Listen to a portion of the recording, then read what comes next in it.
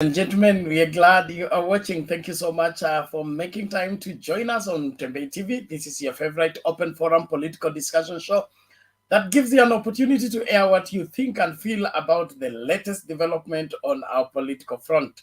We are glad that you're out there, and we are coming to you live from Nairobi, Kenya, as you are joined by the entire world into this Discord of ensuring that every Kenyan gets the rightful information as far as August 9th, 2022 general elections are concerned.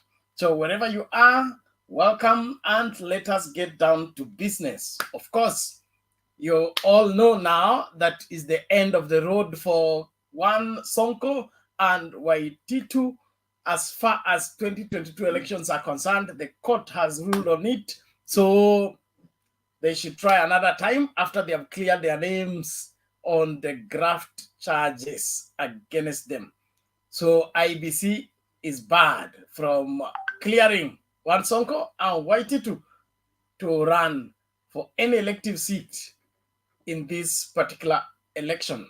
What is your take on the same? Are you for it, against it? At least is somebody working, or it is still the usual monkey business? Welcome, and let us get talking. Of course, again, there is a storm between MUTUA and MUTHAMA. MUTHAMA spits fire. He says he cannot be in the same tent with MUTUA. What did MUTUA go to Kenya Kwanza to cause to happen? Is this part of the plan? We need to hear what is your take on the same. And the Western Bloc, my DVD and team have been given the slot of Prime Minister if Kenya Kwanza succeeds in forming the next government. So everything goes to UDA until but for ANC, Musalia Mudavadi, he will wait for the review of the constitution until there is a premier's office. Then he will occupy it. And of course, the Speaker of the Senate and Speaker of wherever is going to Moses Wetangula's party, that is for the Kenya. If they deliver 70% of the Western Bloc votes, I don't know how that is going to be possible, but I bet it won't be possible. Well, next is Baba now talks openly about Kingi and his move to Kenya Kwanza. And he says he's thankless. He's a traitor. What is your take on the same? Welcome to the show. I want to appreciate all of you that are coming in fast and furious. The link to use to get in the studio is right now in the comment section. All you need to do is click on it, allow StreamYard to configure your camera as well as your audio, and you will be in this space for us to get talking. Salome Mbone, thank you so much for choosing Tembei TV and continuing to support and follow our programming. God bless you big time. GFHGG, thank you so much. Hi to you. Asante sana, anasema Mama Kiunoje, hayo tutazungumzia kwa kina baadaye. Christopher Mwende, karibu sana. Simba Omar Said, karibu kwa show. Patel Saboka Manyi, asante sana. Nanu Evelyn Mwasia, karibu kwa show. Swakei Ben, thank you. You're welcome to the show. Kuna Masate Maureen Mangeni, thank you so much. David waits for Prime Minister office in Kenya Kwanza to put a nail on the wound. He must deliver 70% of the Western votes. The Prime Minister office was only in PPI. It means RUTO fought reggae, but when it is in his blood, and he shall bring it to make him and he shall what? Bring it to make him a Kalenjin stay in power, just like Moi. I told Kenyans, RUTO is a chameleon in charge that goes to Satan in the night. God have mercy. George nani huyu Maganga, kumbe watu wanagawana vyeo Ala, but sijaona mama mboga na boda boda. Hiyo ndio ngoma basi. Karibu tujadili kwa kina mambo haya yote. Udomolo, karibu kwa show. Beatrice Murasi, karibu kwa show. Gloria, thank you so much. Michael Seuri, asante sana. James Mwangi, you are welcome. The link to use to get in the studio is right now in the comment section. Click on it. Allow StreamYard to configure your camera as well as your audio, and you will be in this space for us to hear you loud and clear and be able to discuss these matters openly and clearly for all to hear and see what is cooking with our current political arrangement. Boni, thank you so much. Nicholas, nani huyu Otinda, karibu kwa show. Kipuril, asante sana. Nani huyu Milton Aludira, yes, you are welcome. Kumbe BBI ilikuwa swafi. Ndio vile mambo huendanga. They say in our village that there's a particular bird, I don't know what its English name is, but it's called Mulimba in our village. They say whatever Mulimba will eat, he will always give it its back and pretend as if he is not interested. Then when the prey that will be consumed is not suspecting, the bird will turn very fast and pick it and look forward as if nothing has happened. So there were people who are looking at BBI and calling it its all names, but they wanted to eat it. They opposed it simply because they did not initiate it. What a mess we are in as a people, that people can pretend not to support a program and be for the program at the same time. What a world we are following. Mudavadi Weta, will they deliver 70%? 70% for where? May God have mercy. Well, karibuni nyote tujiunge pamoja. Naamini kwamba kuna mambo makubwa ambayo tutakwenda kuzungumzia usiku wa leo. Mahala popote ulipo, endelea kukaribisha mtu. Don't watch alone. Endelea kukaribisha mtu. Don't watch alone. I don't know what's happening with the gadgets. People are dropping out. I don't understand. Please try again until you triumph. Don't try once and stop. There's still a chance for 9 more people to join us. So fanya hima, karibu tuanze kuongea mapana na marefu. Namuona Haruni hapo. Vipi siku nyingi? Karibu, tunashukuru. Kuna Samson Mae, karibu. Kuna Elegon Junior. Nani huyu Mary Francini Mamba. Haya basi, karibu. Tunashukuru sana. Nani huyu Mato, ndio huyo nakuona, karibu kabisa. Kuna Lori Lastborn. Karibu. Kuna Nevstars Limo, anasema Ruto our 5th president. You're welcome. Kuna watu wanafika hapa before the show. Kujeni studio kabla ijae. Felix Mulindi, your device is not well connected. I said when you click on the link, please don't direct the app. Allow the app to configure the camera. Allow the app to configure the audio.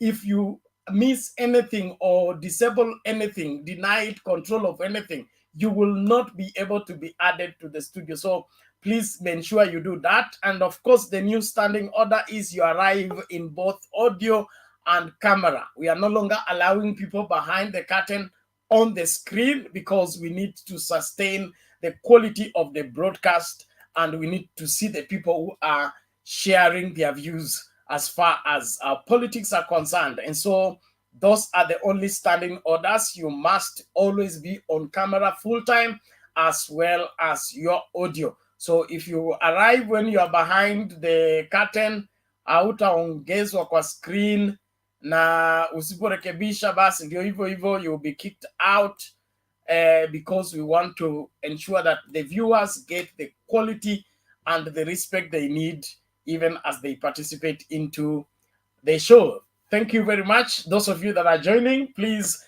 keep joining and invite somebody to watch with you. Don't watch alone. The moment you're getting the broadcast, share it in your WhatsApp group, share it in your Facebook groups. Let the whole world gather at Mtembei TV. Tonight is another night when we will discuss matters openly for everybody to understand.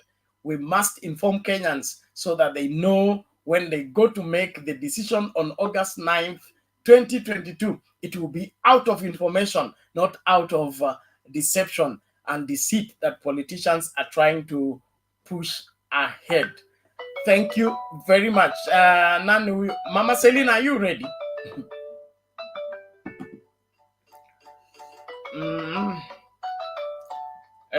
Okay, Mama Selina, inaonekana kwa mwalimu namna gani?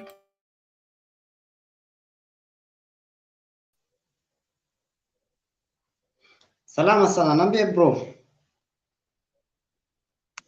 Hapo mko poa studioni, Mr. Bernard na Mama Selina.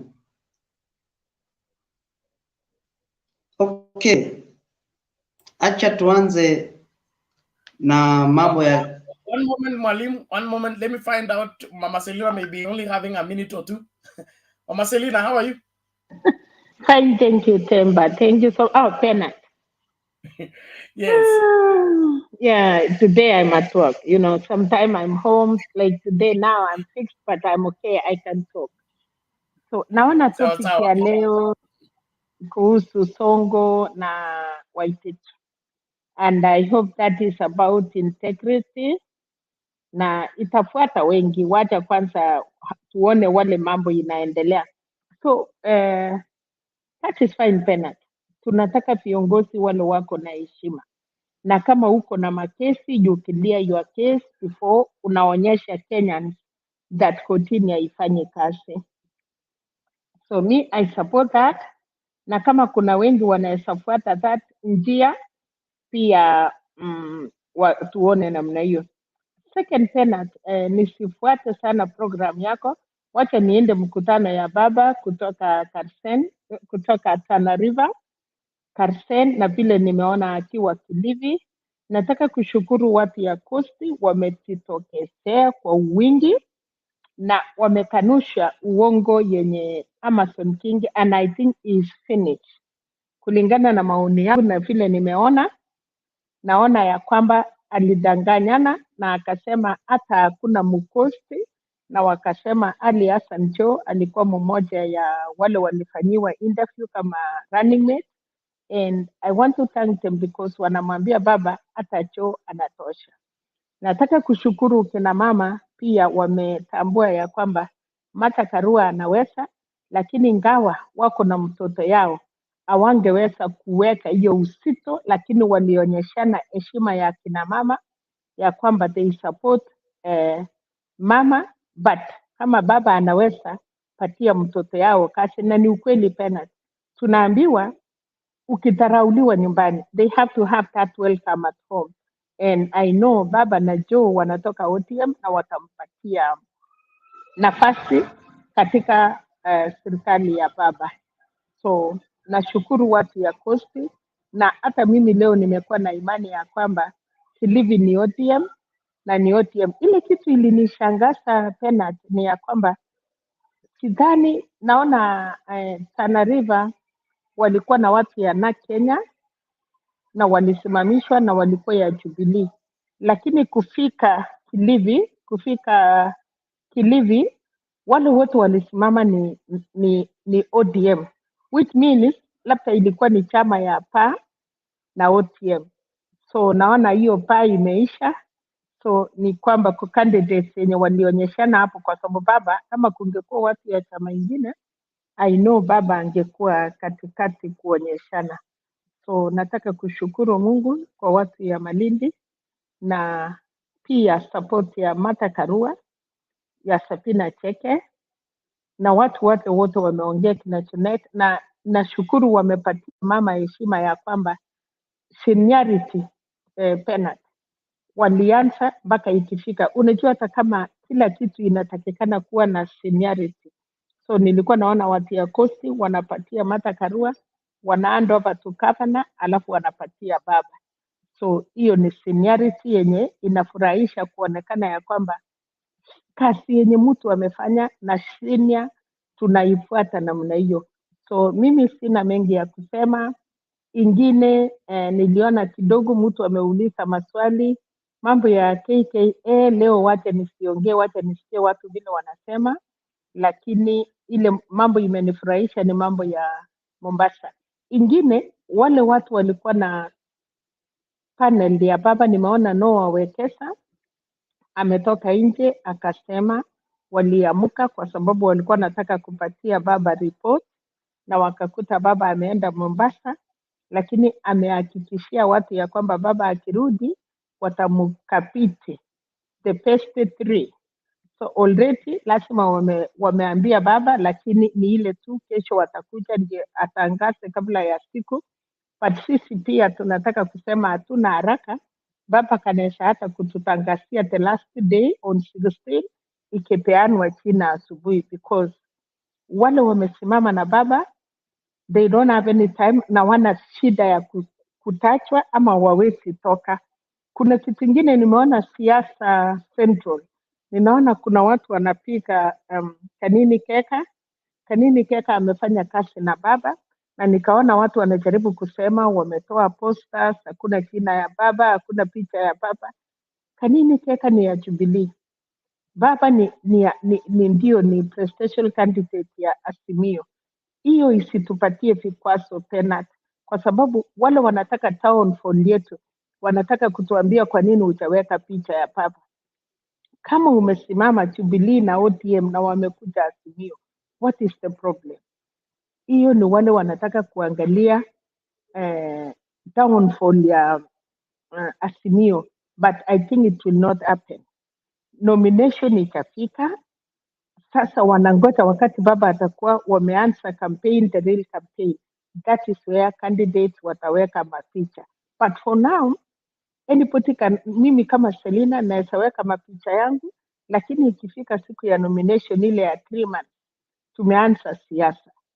Azimio itakuwa imetoa picha za candidate na presidential candidate yao. So hiyo isitustue, hiyo ni propaganda, na unajua watu wanaweza nunuliwa kukuwa na propaganda. Thank you so much, Bernard. Let me listen. Mimi niko. Asante. Okay, thank you, Mama Selina, for that opening remark. We appreciate it. Let's keep the conversation going. Engineer namna gani? Salama Mr. Bernard. Yes, mawili matatu tukifungua tafadhali. Okay, nikiongea mafupi dakika moja mbili. First of all, one moment. Engineer, hold on. One moment. Karen, if you can hear me, your device is not well connected. That's why we can't add you to the screen. Please, if you are using phone, restart your phone and then allow StreamYard to configure your camera and your audio. Don't direct it, allow it. It will be able to navigate you through and deliver you here in good speed.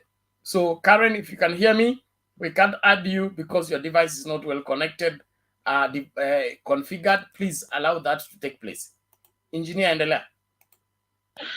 Okay, chenye nilikuwa nasema Bernard, Kingi leo amejionea tu yeye mwenyewe baba alipoingia Mombasa. Na kitu kingine nilikuwa napendelea kuongeza, hata Ruto mwenyewe angepewa nafasi, juu hata Ruto ako na kesi. Kila mtu yule amejua ako na kesi. Mimi ningeomba IBC wote, hata Kidero lazima kuwe kwa hiyo line. Ukijua we mtu yote ako na kesi, you are not supposed to be proposed. Ufai kusimama kabisa mpaka kuwe cleared. Mimi nilijua hiyo kitu right from the start. Hata Sonko alipoenda Mombasa kianza campaign zake, na amejua vizuri ako na kesi.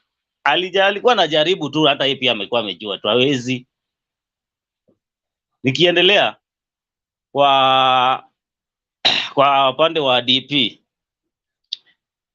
tumeona ndio watu washaongea, sasa tujui wamechagua nani. But yule mtu baba atapewa Hata kama atachukua moja wao ama atakataa achukue mwingine, it's well and good. Wacha baba achague deputy wake, Kenya isonge mbele. Nitarudi baadaye Bernard. Okay, thank you engineer King Dev. Namna gani?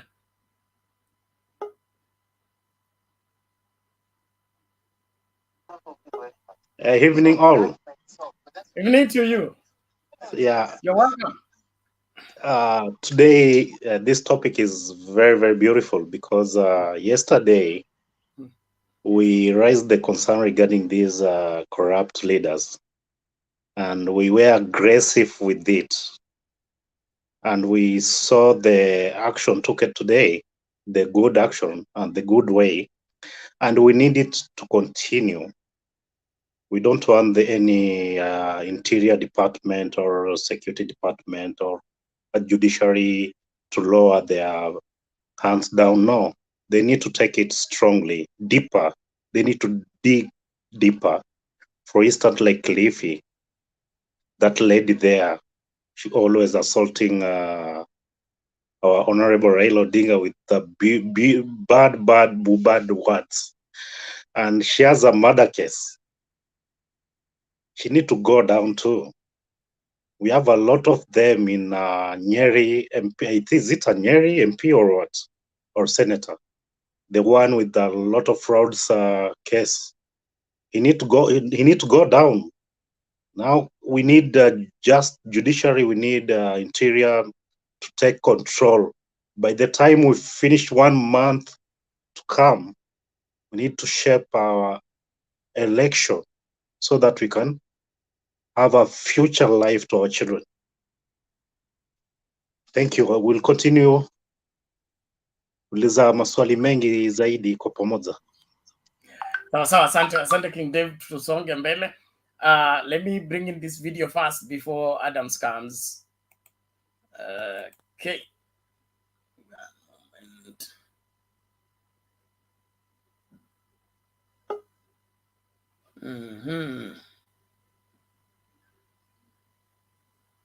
Tuanze na hii.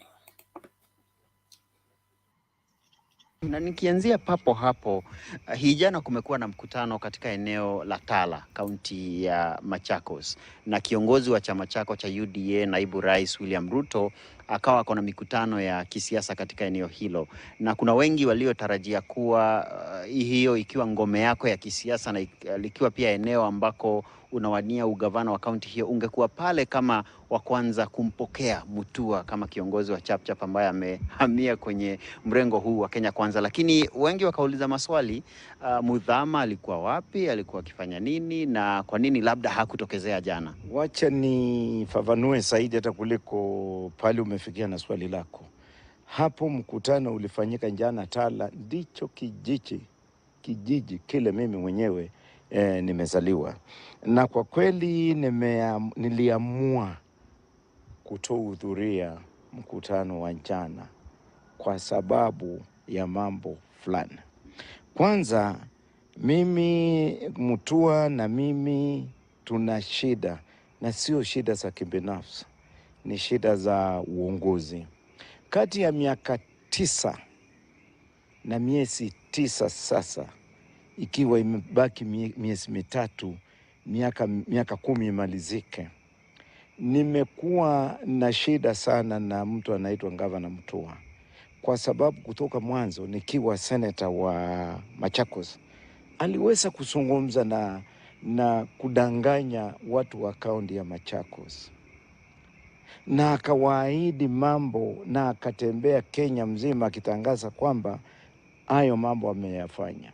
Kwa mfano, ikiwa mimi nina msimamo wangu na nimeona mtu ni muongo, hawezi kuja kunifurahisha kwa siku moja, kwa mkate wa siku moja, kwa nyama ya siku moja, kunionga mimi kwa jambo fulani, hata kwa kukaa pamoja ili niweze kusahau matendo ya mtu ambayo ni matendo maovu. Nitakataa na kuweka msimamo wangu. Kwa mfano, MUTUA alisunguka akisema kwamba amewekea watu wa Machakos maji kila nyumba katika kaunti ya Machakos, lakini kusema ukweli, hakuna hata shawa moja, maji moja MUTUA ameweka katika kaunti ya Machakos. Na hizo pesa alitenga kufanya huo mradi. Huo mradi haukufanywa na hiyo pesa haijulikani pahali iko. Ya pili, MUTUA alisema atajenga ndimbwi za maji, water dams. Na ametangaza amejenga, lakini hakuna damu hata moja MUTUA amejenga, lakini mgao wa pesa wa kaunti wa kufanya hayo mambo uliwekwa kati ya miaka 9 hii iliyopita kuelekea wa 10 na hakuna kilichoweza kufanywa. MUTUA alitangaza kwamba amenunua matingatinga, tractors, za kulimia watu wa Machakos, na hakuna mtu ambaye ana shamba lake ambalo alitalimwa kila muhula wa mvua ijayo kwa matayarisho ya kupanda. Hakuna tractor hata moja na hakuna mtu hata moja aliyeweza kulimiwa. MUTUA alizunguka akisema kwamba anajenga manyumba ya polisi, na hata akaenda akakumisha mitaru ambayo mpaka leo haijajengwa hata laini moja. Hakuna chumba hata kimoja cha polisi kimejengwa Machakos. Nikianzia hapo mheshimiwa, ninachokielewa kutoka kwa maneno yako ni kwamba kule kukosa kwako kuhudhuria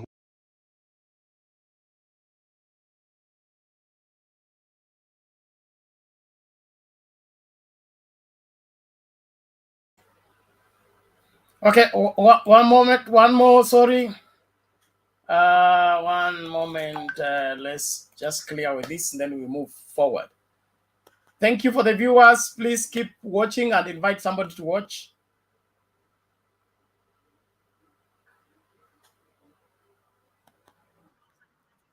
Wa Ford Kenya Moses Wetangula wamejizolea minofu minene ya kama vyama anzilishi vya muungano wa Kenya Kwanza wa 30% ya serikali, huku chama cha UDA chake William Ruto kikiachiwa 70% ya kugawana na vyama vingine tanzu vya muungano wa Kenya Kwanza.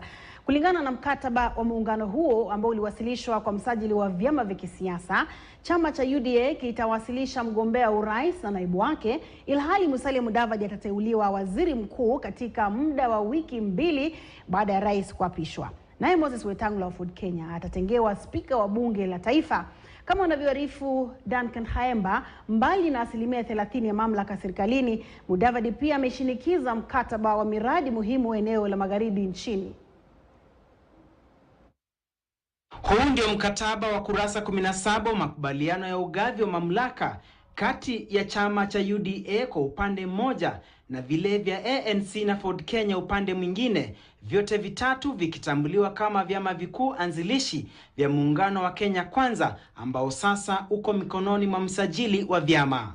Mkataba huo wa tarehe 5 Aprili ulioshuhudiwa na wakili Profesa Kithure Kindiki uliwasilishwa kwa msajili Jumapili tarehe 8 iliyokuwa siku ya mwisho ya kufanya hivyo, na una saini 3 kutoka chama cha ANC, ili hali vyama vingine vina saini 2 kila kimoja. Mkataba huo umeangazia vyama hivyo vitatu pekee vya UDA, ANC na Ford Kenya kama nguzo za Kenya Kwanza. Kuhusiana na ugavi wa mamlaka serikalini, chama cha UDA kitawasilisha mgombea urais ambaye ni William Ruto pamoja na naibu wake. Na ili kuangazia vuta ni kuvute iliyopo baina ya rais na naibu wake, mkataba wa Kenya Kwanza umeelezea wazi kwamba rais atakayechaguliwa atamheshimu naibu wake na kulinda katiba, majukumu na wajibu wa naibu rais, na kuahidi kutovuruga heshima na kufuja pesa za afisi hiyo. Chama cha ANC kitamteua waziri mkuu akiwa ni Musalia Mudavadi, huku Ford Kenya ikimteua spika wa bunge la taifa akiwa ni Moses Wetangula. ANC na Ford Kenya vitapata 30% serikalini itakayohusisha mawaziri, katibu wa wizara, mabalozi, wenye viti wa mashirika ya serikali na pia tume huru za kikatiba, nyadhifa ambazo ANC na Ford Kenya vitagawana nusu binusu. Kuhusiana na wadhifa wa Musalia Mudavadi wa waziri mkuu, rais atahitajika kumteua katika kipindi cha wiki 2 baada ya kuapishwa kwa mjibu wa katiba vifungu vya 131 na 132. Majukumu yake yatakuwa kuwasaidia rais na naibu kuendesha serikali, kushirikisha mipango ya serikali, kuongoza na kuunda miswada ya serikali bungeni na pia kutekeleza wajibu atakaokabidhiwa na rais. Majukumu ya naibu rais kulingana na mkataba huu yatakuwa kuongoza kamati za baraza la mawaziri, kusimamia utekelezaji wa maamuzi ya baraza la mawaziri, kushirikisha mahusiano kati ya serikali ya taifa na za kaunti, kusimamia utekelezaji wa miradi na washirika, kushirikisha tume huru za kikatiba na pia kutekeleza majukumu atakayopewa na rais. Mbali na mgao huo wa 30%, ANC na Ford Kenya pia wameshinikiza kwamba miradi muhimu ianzishwe na ikamilishwe kwa kipindi cha miaka 5. Miradi hiyo ni pamoja na kukamilisha ujenzi wa barabara zilizokwama, ujenzi wa barabara mpya za kilomita 1000, kutenga rasilimali za kufufua kampuni za sukari za Mumias na Nzoia na zinginezo, na pia kuanzisha viwanda vya samaki na nyumba miongoni mwa vingine. Mkataba huu bila shaka unamaanisha kwamba sasa naibu rais William Ruto ana kibarua cha kugawanya 70% iliyosalia baina ya vyama vingine tanzu vya muungano huo iwapo wataibuka washindi. Hatua ya vyama vya ANC na Ford Kenya kujimegea 30% ya ugavi wa mamlaka na chama cha UDA bila shaka huenda kukafanya mambo kuwa magumu kwa upande wa Azimio, ikikumbuka kwamba sasa itabidi wabaini mbinu ya kuweza kurushia chambo eneo la magharibi kuhusiana na mchango mkubwa ambao utatoka sehemu hiyo kuamua mshindi wa kiti cha urais. Duncan Haemba, KTN News, Nairobi. Na asante sana.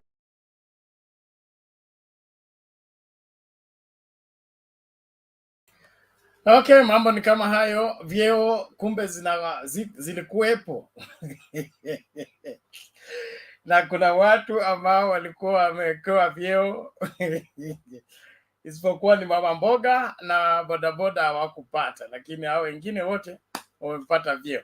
Naomba tu Adams tumpatie mwalimu alitangulia, alafu tutarejea kwako. Mwalimu vipi?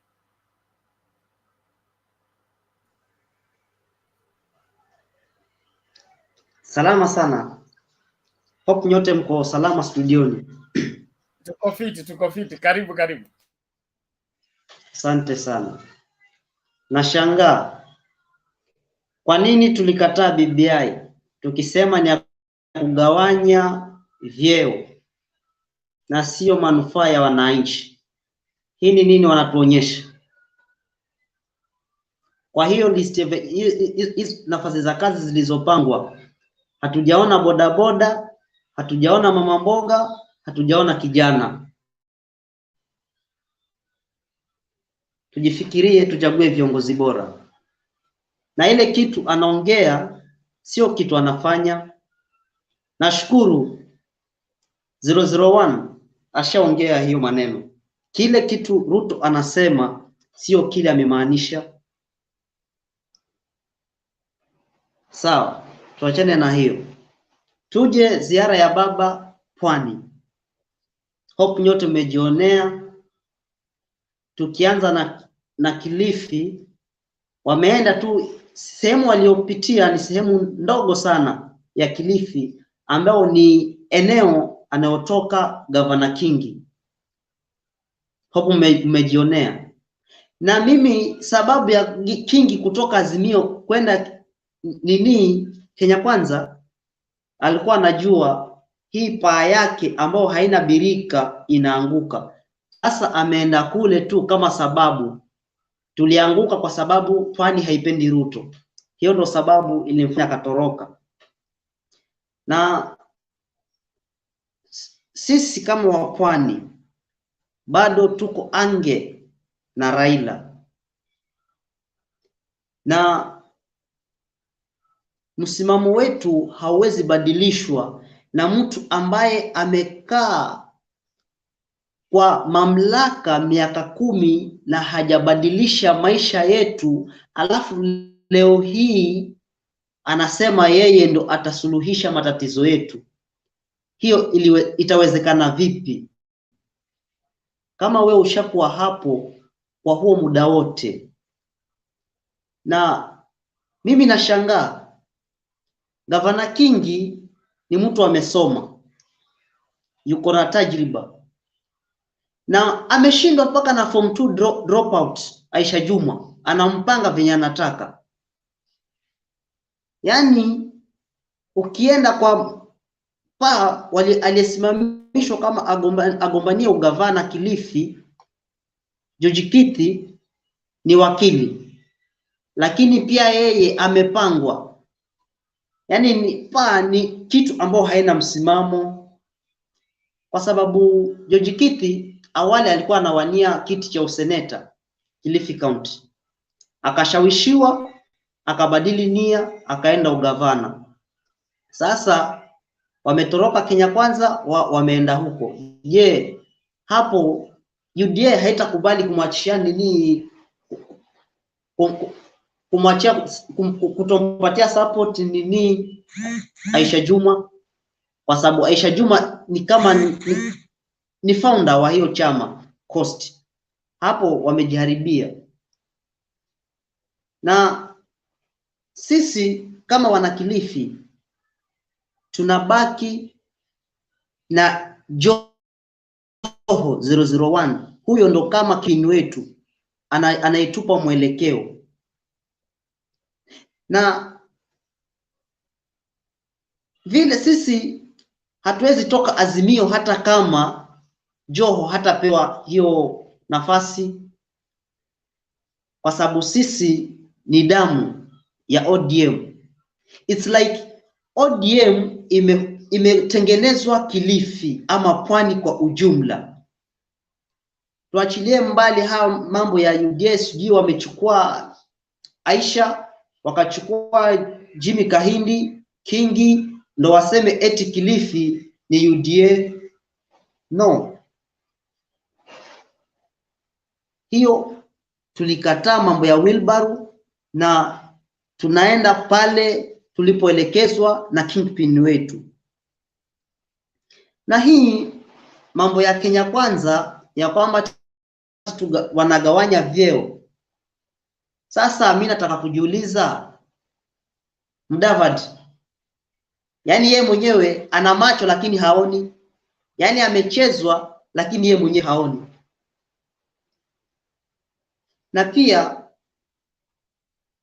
hiyo ungwaji mkono wa 70%, hiyo ni asilimia kubwa sana ambayo hawezi pata.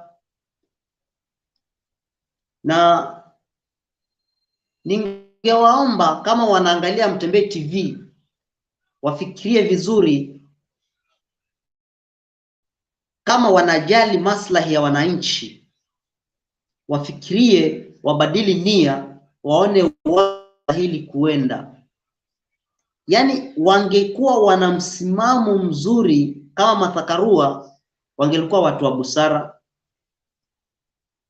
Lakini sasa Cleophas Malala ni huyo alikuwa anasema jamii ya Waluya, Ruto anatujali. Sasa mambo haya ndio ya kujaliwa sasa venye wameonyeshwa. Na nikimalizia, mimi na support sana vile alivyopokelewa baba Coast. Na pia kama mlitazama vizuri, kulikuwa kuna signs zingine hapo wamama wakiashiria Martha Karua au deputy, lakini ni vile walikuwa hawezi sema mbele ya Joho kuwa tunataka Martha Karua. Yani walipeana tu ile heshima kwa Joho, lakini nyuso zao zilikuwa zinamaanisha Martha Karua au deputy. Shukran. Taendelea baadaye nikipata points zingine. Okay, thank you mwalimu, tunashukuru kwa maoni yako. Asante sana kwa mchango wako. Tutaendelea mbele. John Adams, karibu tafadhali, mbio, and then we will play to other videos. All right, asante Bernard, I hope you can hear me. Yes, you can be heard. Karibu. Thank you for the opportunity to join you all today. I hope there are some UDA guys up here. The first thing I wanted to say is for every contract, there's something we normally call consideration in law, which is the price for the promise. And Kindiki professor, in his characteristic style, has ensured that the price for the promise for Mudavadi and Wetangula is set well beyond their capability. So for me, I can sense already that they have been played, and there's nothing that would stop the UDA team from reneging on their promise, because that threshold of 70% as things stand will not be met. And even by even 50% would have been more reasonable than 70, because we don't see Baba getting less than half. So that already, no matter how good the promise is, the threshold is too high. So I think that was a very smart play by UDA. And if Azimio is smart, that is something that we can capitalize on, especially because if you see the threshold set for Western Kenya, they are considerably higher than those set for Kingi and MUTUA.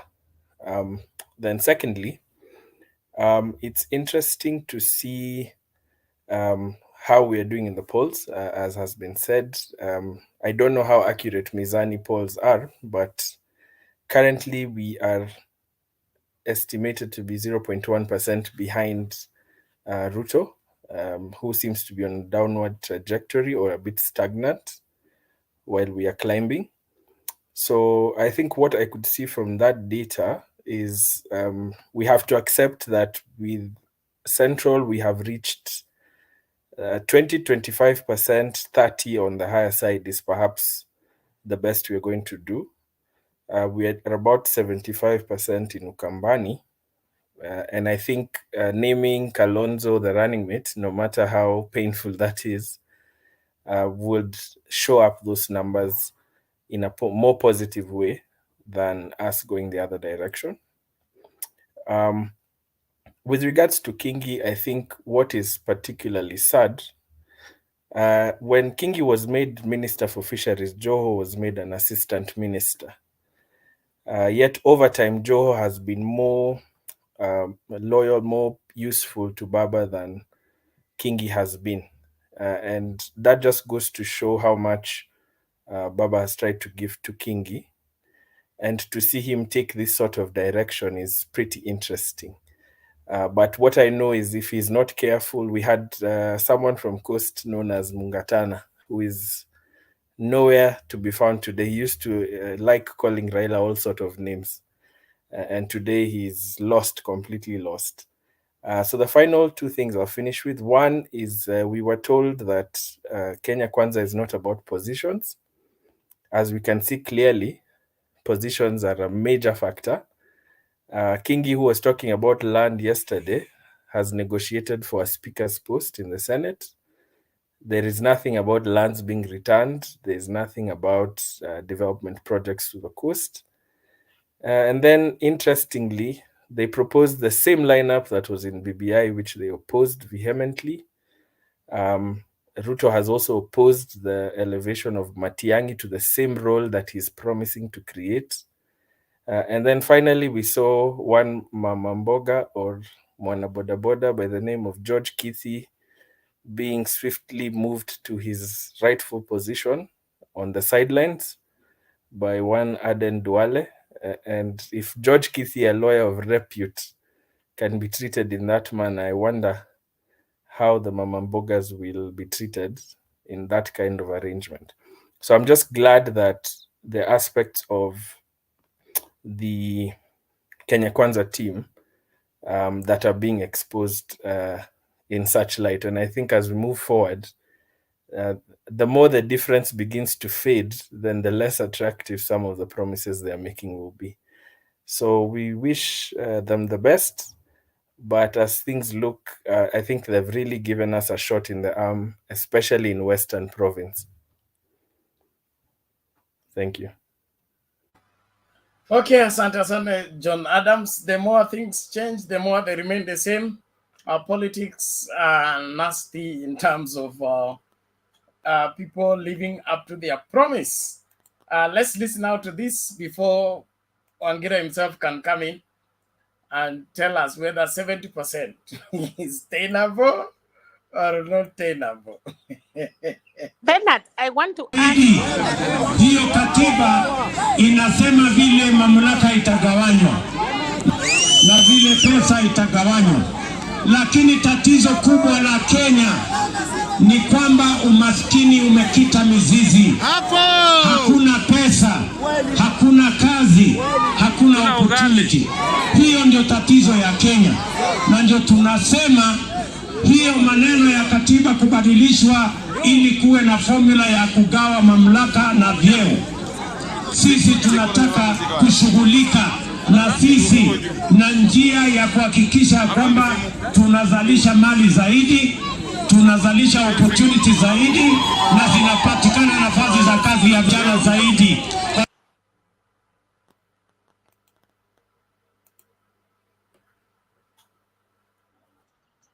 Mkataba wa muungano wa Kenya Kwanza uliowasilishwa kwa msajili wa vyama vya kisiasa unapendekeza kukitengea chama cha UDA viti vya rais na naibu wake, huku kinara wa ANC Musalia Mudavadi akitengewa wadhifa wa waziri mkuu.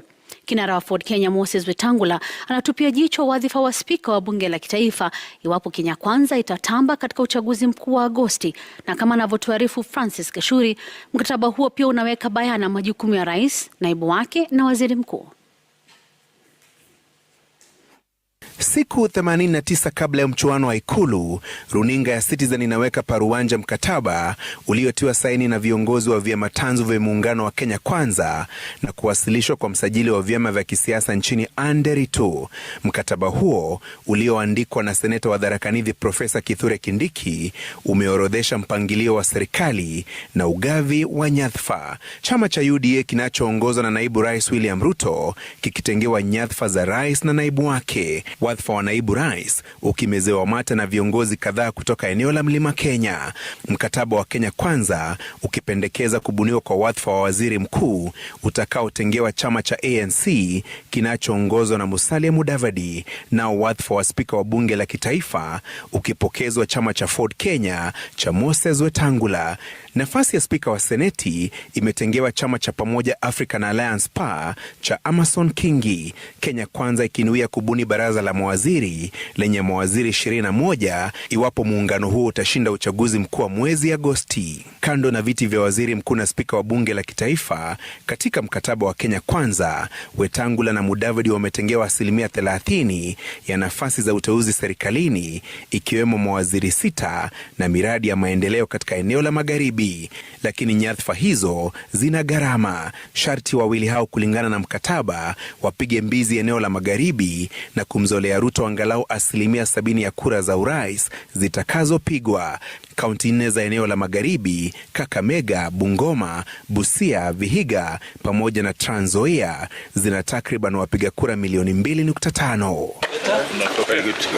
Gavana wa Kilifi Amason Kingi aliyevuka sakafu kutoka chama cha muungano wa Azimio One Kenya alifanikiwa kujitengea wadhifa wa spika wa seneti pamoja na wafuasi wake kupewa nyadhifa katika mamlaka ya bandari nchini na miradi muhimu ya eneo la pwani. Hata hivyo, naye atalazimika kufanya juu chini kumzolea Ruto angalau 50% ya kura zote za urais zitakazopigwa kaunti ya Kilifi iliyo na takriban wapiga kura 1582 waliosajiliwa. Kinara wa maendeleo Chapchap Dr. Alfred Mutua anasaka wadhifa wa waziri iwapo Kenya Kwanza itashinda au uteuzi bungeni na kupigiwa debe kuwa kiongozi wa wengi au wachache. Gharama ya uteuzi huo ni kusaka angalau 35% ya kura zote za urais zitakazopigwa eneo la Ukambani.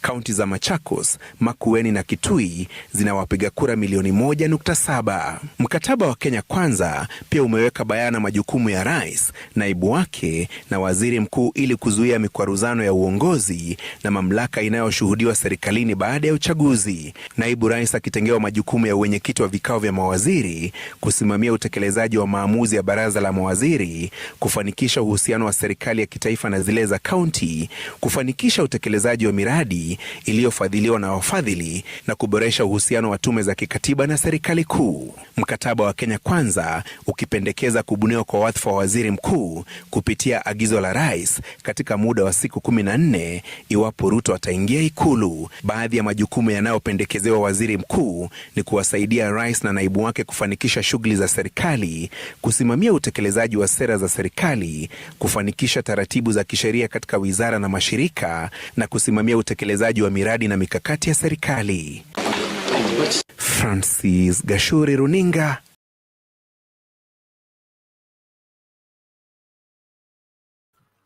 Haya, mambo ni kama hayo. Asante sana kila mmoja anayejiunga nasi. Tunaendelea kukuhimiza, if you are able to get us, invite somebody to watch along.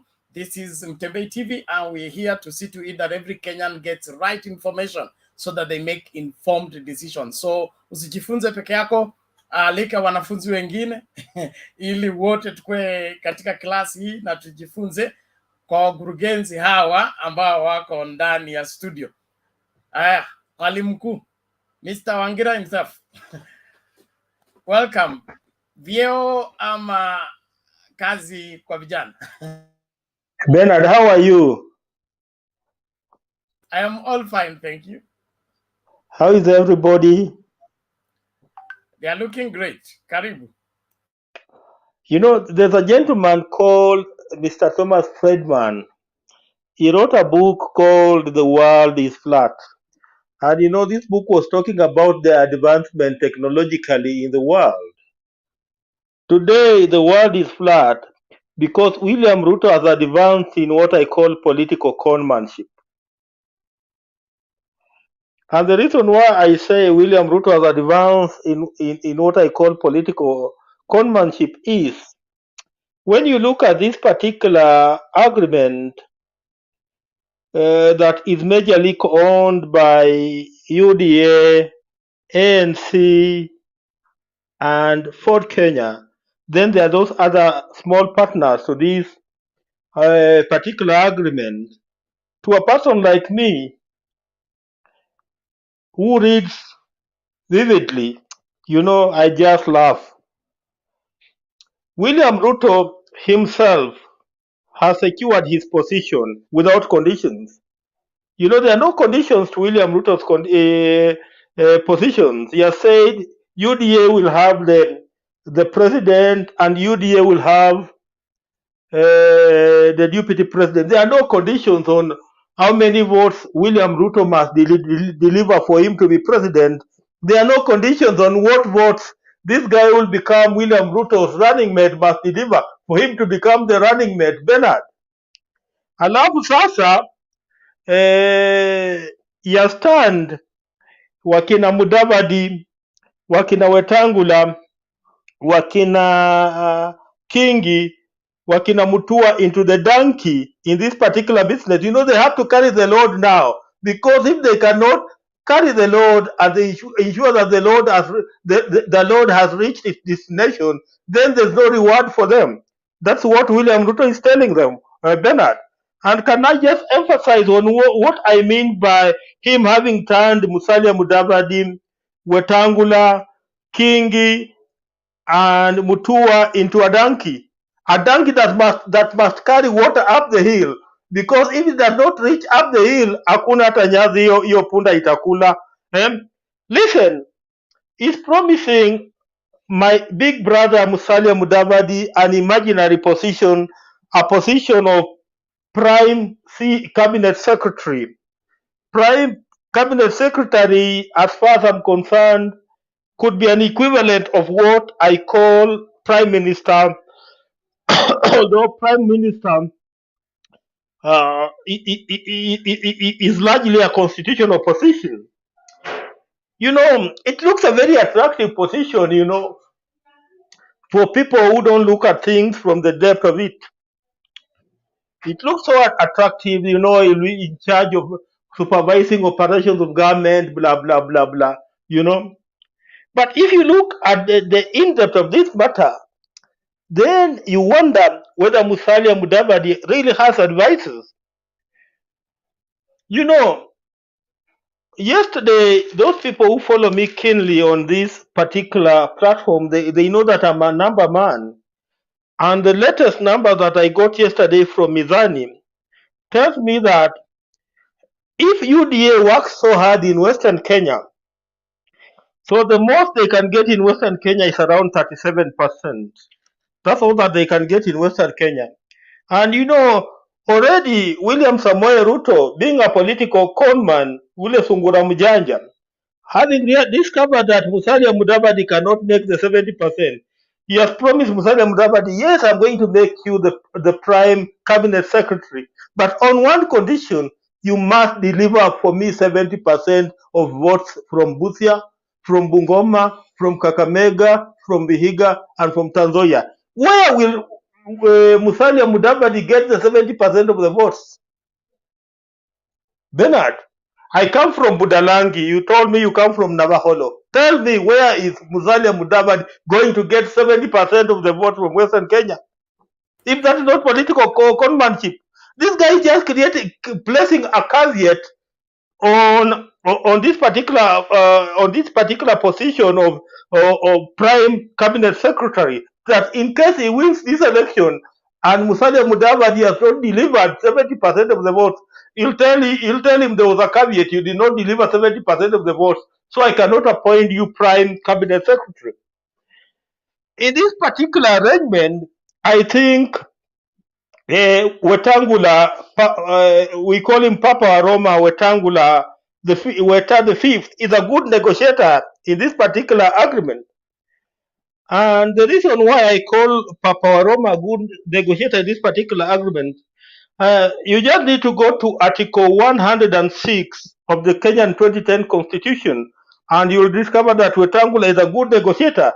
You know, he has negotiated for a constitutional position, the constitutional position of the Speaker of the National Assembly, so that in case if this deal comes into being, then he'll become the Speaker of the National Assembly, and he'll become the third most powerful person in the Republic of Kenya after the President and the Deputy President.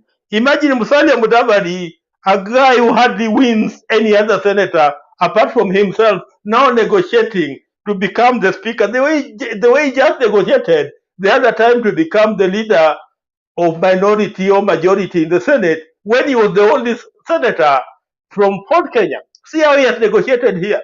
He has negotiated that he becomes the Speaker of National Assembly. That guy is a very good negotiator. And I need to clap for Wetangula. Perhaps the law that he started, you know, makes him see further than this other guy called Madividi.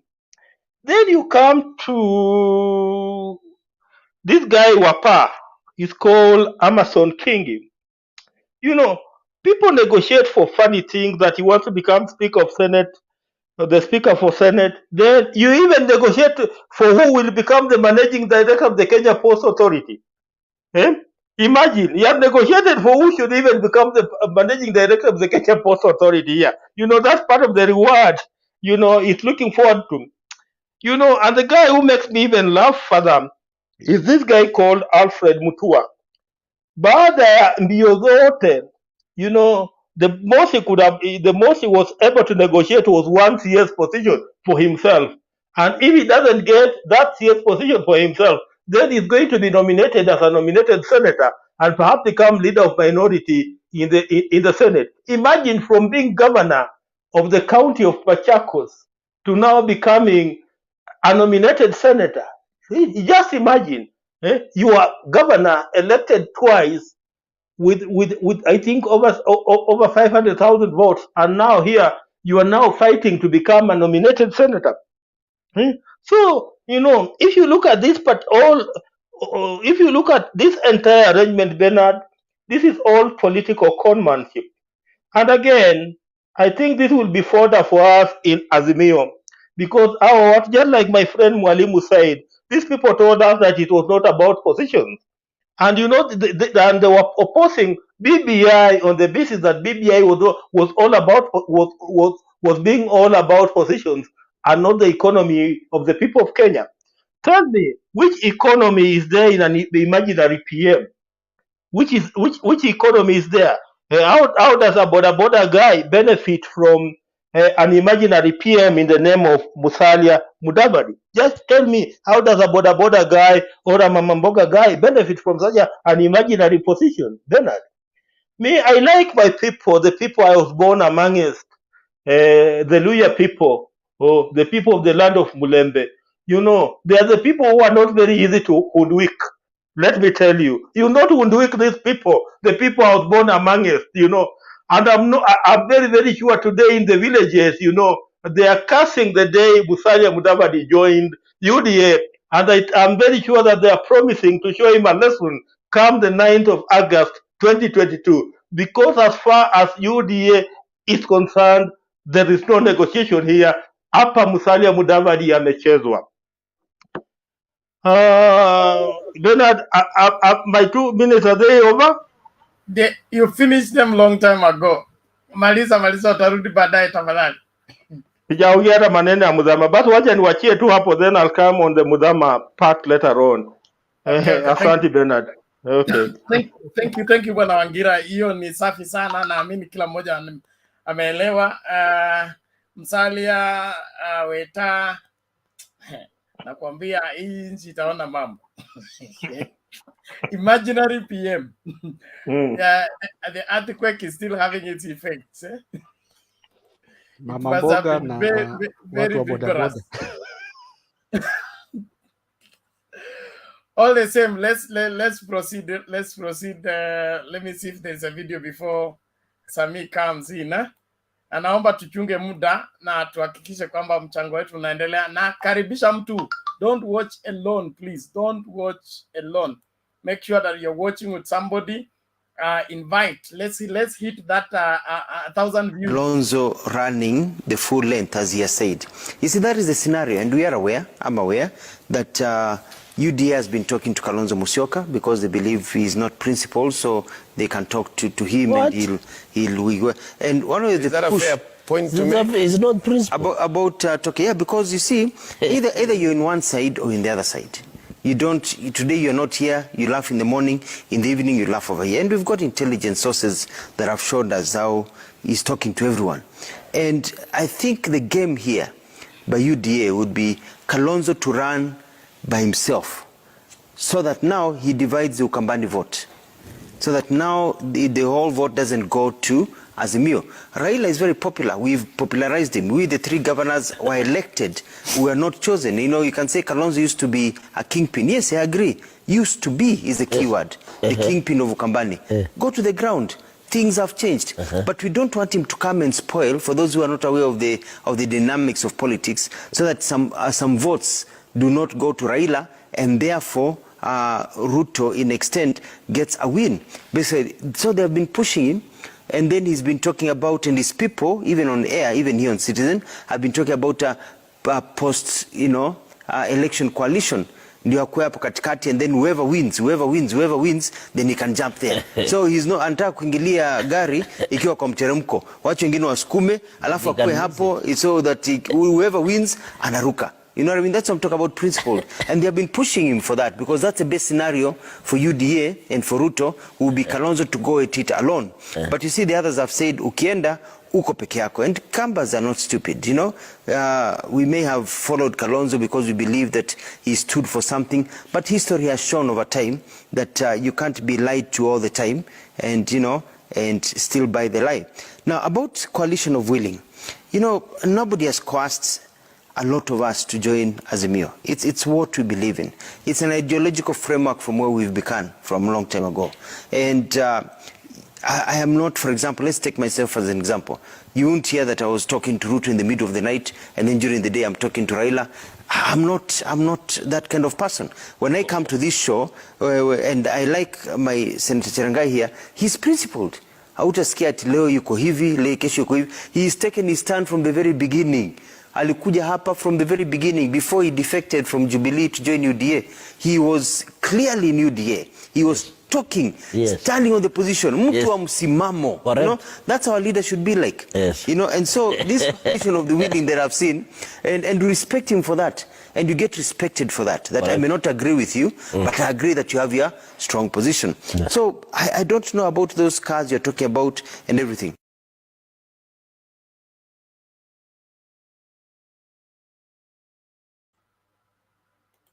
Haya, hao ndio viongozi wetu na uongozi wao. Mungu asaidie Kenya. Sami, namna gani? Karibu. Good evening. Good evening to you. How are you? I'm fine, thank you. Yes, you're welcome.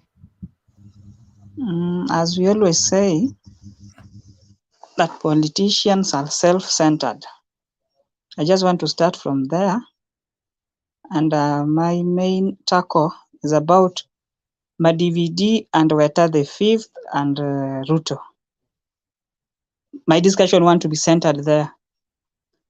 For the two guys to get 70%, I think that one is like the Portuguese. I'm not good in verses, but there is something, a title in the Bible that I think about the Portius Pilate, where I washed his hand and leave it there. So Ruto is just like, I've washed my hands. You get the 70, you don't get it, you go nothing. I think is as simple as that. You don't achieve the 70%, there is no PM, there is no Senate, but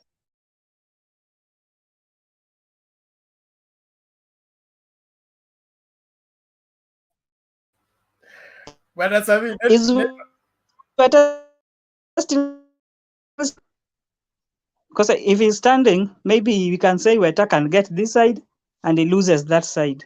If he gets the senatorial seat and end up losing because the 70%, that one is a no. And the conditions are there. You don't get it, you don't go forward. Then the next thing that I want to, again, let me talk about the Ukambani politics. These people cannot share the same platform. Like for today, MUTHAMA was complaining where the Machakos governor is, he cannot associate with himself there. So I think that one will bring a lot of confusion among the MUTHAMA and the Kalonzos and the Machakos governor. That one we can bring about the split of votes, and we as Mio can gain some percentage. Then I think am I allowed to talk about Kalonzo? Kalonzo is very hard to tackle here, because we just I think 4 days shy to get the DP post, so we don't know way forward for Kalonzo. Can he stand alone, or will he just be passive to go with us there? Thank you. Okay, asante sana Sami, thank you. Good question. What is the fate of Kalonzo? Let's wait for the DP to be named and then tutajua mbivu na mbichi, lakini Azimio ni nyumba kubwa, kila mmoja atapata nafasi. Kuna karumu kwa kila mtu, kwa hivyo mtu ni kujitahidi tu apige campaign vizuri. Fortunately huko hatuna 70%, kwa hivyo kila mtu ajitetee tu, afagie kwake, alafu tukishazoa hii mambo yote tutatengeneza mambo. Thank you very much. Sami, sorry, not Sami, there is Mike. Thank you, Bernard. Good evening, all. Good evening to you. Today I'm a very excited man. Nimekuja mapema sababu nimefurahishwa sana na yale yametokea saa moja. Nasoma breakdown ya power sharing ambayo tumeelezwa kila wakati kutoka asubuhi mpaka jioni kwamba UDA is about changing the lives of mama mboga na watu wa bodaboda, and ODM or Azimio is about power sharing. But what is coming out is exactly what they have been saying is the opposite of what they do. The power sharing was actually more key to them than transforming lives and livelihoods of Kenyans. I was looking for a mama mboga or a mtu wa bodaboda that DP has been telling us, hii serikali tutaunda na nyinyi mama mboga na boda boda. So it is true that they have been calling our respectable Mudavadi mama mboga na watu wa boda boda. So Wetangula and Mudavadi are our mama mbogas na boda boda. These people are insulting our elders. They should be told that Mudavadi has options. Let them not mistreat our Luya elders. How can you reduce a whole Mudavadi to represent wamama mboga na boda boda? Because that's what they told us, that the government will be found by those people. But what it also brings out is that there is a lot of conmanship in UDA. It is premised, or it is founded on lies and false promises, and those false promises have started from the onset. You give Mudavadi a position that is non-existent, and even the prime minister position in the national code was more anchored in the constitution than an executive order, which can be recalled by the president when he wakes up and feels he has a headache and he's not happy with that position. An executive order can actually, at the stroke of the pen, you can rescind it. BBI was asking for constitutional officers that protect the offices holders, protects their dignity. Right? RUTO is in office today because of the constitution. Had it not be the constitution, he would have been chased away long ago. But the constitution has protected him to the last day. So Mudavadi is getting into an office where he will be going to meetings and the chief will not attend. There will be no toilet for him, and there's nothing he'll do, because that is an amorphous office. And but what I also get is that the officers are supplement to the, like I said yesterday, to other transactions, other commercial transactions that were done behind the scene. These people have already gotten half of what they bargained for in form of monetary gain. So the other officers are just added advantage. They have already gotten what they wanted. If we take Mutua's word for it, that I want to go where I can get money. So there is nothing exciting about that. But as somebody has said, I think it was I don't know, Wangiro or King, that the targets given to these people, Professor Kindiki is a very intelligent man, and if he's the one who drafted, he has really fixed these people, all of them. So by that very agreement, it means should they not meet that criteria, RUTO will be at liberty to appoint anybody else who will have brought bigger numbers. So I see Ndindi Nyoro may be getting that prime minister position on top of another Mount Kenya being given, because from the very contract you can see that the DP position is reserved, and specifically we can now agree that it is reserved for Mount Kenya. So that uncertainty has been cleared by the very nature of the contract that has been read today, because these other people have already been given seats. So you can see there is a reservation for Mount Kenya for the DP position. So we have actually narrowed down. It is just now who is it. So I think the lies that UDA is about transforming lives of poor people has now been confirmed to be a lie. It was all about power sharing, and even sharing of offices that do not even exist. At least Raila was decent enough to, first of all, get those offices in the constitutionalized before he shares them. But these people are sharing offices even before they are set up. So you can see who is greedy between the two camps. But I want to thank the proponents of the change of constitution from 1992 to date.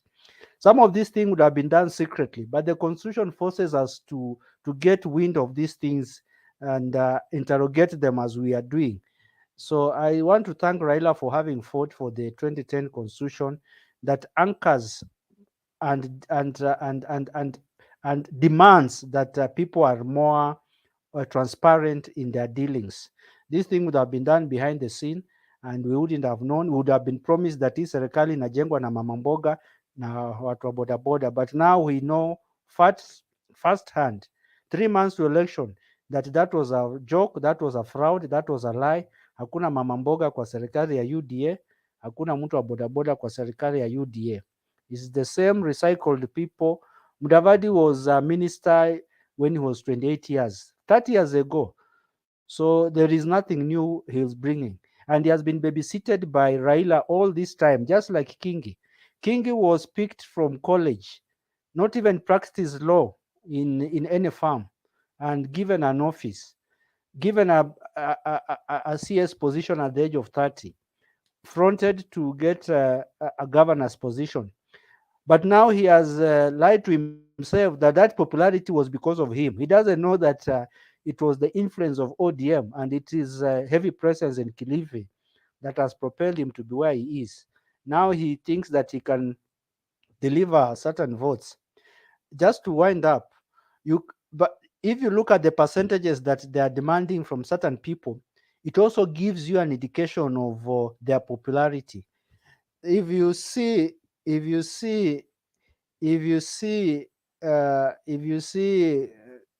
Kilifi being asked to produce 50, and yet that is stretched, it means that even getting 50 is a tall order because targets are usually stretched. So it means the most practical target Kilifi could get is 10. So to stretch it, you make it 50. So even even that stretch target still tells you that Kilifi is a no-go zone for UDA. But the joke of the day is 70% for Mudavadi and Wetangula. That one, I think that was an insult to Mudavadi, and RUTO owes us an apology for mistreating our elders. Thank you. Thank you, Mike. That's clear enough. We appreciate it. Let's move on.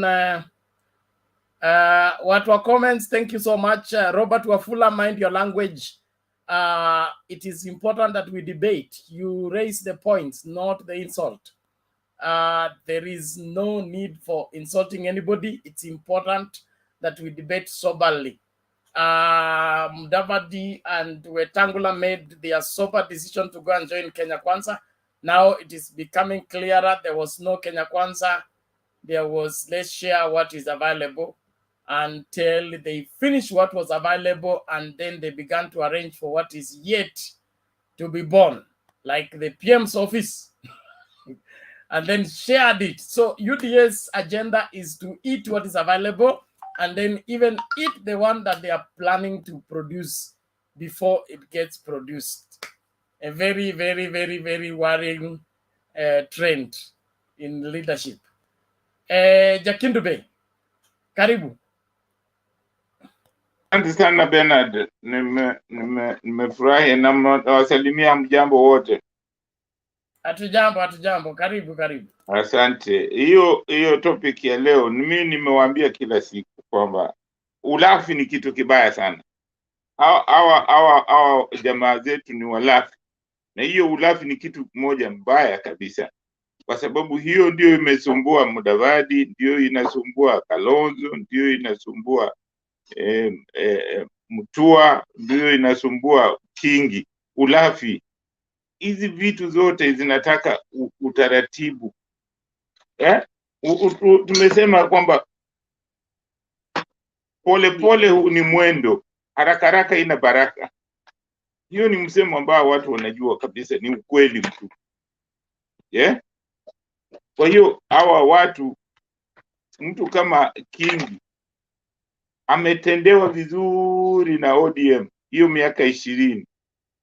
Badala ya kujenga ODM, sasa ODM imekuwa mbaya. MUTUA alikuwa anasema katika hiyo video vile mmeonyesha kwamba ni ideology. Sasa ideology imechange, imekuwa sasa ni position. Sija sign na mimi sijui kama mimi ndio niliona, sijui kama hiyo video inaweza kuonyeshwa wakati walikutana, akasema sasa wameona ile makaratasi na wamesoma na wameridhika. Sijui kama mtu anakumbuka hiyo, kama ninyi mnakumbuka. Alikuwa amesema namna hiyo. Sasa imekuwaje tena saa hii imekuwa Kalonzo ndio hakuwa mtu ambaye ana msimamo? Yeye alikuwa na msimamo. Yeye sasa amefanya nini? Msimamo hawa ndio nasema, ndio hawa watu tunapowachagua. Ndio maana mimi nawaambia tuangalieni tabia ya mtu. Tabia ya mtu.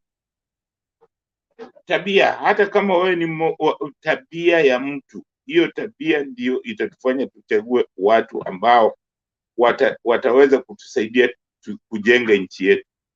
Lakini tusipoangalia tabia za watu, ati tunachagua tu watu kwa sababu unasema bottom up, ati sijui huyu ndiye atakuja kutusaidia. Atawasaidia yeye, anatoa pesa wapi?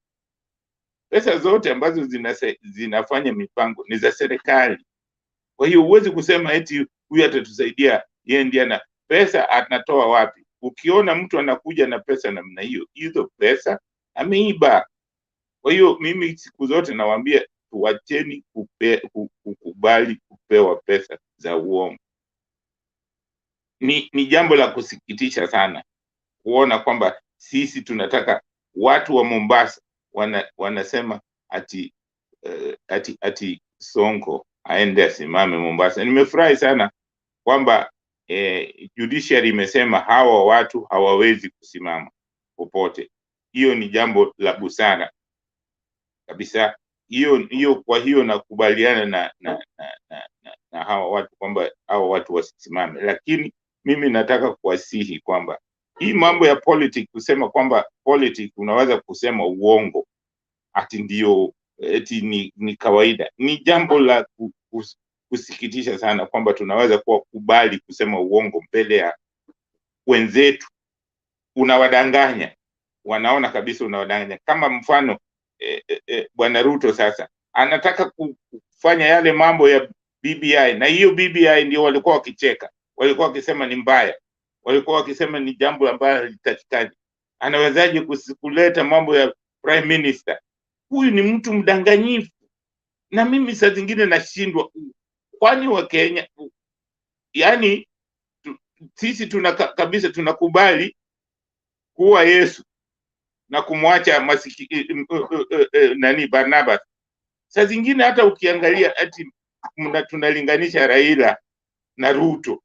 Really? Ati Ruto ana record. Jamani, wa Kenya sisi, mimi saa zingine anatoa rekodi wapi kulingana na Raila? Wapi? Ni sehemu gani anataka kujilinganisha na Raila? Sehemu gani? Mtu anaweza kunieleza ni sehemu gani? Sometimes hata saa zingine, hata mimi nataka kuambia hata wale watu ambao wana support UDA, hata kama umpendi Raila, lakini ni makosa sana kumlinganisha na Ruto. Ni makosa makubwa sana kumlinganisha na Ruto. Sioni mtu unaweza kumlinganisha na Raila, mimi kwa maoni yangu. Kama tunataka rekodi na kazi mtu amefanyia Wakenya, amefanyia Wakenya makazi zingine, hata kama kazi nyingi amefanya bila kuwa kwa serikali. Je, tukimpatia nafasi, je, inafaa sisi wote tumpigie Bwana Raila kura tarehe 9, alafu tukitaka mabadiliko tuwe na mabadiliko. Na mimi bado nataka kusisitiza, nataka kuuliza hawa watu ambao wanatoka Central Province na wale wanatoka bonde la Ufa, kama wao ni Wakenya kweli, yeah? Usifikirie kwamba tunataka tu uongozi kutoka Central au Rift Valley. Hiyo hatutaki. Hiyo sio, is unsustainable, haiwezekani. Inafaa kama sisi ni Wakenya tutumie sehemu zingine vile vile. Hiyo tutapunguza corruption. Hatuwezi kuwa tunatumia sehemu moja tu kila siku, ati lazima toke Rift Valley. Na ukiangalia wale wana support UDA ndio hivyo wanataka. Hiyo ndio kitu iko nyuma yao. Hiyo ndio wanataka. Hawataki hiyo tuwe na usawa. Tunataka Kenya kuwe na usawa. Hata Ndorobo awe president, Kwani nchi ni ya watu fulani tu? Nchi ni ya watu wote, muwe wadogo, wanawake, wanaume, walemavu, sisi wote ni wa Kenya na lazima tupate haki sawa. So hii mambo ni lazima tuifupishe, tuachane na hayo mambo. Na nimwambia Bernard, lazima wa Kenya tutumie ukabila, kwa sababu tumepewa makabila nyingi. Tutumie ukabila kuvunja ukabila, na ukitaka nitakuelezea vizuri kabisa na uelewe, na kwa Wakenya wakitaka nitawaelezea njia ya kutumia ukabila kuvunja ukabila. Tukitumia ukabila hatutazungumza ukabila tena, ukabila itakufa, tutapendana wote. Asanteni sana. Asante sana Jakindu Bey, naandaa hicho kipindi cha kutumia ukabila kumaliza ukabila. Nitakitangaza hivi karibuni. Tutakuwa na masaa mawili utueleze kinaganaga polepole tuelewe. Naona ni kitu cha muhimu sana ambacho kizazi hiki haswa kinapaswa kujifunza. Kuna masuala ambayo tumeyapuuza kwa muda mrefu, lakini sasa yamekutana nasi. It has caught up with us. We can't avoid it. We can't. I was today being in a matatu, and the matatu driver started complaining to me that his conductor is demanding boom boom music, heavyweight music, and he's the controller of the volume. And he said he doesn't see why the volume should go higher than it is. And then he said he doesn't understand this generation. He was an elderly man. So I told him, this generation, you are the people that gave birth to it. So you should tell us what went wrong with the generation that you brought forth. He said, these people, they're having a problem with CBC. And we are the people that studied CBC. And CBC demanded that you respect elders. Mtu mkubwa akiingia hata kwa nyumba, wewe unasimama. Hata kama kuna kiti badala, unasimama kwanza yeye apate kiti, ndio wewe ufanye nini? Uketi. Tena uombe ruhusa ya kuketi kama utakubaliwa. I say, but nowadays nobody cares about anyone. Everybody apangwingwi. Everybody wants to demand their space, even if they have no capacity to demand for the same. And so the change of or that the going down of our values is one of a major setback for this country that we must do everything in our power to sustain. I want us to keep the campaign of calling in people to watch. Please, if you are able to get us, invite somebody to watch. Please share that link with everybody in your life. WhatsApp groups, Facebook groups, all your friends, Instagram, Twitter, everywhere.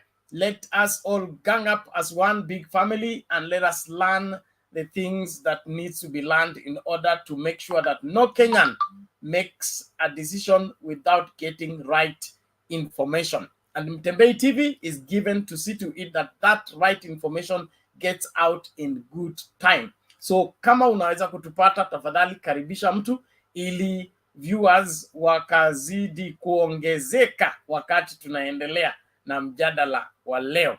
Na kama hujasubscribe kwa Mtembei TV, fanya vivyo hivyo haraka tafadhali kwa YouTube, ama follow us on our Facebook page. Those of you that are following us on Facebook, follow us on Facebook page. Please don't be a visitor in Mtembei TV and you remain a visitor permanently. Come subscribe so that you are there to be there. And you can still support Mtembei TV by joining. Now you become a member of Mtembei TV. You can use, I think, as low as $2. You are a member of Mtembei TV. The details are on the YouTube profile. Please, let's also see that happening. Thank you very much. Ni wakati wa Pato. Pato namna gani? Unmute. Umemaliza kusikiliza ground? Okay. Habari zenu? Salama, ya kwako? Okay. Mjadala leo is all about unveil position for MUDAVADI na Wetangula na KINGI na MUTUA. To us as a Kenya Kwanza, we are much okay with the unveilment of the position we have been told.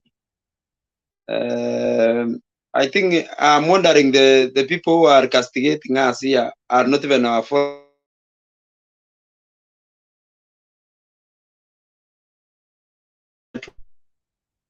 I'm saying, Bernard, the people of like Wakina Chakindube who have not been supporting us in anything, even in a device, they are here castigating us, castigating our party, why our party have done this and that. My friend, mutulie, hii ni nyumba yetu tumepanga. Na vile tumepanga, we are okay. Our supporters are okay. The only thing we need, the only thing we need, you people, just watch us. Mutufuate kisiasa, muone vile tunaendelea. But hii sinema yenye mnakuja kutusomea hapa, just go there and muchipange pande ile ingine. Najua hii tu ni fitina yenu hapa yenye mnaleta hapa tu, lakini sisi tukiwa nyumba ya UDA ama Kenya Kwanza. Pato. Ninyi mnataka kutuchagulia Kalonzo akwe running mate. Mnasema tusipochagua Kalonzo hatuendi mahali popote.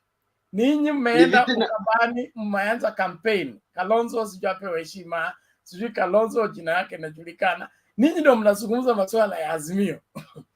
Sisi tunauliza tu maswali. Mtoto wetu Mudavadi ambaye ni mtoto wetu alituambia earthquake. Akaenda kwa earthquake. Earthquake ndio hii, amepewa cheo ambacho hakiko. Mtoto ya nani? Really earthquake. Ndoa ya siasa inaendaga na time. You are a divorce, divorce na Mudavadi. Mudavadi ako na nyumba, ako na kila kitu. Mudavadi ako na nyumba, ako na boma. Wetangula ako na nyumba, ako na boma. Kingi jana alipata nyumba, ako na boma. Hizo nyumba ziko wapi? But Kalonzo is even worse. Yeah, hajawahi kuwa na nyinyi. No. Kalonzo's worse is... Hold on. Ngoja. As we talk. Alfred Mutua, tuambie kule nyumba iko ni Mululu ama ni Sogoi? Yeah? You get my point? Tumemfalisha nguo mpya ya chama ya UDA na Kenya Kwanza. You know, even we have availed the position yenye atatake.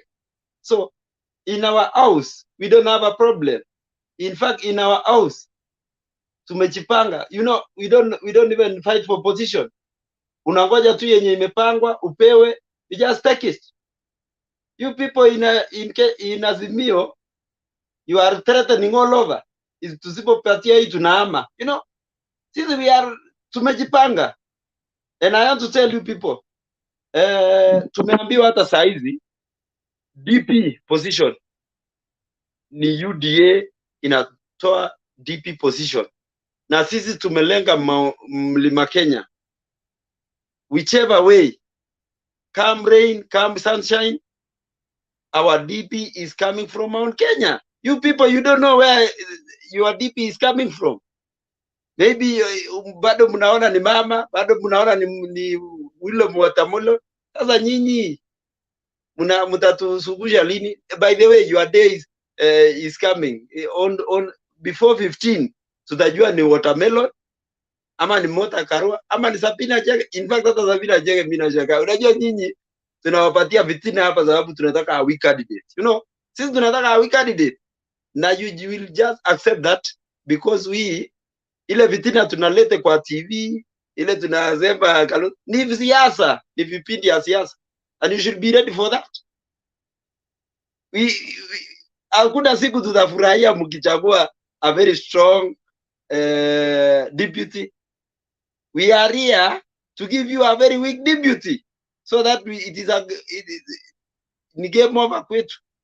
So we are not here. So you people, even today, I'm very sure that you people, you are feel the Western people are in the government. So that today you are castigating us because mumeona vile tumepanga nyumba. No. Pato, let us give you a strong deputy. The strong deputy that we are giving you is called Anna Waiguru. The chemistry they have with the deputy president is natural. The kind of ticket that they will sell in this country from north and eastern all the way to coast. They will garner votes from everywhere. Don't confuse yourself. It is Anna Waiguru. Nilini mulidanganywa saa hii Kenya is ready for a woman deputy? Nilini? When was it? My friend, even in your village, that's why we Kenya constitution ya 2010. Pato is a constitutional requirement. 2/3. No, it is not a constitutional. It is not a constitutional requirement. The country is ready for it. Who tells you the country is not ready for it? It is not ready. Even in my village, there was a woman who was retiring the other day, and he ran for an elective seat. I'm telling you, my friend, this Kenya of ours, in fact, even we are 45 tribes, and this Kenya of ours is not ready for a Romo president. Pato, where do you come from? My point? It is not. You don't have a point. You don't have a point. Wachana na if you continue like that, you're going to begin to profile people. Respect for mothers and women is important, and respect for every community. And this country belongs to all of us equally. There is nobody who owns this country more than another. But I'm talking from a point of political. That's what I'm telling you. The politics that divide this country is uninvited at this point in time. If you are doing politics so that you segregate against others and call others, you people, you are now from Azimio. Azimio side are now they are deputy to a woman. What is wrong with that? No problem. That's why we want a very weak candidate of such kind. You don't need there is nobody who runs against a deputy president. So when you're looking for a weak candidate, our candidate is one engineer. His earthquakeness. Which one? The Egma of all Kenyan politics, the fulcrum of Kenyan politics. Okay, you can when he moves like this, the politics move. So that one is your candidate, the candidate you are contending against. You have no idea on how to handle him. Now you are thinking that you can choose a deputy for him. Yes, Bernard. Yes. Jakindube has just left the show now, right, some minutes ago, and you were just silent there, talking about the two tribes, talking about my friend. What are you talking about, Pato? He talked about which two tribes? Of course. Why Raila all the times? Why Raila did not give out to another tribe? What give to who? Raila the 3, Raila the 4, Raila the 5th. My friend, he's a perennial loser. You know, Raila. We have been. Go and get your hand over. Go get over. You know, Bernard, we cannot allow such a talk. Perennial loser. You know, amepotea. No, he's banned. So don't worry about that. Cecilia, your device has an issue. If I can't mute you, then it means you are not well configured. Itabidi uanze afresh. Ikiwezekana, come out then get back. If you're using phone, restart your phone afresh so that it configures properly. If I add you that way, utaweza kuongea. Ruben, if you arrive without camera on, we don't add you to the screen. It's the new law. So jitahidi tafadhali. tukimleta David Otieno. David Otieno, namna gani?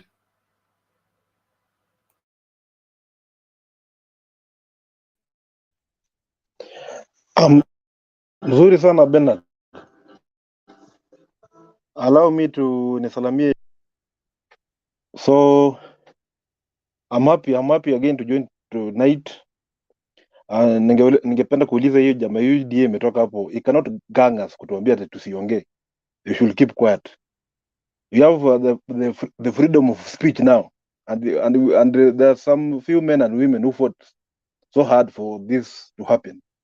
So we must enjoy our freedom. You must say either they like it or not, we must say it. Now, the issue of Mr. Mudavadi, this is shocking. A very senior politician like Musalia Mudavadi anasign vitu yenye hakuna. Hii ni vitu yenye hakuna, my friends.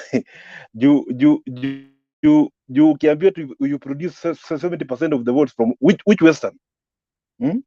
Hata angeambiwa Vihiga County, he cannot produce 70% of the votes of Vihiga County alone, leave alone the entire Western province. So Mudavadi, I think amechanganywa mchana kiona, and he assigned it with the other brother, Wetangula the fifth, in the same boat. How can you sign for something that is impossible? Somebody is telling you to produce 70% of the votes from Western, and you sign that without this one, there is no deal. We have given Western province 30% of the government. Which government? Because this is an impossibility. You are given 30% that is not there, and they now walk around going to Western that we have 30% of government. Which government? We want to thank God for the media houses who went and produced this document, so that everything is now in the open. Even the people from Western can see. You know, I come from Busia County, and we have our page there. This evening, I've seen people are now waking up. This man has been moving around saying Azimio, kuna conmanship, and then kuna deceit. What these two gentlemen have signed, this is what is called conmanship and deceit. There's no any other name we can give this one. Hii ndio sasa conmanship yenyewe. Daylight robbery without violence. You are being tricked to sign something, and the funny thing about this thing, ukiona zile condition imepeanwa is in ANC, Ford Kenya, PA, and hii ya MUTUA hii chap. Hatujaambiwa TSP, CCK ya Kuria, DP ya Muturi. There's no condition for those parties. What we are being told is that these other parties yenye wameingia juzi yao, ndio tunaambiwa ati for you to get this 30%, you produce 70% of the votes. And then tunaambiwa na pia ya Ford Kenya ya Mr. Wetangula, and then Mr. Pa hasa akiambiwa produce 50% of the votes from Kilifi. Which Kilifi? Today Raila was in Kilifi. In fact, he was in the village of Mr. Kingi. Those people you saw there, wanaita Kingi uncle, father, neighbor, in his own village. Where is that 50 coming from? Kingi ametoroka Azimio juzi, and he was going to the fire, and he's a lawyer, and he was signing there, and he was even smiling. Ama pia atasema hii Kenya alisign, ajua alisign nini. Even Mr. Mutua chap ati anapewa CS position. Tulifikiria anda kupewa kitu ya maana. Ati Mutua should produce 35% of the votes from Ukambani. From where? From the entire the 3 counties of Ukambani.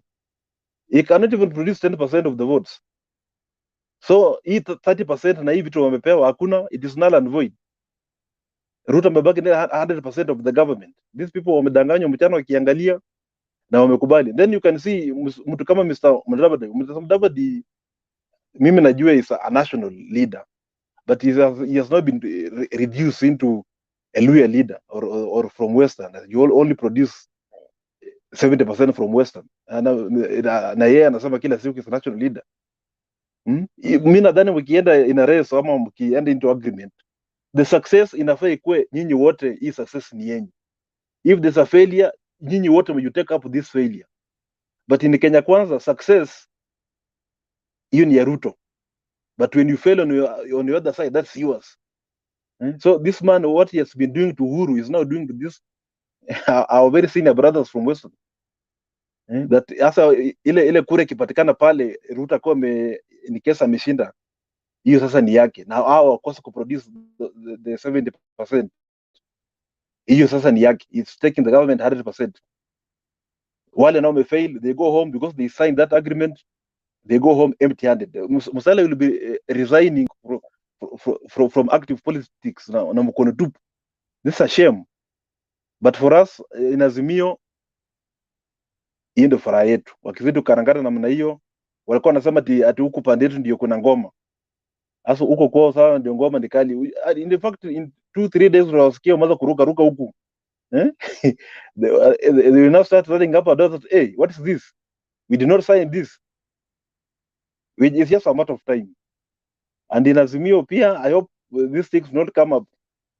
I hope tumejipanga sawa sawa and things will be okay. So the issue of Bwana Sonko and Waititu, you know, there's kuna mtu hapa alikuwa insist about chapter 6 of the constitution. Kama unaruhusu mtu ambaye alikuwa impeached, unamruhusu aende asimame. Which law? So Sonko amefail in Nairobi, again is going to Mombasa, and should be cleared how. I think we should be serious on the issue of chapter 6 of the constitution. Vile Maraga alisema the greatness of a country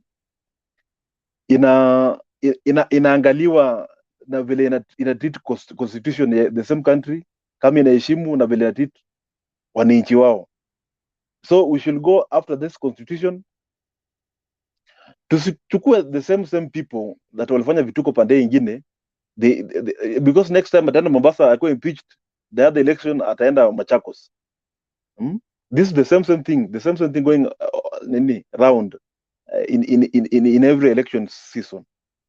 So kama IBC itashikilia wakatae ku clear these two gentlemen na wengine, I think from there will be going on well. If kama wata appeal ama vitu kama, you know, nowadays court of Kenya haziaminiki. This court will rule like this one, tomorrow they have appealed, wanakuwa kubalika. Lakini kama itasimama namna hiyo, I think I will be grateful. On the issue of Mr. Kingi, Raila amekuwa kwa village yake huko, amesema amemsaliti, amempiga teke. And that's the truth of the matter, because from what I'm hearing, Raila picked up Mr. Kingi when hakuwa anajulikana sana vile hapo Kilifi, akamshika mkono, akampatia minister. He has now been a governor, akitumia chama cha ODM for the last 10 years. Then because he knows that he's not vying, anakuja na something called PA. And he knows very well that PA cannot produce even the governor of that area. So he's trying to bargain this PA, and you see he's bargaining to become the speaker of the Senate. Anatumia PA kama a bargaining tool. So he went to Azimio, there was no room. He has now gone to Kenya Kwisha. We call it Kenya Kwisha. And he did huko imekwisha because 50% of the votes from Kilifi County, impossible. So Mr. Kingi, mambo yake nadhani imeisha.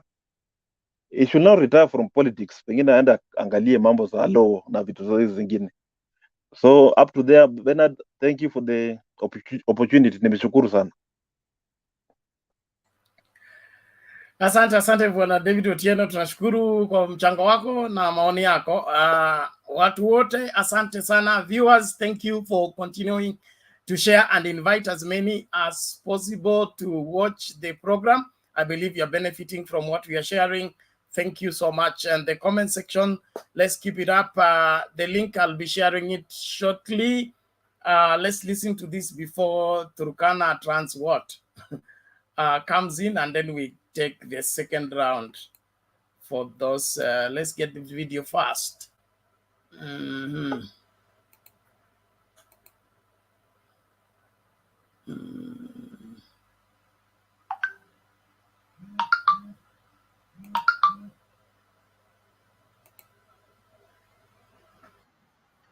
Career. Thrust into the limelight as a legal practitioner at the peak of the dictatorial KANU regime, Karua rubbed shoulders the wrong way with the Moi regime during the one-party era, when she assisted key multipartism crusaders fight treason charges in court. In such prominent cases as that of Koigi Wamwere and Mirugi Kariuki. But it was not until 1992 when Karua joined elective politics, clinching the Gishugu parliamentary seat on the then Kibaki-led Democratic Party ticket, having resigned from Kenneth Matiba's Ford Asili earlier that year, protesting shambolic nominations. Karua would proceed to hone her political acumen in the opposition trenches, severally going against the grain, as was the case in 2001, when Karua defied opposition calls to walk out of parliament over the constitutional review bill, instead opting to stay put in the parliamentary chambers to object it on record. In 2002, Karua joined the progressive forces that formed the National Alliance Rainbow Coalition NAC, that unsat KANU from power, and remained on Kibaki's fold even through the disputed 2007 polls, playing a critical role in the Kofi Annan-mediated talks that birthed the Government of National Unity, where she served in the powerful office of Justice Minister. Karua abruptly resigned on the 9th of April 2009, citing frustrations at discharging her duties. Karua would eventually run a solo presidential run despite popular calls by key Mount Kenya leaders to rally behind then Deputy Prime Minister Uhuru Kenyatta.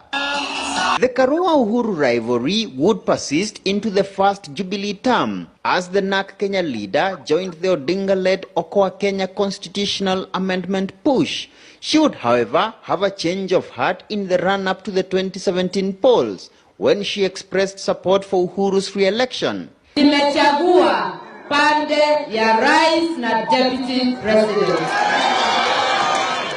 Na sirudi nyuma. Safari hii tuko pamoja. But there was a major hitch in the push to run for Kirinyaga governorship on the NAC Kenya party ticket.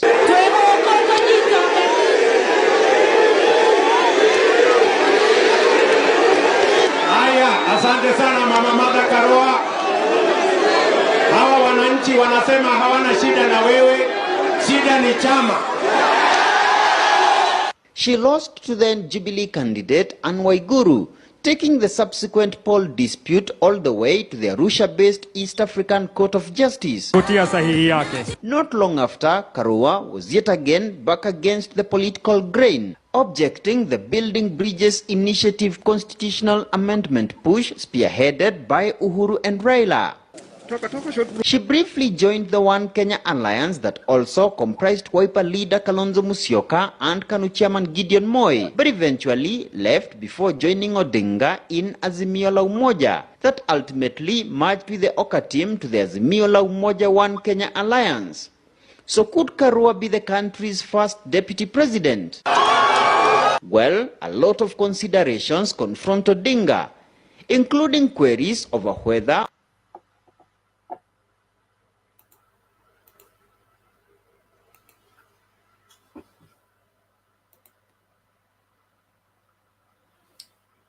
Okay, thank you. Turkana, habari yako?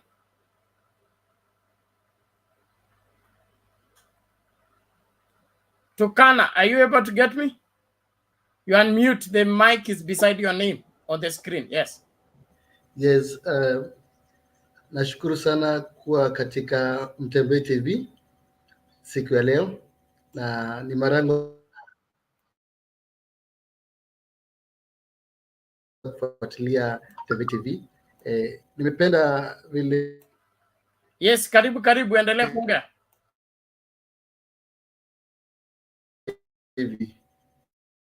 Ila tu ninacho jaribu kutaka Hello. Unanipata? Yes, hapo unapatikana. Hebu endelea.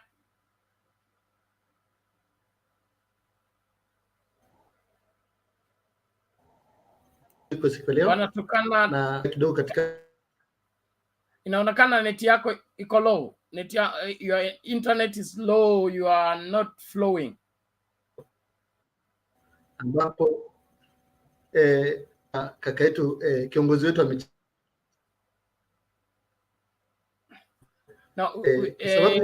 tuko tunatarajia kwamba madividi anaweza patiwa post kama hiyo.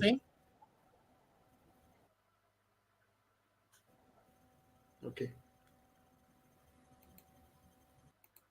Too bad, you need to work to Canada. Tunaomba hivi tafadhali, rekebisha internet yako, iko low, kwa hivyo ukiongea atupati kile unachosema, unakatika alafu una delay kubwa, so itabidi uanzishe system yako afresh, ndio ukiingia utapata nafasi ya kuongea vizuri ili watazamaji wakufuate kwa kile unachosema. Turudi kwa King Dave aendelee kutupatia maoni yake. Karibu. Yeah, asante. Karibuni pia wale ambao wakuwa awali. Okay, kuna jambo ambalo tuligusia mara ya kwanza kabla nije kwa madhakarua. Kuna biashara ya hawkers. You know, hawkers, they are very intelligent people. Hawkers anaweza kukutongoza na kitu na maneno mazuri na matamu sana, mpaka ukajikuta unanunua kitu ambalo hukuwa unatarajia kununua. And these soft words, soft beautiful words like angels, tumeiona sana kwa kiongozi wa upande wa Kenya Kwanza. Huyu kiongozi ukifuatilia story ya campaign ya 2013, the way he used to promise a lot of things in 6 months time, will do this, the imaginations promise, and a lot of people they buy that. Watu wengi sana walinunua hiyo campaign, walinunua hiyo propaganda sana, watu wengi walinunua, na ilikuwa ni wakati wao wa kwanza, na hiyo wakati pia walikuwa kiangazia swala ya kwenda kotini ya ICC. So watu wengi walisink kwa hizo soft words za ruler. You know, we have two type of people. In Azimio we have leader, in Kenya Kwanza we have ruler. So there are different people, kind of people. So the guy up to date akona the same system. And I remember on 29th of April in Kibaki's funeral, President Uhuru ali present this wisdom word, akasema, if you want to know the true measure of a man, watch what he does with power. 2013 Uhuru alipochukua uongozi na makamu wake, in that 6 month time ilikuwa ni imaginations, ndoto. The only thing happens for that 2013, for that period of 5 years, it was corrupt to corrupt. Unaamka na kutana, unasikia tu bilioni mabilioni zimeenda, zimetoweka, zimeenda hivi. All those 4 good years. To extend, even sisi wananchi tukasema, ai, kunaendaje yani? Uhuru akasimama akasema, sasa mnataka nifanye nini? Koza alijaribu hata kusema, tafadhali msifanye, inawapatia warning, msiibe. Wachane kuiba, tufanye kazi. And the only thing President did, ilibidi aenda inquires the elders. What am I going to do now? Because now it's getting worse. Now watu wako corrupt for that period of first term, wanashtakiwa na wanaongana na wanatoka na wanazidi kupora. For the second term, the elders waliambia Uhuru, the only option uko nayo, I remember the word of the late the ambassador of Nigeria, if I forgot his name, toka Kisii. There's a strong wisdom aliambia President Uhuru. Unaona huyu mzee huyu unamdharau huyu. Hebu mshikane naye mkono utengeleze Kenya. In the second term Uhuru alimake decision akasema hapana, hii imezidi.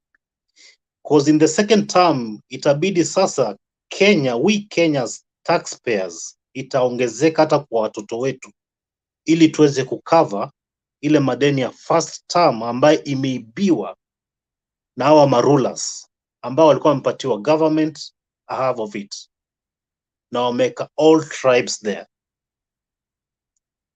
So unaona wakati ali make decision akasema now, and the good thing or the bad thing, the moment second term campaign ilisha, this ruler hakuacha campaign, yeye aliendelea na campaign hata hakutaka kujua kuna ofisi tena, na akampatia advantage Uhuru, President Uhuru kutafuta sasa nani, tafuta baba, njoo unisaidie hapa, kwa sababu hapa mimi Kenya inaenda, uongozi inachukuliwa na mabavu.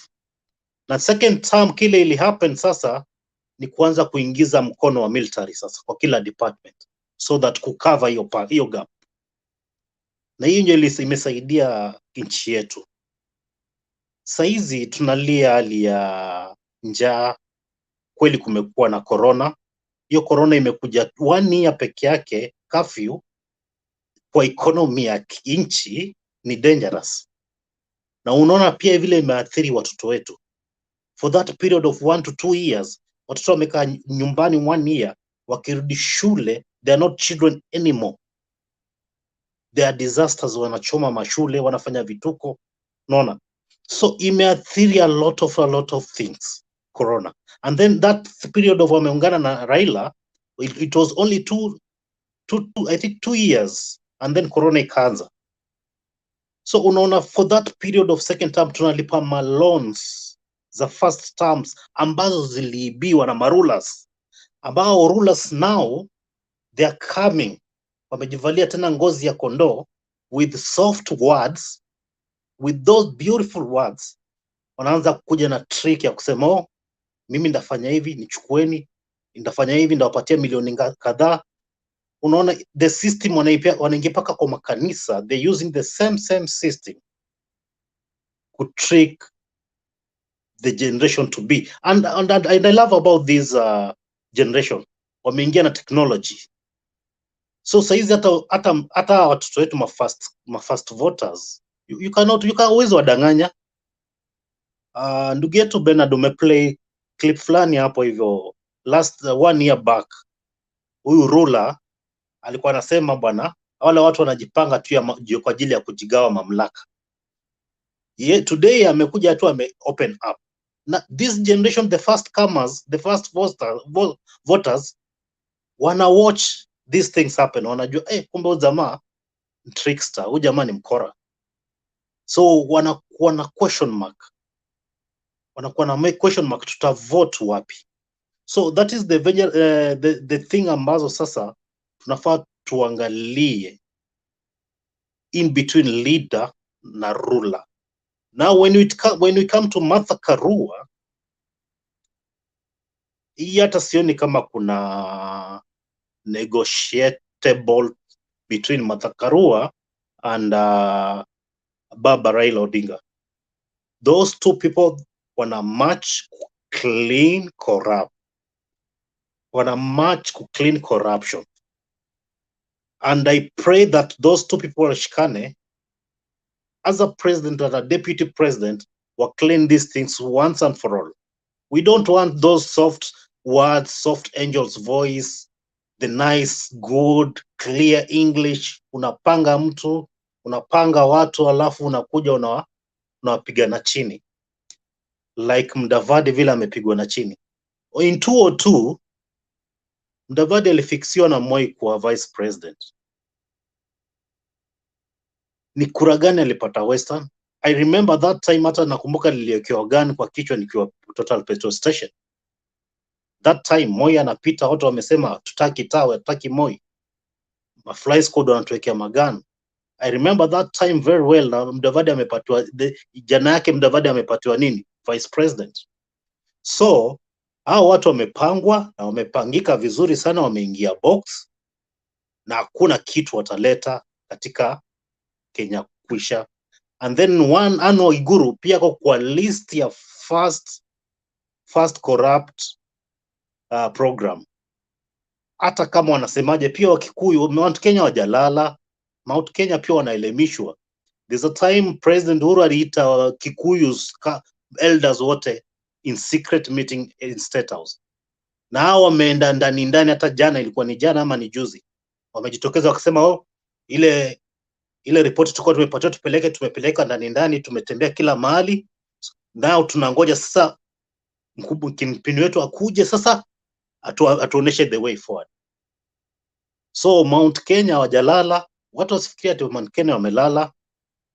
Ruto, he will be surprised come 9 August. He will be totally surprised. He will be totally surprised because a lot of followers or a lot of campaigners ambao wanafuata Ruto, 3/4 of them, they don't have votes. They don't have votes. They just follow because of money. But for those who are having votes, wanaelimishwa, wanaambiwa we njia ni hii si njia. And mark my word, when it comes to Kalonzo atatulia. Kama atapatiwa hiyo chief minister atatulia pale. Martha Karua atakuwa pale kama DP na gava inaendelea clean. Thank you. Asante King Dave, we appreciate that point of information from Alex. The ambassador you're talking about is Alfred Machage. He was from Kuria. He's a Kuria, not a Kisii. I was told to emphasize that. And there was a Kuria East Member of Parliament. Thank you very much. And we appreciate that we are able to tie things together to understand where we're coming from and to know where we're going. I'm going to play a clip and then Mr. Guru will now come in. I hope, Guru, you are ready. Together with Jared. Okay, here we go.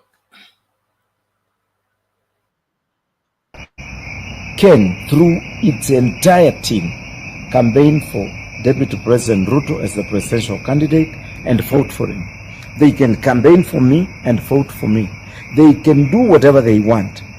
But for me to spend time with MUTUA and appear in meetings today, before he agrees to work with me and all the political rallies in Machakos where he will stand and first ask for forgiveness for Machakos people and promise to them that when I become the governor of Machakos, he's going to support me and look for how the money was misquandered that was meant for Machakos people, then I'm not ready to go with MUTUA to campaign together. And I want you to understand this, and I want to make you to understand this. That has got absolutely nothing to do with the joining of Maendeleo Chap with other political parties in Kenya Kwanza. But with MUTUA as a person, unless that air is cleared, I don't think I'm ready to work with him. And I have no reasons to give to Machakos residents by justifying to them that we have reached to this point with the MUTUA and this is where we are.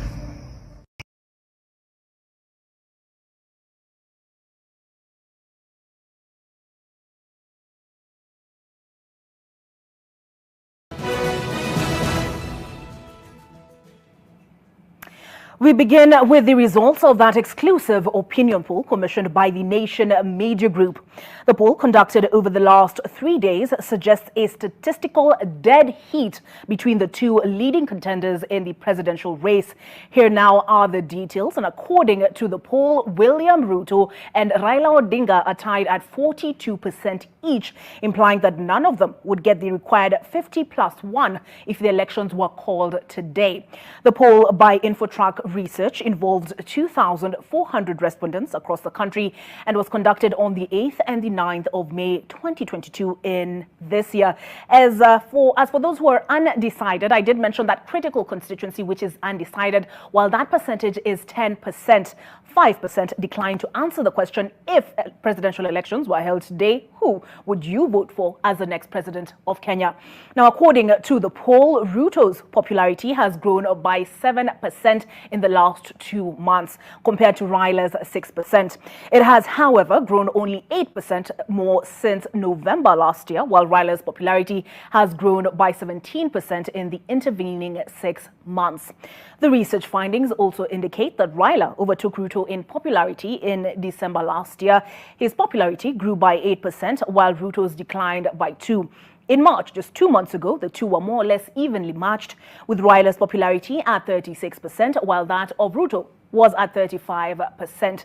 Significantly, the number of undecided voters has dropped from 22% in March to 10% now, having stood at 24% in November of last year. But just what is driving the numbers for the two presidential candidates? Who do the young people generally support? And is there a difference in their following by region or gender? Here now is Leila Mohammed with a breakdown of where the numbers are coming from and what constituency each of the candidates needs to fight hard to win. Between November 2021 and May 2022, the race to the House on the Hill seems to be heating up.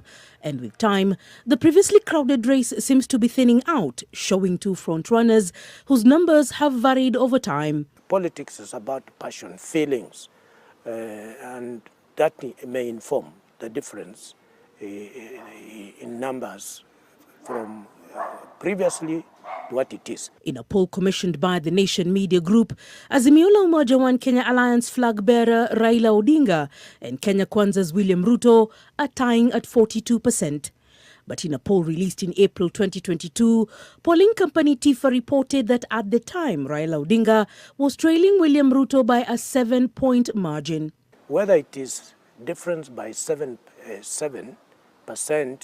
or 0%, it just underscores how close the contest is at this particular juncture. For the respondents, the issue of unemployment ranked highest in the list of socio-economic factors that they would like addressed by the potential leaders. It has always stood at that level in the successive general elections. As the country seeks to have a change of guard, the question of integrity and corruption has been the subject of discussions at various national and leadership forums, but among the voters, it ranks lowly. Suggests a degree of helplessness within the populace, that there's nothing that can be done.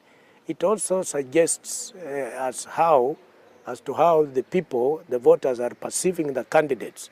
The undecided voters are still a significant number, but their figures have significantly dropped by 14% in the last 6 months. It is largely because of the intensity of the campaigns.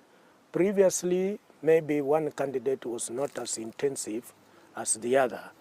With the latest figures, the current front-runners are standing neck to neck, and it is expected that within the next 3 months, with the campaign season officially kicking off, the numbers will significantly change. Messaging will intensify, and depending on who will be able to convince the Kenyan electorate on how best to handle the current issues, particularly the economic ones, that will determine who carries the day. In the next 3 months, political players and polling firms will be watching keenly. Those who have declared they will not vote, many of whom have changed their minds based on matters that affect their daily lives, that they could seek to see changed via their vote. Leila Mohammed, NTV.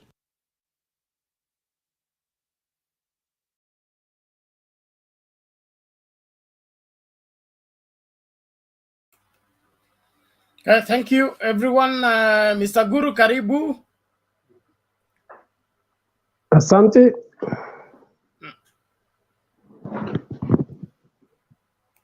How are you? I'm good. We are happy to have you. Karibu. Thank you. I'll go straight to the agreement that I've seen that has been signed by Weta, MUDAVADI, Alfred MUTUA, and KINGI.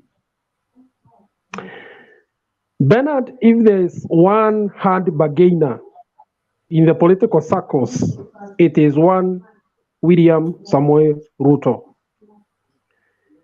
You are aware that he was able to squeeze half the government from Uhuru Kenyatta in 2013, and then went further and specified what ministries he wanted. And he went for the ministries that had the highest budget, including finance, energy, agriculture, tourism, and among others. Now, for him, the contribution that he made in bringing votes to that government was just maybe slightly less than 2 million votes, while the other half brought in nearly 6 million votes. You can't get any better bargain than that one. Now, when you look at the structure of the agreement that they have made with these other principals, you only pity them because, first of all, they have been given a task that is completely out of possession. It is not feasible that Weta and MUDAVADI can bring 70% of the Western vote. Even Raila himself has never achieved that much in all the elections that he has been contesting. Therefore, it is not possible.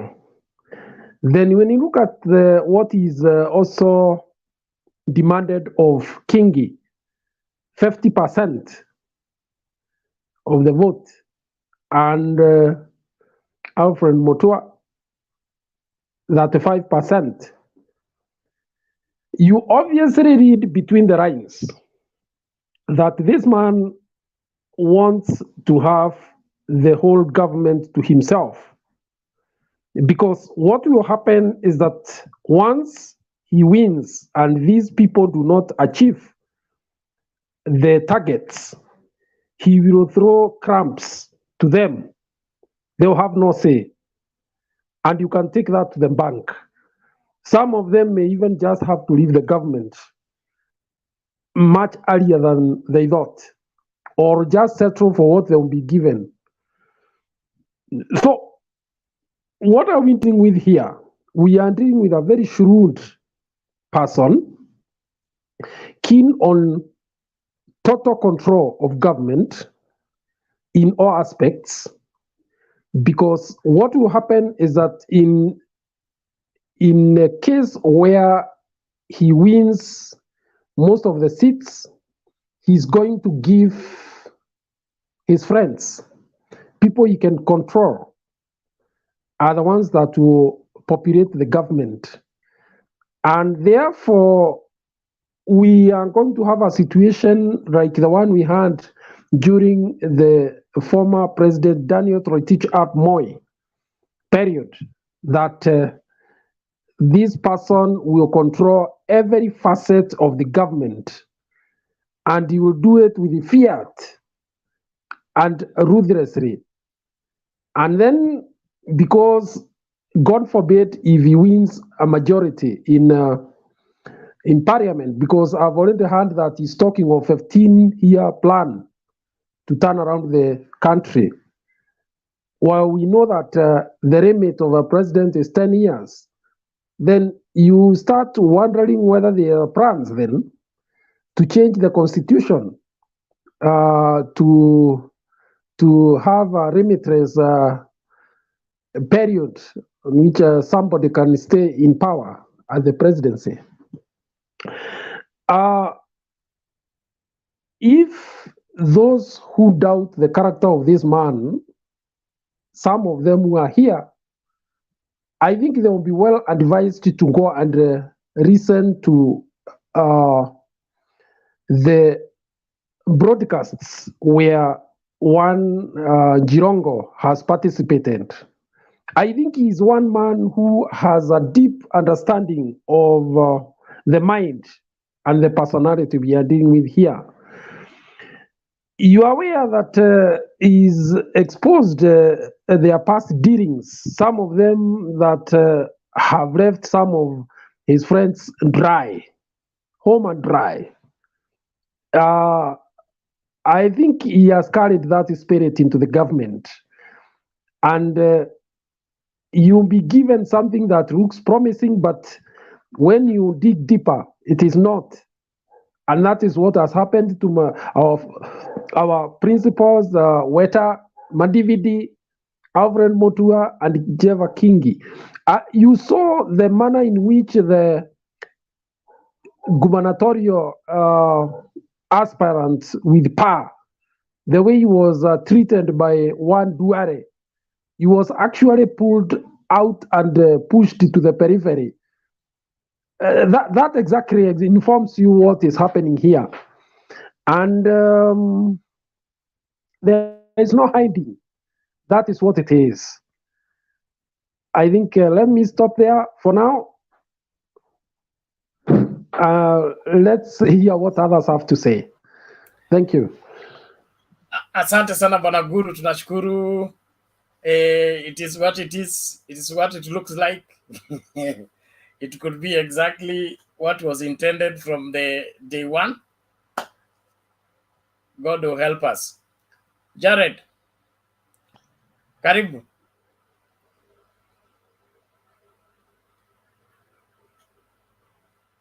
Uko kwa baba care ama uko kwa mwizi care?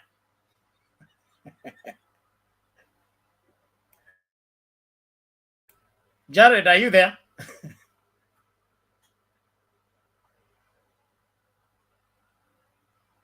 Inaonekana amekatiwa hewa. Mr. Kamau.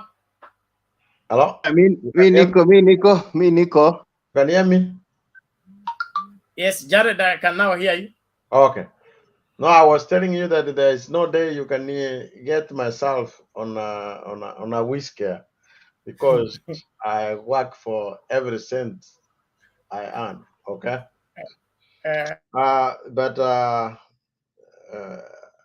You know, there is the clip which you played, which showed that Kenyans don't give such much weight to integrity and corruption, and that gives you the reason why still we have some rating for the deputy president. Otherwise, if it was the main thing, then nobody would say anything. I hope that we only have less than 3 months. I hope that Kenyans will come to understand that when Ruto tells you turn right, you should be going left, because it is exactly opposite. You remember yesterday, I was trying to tell some of my friends here that in order for, if the bottom up was to work, he has to change the constitution. And the constitution, he goes around saying the other team is about changing the constitution. He goes around saying the other team is about positions. But that is exactly what he does behind the scenes. So this would be a person who tells you not to do something, but that's what exactly he's doing. I pity your friends, Salem David. I don't know what bewitched him, honestly, with his friend on the add-on.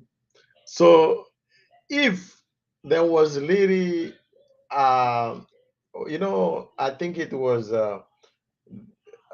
I think, I don't know if it was a Secretary of State, this lady from US, when he came to Kenya during 2007, and they say that there has to be a lead power sharing. I don't know if this is what we call lead power sharing. Nairobi is 40% of the economy of Kenya. If you cannot be able to share Nairobi, and you sort change Sakaja from ANC to UDA, and you have no, do you know, I don't know, I don't want to be sound tribal, but that is the reality. And I think, in fact, what is holding us back is the day we embrace tribalism, embrace our ethnic. We are not applied to be born in. I didn't apply to be born in Kisii, or somebody to be born in Kalenjin or this. We have to appreciate where we are born. If you look at Nairobi configuration, how many Luyas are there and how many Kalenjins are there? Then you tell me that Sakaja would rather run on a Kalenjin party rather than a Ruya party, then you know the real power sharing, I don't know where it is. So these people will come to cry. The good thing, they don't have to cry. I don't think Mudavadi and Wetangula, they have to cry, because if you don't win, then there is nothing to cry about. Since they are not going to win, then there is nothing to cry about. So the question of 30% opposition and all that will not come into effect. But that tells you on decisions people make. I think it's Kingi who was talking about our friend, the watermelon, to be given a chief minister handling this. Please, those are some of the things which we don't want a watermelon to come across. In fact, I even doubt if he can handle the speaker position, because we might not know what he will make decision. If there is something they can do, they can give him his normal job of trying to make peace around the world. Maybe they can make him a chief ambassador of peace around the world and give him everything he can. He is not a person who you want the government to move forward. So I would really honestly disagree that Kalonzo can be in a government which will transform Kenya, because people who have no stand will not be able to move forward. You have to be you have to have a stand, and that's why ask anybody in a duty-free Rarua ticket, Mata Karua and Baba is a dream ticket, which if they promise you something, you know that it will be delivered. If they tell you we're gonna change these people, they will do it. Okay, so that is a government which, that's a ticket we can trust on what they can do. But if you're gonna bring in another watermelon, no, we can't do that. We need to put a watermelon on somewhere where it can make, when you're making peace, you have to not so even where you stand on. That's why he has been able to do that. But there has not been peace in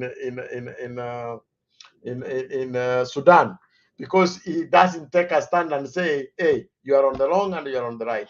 I hope they don't make that mistake.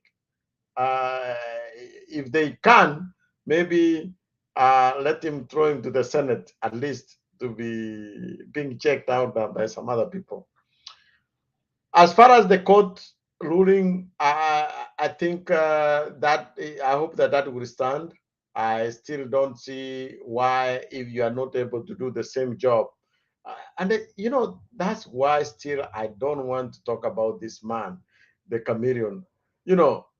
Is he happy that what has happened in Nairobi? Do we want to create another NMS in Mombasa? Some of the decisions you make shows what kind of a leader you will be. Is there anybody who is happy on what happened in Nairobi during Sonko's time? And now when you sponsor Sonko to go to Mombasa, that tells you that, you know, it's easier to get Sonko and say, hey, Sonko, it's good, you are a good person. And if you felt that Sonko is the best you can, take him to Kamban, give him to Machakos, or wherever you can do. Then we can know how serious you are. But I think Kalonzo is to the end. The only thing which can save him is that Azimio government will come in, give him, add him more security, and tell him to be going around the world to see where they can, you know, make him even a UN ambassador. Let him come to America and stay somewhere. Then he can leave the country on. I hope to see majority of the people in Azimio, those who attended the nomination or the exercise forfeiting, to have to be part of the government.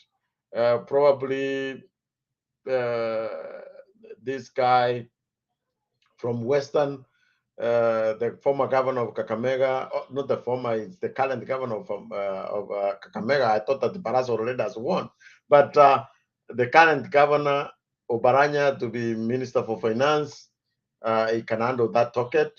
When he was in planning, he did a good job. He has done a good job in Kakamega. So we have Joe from Coast. There are regions, you know. Let me tell you something. In Moi's time, I come from Kisii, Nyamira. There was one constituency where we didn't have to guess. We knew that we were given assistant minister for energy. You know, it's as if that was permanently located there. So in Coast, there is a ministry which goes there. It's Ministry of Tourism. They can give Joe, and that will be okay, so that they can continue with that. Hopefully, Sabina Chege can go to sports minister. She's a young lady. She can handle some of the things there. That is the kind of government we are looking. Munya remain in agriculture because he has done a good job in agriculture. So these people, once they are given, you're not going to touch Matiang'i where he is, and this is a promising government. In fact, he should come out and announce his cabinet before even election. Then we know that this is a government which will go, so that there should be no Kalonzo. Unfortunately, there should be no Kalonzo to disrupt what Martha Karua can do to oversee. We don't want this chief minister something. We want a deputy president. If Martha Karua will be the deputy president, we want her full strength to be able to oversee government functions. Now, creating another side of power, it will derail us. You know, there will be fighting. So we don't want to do that. Another thing I think Kenya should maybe think in our constitution coming to change, because we're going to change the constitution. I think the pair of a president and a deputy president should serve the same 10 years, but both of them, they should retire at the same time. That can help us, so that whoever who is picked as a deputy president will have no ambition to be a president. Then they will work. You will be content with the position you have. That can be able to move us forward, rather than having somebody who has ambitions which might derail the development we might have. So I don't have to talk about Kingi. Kingi will know where he will stay, so I don't have to say about anything. Some of these people, there are so many people. Once you associate yourself with Baba, you will be somebody. Once Baba leaves you, you will be just a paper tag, a paper tiger who is nobody, you know. And then people gonna realize, Ruth, Kingi, and Isa Chuma, they will come to realize that. I know Bernard moved. I don't want to take that advantage just to keep. Let's give another person a chance to also produce. Thank you, Bernard. I didn't want to take advantage of it. Thank you. You are the deputy chair. When you're here, please be taking charge. Mr. Kamau, is your turn. And can I be the deputy chief speaker? If you bring a 70% of what? I think of the viewers worldwide, of Mtembeli viewers worldwide. Hiyo ni kama nini inaitangwa gamia kuingia kwa tundu la shindano bwana. Anyway, I'll start there because you've started there because when you just before you go, Jared nani Mato says Jared Kalonzo should be made ambassador to Ukraine. Aende huko kwa war na Russia. I totally agree. Yes, that's what I was saying. He should be going somewhere. He should not disturb us. Mr. Kamau, go ahead now. That's the most interesting comment. Aende apigane ataona tu matanga juu. But anyway, let us also wish him well. I think if we can make him a chief minister, kwa sababu haiko kwa katiba, we can still akileta kelele sana, still take him to Ukraine. So I think we will make him a chief minister kuanzia kesho, because tomorrow is a list, and in six days we are going to know who is the running mate. What I saw today was what we call comedy 101, because when somebody has been preaching for 4 years that hii serikali itakuwa ya mama mboga na watu ya bodaboda na watu ya jua kali, we didn't see that reflected in the list deposited in the registrar, because mama mboga should not be Mudavadi, mama mboga should not be Wetangula, mama mboga should not be Kingi and so many other things. And in any case, if these are the mama mbogas that are going to deliver 70% of the Luya votes, then they know they are doomed, because one of the things, you will not be able to make it. And this promise is coming with strings attached. Yeah, unajua if you ukienda ukatia dem na umwambia I will marry you if you do so and so, that tells you that marriage is in a condition, umeweka condition ya that marriage to survive, and therefore they know that it is not going to be possible, because Nani cannot deliver even 20. I don't think he can even deliver 50% of the Luya votes. Wetangula cannot deliver the 50% of the Luya votes. But even my worry is, where is a Kikuyu in this UDA government? Because the Tujibebe of this country, sijawaona mahali wamekuwa considered. Sijaona Moses Kuria chama yake itapewa nini. Sijaona TSP watapewa nini.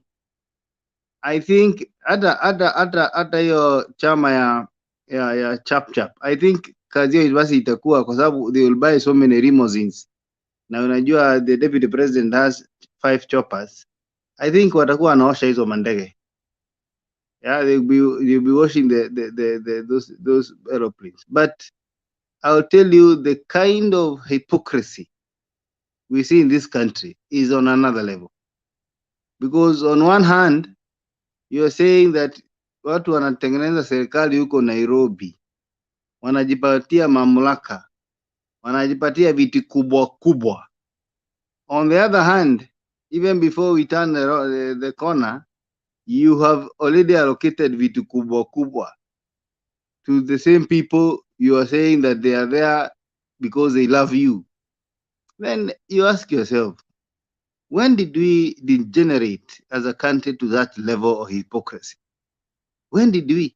Because if you can actually turn around on your words, the ones you have said, Mama Mboga, the ones you have said that you are not interested in power, then we are getting into a very, very confusing position. And I want to say this, that what we have seen in the and you know the funny thing, and I have been saying this, the reason we celebrate this in this country is because, for example, like us Kikuyus, we have been told we have been this for the rest of our lives. And so it is something that we have actually, even at one point, thinking, ai, kwani mimi nisipokuwa mwizi siwezi kuwa Mkikuyu kamili? Unaenda huko Northeastern na huko North Rift, unakuta wazee wa huyo area wanapatiana baraka kwa vijana wao waende waibe ng'ombe na mbuzi. Wanapewa baraka, wanaambiwa mkikuja na mbuzi tutashukuru sana. So we are very weird society. We celebrate thieves. We have been brought up believing that we cannot do anything without stealing. And that is where the problem is. Today, if you're in government and you happen to get out of government without anything, then even the people who are your neighbors in your location start telling you you are a stupid person. Huyu ni mtu mjinga sana. Ulikuwa minister na saa hii huna kitu. So we like condone it. We accept it. It is like a cultural accepted behavior. And that is what is propelling to see people comparing Raila and Ruto, who are incomparable. Because you cannot have a life of thievery in your life and still be rated as a possible president in this country. What is the problem with this country? Yeah? We are suffering today because we have no roads in some areas because of the thievery that has been done in this country. There are hospitals without medicine because of the corruption in this country. There are people who are not even employed today and they are singing this song of people who are plundering this country. Because a question we should ask ourselves today as Kenyans, and I'm saying this without any fear of contradiction and any fear, is that before we talk about the bottom up, we should ask ourselves who took us to the bottom in the first place. Because what took us there? So that we ask ourselves now, we want to take ourselves out of the bottom to the higher places. Because the things that took Kenyans to the bottom are the same things that we are now propelling again. We want people, I heard Tuju saying today, one of the presidential candidates was in charge of a granary. Yeye ndiye amekuwa in charge ya chakula cha nchi. If he could not manage the granary, how can you now manage the public coffers? Tumekupatia ofisi ya mahindi, upatie wale watu wa kidogo mahindi na uwalipe wa farmers, wengine wale wako na njaa na uwapelekee mahindi, na hiyo mahindi umekula. Sasa tunapanga line na tunakupigania kwa sababu sasa umeweza kutengeneza ama kulinda mahindi, sasa uwe ndio in charge ya treasury. Are we sick? Are we having a problem in our minds? What is between what is it in between our ears that we are going to give a person who could not manage a granary treasury now to manage it? Are we sick? There is no comparison between Raila and Ruto. And I know people are listening to me. I have nothing against Ruto. But the only history I know about him is that even one day he had a title deed of a road. A title deed of a road. Inaitwa possessional way. Na anakaa nayo kwa nyumba. So when NAC came, he had to return the title deed. How do you own a road to start with? These are things we are asking ourselves as people. Because right now, hakuna haja ya kufichana. We have to choose between the best candidate, between the 47 candidates and between the two horses. Who is it that can take this country to the next level? And I believe Raila Amolo Odinga is not in this to enrich himself. In any case, even said today, at my age, at my life, I don't think I'm so much interested even in running for another term. If I get this term, I put things in order, then even the duo,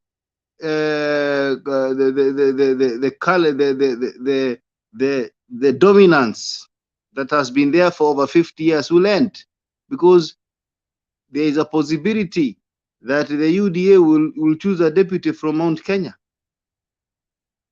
What if they win? A president of Rift Valley and a deputy from Mount Kenya? If they win, and then 10 years are gone again, then the deputy becomes the president, and now he chooses another guy from Rift Valley. What are we doing? We want even the smallest tribe in this country to have an opportunity, and that is why it was very important to change the constitution so that even the people who don't have a voice, they can feel they have a voice in this country. So Bernard, as I finish, I want to say we need to make sure that the things that took us to the bottom before we solve the bottom up issue. I don't mind taking from people because I'm also in the bottom. I've been put there by corruption. But I can tell you, before we are taken from bottom up, we need to ask ourselves these questions one by one. What took us to the bottom to start with? Okay. As I finish, I want to talk about the issue of Sonko and Waititu. This is a circus. I agree. I respect the judiciary of this country, and I hope these things stand. But me, the country I live in is a country that surprises me each and every day. I will not be surprised if Sonko now goes to a court in Moyale, a place that is a magistrate, and they procure another stay order. Aseme sasa koti iseme nayo hiyo haiwezi zuia. So we have seen these suckers in the judiciary.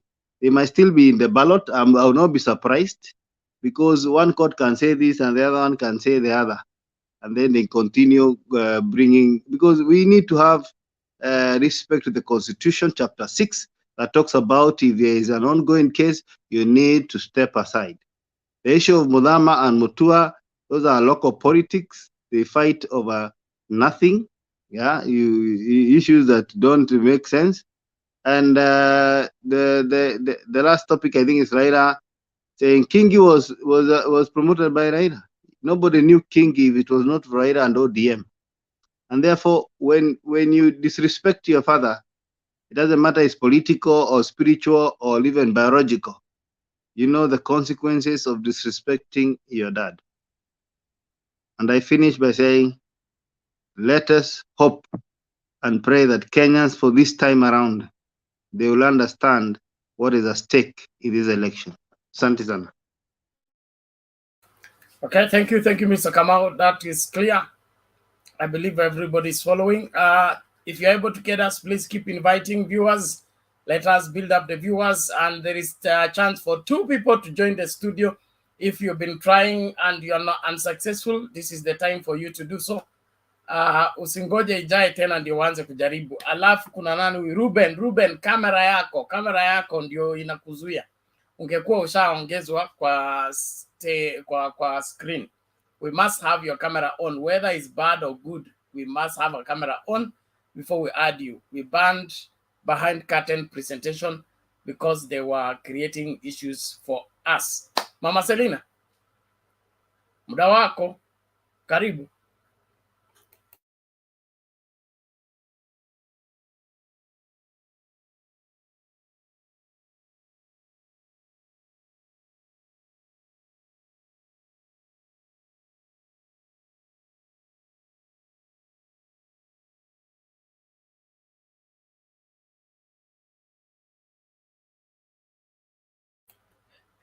Sorry, your gadget is failing. Relax. Don't panic. I did. Obey. Thank you. Okay, Pena, thank you so much. Panelist, nataka kushukuru. Tunaona mambo vile inaendelea. Kenya kwanza, nimeshukuru earthquake. Alikuwa anatuambia earthquake, he never knew yeye ndiye amekuwa fixed. Walisema Prime Minister hakuna kwa katiba ya Kenya as for now. Na wakutaka mambo ya BBI. So being promised kiti ya Prime Minister from where? Hata Wetangula amemshinda kwa sababu Wetangula ametafuta kiti yenye iko na nguvu. Being the Speaker of Parliament, even in Senate or in Parliament, that is a seat yenye iko na heshima. Lakini mwili kubwa na kumbe tu kujua sasa ndiye ilikuwa Musalia. we thought Sosa was was Wetangula Mupukusu, man. Kumbe yeye ndiye anajua kunyorosha mwenzake. Tukaenda mambo ya Amason Kingi. I really think amejua mambo ni ngumu. Tukakuta mambo ya MUTUA. Chairman ya UDA, MUTHAMA, amesema there is no way he can work with them. And ameanzia MUTUA. And maybe even the other friend. And I don't know vile itaenda. Alafu promising.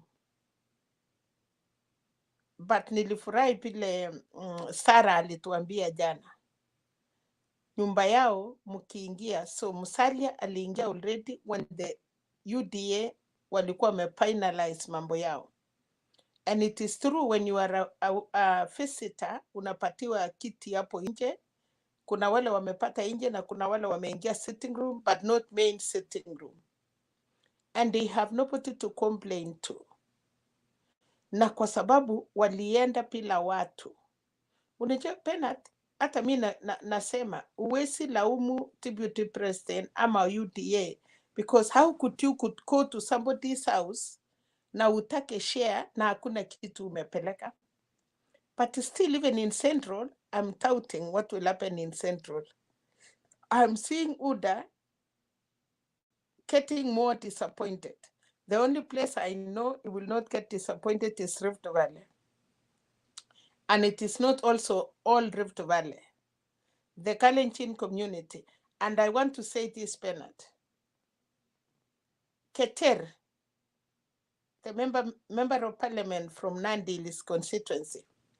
My brother was telling me today we are electing him in independent. So disappointment is still coming there. So mambo ni ngumu. Yes, they can smile, but not yet. Kwa sababu pia pato nasema, kama tunachekea meno ya wenyewe, kama unategemea mtoto ya jirani can leave you. Your own child cannot leave you. Kwa sasa UDA, mtoto ya kwanza ni ya wenyewe. Na ajui, huyu mtoto alienda akakutana na mama yake kama amesaa. Na baba ya mtoto nasikia amerudi. Na mama alikutumia kununua mkate na kulea watoto. So it is very difficult kwa sababu baba amerudi, anaweza funga mlango na mama hatakuwa na la kusema, atakwambia tu asante, tulifanya kazi na wewe, vile baba anasema mama na kijana. So things are not yet over until it is over. I don't see where, ile kitu nashukuru kwa Azimio ya baba ni kwamba Plok kura zake siko independent. Asijatingiswa. Western ijatingiswa. Coast ijatingiswa. Central ndio hiyo inaenda kupatia baba nusu ama hata yote. Rift Valley ndio hiyo iko ina yumba yumba. So nilikuwa naona mchana watu ya UDA wakicelebrate. But I want to tell them, ukipatiwa suit na mwenyewe na acha kupromise ni yako, anaweza kukupatia aibu kama umeketi huko mbele kwa harusi na kukwambia usimwakie chai koti yangu juu. Dry cleaners ni expensive. And that is what is happening in Kenya Kwanza. They can be told, today you are not. With the end of Martha Karua, tuwache mchezo. Nimefurahia hata Coast. They know ni mama strong. With end of Martha Karua in Central. Nilisikia jana mtu akiongea kuhusu wasee wa Central. Hawa ni watu wakishaamua, hata wale watoto walikuwa na kimbia kwa barabara. They listen to their elders. Unasikia kwanza ni chama mbili. Kuna kiama na kuna hiyo ya Kema. And they have decided. na wamekuja wakasema this is our position. Hata mumenunua, wale watu wameenda na pesa ni wakubwa peke yao penalty. Na nimeshukuru kijana mmoja ya UDA alisema Mudavadi alitaka kutukonfamia ya kwamba yes, Mudavadi alipata nyumba. What else do you want? Na kweli kama umeenda kulipwa, ukikosa hiyo vitu utauliza nani? So they have gotten what they wanted. MUTUA was talking about money. They have money. So ile pesa wamepata labda itawasaidia for 5 years. Na UDA kama ingekuwa ni ukweli, 70% of a government is not a joke. UDA ikichukua the strongest ministers na nyinyi mupatiwa assistant, na vile mnaona control ya chama iko. So nataka tu kumwambia Wakenya tusimame na baba kwa sababu tunajali nchi yetu. Nashukuru Gavana Ngilu amesema today ya kwamba the women of Kenya wanangoja kujua where is their fault. Kwa hivyo inasimio, people are still waiting. The women constituency Bernard are not tired. We are waiting for our right. We are waiting for our fault. Wakati baba anatangaza Wangare wa Karua mother kama deputy president, hata ile msimamo ameongea kwa Mombasa, kwa hizo rally sote, epalorate mambo vile baba amefanya, ameambia Wakenya vile wamefanya kazi na baba. Unataka deputy president aina gani? Si story tunaenda kufanya, ni yale mambo imefanyika na pesa ya Kenya itachungwa. So mimi najua baba kesho ama kesho kutwa pena tutaona mambo. Wakati itatangazwa hiyo tikiti ni Martha Karua, hata najua Central sahi wanalia, ndio watapatiwa, haita iende East, ama hata wakipatia the 2 ladies ikue miracle Kirinyaka wakuwe na 2 ladies. I like the Central people. Wakati Kibaki na what was another prestation Matiba. Wakati Matiba walisimama na Kibaki na wakati Uhuru walisimama na Kibaki, they have tried, they don't care. Ikifika even if they are 2 sons or they are 2 daughters, the Central people know how to go. Wanajua tutaenda kwa mmoja na the other one will wait. So even if today you give us Waiguru and give us Martha Karua, even if you give us Kirate Kashakwa na Wangari Martha Karua, already Central itakuwa imeongea. Nataka kuachia hapo ya kwamba tuone baba vile anafanya, lakini hatujakuwa disappointed hata kidogo na mkutano ya Coast. Huko ni bedroom ya baba. Watu wenye walikuwa natuambia wanapata kura, tutataka kujua mahali anatoka. Ya mwisho,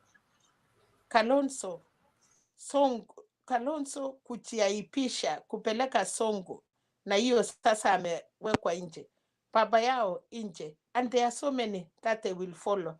The kina Aisha Chuma, nani anajua hiyo kesi yake vile iko. So wacha nisiseme mingi, wacha niwatie hapo, nimwambie Mudavadi thank you so much.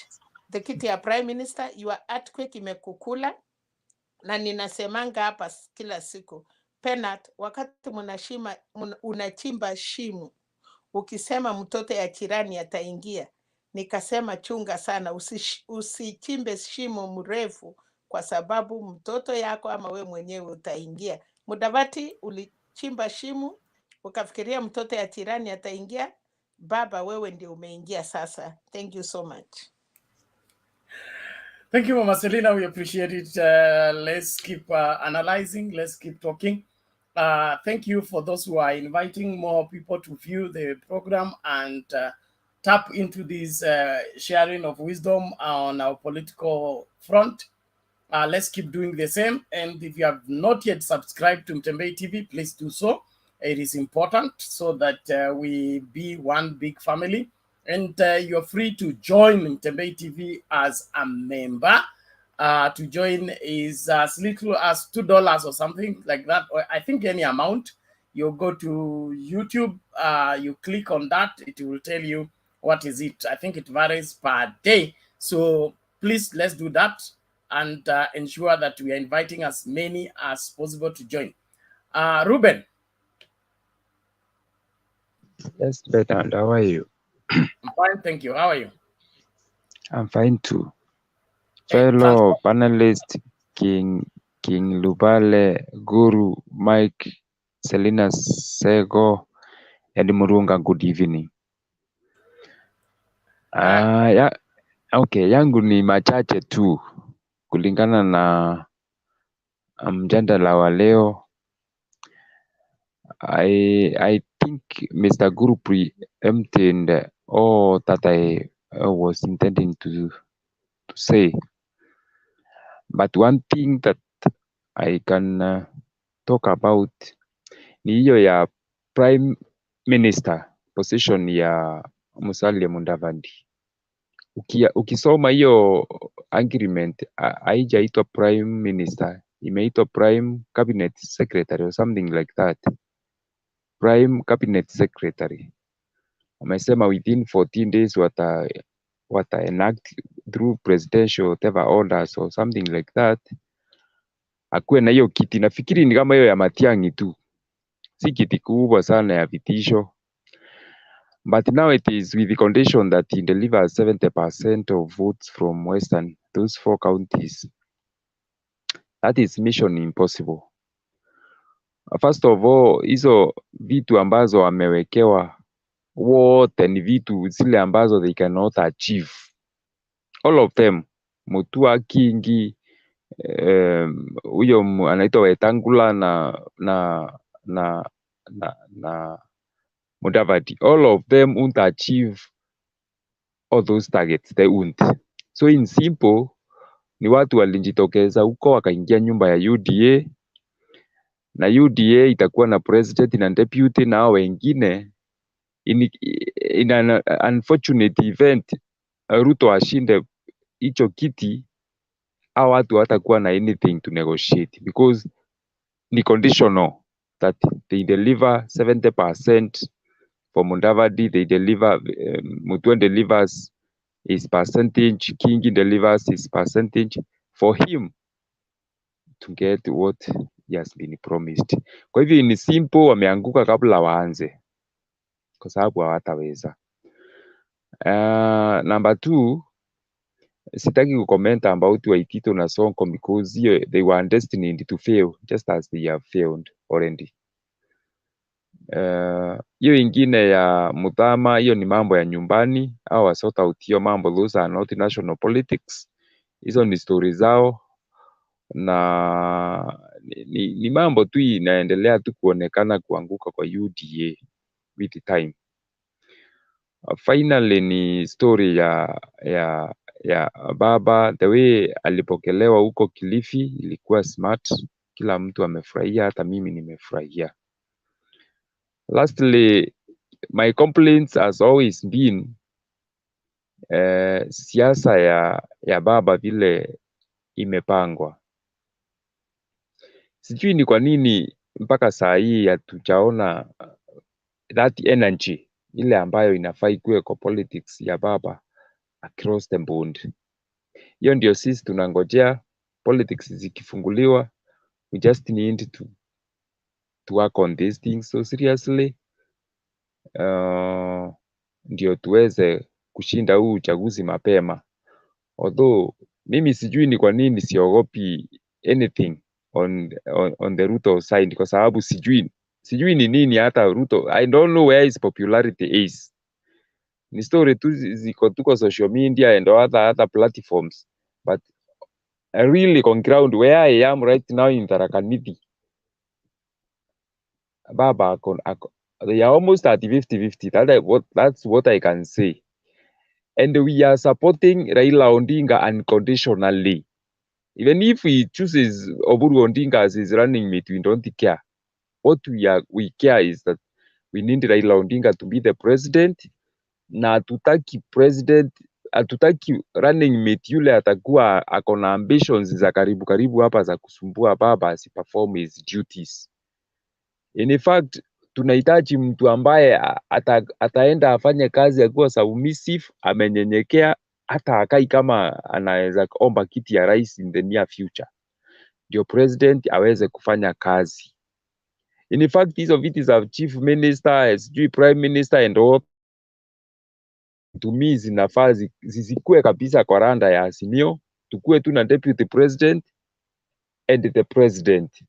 Mambo zingine hizo za sijui nini president ataamua na uko mbele. That is what we want. Ndio tusikue na mambo nyingi zile. What surprises me ni vitisho zile ambazo ziko kwa hao watu wanaomba, walikuwa kina MUTUA na kina Kalonzo. Mtu anasema nisipopewa deputy president au quit Azimio. Now, some of them who have decided to quit, what have they achieved in Kenya kwanza? Because the constitution is the same. Wewe unasema usipopewa kiti utaenda wapi? You see, some things ni za vituko tu. Unataka kutoka Azimio Kenya uende Kenya kwanza. Kenya kwanza, what are you assured there? So Kalonzo akiambiwa saa hiyo ukienda, ataenda wapi? Some of the things mimi sijui ni kwa nini hiyo kitu hata ifai kutusumbua. Kalonzo yumbi na Azimio whether he likes it or not. Just as simple as that, although I'm not arrogant. Otherwise, thank you. Wacha watu wengine wachangie. Asante. Asante Ruben, we appreciate it. Thank you. Let's keep the conversation going. Wapi, let's play the video before Mr. Morunga comes in.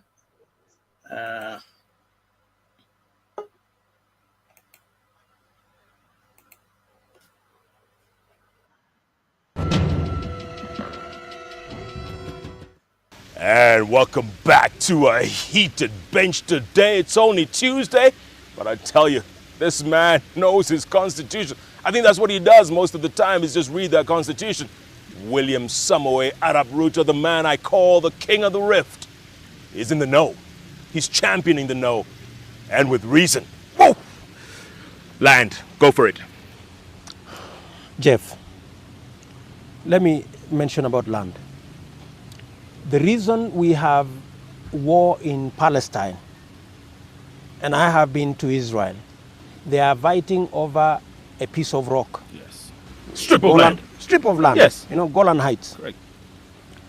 This country, we almost went to war with Uganda because of a piece of rock called Migingo, which is half an acre. So land is an issue that you don't take lightly. In the Constitution, there are 4 critical issues I want to mention. Article 43A of the draft Constitution removes any constitutional protection from property called land. That is on the Bill of Rights.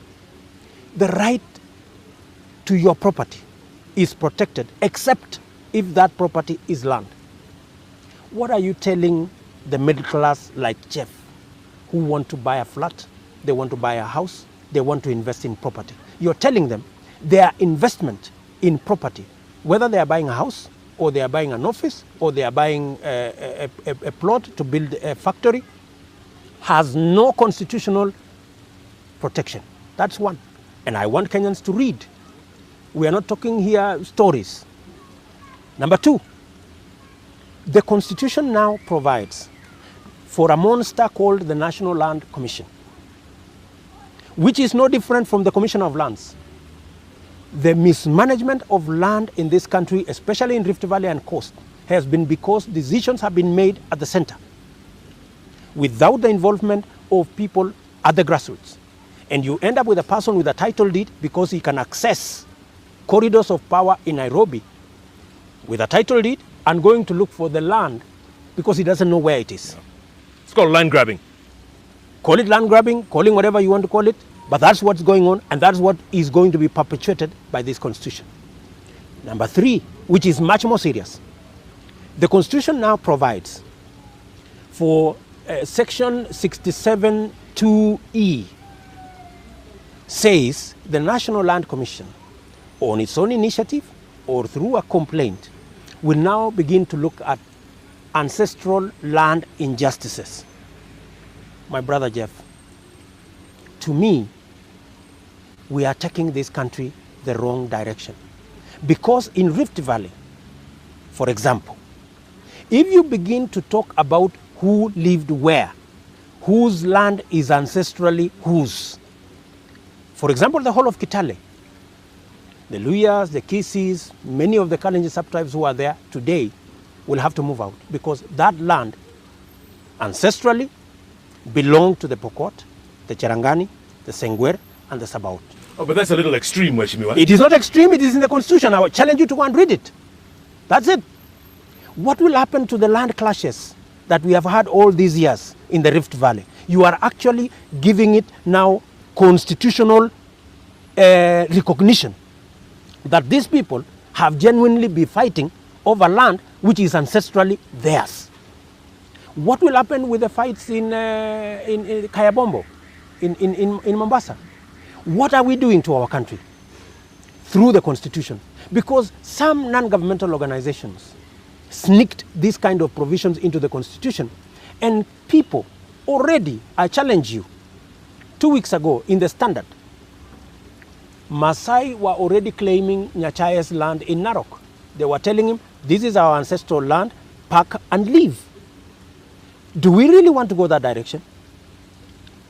The same National Land Commission, the Constitution says, we are now going to take private land. I'm talking private land. And prescribe minimum and maximum land acreages. I just want you to understand what it means. Yeah. Already the government, when Amos Kimunya was Minister for Lands, said the minimum land acreages in arable land should be 2.5 acres. I want to tell you as Minister for former Minister for Agriculture, that 90% of tea is grown by small-scale farmers on 1 acre and less. What are you telling those farmers? Okay, but let me ask you this. No. I mean, what are you telling those farmers?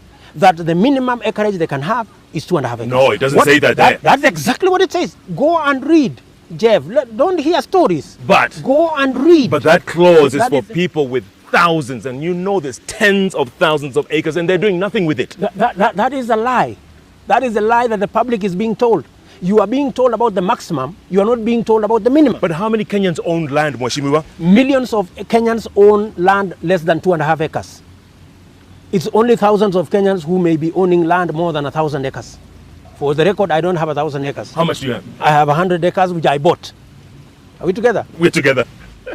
So, let me tell you, the Constitution on the land chapter is going to create a crisis in this country of unimaginable scale. This same Constitution says now land is going to be taxed. Mm-hmm. Yeah? It's going to be taxed. Majority, 80% of poor people live in the rural areas on land.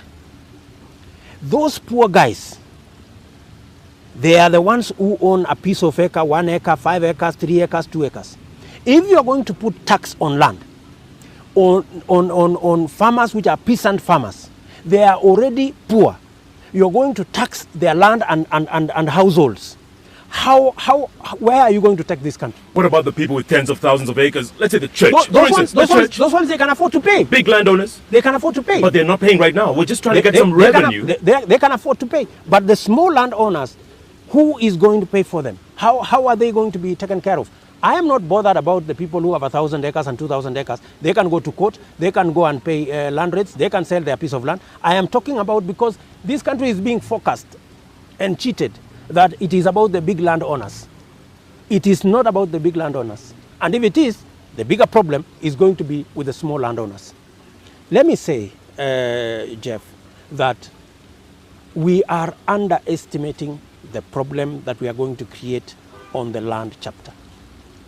And believe you me, I do not want to be party, and I do not want to be on the side of the leaders who presided over the impoverishment of other Kenyans and over creating a confusion in this country that is going to cause a total resettlement of Kenyans.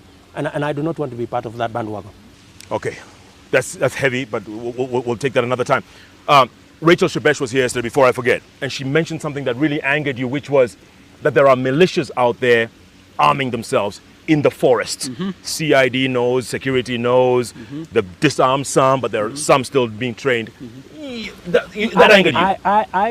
I had it, and it was really an unfortunate scenario for a member of parliament to make such wild, serious security allegations without taking the responsibility herself to get the commissioner of police. Has she recorded a statement? Let us assume, for argument's sake, that she is right. What is her responsibility as a citizen? Is to make sure that we do not drive this country to anarchy. Instead of coming to a TV station and making such wild allegations, she should have made the earliest opportunity and reported to a police station that I know this is happening, it is in this place, sponsored by these people, and these are the culprits. Please, for heaven's sake, those kind of statements are what brought this country almost to a precipice in 2007. Wild, unsubstantiated allegations. And this country should stop those kind of leaders arrogating themselves that kind of platform to make wild allegations. Yeah. I think you owe it also to you.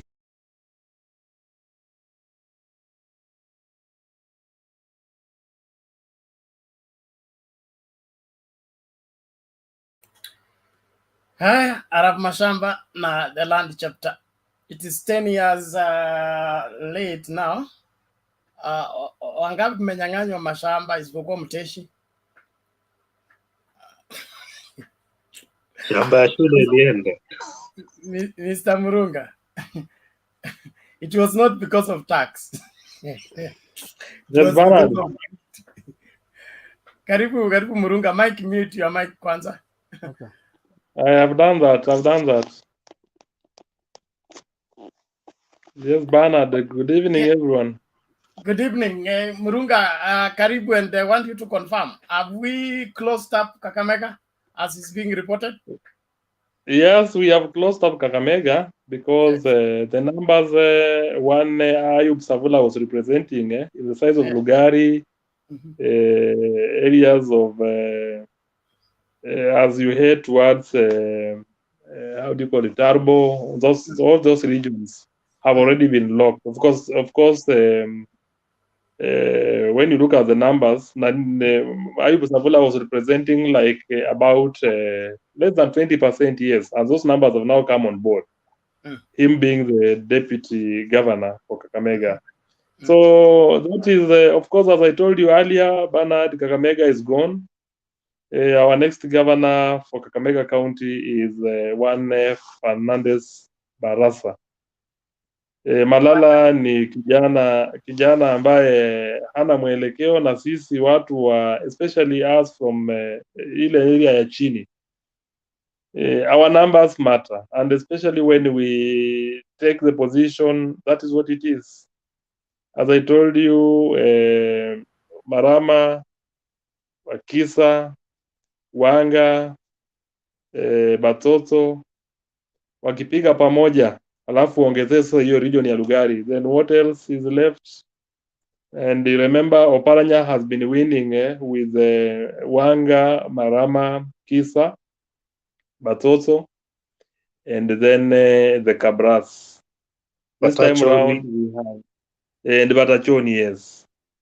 Now this time around, look at the numbers that are coming in. So obviously it's going to be Fernandez Barasa's turn.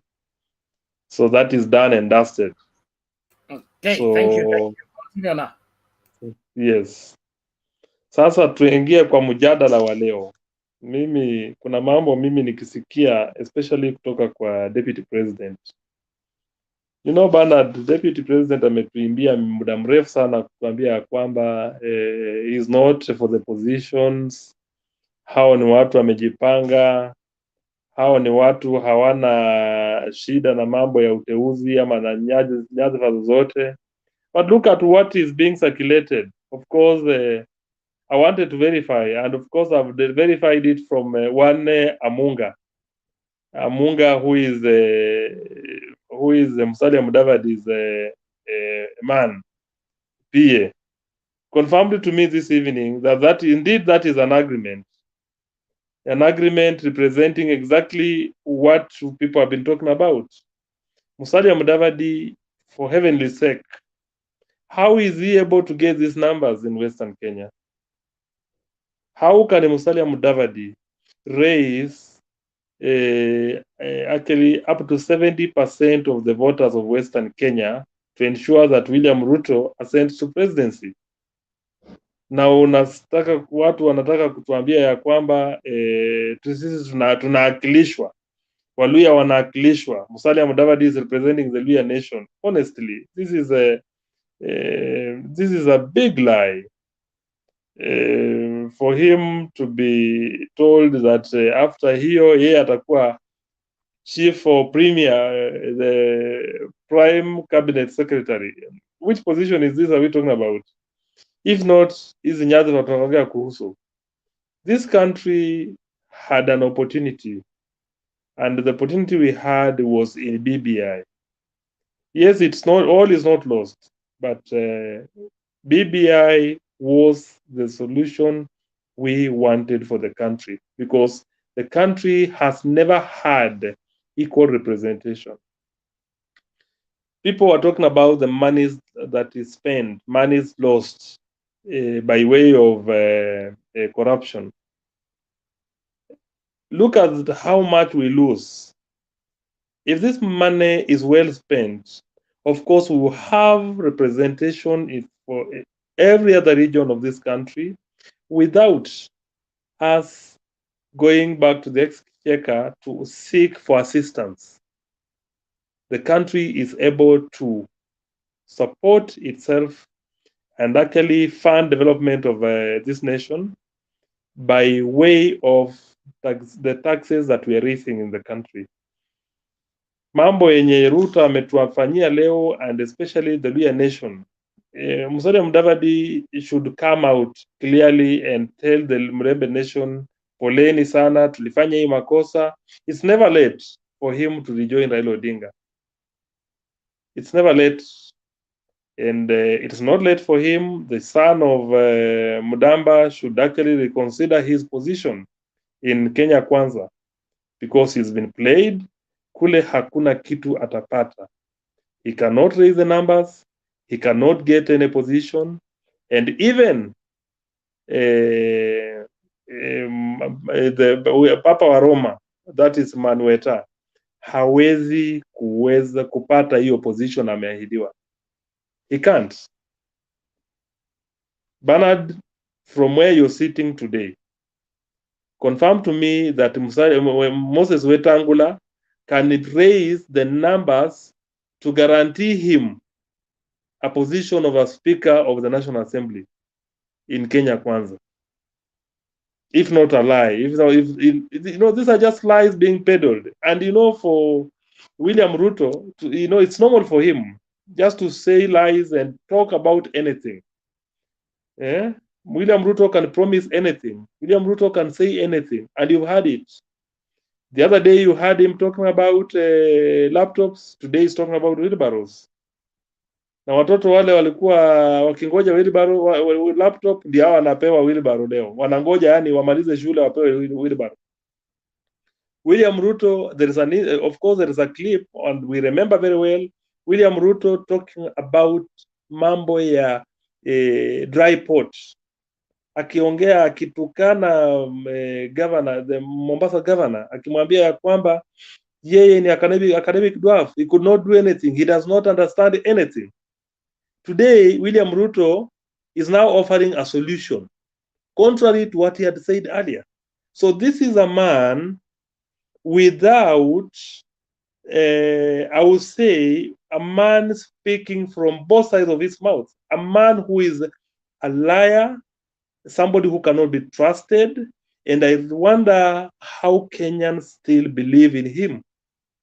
Mtu anakuambia, anaamka asubuhi anakuambia ya kwamba William Ruto is now the man to give us the solution to offer the solution in this country, tuwe watu wa kusemezana ukweli.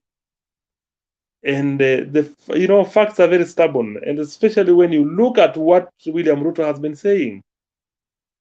I don't know what the media houses are doing today. Wangekuwa wanamuuliza haya maswali. Let this guy be accountable.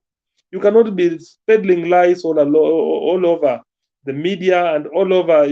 When you're going to any meeting today, you unveiling a government project. Tomorrow you're accusing the same government. Unaambia watu wanalala njaa kwa sababu ya hiyo serikali ambayo unawakilisha. You're still the deputy president of a country. It's shameful that this man represents us. I'm sorry I never voted for the duo, but I'll say this. For William Ruto, no. This country needs somebody else. And Raila Odinga is a man who will actually deliver this country. Tuache kusemezana mambo ambayo na kungoja William Ruto kutupatia suluhisho. Now on the topic of Mombasa, regarding one Mike Mbuvi Sonko, who is actually contesting for the gubernatorial seat, I'm happy that the court, and I will also insist on this, anyone who has been impeached, please spare us. We have other people who can represent us. Kaa kando, fanya vitu zingine. Kitu cha kwanza, ukubali ya kwamba unafuata ule mkondo. Kama court zitakuexonerate kuambia ya kwamba wewe hukufanya makosa, fine, you can come back and contest again.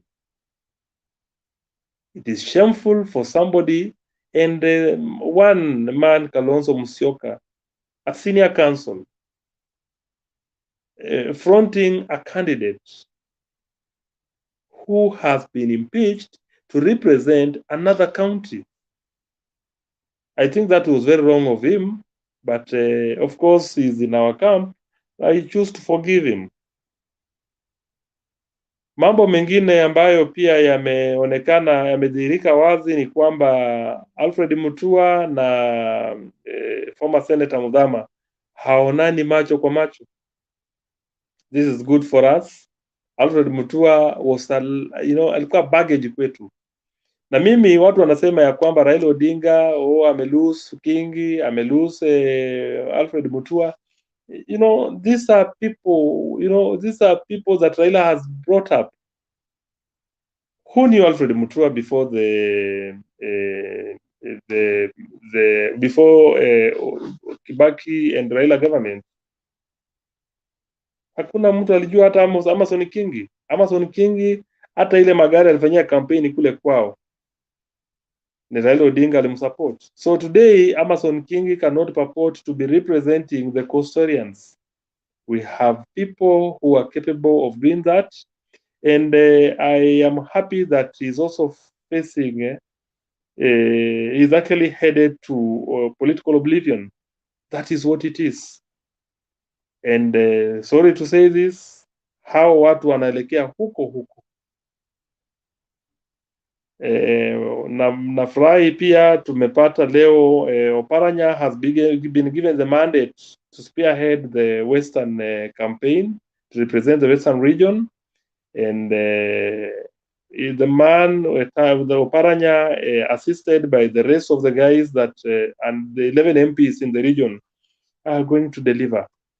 Na nimefurahi pia zoning ya vyama kule Western imefanyika mzuri na inafanyika mzuri. DAPK are going to withdraw their candidates in Kakamega, Busia, and Vihiga.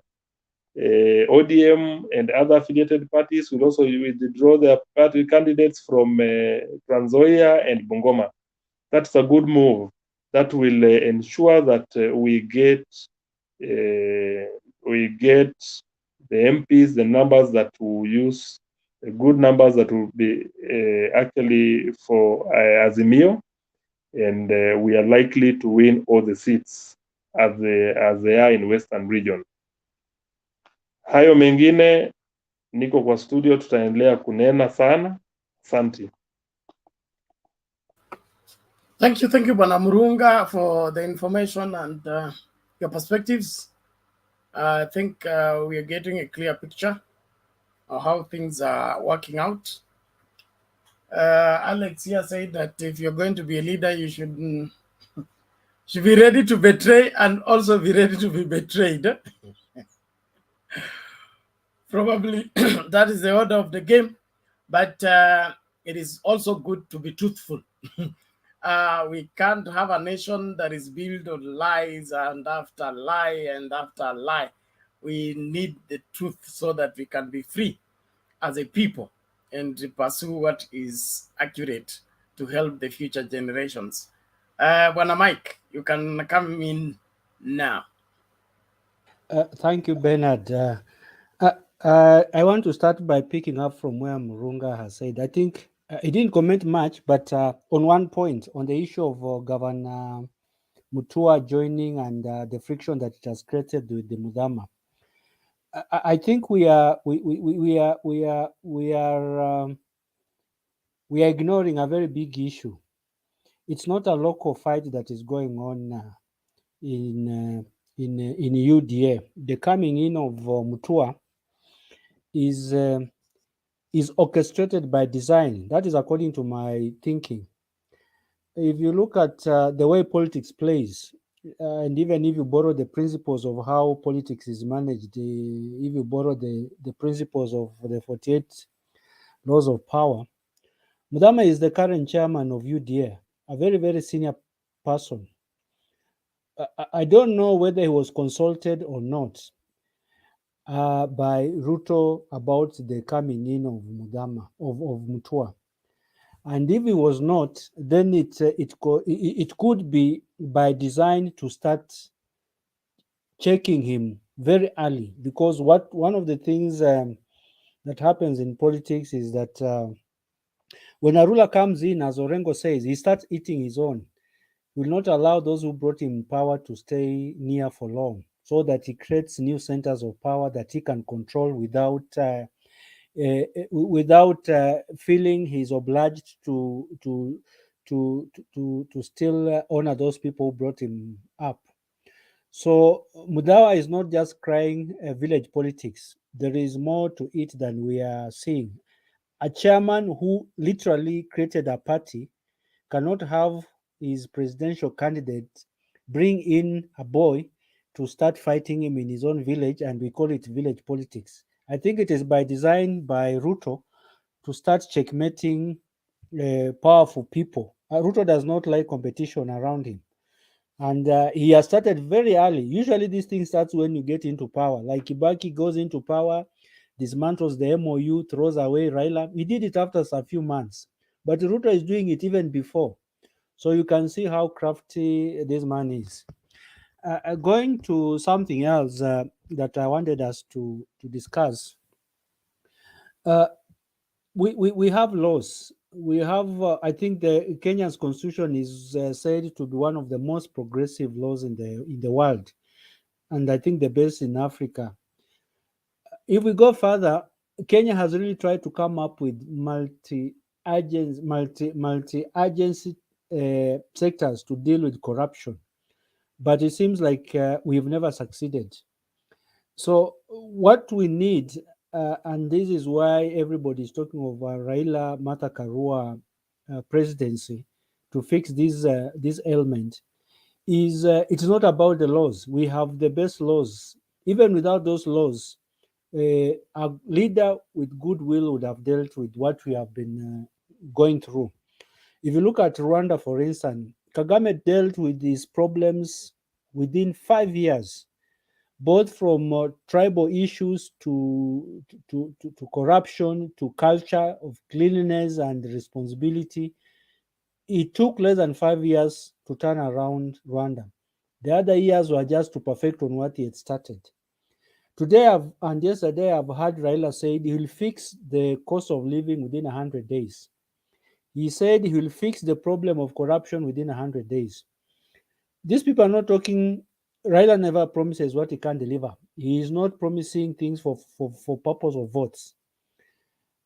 But on the other side, I was shocked to hear in an interview, Ruto say they will need 15 years to fix the country.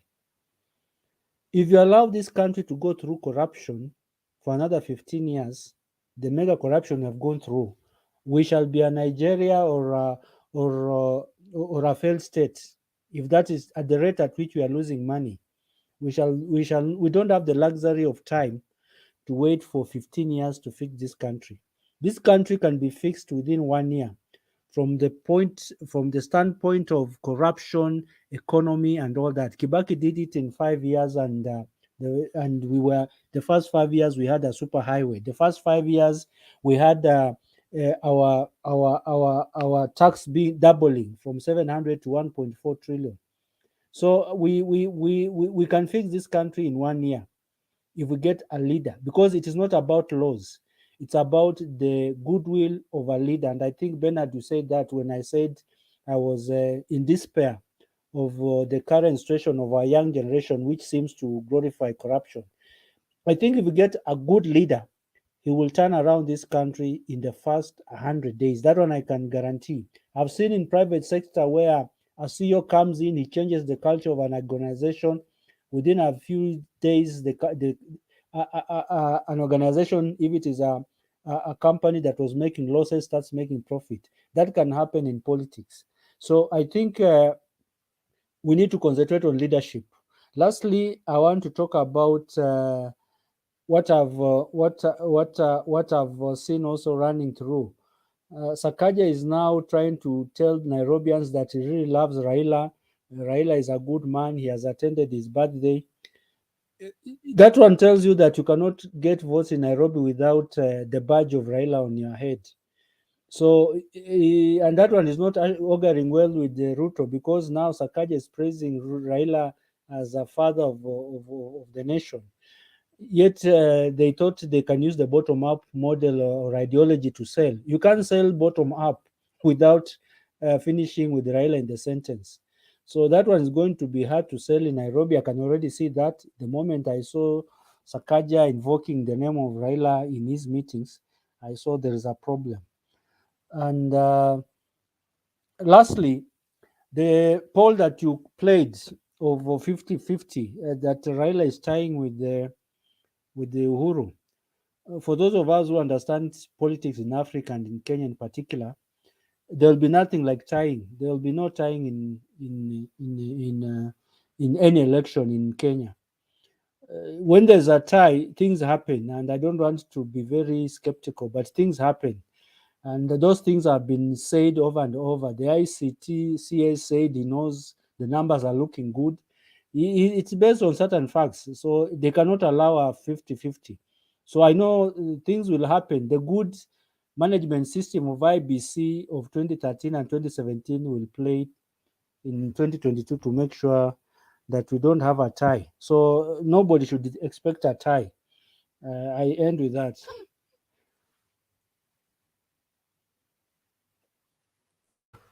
Haya, mambo ni kama hayo. Asante sana. Naomba tumsikilize sasa mzee Jack Kindube. Kabla mzee Joan Masi, namna gani?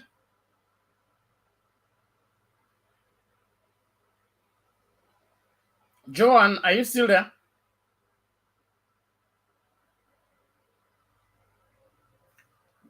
Joan Masi.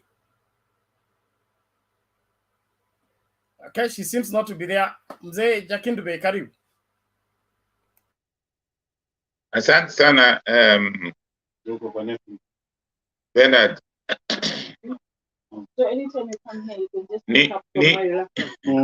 Ni sikitiko kubwa sana kama bado sisi wote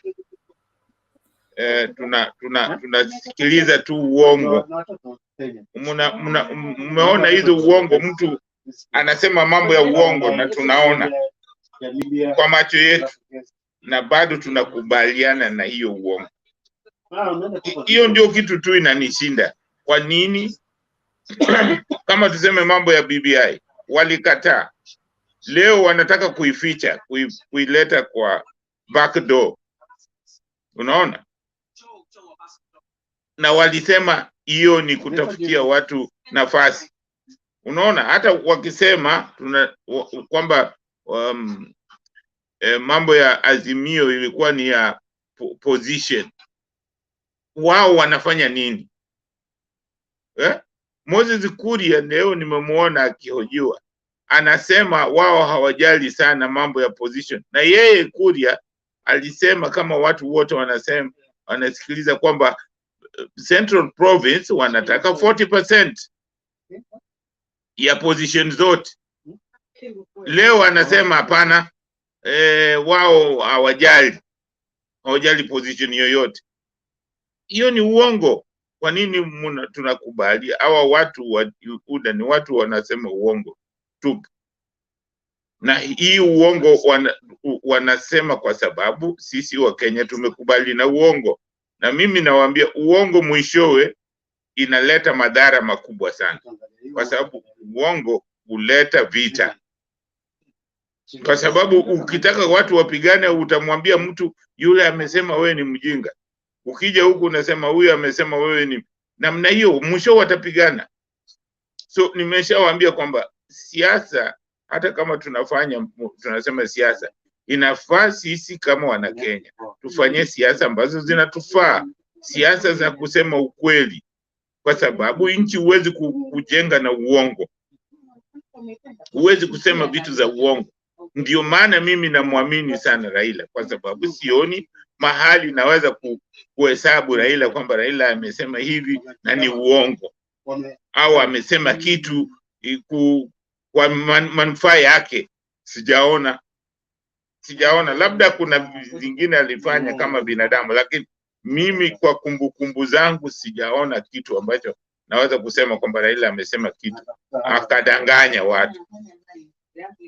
Lakini hawa wengine wote wanadanganya watu. Kama kwa mfano sasa tukisema hatutaweza Kalonzo anasema haendi kwa panel. Saa 2 asubuhi yuko kwa panel. Maana yake nini? Anatoa maneno makali, anatoa maneno vitisho, ya kusema kwamba bila yeye. Sasa maana yake anaamini nini? Kwa sababu mnasema kama unajiunga na kikundi fulani unaamini kwa sababu ya msimamo yao. Sasa kama huamini, kwa nini unajiunga na hawa watu kama kina MUTUA alisema kwamba anaamini yale yaliyomo kwa Azimio. Leo hayo vitu alikuwa anaamini aziko, kumbe haikuwa ni kuamini, ilikuwa ni position ndio alikuwa anataka. Sasa hiyo kusema kweli, hiyo haitatupeleka popote. Tunataka watu ambao wanaamini kwamba tunataka vitu ambavyo vitasaidia wakati kwa muda mrefu, yani zitasaidia vizazi vyote ambavyo vinakuja za mbeleni, miaka 100 ijayo. Tunataka kutengeneza nchi ambayo itasimama, nchi ambayo haita yumba hata ikikubwa na dhuruba, kwa sababu dunia kuna vituko vingi tu vinaweza zikatokea. Kwa hiyo tunataka nchi ambayo haitingisiki, iwekwe kwa misingi maalum. Kwa hiyo nawaambia sisi wa Kenya wote tuangalie kwamba tunataka kujenga nchi yetu katika misingi ya muda mrefu, msingi ambayo itafurahiwa na vizazi vijavyo, sio tu leo alafu kesho unaacha vizazi vijavyo wakipigana, wanasema sasa hawa walifanya nini? Haya mambo ambayo hayakurekebishwa, tafadhalini mimi naomba Wakenya wote tusaidie President Kenyatta na Raila tujenge hii, kwa sababu baada ya uhuru hatukujenga taifa, tulijaribu kujenga nchi. Ni lazima mtofautishe kujenga taifa na kujenga nchi. Kujenga taifa ni kujenga watu, kuleta watu pamoja, wawe wamoja. Kujenga taifa, kujenga nchi ni kujenga vitu kama mabarabara, manyumba, nini. Kwa hiyo lazima tujue kwamba kuna kujenga taifa, na lazima uanze na kujenga taifa, ndio kujenga mabarabara inakuwa ni rahisi, kufanya maendeleo inakuwa ni rahisi. Sijui kama hapo tunaelewana. Kujenga taifa ni kujenga watu, kuleta watu wawe pamoja, kufanya watu wawe wamoja.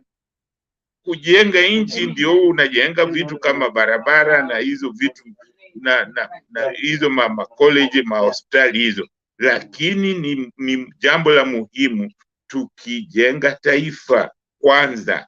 Hiyo taifa ikijengwa inakuwa ni rahisi sasa kujenga nchi. Kwa hiyo lazima tujue kujenga taifa na kujenga nchi ni vitu tofauti. Na kwa sasa ni lazima tutegemee sana tujenge taifa letu, kwa sababu ndio msingi wa kila kitu. Asante sana Leonard.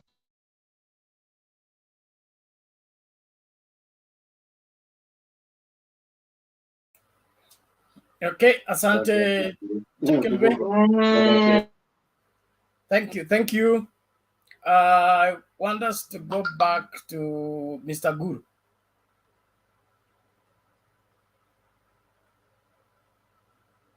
And Bwana Penny, weka kamera on ndio tukuongeze. Bila hiyo ngoma kali, sheria mpya, mabadiliko, Nairobi Express. You must be allowed to ride on it. Hata ukija na gari mpaka ukuwe allowed kwanza. Thank you.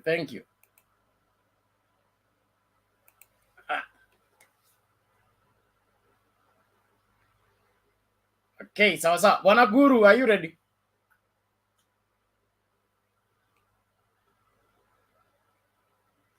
Guru, you are still mute.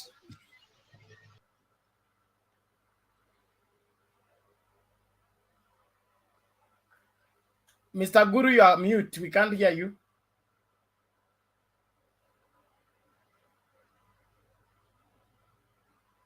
Huyu ananipata kweli?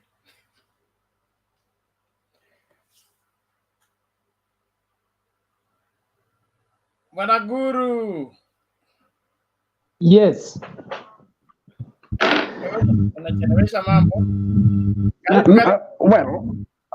Yes, I want to follow up on that agreement again. You notice that in the whole structure of the agreement, there is nowhere where we find political parties from Mount Kenya having any defined benefits or even deliverables. So you wonder how they are accommodated in the yet to be formed government of Samuel RUTO. I am sure the agreement is going to elicit a lot of reaction from the Mount Kenya. It's a confirmation, if ever there was one, that kupangwa, watu wamepangwa sawa sawa. And sijui wale wanamshabikia kutoka kwa mlima watawaambia wale wengine namna gani, sababu inaonekana anatarajia kupata kula nyingi kutoka kwa mlima, na ndio anaona kama itamsukuma kupata kiti ya urais, lakini pia inaonekana yeye ni mkonongamu.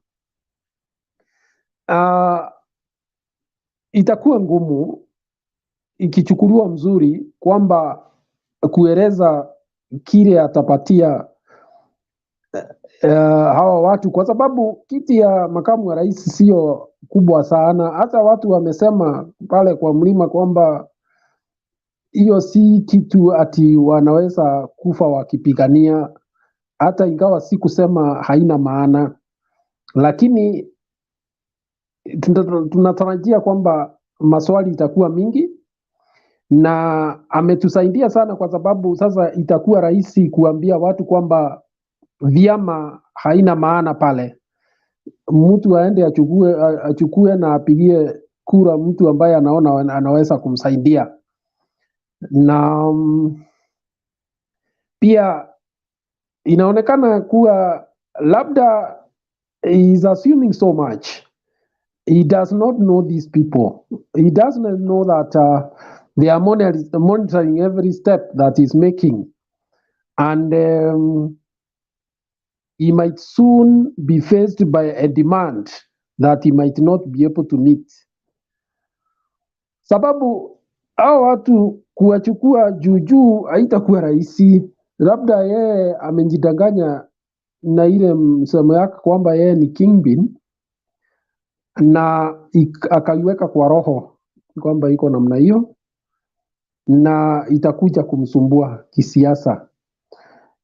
Nakwambia hapa Bernard, wacha hii kiti batiwe Martha Karua, ndio atajua hajui, ndio atajua vile siasa ya mlima inageuka, na siku moja ataenda kule akute watu wameweka stone face, washaamua wanaweka kura yao upande gani.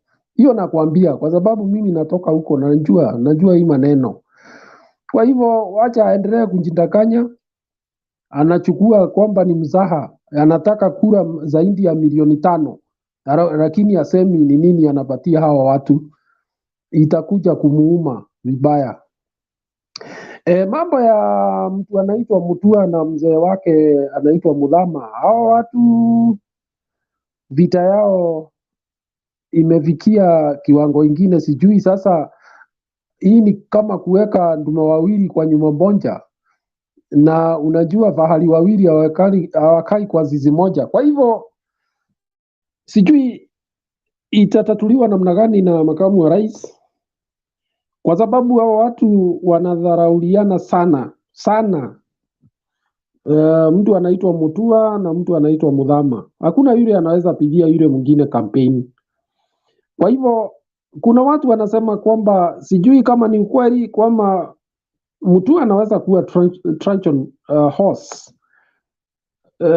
Hali yake ni kuenda pale kufuruga na kupata ile mambo ya udani ili asaidie upande yule yeye roho iko. Lakini unajua hii mambo ina ufiche sana, huwezi jua kwa uhakika. Na pia ni njia ya kumzuia yule ndugu yake mkubwa, ni ndugu ama ni baba sijui, asiende upande ule. Unajua ukienda kwa malisho, Bernard, sijui kama ushawahi kupeleka ng'ombe kwa nini malisho, na lazima ukatumia mbinu kadhaa za kuweka ng'ombe hizo pamoja. Wamasai ndio wanajua hii sana, sio lazima waende round ya hizo ng'ombe zote, lakini wanajua zile mbinu wanatumia ya kuziweka pamoja. Kwa hivyo nadhani tutakuja kujua tu ukweli vile siku zinapita, kwamba labda tunaona Alfred MUTUA kama ni adui, lakini this is a boy who has been fed in the deep state, so we wait and see. Asante. Okay, that's a probability. We hope it is everything under control. Let's see this video before we go further.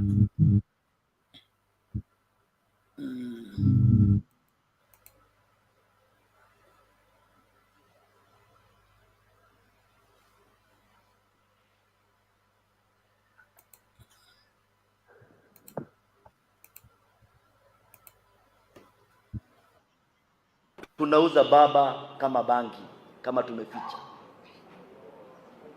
Si vile tulikuwa tunauza baba kama tumempenda, tukiwa open. Watu kama hawa ambao tunasema na unaongoza hii Jubilee, wanauza baba kama bangi kwa mfuko. Na mimi nawaambia, kama mungeachilia Nairobi tuigurumishe, kama mungeachilia Nairobi tuigurumishe vile kwa tumeigurumisha na Jubilee, baba angerecover kura ambazo zinapotezwa na wale watu ambao hawauzi baba kwa mashinani zao. Kanini Kega ukimwangalia anaambiwa ni yeye anapigia anaombea Raila kura. And when you look at this, hajaweka picha ya baba katika posta yake. Hii ni posta yake yenye anaweka Keni. Mnaiona? Mnaiona? Na huyu ni yeye, na huyu ni yeye anatupanga huku Nairobi. Na hajui siasa ya Nairobi venye inaenda.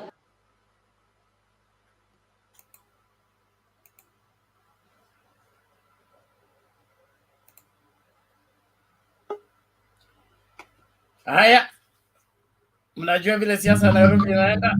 Baba amekuwa hiyo kitu ingine sasa kwa mfuko. Inaitoka kiawani. Skara kubwa. Haya, Murunga, ni Murunga ama Mike? Let Murunga go first. Okay. Murunga, it seems not to be in there. Mama Selina also seems not to be there. You can pick it. You can pick it, Mike, kwanza. Thank you. I think I'd shared most of my issues, but I'm just happy things are falling in place. And with the time, one thing people have not realized is that Uhuru has not come out to campaign because of two things. He wants everything to fall in place, number one. And the things that has to fall in place are the formation of Azimio in terms of the presidential candidate and the structure will be complete after the DP's position has been cleared.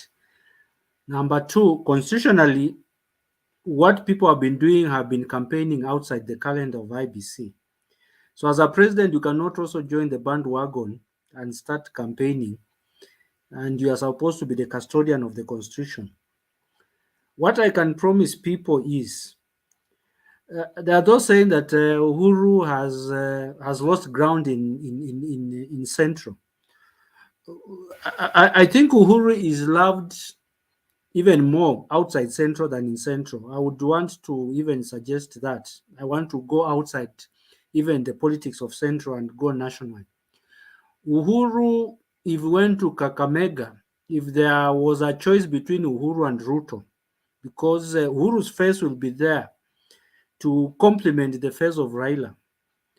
If he went to Coast or Kilifi with Raila, the face of Uhuru and Raila is too much for a RUTO face to counter, because those two represent totally different things. One thing we also underrate is the power of the government machinery. I've never seen a sitting president campaign for another president since independence. This will be a first, and I can assure you, there's going to be a real earthquake when Uhuru comes out. Uhuru does not come from a poor family, neither does he represent a poor region. Mount Kenya Foundation control 30% of our economy. I'm going to ask people to expect, because Uhuru has vowed with his life that he's going to go out of his way to make sure that Baba goes to State House. For some people, it has sounded like minus for Raila, but I can assure you what he's bringing in is more than just lobbying for Mount Kenya or the Kikuyus. He's going to bring a face of somebody who has been betrayed, somebody who is mature and is looking at the bigger picture. And there is a group of people, the mature people, anybody over 45 or let's say 50, he is not going to listen to Nyoro or Didmas Barasa. They listen to what an elder is saying. So there is a certain constituency that Uhuru and Raila are going to appeal to, trying to address to the polls that says there's about 10 or so, 15% who are undecided. Those undecided percentage, I can assure you 90% will fall on the side of Uhuru Raila. That one I can give you a guarantee. So besides the the government being intact, in charge of everything, we have the persuasion, the last minute persuasion that is going to change the tide. And Kenyan's politics is played in the last 3 months. Anything you see before, don't get excited about it. Jubilee was created less than 6 months to election.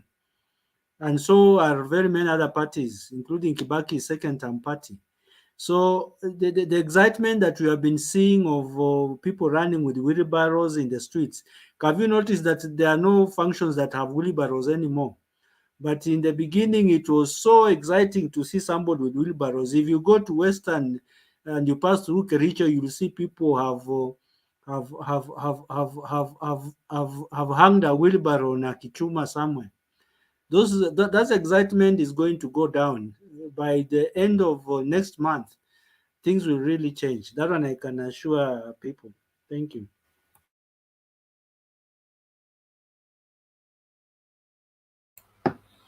Okay, sawa sawa.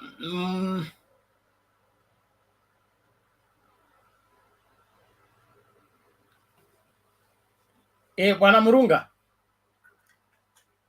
tuliuliza swali while you are away. Amerika, sorry, hata huko Ulaya, hata kule Brazil, hata kule Namibia. Yes, Bernard. We asked the question while you are away. Siasa ya Nairobi unaelewa? Wanasema baba anauzwa kama banki kwa mfuko. Kuna wateja wanateta. Unajua, sasa nilikwambia mimi nilikuwa aspirant wa Nairobi Kasarani wa hiyo 2007. So siasa ya Nairobi mimi naelewa. Hata leo nimezunguka mjini, nikipita leo nimeona kuna tofauti kabisa, manake aspirants wengi naona wako na hiyo lebo ya Raila Odinga kwa mabango yao, kwa nini zao. So kuna watu wamesema ya kwamba wanaogopa kutumia Raila Odinga kama kama kuuza Raila Odinga region zingine. Hiyo ni fact, manake kuna areas zingine hata ukiangalia Central Kenya kuna wanasiasa ambao hawatumii lebo ya Raila Odinga. Lakini hiyo ndio kitu tunafaa tuambie ukweli, because if you actually marketing a candidate, if you're in a party and especially in Azimio, you must market your candidate, and their candidate is Raila Odinga. For those who are not doing it, then there should be no funding. Hakuna haja ya kutaka uungwaji mkono na kupewa support hiyo ya chama. Watu wasimame kivyao, kama hawawezi uza candidate wao, wabaki wasimame basi independent. If you feel that you cannot market Raila Odinga in your region, then go as an independent candidate. If you're in Azimio and Azimio affiliated parties, then you must have Raila Odinga in your portrait. Hivyo Bernard, I think that's what it is. Na pia kuna issue nyingine. Yes. I think it's a matter of providing leadership. We have a crop of people seeking public office but don't want to take public responsibility. I don't see how you want to be a member of parliament, the representative of the people, yet you are afraid of directing the people where they are supposed to be. You want to follow them in their fears and in their confusion. So if you don't have guts to tell the people this is wrong, this is right, then you're the wrong person to lead them in the first place. And so this is also should be a signal for who are we sending forth in parliament, who are we sending forth in the Senate. Are they able, do they have a nerve to stand the ground and be able to rally the country in a particular direction? Because if you are already afraid of the people that they don't like your presidential candidate, and therefore you will not identify with your presidential candidate, you are the hypocrite that we have. And therefore, we must name you and shame you, in my opinion. We need to have leaders who are not apologetic to the people on the decisions they have made. You are either pro-Azimio or UDA. And if you are in the UDA, stand by your UDA's policies and market your candidate. This other side. And also the other flip of the coin is having Raila's picture on your poster is not selling Raila. It is Raila marketing you. Marketing you, because there is no house that doesn't have Raila's picture. There's no house that doesn't know Raila. So why are you limiting yourself to your small constituency if you can have a national face on your picture? It sells you better than you trying to play safe. You can't walk on water with one leg in the boat and the other leg in the water. If you want to walk on water, get off the boat, get inside the lake and walk on water. This is the risk you must take if you must be part of what Kenya wants and what Kenya is seeking in terms of these historic elections. So let's get rid of these cowards and be able to rise up to the occasion and provide leadership. In history, people like JM, people who stood the ground, they were going against the grain, but stood their ground so that they left a mark in the sand of time. Kina Martin Shikuku, Masinde Muliro, all these people, we are talking about them because they went against the grain. You can't be camouflaging and, swimming down the stream with every current and you still want to be regarded as a leader. In my opinion, that is a letdown, and especially if you are a young leader. If you are a young leader, you need to think differently and be able to chart the way forward. Sit down, like I was talking to that Matatu driver. I say the parents should stop being afraid of their children and sit their children down and provide leadership to their children. Not this aspect of I'm afraid my child, I'm afraid my child. The Bible does not say parents obey your children.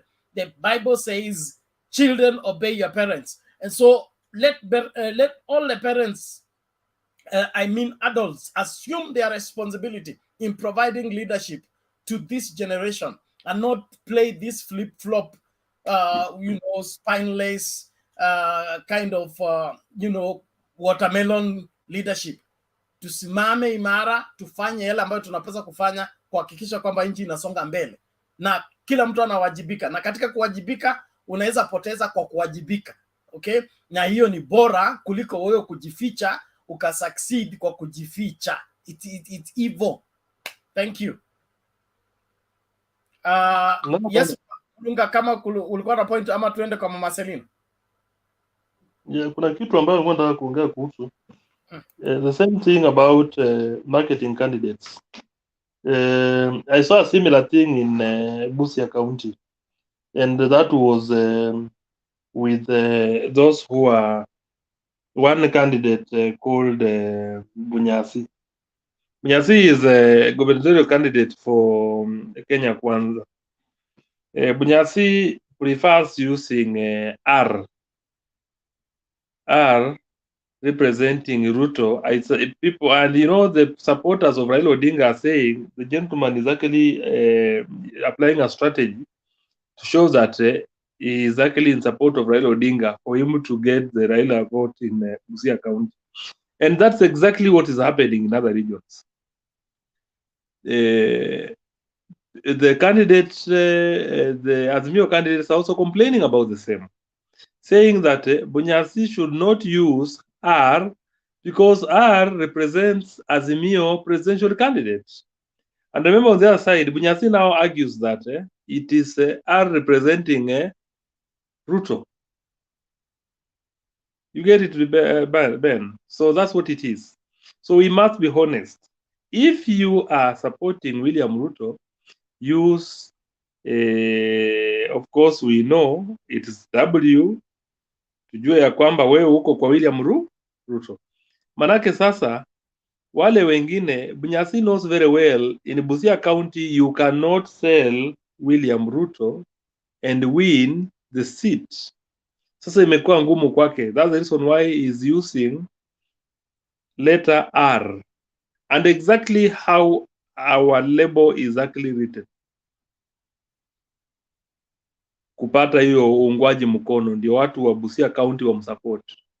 So I mean it, and people must be accountable. Ukijua ya kwamba you in the wrong party, then quit that party. Go represent those that you feel that you are comfortable with.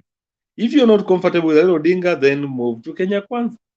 If you're not comfortable with Kenya Kwanza, then move to the other team.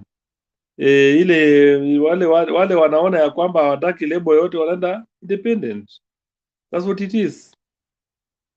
So Bernard, I think we need to be in accountability. We need to be accountable. Ukiwa unafanya kitu uwajibike. That's what it is.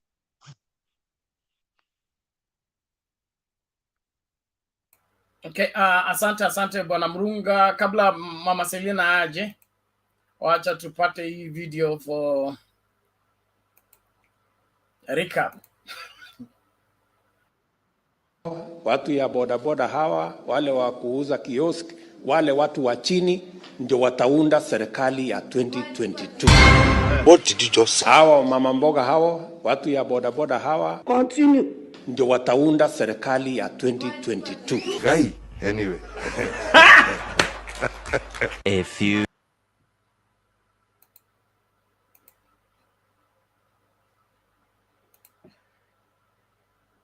tuendelee mbele. Mama Selina, karibu. Asante Penat. Watu ya mama mboga, baba ya mabodaboda, kama umewacha kwako, umewacha pipi na watoto, na umeenda kwa nyumba ya mwanaume mwingine na nguo moja Penat, unatarajia akuite nini? Anything. Kwa sababu umewacha poma na pipi na watoto, umeenda poma ya wenyewe. Uwezi itwa baba, hauna share. Akikuita shamba boy utaitika, akikuita potapota utaitika, hata akikudharau uite wewe ni mama mboga, you have to do it. And that is a lesson for these politicians, including us, wale tuko hapa wadogo yenye tutakuwa politicians in future, ama tuna support kwa watu. Msimamo ni kitu ya maana. Anguka mahali ulivyo. Kaa na rafiki. Kama unakaa, kaa nje. Usitape. Musalia Mudavadi Raila, baba ni mtu mzuri sana. Angekuwa amepotelea huko Uluyani na nashukuru hii wanaume wanachapwa na mapipi, that is their support. Hii watu wanatawalwa, mama anaenda chukua pesa, we una msimamo, mwingine anachapa. Sasa mimi hiyo tu ningesema, lakini Kenyans, ona Kalonzo, mtu mzima handsome, tuliambiwa, sijui handsome kwa uso, sijui handsome inakuwa upande gani. Mara asubuhi siyafanyi, mara naenda. Penat, kama unanitongosa, ukijua uniwezi, wachana na mimi. Ukijua unaweza kunitongosa, nikubali, twende kasi. Mambo ni mawili. Ukitongosa mwanamke, mambo ni mawili. Aita in or out. Uwe mrefu, uwe mfupi, itajulikana baadaye. Lakini kuokopa, ujui kama mwanamke ataenda kukusema, unajishuku. This is happening in politics. So, na Mungu ni mwema. Kwa sababu hii watu yote wamesumbua Kenya kwa muta, wanaenda kuondoka. Wanatapatapa. Ona mtu kama Kingi. Baba alikurokota akakutoa. Hiyo machozi peke yake leo imemfanya huko. Hata atarudi kuambia nini watu. If you say no, say no. If it is a yes, say yes. Penat, nashukuru constituency ya kina mama. Mimi nilikuja kwa hii Mutembei TV, nikasema msiandarate. Na ninakumbuka kuna kijana moja alisema hapa, women are waiting to be given. We are not given, we are taking it. Tuko wengi na tuko na msimamo kwa uongozi. And that is why najua watu wengine leo, wacha penalty candidate ya baba wakijua, kwa sababu saa hii tunaona fununu watu wanaume wawili na mama mmoja. Wacha ifike tunatangasiwa running mate ya baba, utaona watu wengine watataka kutoroka Kenya. Penalty, I'm telling you. Baba ndio huyo anasema atafunga watu. Martha Karua hiyo chache ya kufunga watu sasa na kutengeneza ndiye huyo. Where will these people go penalty? Wameipa mashamba. Martha Karua anasema tutarutisha mali. Na mimi hii watu wote wamesema wana support baba. And I want to tell, uniambie ama mtu yote aniambie, the first day Martha Karua alisimama na Raila, ataenda kando, atapita chikoni, amepita tu direct between baba na mafisi na wakora au kopi. Martha Karua anakuambia come, nitakuonyesha. Na sasa unaona watu wametetemeka kwa sababu tunataka nchi mzuri. Tunataka nchi ya Wakenya. Run clubbers.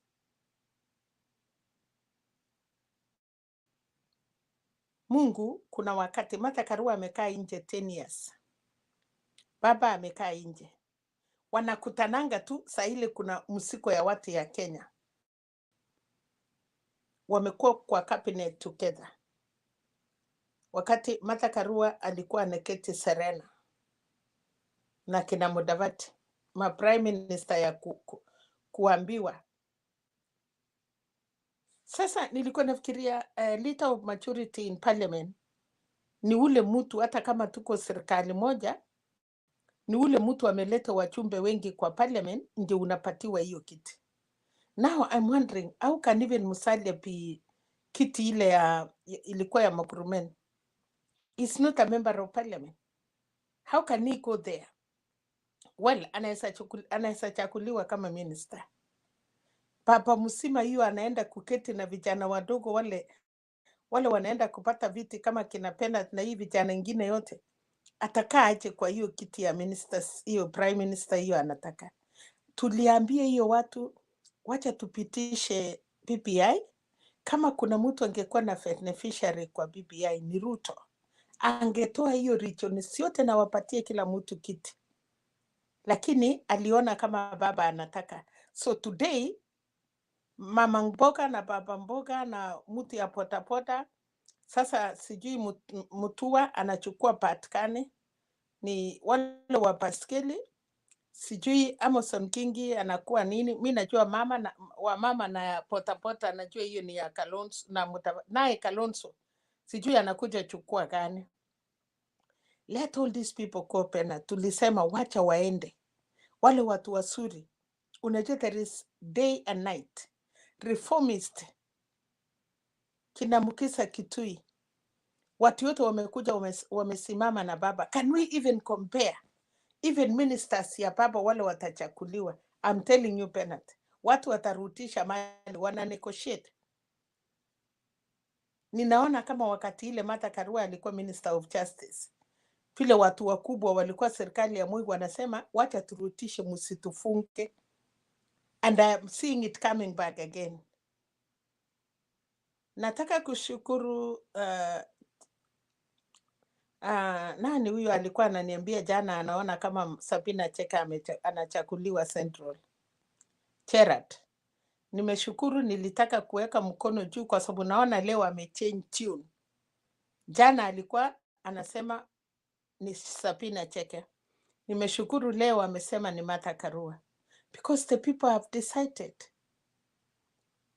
Mtembei TV, sisi wale watu yetu yote tumekuwa hapa. Tunashukuru tumesimama na serikali ya Kenya na tutasimama kuendelea kurekebisha penalty. tunafanya kampeni ya Azimio. Tukimaliza wakiingia serikali, we will be back here kukosoa na kuwaweka laini. Hili tunawaambia wakati ya campaign mlituambia hii, and this is what we want. Na hii ndio tungetaka kuona watu wakifanyiwa. Sisi wengine tutashukuru, tutaendelea kufanya kazi ya bure, tusaidie nchi yetu. Otherwise, nataka kushukuru kila mtu na nataka kushukuru watu ya Nyanza. Kuna watu walikuwa naokopa mother na wakarudi kuna watu walikuwa naongea, walikuwa na wasiwasi na yeye, na nikasema Penat, kama ulikuwa unanitongoza na nilikuwa nimeaitongozwa na bwana mwingine na mimi nikakuwa mungumu kusaidia Penat apite, haungenilaumu kwa sababu nilikuwa upande ile. Now kwa sababu I'm in your side, I will defend you to the last coin. Mama atasimama na baba mpaka the last, ile ya mwisho, na aone nchi ya Kenya imesimama. Na wacha niwaambie, kuna mtu alikuwa anatuambia hawezi ipiwa kura. Tangu wasikie marupurupu ya Matakarua, umewaisikia tena siipiwi kura? I'm just saying, nilikuwa nasikia wanaume wanapika kifua, wanasema yangu hamwezi ipa. Wacha sasa akuja atuambie hatuwezi ipa kura vile alikuwa anasema, kwa sababu anajua anakutana na mama ile walikuwa na yeye KICC, and she knows her. Hakuna tena, maneno imeisha, wafunge frako 2027. Najua mama ni running mate, na ninajua mama hatuwezi kuja kupigana na baba. Mkitupatia 2 terms, tutaenda retire na baba. We are not coming to fight for the president. Tutakaa chini kutengeneza who will be the next president. Mkitupatia vizuri tuende 10 terms, tunaenda retire na baba. And that is what I know Martha Karua will do. Ana serve Kenya. Ana tamaa. Na yale kikapu Mungu amemwekea tunashukuru. Asanteni Penat. Okay. Thank you very much, Mama Selina. We appreciate that perspective. And we seek understanding. And as Kenyans, we must all appreciate that Kenya for all Kenyans is the only safe Kenya. The safe Kenya must be Kenya for all Kenyans. People from all walk of life must be Kenyans for real, not others being more Kenyans than the rest. And we have limited positions to share, but unlimited resources to distribute. So, like, not everybody should be in the kitchen for everybody to eat. We just need right people in the kitchen. They will prepare enough food for all Kenyans. Let's trust the people we are entrusting that responsibility. And so we have this opportunity to check them out before you allow the chef to go to the kitchen. Be sure he can cook right food. And that is the opportunity we have as voters at all levels. Don't vote for somebody who can't cook to go and cook for you. Don't vote for somebody you don't trust to go and cook for you. He may poison you. So weka kila mtu kwa msasa, piga vizuri, hakikisha kwamba unajua huyu ndio anafaa, then vote for the person. Hata kuwapigia debe ni hivyo. Don't support what is evil. It will mess the country, and when the whole country is crying because of you, you will not be at peace. So let's do what is required. Thank you. Bwana Robert, let me see. Penat, one minute, Penat. Yes. Martha Karua ametuambia hivi. Let us choose wise, na tusikuje kulia kwa sababu tunajua wale tunawachakua ni watu wapaya. So ameambia Kenyans, sahi tunapita through hell na ni sisi tulifanya mistake. So amesema this election tunaenda kwa sababu ninarudia vile unasema tuchakue watu wazuri, lakini ametufananulia, anasema compare the two people. Nani atawapeleka mbele? Nani ameaitetea nchi ya Kenya even one? Isipokuwa kupinga katiba. Kila kitu ni opposition. 92 YK 92 hapo. Hii ingine hii hivi. So we want to tell Kenyans the truth. Na hata hiyo watu wameenda kujificha huko kwa sababu wamejua Ruto ako na nguvu. I wanted the real people to support Ruto kwa ukweli, lakini walikuwa na tapatapa wakifikiria serikali ndiye huko. Let me tell you, kama wewe umeniita majina, umenitoa uchi, na kwa sababu ya kura unakuja kunisupport, can I tell you, hii watu wote wametusi Ruto na sahii wanamsupport. Kwa roho yake anafikiria aje? You just want me because you know I have, niko na watu. Wacha aingie serikali. That is the day ataambia, in case kama ingewezekana. Because you cannot kuja kunitusi today and then tomorrow you'll say I'm a good person. Na jana ulikuwa naambia wananchi mimi ndiye mbaya. Nini imechange overnight? It is because you think I will have what you don't have. Tusilaumu Ruto hata sasa peke yake. Wale wote wametoroka huko. Wale wote wameenda kumdanganya. Sasa yeye atapaki kama yeye, na wale wengine tunataka kuambia baba, kama Penat ukutoka samani, umetoka jana, yesterday, umetoka leo, in 3 months to election, na una defect, and then you expect to come back. No, Penat, inje 5 years. Hiyo ndiye tutatangaza, na hiyo ndiye kasi ya Mtembei. Tuandike majina ya wale wote wamerukaruka, wengine wamenunuliwa na pesa, wengine wamefanya nini. Ya mwisho, wale watu tutalaumu wakati baba amenominate running mate na campaign imeanza, na kweli utaweka picha ya baba kwa campaign yako, Penat, hapo ndiye tutajua. As for now, nataka kuhurumia mtu kama Kanini Kega. Yeye ndiye alikuwa the first man kuuza baba Central. I don't think huyo tunaweza kumkasifu. Wakati wengine wote walikuwa wamejificha, he was outside there. So saa ile tunasema tujue ni nani tunakonga na tujue ni kina nani, tunajua Kanini Kega akirudi atasimama na baba mpaka the last minute. Na Kapando wa Kapando alisema ukweli. Martha Karua akiwa running mate, and that is the mouth of more people in Central.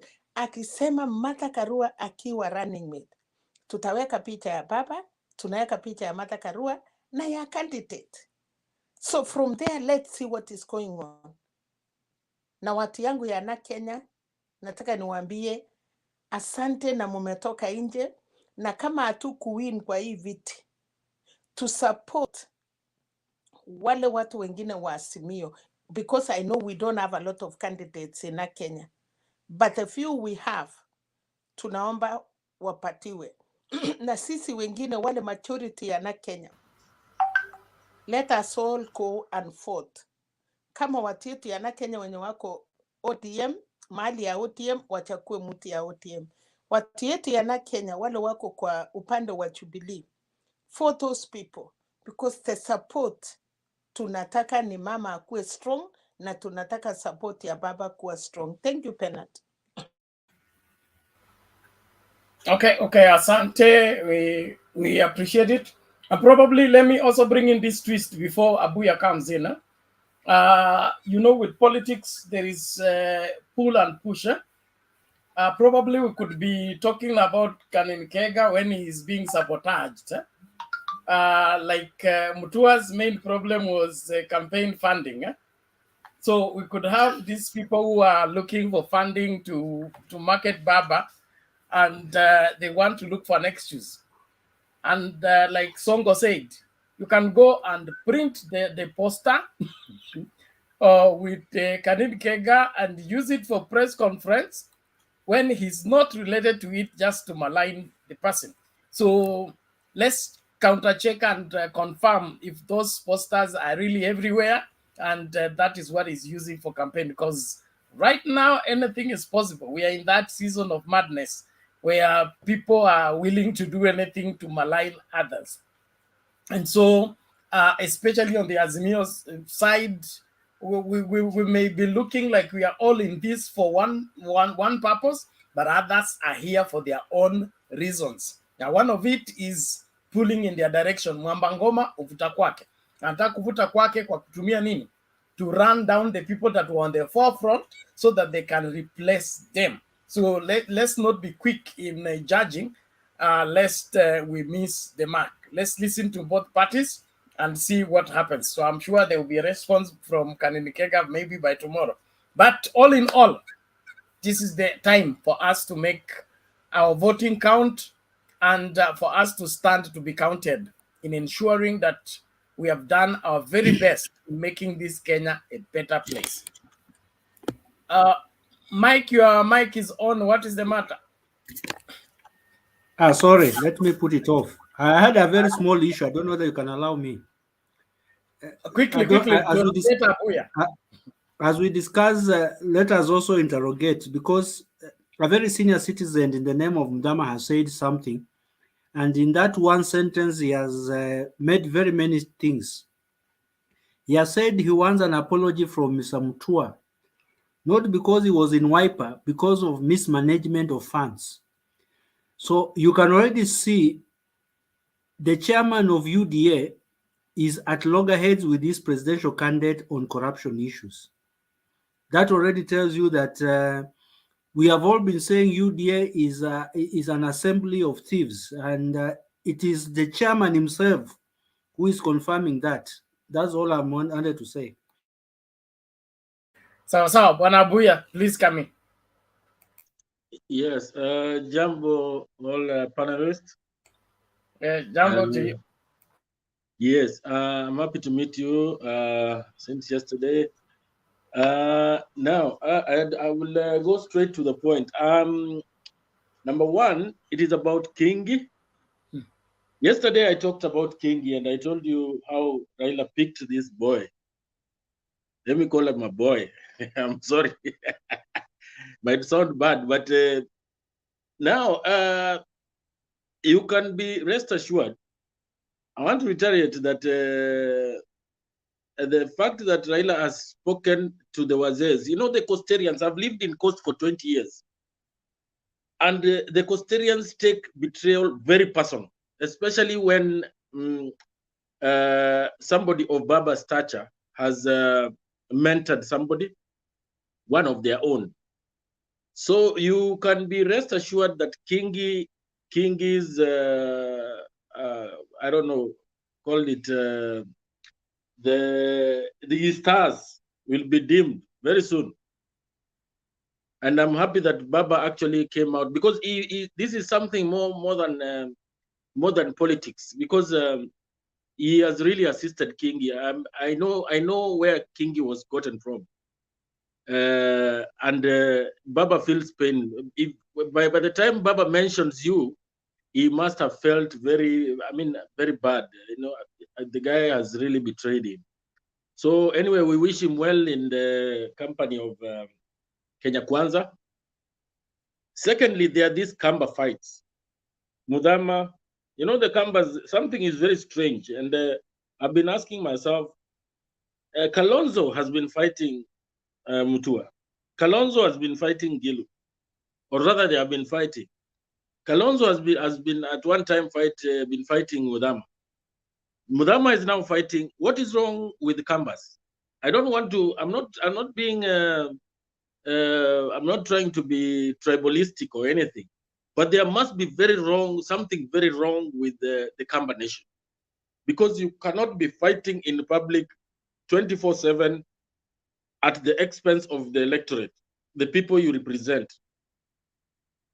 It is not prudent at all. Even if you are differing, you cannot be differing in public space, because Kenya being a country of 42 tribes, 42 or maybe 40 plus, this creates a perception to the other communities that you can no longer be taken seriously as a community.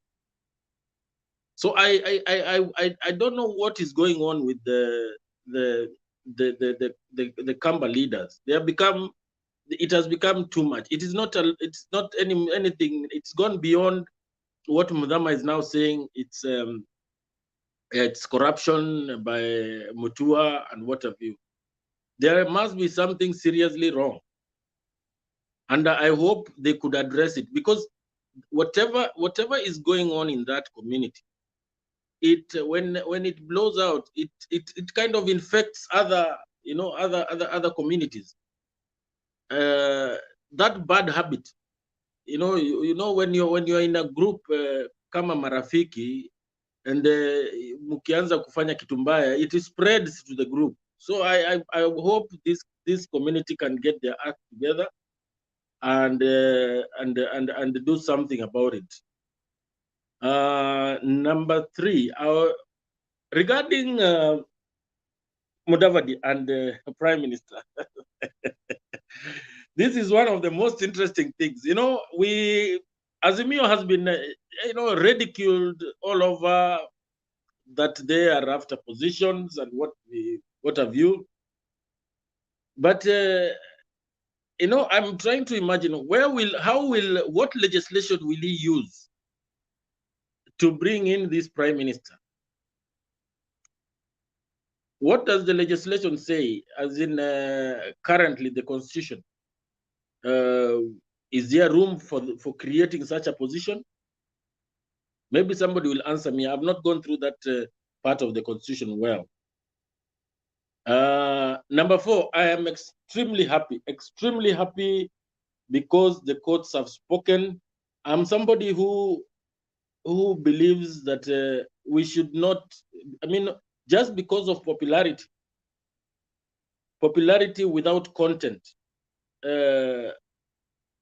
somebody should be elected to office.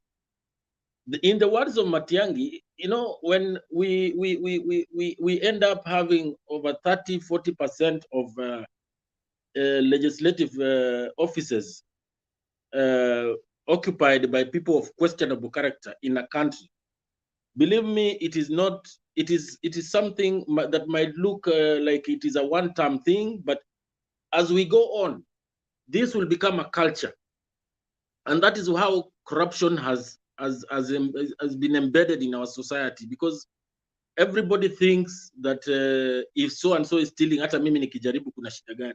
So if we continue like that, it was going to be something. But I'm glad that the courts have spoken on this one. At least if we can start from there, it is a step forward.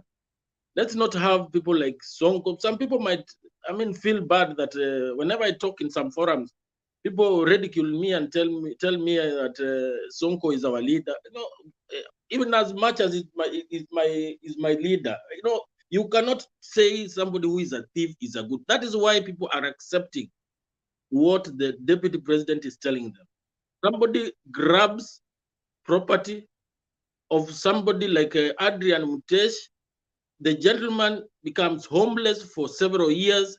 He ends up getting complications and dies because of frustrations, and we kind of call it normal. So that one is extremely, I'm extremely happy about it. I might be a bit critical, but from where I come from, actually my background is a political family. It's only that we have decided not to go that direction. And having listened to my father, I don't. There are things that I cannot stand. Things in the nature of people like Sonko. I'm really happy about that.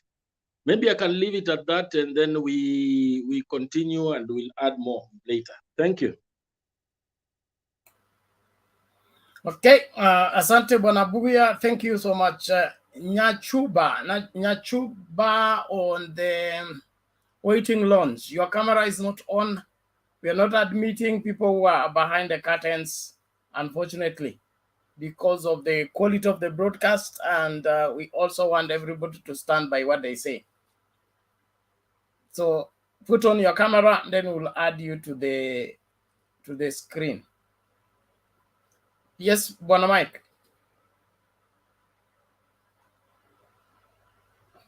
Ama ni Murunga. Not now. Let Murunga go first. Okay. All right, thank you. Murunga?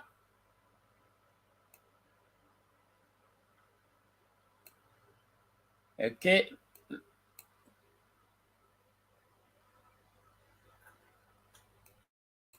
Okay, let's play this video first.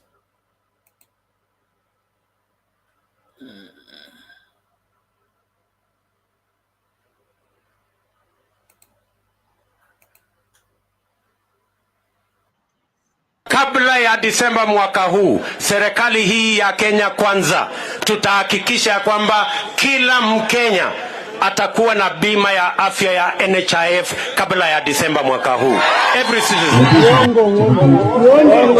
ni uongo bwana. Hakuna. Hiyo ni uongo hiyo. Acha.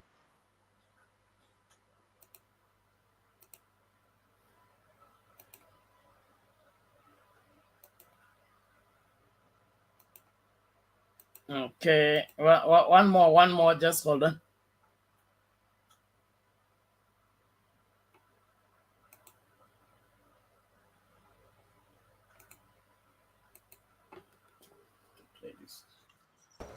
Masika Wetangula, the 5th.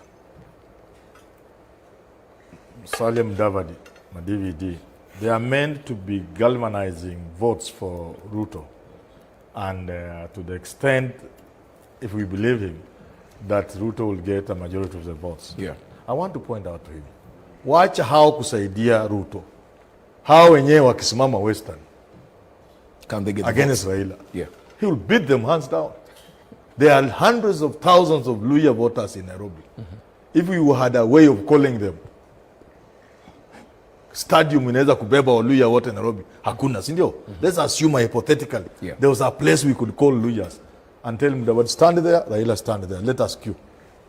Moses Kuria, what are you talking about? We are Luhyas. We are Luhyas, and Luhyas love Baba. And you look at the voting patterns in Nairobi. Let me tell you something. Let me just finish. Let me tell you something. Yes. I am privy to the numbers in a way not many people know about Nairobi. There are so many Luhya voters in Nairobi that Luhyas can easily get 7 to 8 constituencies in Nairobi. Okay. Hands down, without campaigning.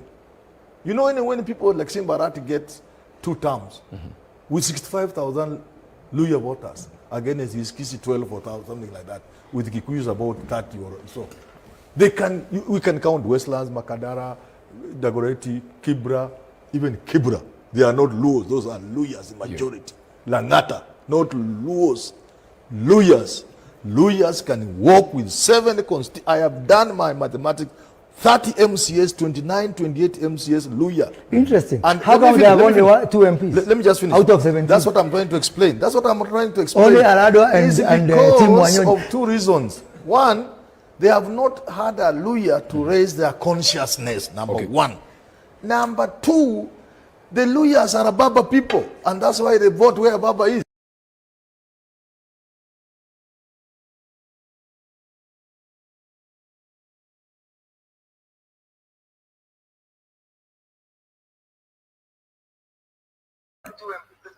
Okay.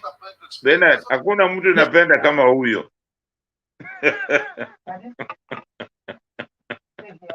Anakuambia ukweli kwa macho yako. Amemsomea Kuria vizuri sana. Mimi nimeona hiyo kitu zamani. Amemsomea vizuri sana. Amemwambia wewe hujui what is going on. Kuna big game inachezwa na wewe unapiga unabweka tu hapa. Sasa sawa, endelea na who else? I can continue. Yes, go ahead, Mike. Yeah, you see, as Jakin is saying, Luhyas are very interesting people. We have been very independent-minded people for a very long time. We don't vote our tribes. You can be my village mate, and I'll not vote for you because you are my village mate. We reason beyond tribe, and for that reason, most of the constituencies or counties in Western, that is Busia, Bungoma, Kakamega, Vihiga, have largely been voting for Baba not because of tribe. They went beyond tribe long time ago. And that has been the hallmark of the politics of Western Kenya. You cannot sell tribe as your strong point. And that's why it is going to be very difficult for MUDAVADI and Wetangula. The assignment they have been given to galvanize 70% because of their tribe is not going to sell. That can happen in Rift Valley and some parts of other parts of Kenya. But Western, you have to carry something bigger than tribe to convince people to follow you. And that is what politics and in our times and civilized society should be. We should reach a place where a Kalenjin will go to Bungoma and be voted, not because he's of his tribe or whatever. It should just be because of what he is able to offer. I'm wondering why, as a country, we have never had a problem of our biggest company, Safaricom, being run by a Mzungu and later by Bob Colmo, who is not a Kenyan. And nobody raised a voice that is not one of our own. Of course, until very recently, when a Kenyan took over, because now the company had stabilized and it's almost on autopilot. So you only need to do some hygiene work, but the fundamentals have already been sorted. So if we have had no problem of such a very good company and a profitable company like Safaricom being run by foreigners, and our country or our counties CEOs are like just managers, nothing less. It is just about managing resources. Tribe is the least of the qualification in such offices. So as a country, we need to look at who will deliver, not who is my tribesman. And that's why Uhuru is begging the country to look beyond Mount Kenya and Rift Valley. We should look at who is able to deliver. And it can come from Turkana, from Luo Nyanza, from Western, or from wherever. Let's look at the credentials of the person seeking office, not somebody who assigns people assignments, go to your village and bring me so and so numbers. So in essence, it's telling us that MUDAVADI has kept some lawyers in his pocket. Kingi has some Mijikendas in his pocket, so he brings them on board, and then he's given, it's barter trade. Bring me this number and I'll give you this. I think that's primitive politics, and we need to really run away from it as fast as possible for if we want to see this country change. Thank you, Ben. Okay, asante. Yes, Robert. Just to add on what Mike is saying, I appreciate the point he has made about the Luya community, and I don't know how the MUDAVADI and Co will galvanize that now that Kakamega. You can see what has. I hope you are privy to what has happened in Kakamega, where Savula has now joined the Baraza. Now things might be even more difficult for MUDAVADI.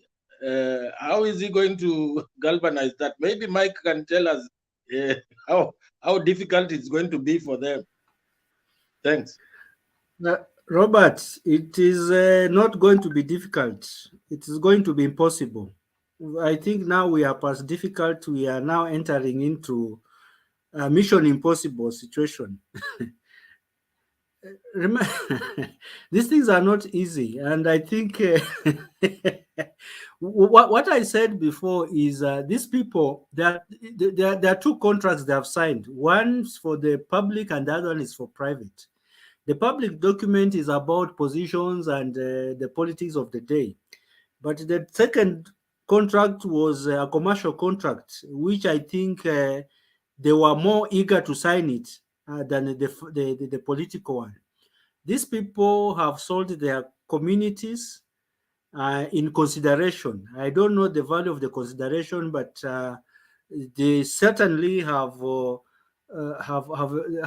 was an exchange of some sort. So you might think they are so keen. They are not that keen either. They know what they're able to do and what they're not able to do. But bottom line, I think they are not living with nothing. I think there was some consideration that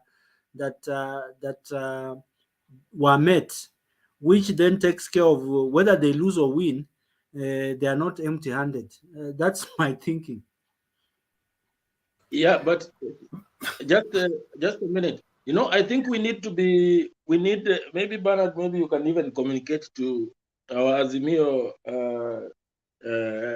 top guys. You know, that statement of having to deliver, that can be a message that is being sent, that since you have been you are the people on the ground, you are the kingpins on the ground. For instance, Kingi, or call it Mudavadi, that this can be a scheme to ensure that they engage in malpractices, so that the numbers are in their favor. You never know, because if you have talked about, Mike has talked about Mission Impossible. How do you turn Mission Impossible to possible? It is only by stealing. It cannot be any other way, because if the ground, like they always say, the ground has spoken, it might be very difficult, and the only option is stealing. So we need to be very, very careful on voting day. These people could be trying something. Robert, Mudavadi sits on the other side of government. The privileges that RUTO had in 2013 and 2017 might not be there this time round. So the systems and the privileges and the machineries they might have used, I don't think Mudavadi has those privileges. But if you are to go to the grassroots and say you marshal people, I don't think Mudavadi is a good mobilizer. Mudavadi has been a person who has been spoon-fed right from inception. Comes into parliament, Moi gives him a cabinet slot. Raila keeps babysitting him. He goes in the cold. He's brought back, and Mudavadi as a person cannot stand on his own. So him being counted on as somebody to marshal or mobilize or manipulate anything, you're asking too much from him. All right. Let me also say something. The attempt to steal will always be there. It cannot be ruled out. But you will need the finishing of the stealing. And that is where now Matiang'i comes in. And the way things are, the kind of security they are beefing up, I don't think anybody will have a breathing space to organize such a stealing, because if the race is close, it's easier to steal. But if you are trailing at 30%, I don't think you can steal 50% to add to 30% to get 80. It becomes very, very mission impossible. That's what we are saying. And now, like Malala has the Luya expression, ohulala in my place means kuchomeka kabisa okwe maka. So Malala has really lalad by the Savula and Baraza ticket. There is nothing to be salvaged. He should try 2027 probably, and or aruka aende kufukuza Halwale. But both of them, they may end up all getting banned. I don't know what is up with the. We were talking today and asking where is Jirongo? Because last time Jirongo ran as a senator, is it last time or 2013? And came out second. So I don't know what is he. Did he go to vie for governorship in Vihiga or something?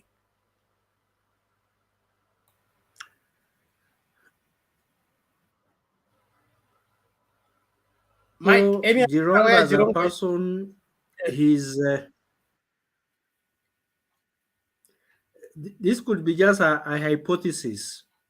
Jirongo is angling to be in the circles of the government, but not necessarily as a politician. I think he has burned his fingers once too many times, and his vast empire has gone down the drains, and he feels the pain of mixing his enterprise with the business. I think he wants to get a footing, and his footing is to get in good books with the government that will be to take him back. Once you have been a billionaire, working a normal life is not a very, very good feeling. He will be his self-esteem is actually fueled by his pocket, and now it is not at the level he would want to work out. If you look at even his demeanor, he is always looking almost beaten. He doesn't have the confidence he had when he was very stable, of course, financially. So I think for him, he wants to get his act first together, and then if he's offered a position, political office, I think he'll get it, but not an elective office. I think he wants to get his things right first. That's my theory. It is not based on any fact, but my observation. Sawa sawa. Who wants to contribute on that too? Jakindube?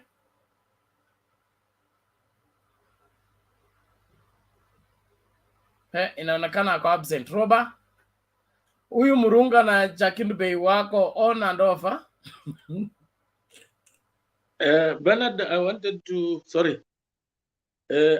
you to bring up. There's a clip I came across today, and I find it very interesting, and it is with regard to Matiang'i. This is a bit off topic of what we are discussing, and it was RUTO who was ridiculing NASA and Mzee wa Vitendawili regarding Matiang'i, and he lectured him properly. I don't know whether you have that clip. Maybe you could have played it and we would have had a small discussion to add on the other issues we are discussing. Do you have it? I think we played it yesterday. I don't know. Let me find it. Okay, let me see. I'm not sure. Let me see if it's here. Meanwhile, let's okay. We can carry on. Keep talking as I find it. Okay. Somebody is snoring.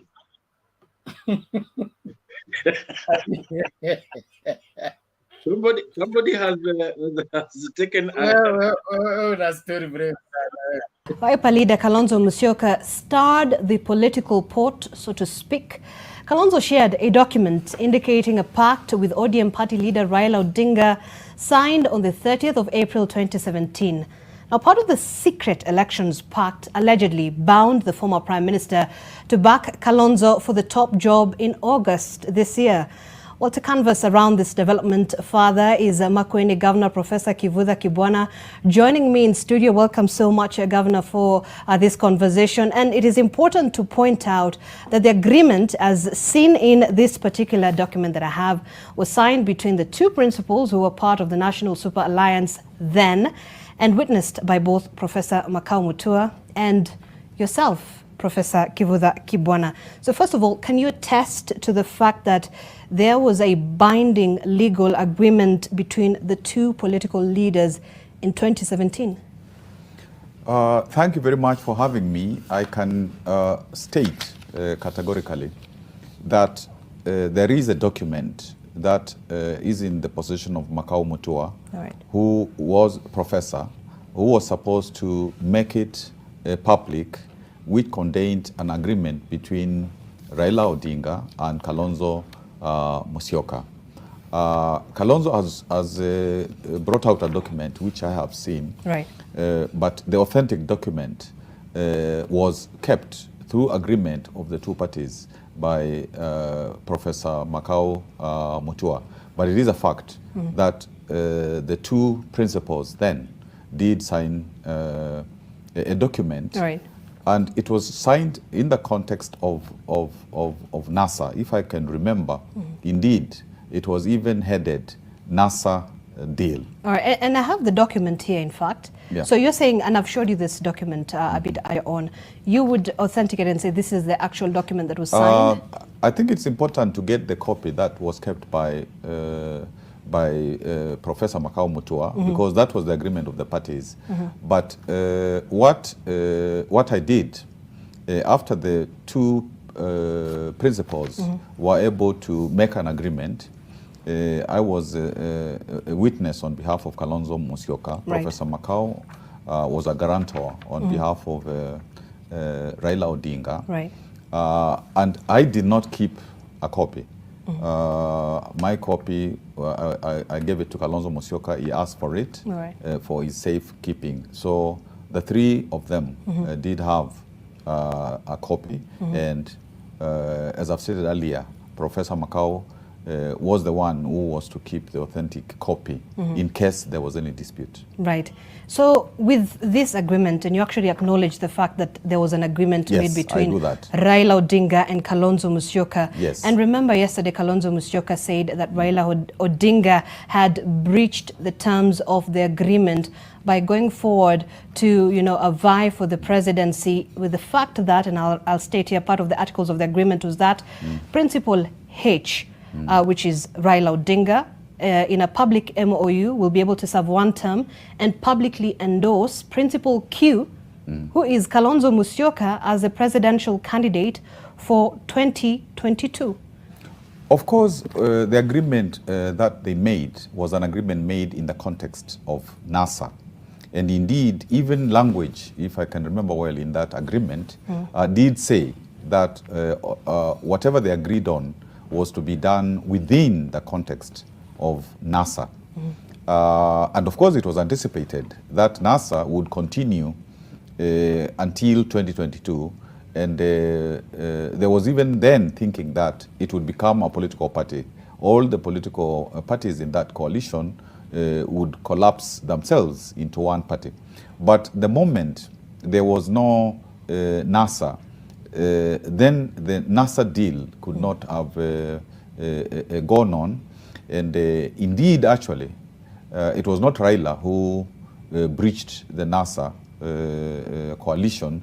It was the other three principals who did so. So for Kalonzo to say that there is an agreement now under NASA, that can't be so, because it was very clear that they signed an agreement. It was a NASA deal.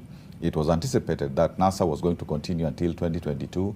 And indeed, when you look at what they agreed on in terms of Raila would serve one term, right, and after he serves one term, he would support Kalonzo.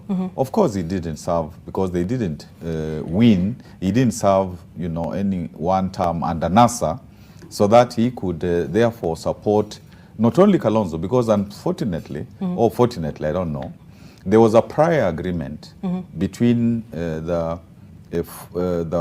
four of them. Principles of NASA. Yeah, the four principles of NASA, right.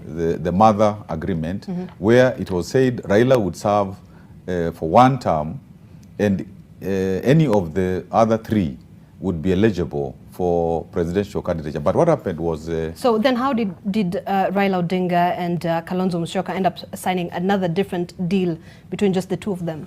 What Kalonzo told Raila was for him to accept to deputize him, it was necessary for a separate agreement within the context of NASA to be signed so that he could accept to deputize him, because there was a struggle between Musalia and Kalonzo. Were the other principals aware of this secret agreement? That I would not know. I would not be in the know about that. I think they would be able to say whether they were or not. But that is the context, because Kalonzo said for him to accept to deputize Raila, it was necessary for this second agreement, but still within the context of NASA. All right. But you're saying that the dissolution of NASA has sort of rendered that particular pact obsolete. But then again, you have Mr. Kalonzo saying this particular pact was outside the National Super Alliance Coalition Agreement and bound Raila Odinga whether he won or lost in the 2017 election. But if I remember, something that was titled NASA deal could not be outside NASA. So that the one thing that Kalonzo could have done was, first of all, not to agree to anything under NASA, so that it gets out of the NASA matrix, which he didn't. Right. And also in terms of the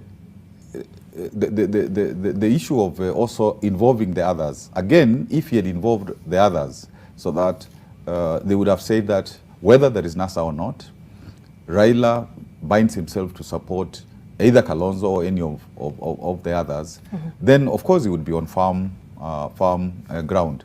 But the problem is still they thought that NASA would continue for a long time, and as a consequence, the agreement that there was under NASA. And the moment NASA, was collapsed, then it was not possible. And of course, there is also the problem of now there is Azimio, or there is another sequel coalition. Right. There are other parties who have come into this coalition. So to say that they should be excluded because there was a prior agreement in NASA, which NASA is dead, then that wouldn't make political sense. All right. So I think... So was it safe to say that with Kalonzo Musyoka using this particular deal to have negotiations with Raila Odinga on the Azimio la Umoja platform, is it rendered obsolete as well?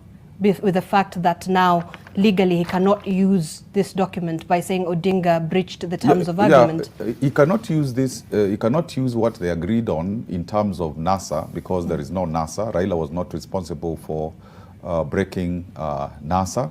He actually wished that NASA would have become one, political party, hopefully, even Azimio. So what Kalonzo is using is something that is not, it's non-existent. Okay. And again, all right. I think it's important to ask himself, to what extent, even if he was endorsed by all of them, they agreed, even if they endorsed him, to what extent has he popularized himself enough so that he's a safe bet? All right. Because politics are so pragmatic, and you cannot be endorsed by people if the polls are showing that you're trailing all the time. But look at it this way, Governor. The Wiper leader is quite instrumental, and according to political observers at this point, and looking at the race to State House this year, he is quite instrumental in terms of where he will lay his support on. But so when looking at the reluctance to join Azimio la Umoja, you are a supporter of Azimio la Umoja, does this complicate the arithmetic of you as a supporter, and of course supporters of the Azimio and President Uhuru Kenyatta? Of course, in Azimio, we want everybody to come in, everybody of goodwill to come in, and because politics is a question of numbers. But I think Kalonzo's strength is overrated. Increasingly from 2007 to the current, his weight is overrated. The governors the three governors have been going around in Ukambani. Currently, Raila leads in terms of support. Even he leads, Kalonzo in terms of Azimio.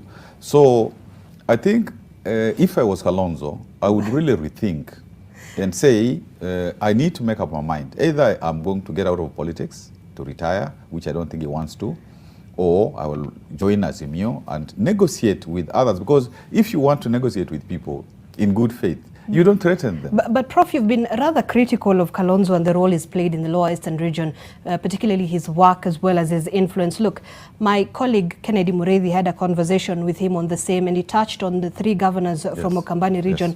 I hope my director can just play for us that one. There are three governors from Ukambani who have come out to say, in the event that Kalonzo comes to work with Raila Odinga, with whom they are in the Azimio coalition, he should take a back seat because the front seats are taken. They're afraid. Ask yourself, why are they so afraid? The guilty are always afraid. 2 of them are going home. Okay? In fact, 2 of them, I say they are running for president. What happened to them? Ask them. Yeah, they said they are running for president. When did they stop the bid? One of them wants re-election. If the 2 of them are still running for president, I can understand. So what is it that is irking them? They are really afraid. Governor, well, let me just ask you this. Yes. Are you afraid? I can never be afraid. Even when Kalonzo was in Kanu, deep Kanu, we stood firm to make Kenya free again. When they were all afraid of President Moi, and they were actually afraid. So, and people died and all that. So, you know, this is, if I can say, you know, cheap politics.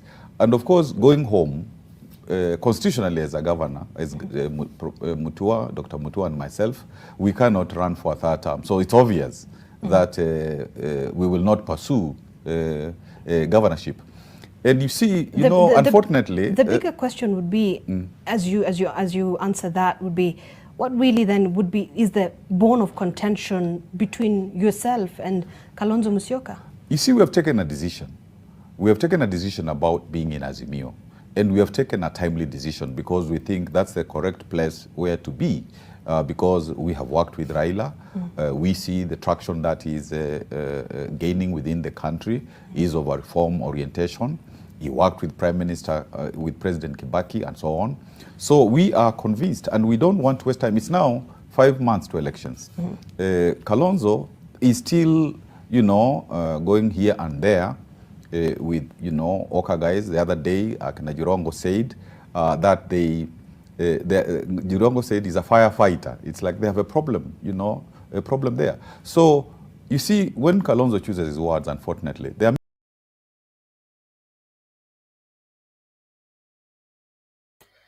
Sorry, that's a bit longer, but it brings him the twist. So I've gotten, where is Robert? I've gotten something from Matiang'i, but it's not the one you are asking for. I think we need also to ventilate on that as we anticipate the other one. I will play the 2 videos, then we get back into the conversation. And if we don't have any other new people joining, we'll get Jakindu Bey to take us through that class of, in the next hour, that class of kutumia ukabila, kumaliza ukabila. And tukimaliza hii show itakuwa imekamilika kabisa. So tusubiri kidogo tu. Video number 1, tucheze hii Tuju. The individuals, but the optics, the signals that we are sending across, and Kenyans can see this when there's a lot of pushback and there's a lot of back and forth with it. That signal that is sent out, I mean, it doesn't concern you at all. Nothing, as executive director. Nothing to write home about, because, for example, I know why those 2 left. Okay. Right? And why did Alfred, let's start with Alfred Mutua, who was here a few minutes ago. Why did Alfred Mutua decide to leave this outfit? Well, I saw the press statement he made, and he gave several points, but one of the points which he gave, which was substantive, is the question of funding. Basically boils down to money. So when the first thing somebody puts on the table in this political arena, that he's going to work with you, and the first thing he's putting on the table is money. I'm not saying this. He said this in the press release that he had. And if money is the first thing that he wants to discuss, then that's certainly a problem for some of us. The kind of demands that he made, but I think I kind of sympathize with my friend Mutua. He is really my friend, and I'm sorry that I have to talk to him about him on TV. But I kind of sympathize with him. In fact, I pity his situation at the moment, because look at what is happening between him and MUDAVADI, for example. Chairman UDA. Yeah, Chairman UDA. He said he's not going to share a political platform with him. So it's like jumping from the frying pan into the fire in this case. There are demands that he made on Azimio, and he did come to see me. I don't want to go into the details of what he was demanding, but unfortunately, a lot of those demands could not be met. Not peculiar to his case. We have a few governors who had also made certain demands, which are in some way contradictory. You know, demands of Kingi was that he wanted his party, to be given the zone of Kilifi and nobody else should go there. Okay. Now, MUTUA is against zoning, so to speak, and we're not going to do any zoning. I'll explain to that if anybody wants to ask about that. But some of the governors did insist that they do have some cases in EACC, DCI, and there's absolutely nothing we can do about it. Junet said in a political podium in Kajiado was true, that they wanted political cases sorted out. And what can Raila do? Not even President Uhuru can do anything about it. I mean, we have as a precondition. As a precondition. Really? Yes. Sort out my case, then I support you. Then I can support you. Now, you know, somebody like say, you know, Anne Waiguru. Those are things which came on the discussion table. You know, you should not be surprised. I mean, if you look at Njuki, for example, in Mudomi Njuki, one time he was supporting, one time he was supporting Raila. Then all of a sudden he went to support the other side, and you know, these were issues which, even if they are casually referred to, so, you know, with a bit of a wink, simuonge na mkubwa aone kama hii kesi inaweza enda pole pole. And I'm sorry, we're not going to wink at anybody. How will you explain that to Kenyans? That a case suddenly died because you're supporting Raila Odinga. And your candidate, by the way, Waziri, has been accused of sanitizing people. Yes. That is not lost to us. Yeah. So we are not going, you know, it is expecting too much from Honorable Raila Odinga to even entertain.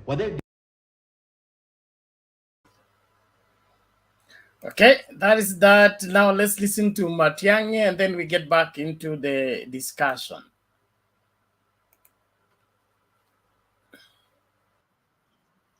One candidate in a constituency in Nairobi moved around on a Sunday morning to every restaurant in that constituency. And everyone he found in that restaurant on that day, they give them 200 shillings, others 500. To every butchery, they find you queuing to get a kilo of meat, they give you 200, and so on. That can't be their own money, obviously, as it were. And if you followed the guy and you tracked their record, you discover they're one of the people that Kinoti is actually following up. But until Kinoti gathers enough information, some of the information we have is from intelligence.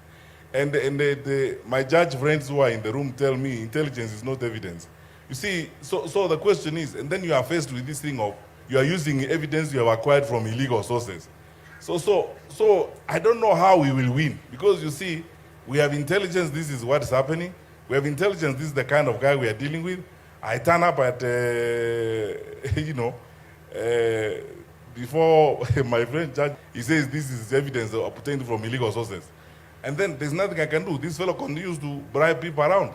And as I said, honestly speaking, and I'm saying this as a responsible public servant, if we are not careful, it is going to become very, very difficult to manage, especially elective institutions in this country. So the question is, how are we going to manage the governance of the country as we move forward? Because this campaign finance law, you will take it to Parliament. Who's going to amend it? The same wash-wash guys who have arrived there. And so on. Note that wash-wash culture is what actually got them into Parliament in the first place. It's a debate. We just need to find out what to do. But the truth of the matter is that we notice these things, we see these things, and you're the ones who keep telling us all the time, intelligence is not evidence. Okay, or it's evidence obtained through illegal means. So there we are. So I think if we came together and looked for mechanisms, maybe a long-distance review and regulatory framework for campaign financing might save this country.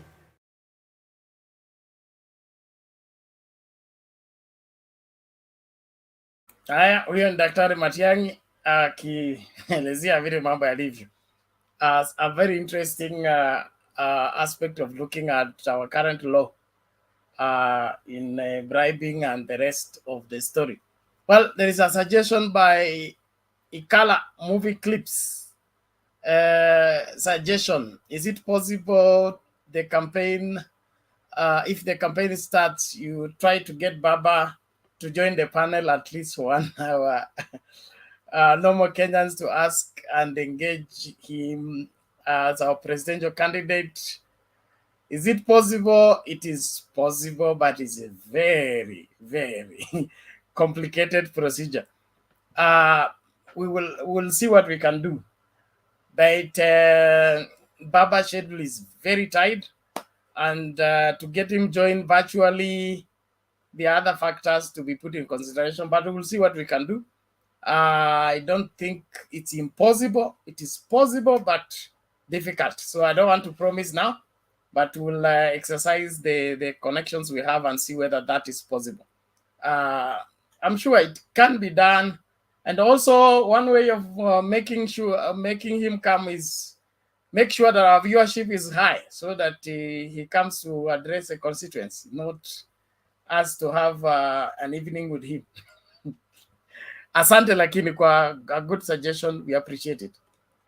So Mike, you have any response to the videos before we bring in Jakindu Bay? Nataka to focus kwa ile swali letu la suggestion ya Jakindu Bay, mkinisaidia kuuliza maswali jinsi ya kutumia ukabila kumaliza ukabila katika nchi yetu.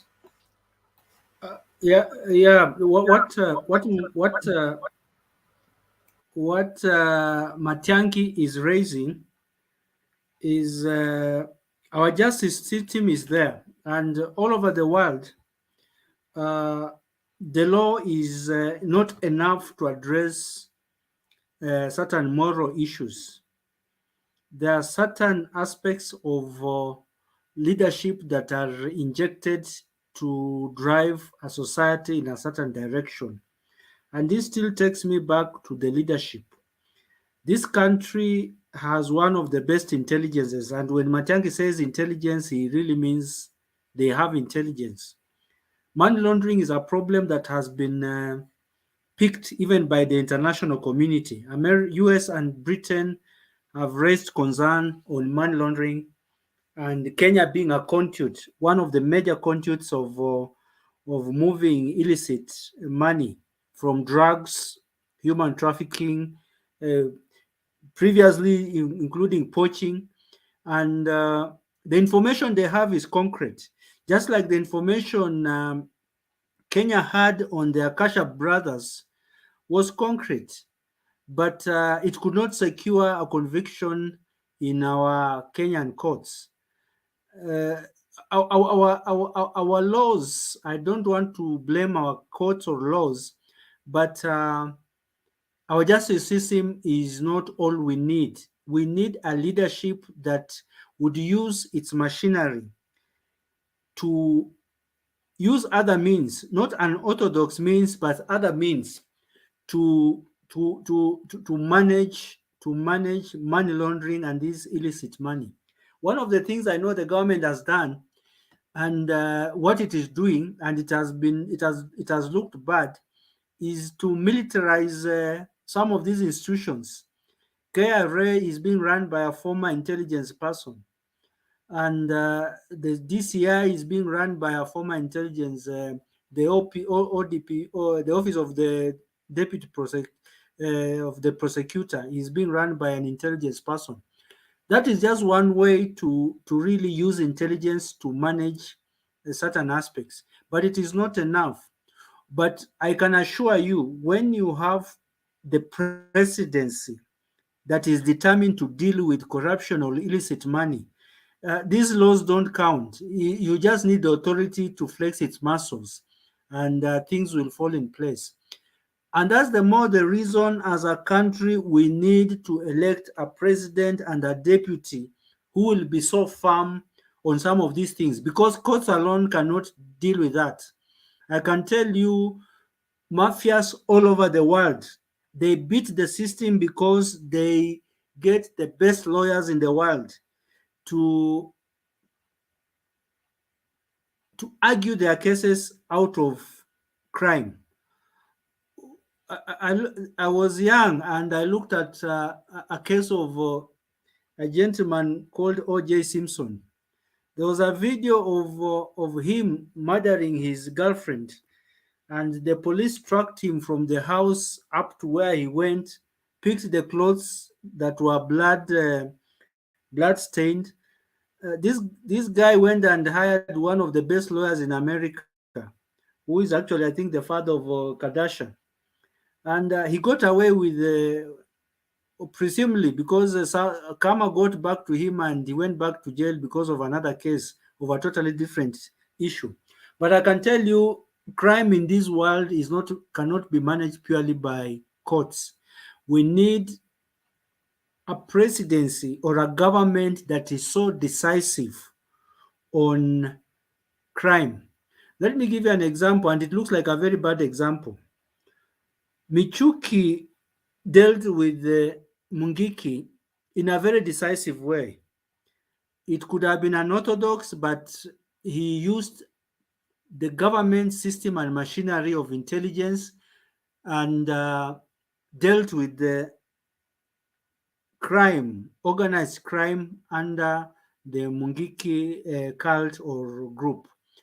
If you are to go through the line of saying we have courts, we have lawyers, Mungiki would still be operating now.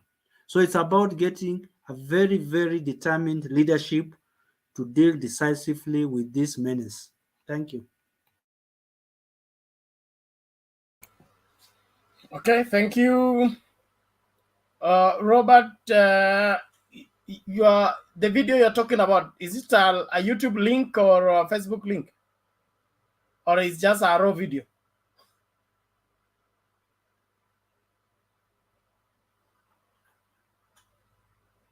Robert, unmute. I'm saying I have sent it on the WhatsApp number that you have put on the page. Okay, let me find it then. Okay, thank you very much.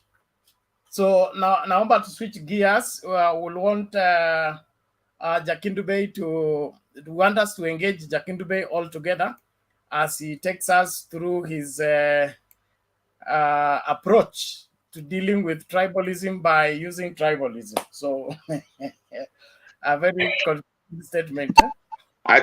Asante. Kwanza nataka kuchukulia mahali huyo msemaji amesema juu ya kwamba kupata president ambaye anaweza kupambana na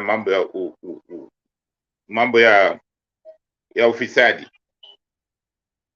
Huyo president, jambo la muhimu kabisa ni kwamba lazima tuanze na sisi wananchi wa Kenya. Lazima sisi tukatae mambo ya ufisadi. Sisi ndiyo president akifanya itakuwa ni vizuri, kwa sababu ni lazima ianze kwa sisi. Tukikataa kwamba hatutaki kitu, hiyo kitu itafanyika. Lakini tukiachilia tu president peke yake haitafaulu. Kwa hiyo ni lazima tuanze kwa sisi. Sasa nataka kusema hivi Bernard, ni vizuri tukitumia ukabila, kwa sababu tuko na makabila 44 na tukitumia ukabila tutamaliza ukabila, kwa sababu tunapotaka kutumia kabila kama kabila moja au kabila mbili, ndio huyu akiwa president, ikitoka kwa hizi president inarudi kwa yule, hiyo mwishowe inaleta ugomvi kati yetu.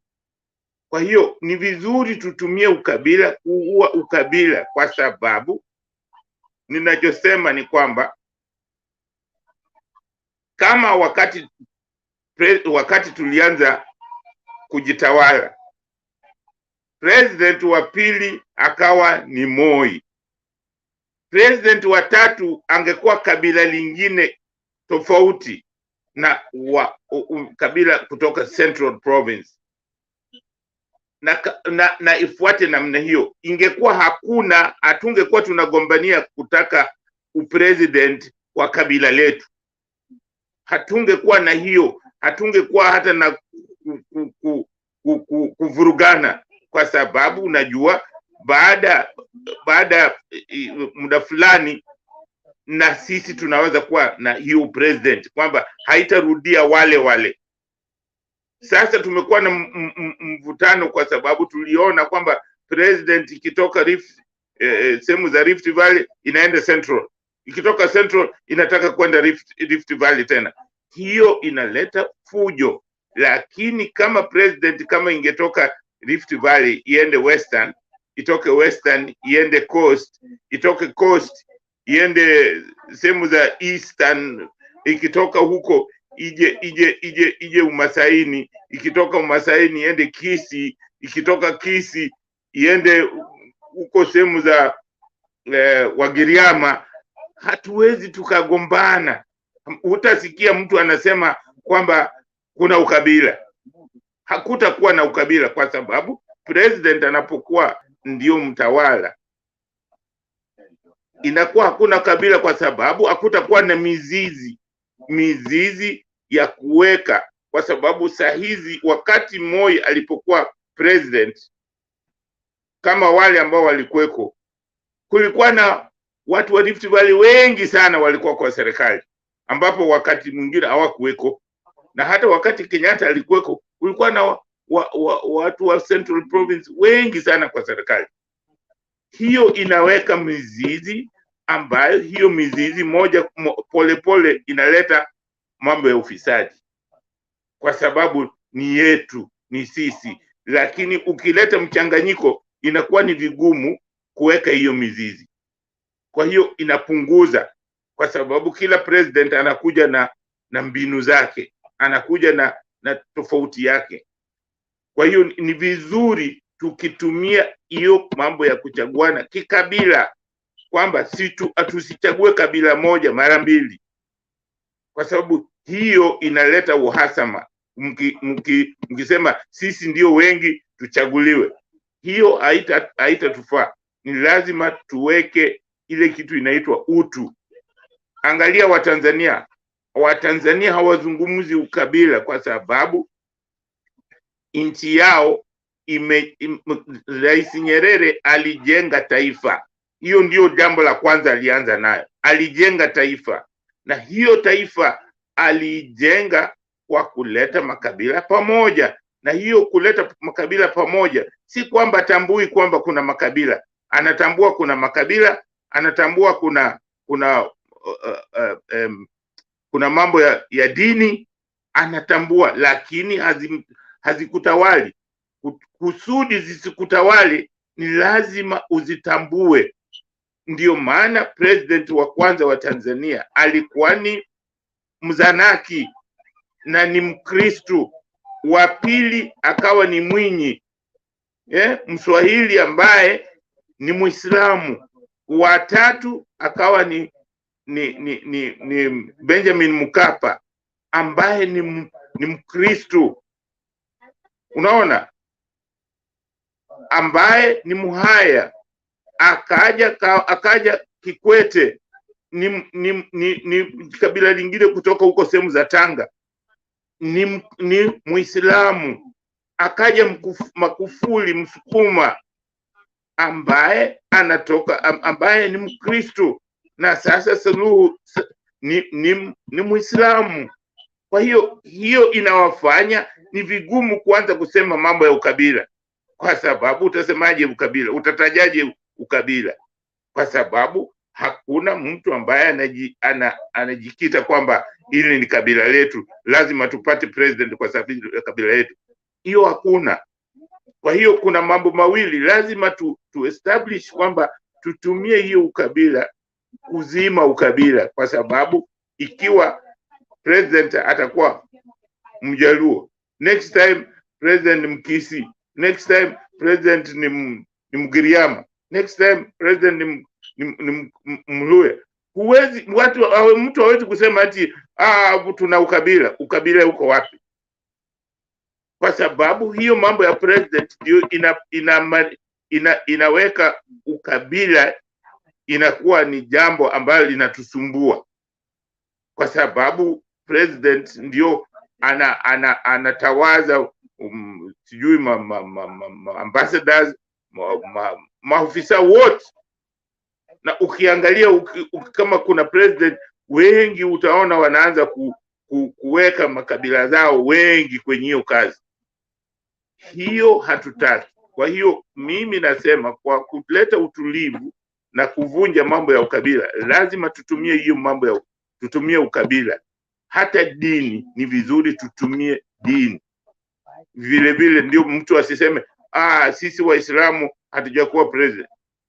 Hivyo kwa sababu hata sasa kuna mtu anasema kuna wakati moja president atakuwa Muislamu. Maana yake ukiangalia ni kwamba Waislamu hatuwahesabu kama wanaweza kuwa president. Ukiangalia kwa maoni ya Wakenya wengi wanafikiria nchi yetu ni ya Kikristo kwa ujumla. Sio hivyo. Sisi wote ni wa Kenya, wawe wa Budha, wawe wasiokubali ya mambo ya wasio waumini, wote sisi ni wa Kenya. Lazima tuhakikishe kwamba tunaangalia kwamba kila mmoja wetu anasikilizwa na anapewa nafasi. Sijui kama nimeeleza ikawaingilia. Okay, sawa. Mike ana swali. Mike uliza. Langu sio swali bali ni kutofautiana na hayo mawazo. Mbona Kenya siasa zake ni za life and death, especially at the presidential level? Kwa nini presidency inapiganiwa kufa na kupona? Sio ni sababu, one of the reasons why the politics in Kenya is life and death is because of the incentive. Ukiingia leo hata MCA, wacha hata president, MCA, ukiingia leo in 5 years you will be a millionaire. To remove the war of fighting for presidents as a matter of life and death is to de-incentivize what motivates people to fight over that office. Tukienda line ya 45 tribes zipewe nafasi even on a rotational basis, na tutumie for example alphabetical order kwamba tribe A in that order, it will take 200 years for the 42 tribes to, assuming each one just serves 1 term. So to me that is not practical. The most practical aspect is to remove the motivation or the incentives that makes people fight for that office, and the incentive is corruption.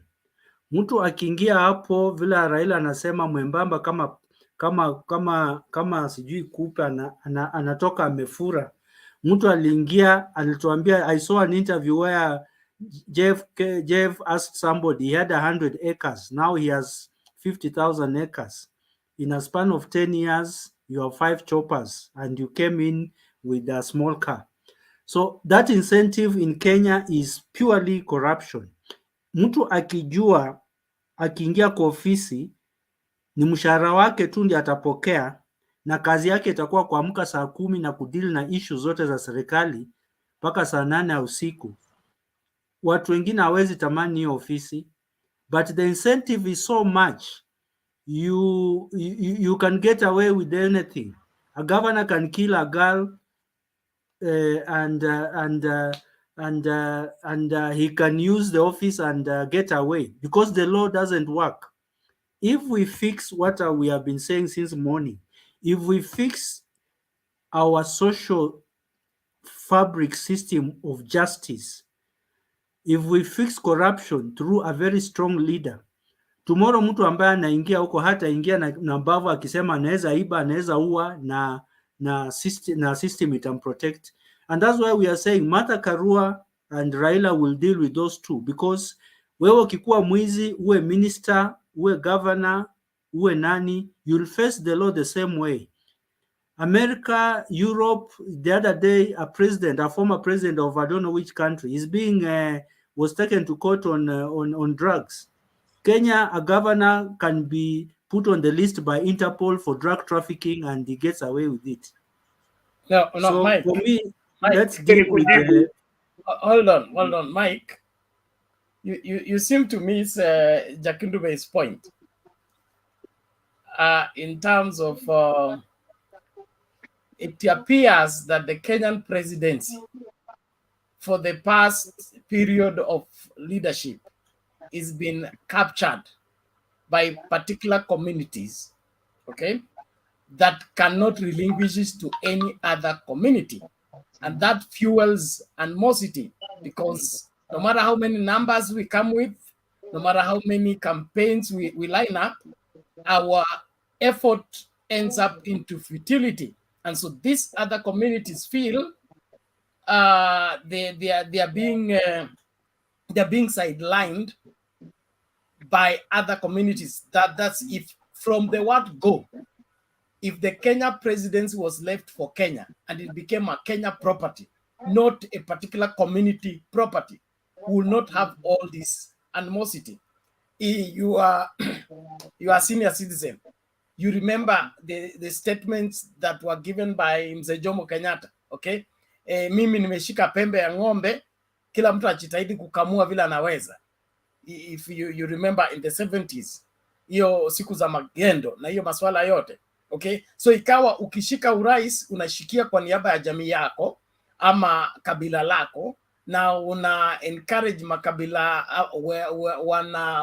wakabila wako watumie hiyo opportunity, okay, kukamua nchi, okay, denying the rest of the community. So if we entrusted the presidency and reserved it as sacred property of Kenya and sidelined it from being a tribal right or a reserve of a particular community, who would be far from where we are. I believe that's what Jakinbe is talking about. Bernard, you have just answered what I said. I said, what is the incentive? The incentive of tribes fighting is because when their person gets in, he will misuse that office to reward tribe, steal for his tribe, and use that office in a wrong way. Once you fix that, the next president, knowing that even if he goes in, he will not help his people get jobs because of tribe, he will not give contracts to his tribesmen. That incentives, once it is not there, no, the motivation to go to that office will not be there. Mike, it's before his incentive, it's insecurity. It's insecurity, okay? Mimi naingia katika ofisi ya urais, na kitu cha kwanza ni jinsi ya kulinda huo urais usitoke mikononi mwetu, okay? So cha kwanza ni kuajiri ndugu zangu wote na niwaweke katika strategic place kunisaidia kulinda urais, okay? Hao ndugu zangu wataanza kuiba. Wakianza kuiba lazima niwalinde nikitumia hiki kitu kinaitwa nini? Urais. So hawakukuja kuiba initially, walikuja kulinda urais usitoke katika jamii yetu, usivuke mto China, ilikuwa inaitwa Chania, okay? Urais usitoke mlimani ukaenda kwa baharini, hiyo masuala yote. So that insecurity of protecting the presidents even against the constitution is a major issue than even corruption. In fact, it's the fuel for corruption. It is not the other way around, like you are putting it. But let Jakindu, let me just finish, Bernard. If we go by that, by that analogy, it basically means that once Raila gets into power with Martha Karua, that's exactly what they'll do. They will bring laws to protect the president, and Martha Karua will also start fighting to get the Kikuyus to start angling themselves. So the cycle will continue because you'll not have addressed the issue. Raila will still do the same. Aluya will become president, and you'll also start getting his lawyers to start protecting his interests. That's the reason why. Hold on, Mike. The reason why we are addressing this matter is because we are about to do a transition. Okay, so are we doing a transition to perpetuate the ills of the past, or do we want them cured? And if we want them cured, who can help us navigate? Because doing this for 50 years. Kunywa maji. Kunywa maji. You have just said what I wanted to say. Mike. That once you get the right person everybody. I know this is hot. Relax, Bernard, Mike, relax. Now you have Bernard, you have said it well. Utaongea hii imefunguka, mtaongea sawa sawa. Nataka kumjibu huyu Mike. Yeye ndio alianzisha hii maneno. Alafu tuendelee. Nataka kukujibu. Huyu Mike ambaye wewe ndio umeinua mkono. Unainua mkono, unasema kitu yani unasema the same thing, unarudia yale kitu ambacho mimi nakataa. Wewe unasema Raila atakaa pale, ataprotect. Tunataka Raila akimaliza ni mtu mwingine, kabila mwingine. Sasa Raila ataprotect nini? Hawezi kuprotect chochote kwa sababu anajua baada ya yeye kumaliza muda wake hakuna mjaluo mwingine anachaguliwa kama unasema hivyo. Akimaliza yule ambaye anakuja Mkisii, naye akimaliza hakuna Mkisii mwingine anachaguliwa kabila nyingine. So atapigania, kutakuwa na ugomvi wapi? Yeah? Sasa na ukingoja ukisema ati itachukua miaka 200, kwani kuna nani ambaye unataka akae kwa hiyo president kila mara? Ni nani? Hiyo miaka 200 itakuja kwa sababu kutakuja president tofauti. Hiyo miaka 200 lazima ije na president tofauti. Haiwezi kuwa na president mmoja.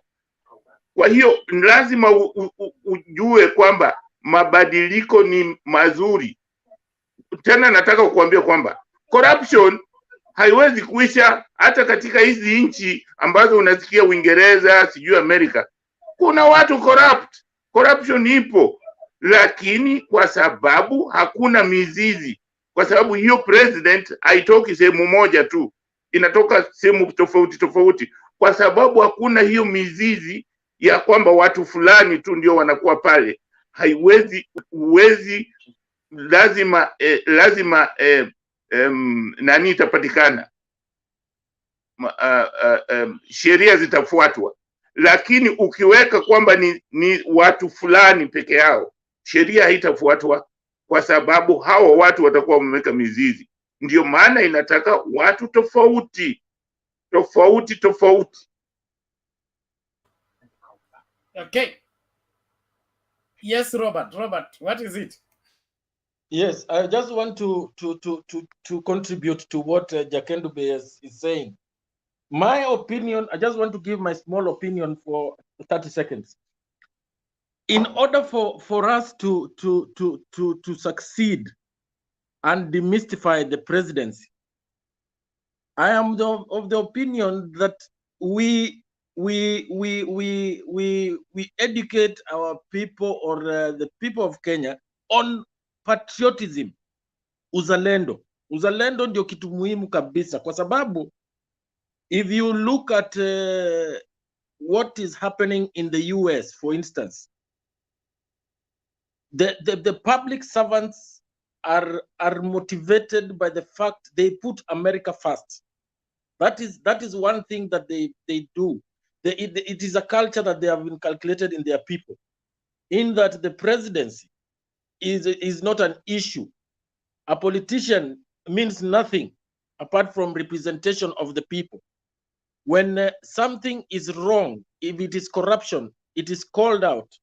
I'll give you a small example is, in order for us to be able to demystify that presidency and detach it from what Mike has said about corruption, they are intertwined. You see, when somebody came to office with having been worth 175 million, and now he's flashing money all over. You see, in the US, for instance, the IRS will flag you down even if you are transferring some small amount of money from your account to somebody else or even your relative. In Kenya, we don't have those systems. You know, people have turned a blind eye, and people are able to move corruption, proceeds of corruption. Ile uzalendo haiko tena. Na hiyo uzalendo kama tungekuwa nayo, people would be paying allegiance to the constitution and Kenya itself. Then the politician comes second. Then we'll be able to demystify presidency. Thank you. Mi nataka kuambia hivi, kitu ambacho mimi nasema ni kwamba tunakataa kusikiliza kitu ambayo inaweza kutuponyea hiyo uhasama ambayo tunao. Ukisema Amerika, mbona wakati Obama alichaguliwa kulikuwa na nani hiyo glamorous ya nani? Kwa nini Obama, wakati Obama alichaguliwa kulikuwa na hiyo joto la kwamba kuna mabadiliko? Kwa nini? Kwa sababu hata Amerika kuna tribalism, kuna nani sana, kumekuwa na tatizo kubwa sana kwa mweusi kuchaguliwa. Unaona, hiyo ni tatizo kubwa sana Amerika. Kwa hiyo wakati Obama alichaguliwa kulikuwa na kwamba kuna mabadiliko fulani. So nawaambia hii mambo ya ukabila imepiga nchi zote za Kiafrika. Kwa sababu ya hiyo, mtu akisha kuwa pale hataki kabila lingine, hataki watu wengine wawe pale, na hiyo ndio inaleta corruption. Kama tukiweza kubadilisha, ni jambo ambalo itatusaidia, kwa sababu hizi makabila zote ni za Wakenya na ni lazima wawe na haki sawa. Huwezi kusema kwa sababu hata Amerika wameweka ile college, hiyo college wameweka ku safeguard zile county ndogo against county kubwa, ndio hizo county kubwa zisiwe ndio peke zao zinatoa presidency. Hizi ni lazima, ndi vitu ambavyo tunataka tuweke, ndizo spana ambazo tunatakiwa tuweke kwa system yetu, kufanya mambo ya president isiwe watu wanasema Wajaluo lazima wapiganie hiyo kufa na kupona ndio wapate president. No, wajue kwamba wana nafasi ya kupata hiyo president, so hawawezi kupigania kutaka mtu kufa.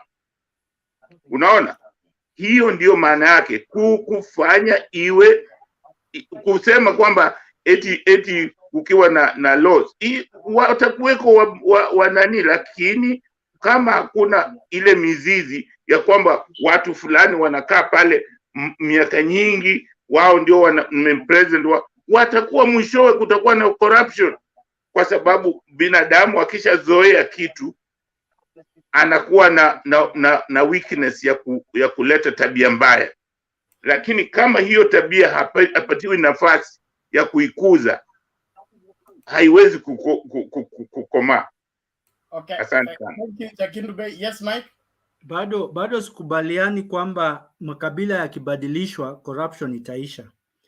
What will happen will even be worse. Sababu Wakikuyu wakiiba leo, Wajaluo wawekwe kesho waibe, Waluya wachukue kesho kutwa waibe, Wakambo waseme sasa hao wote wameiba, pia sisi ni tani yetu ya kuiba. So unasikianga kwa Kenya tuna lugha kwamba it's our turn to eat.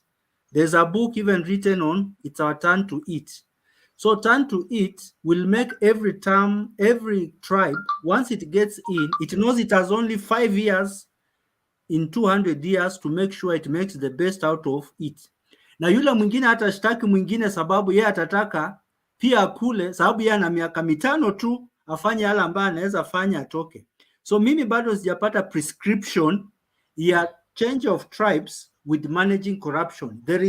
I'm not seeing the correlation of that. Mike, it's not like change of tribe, okay?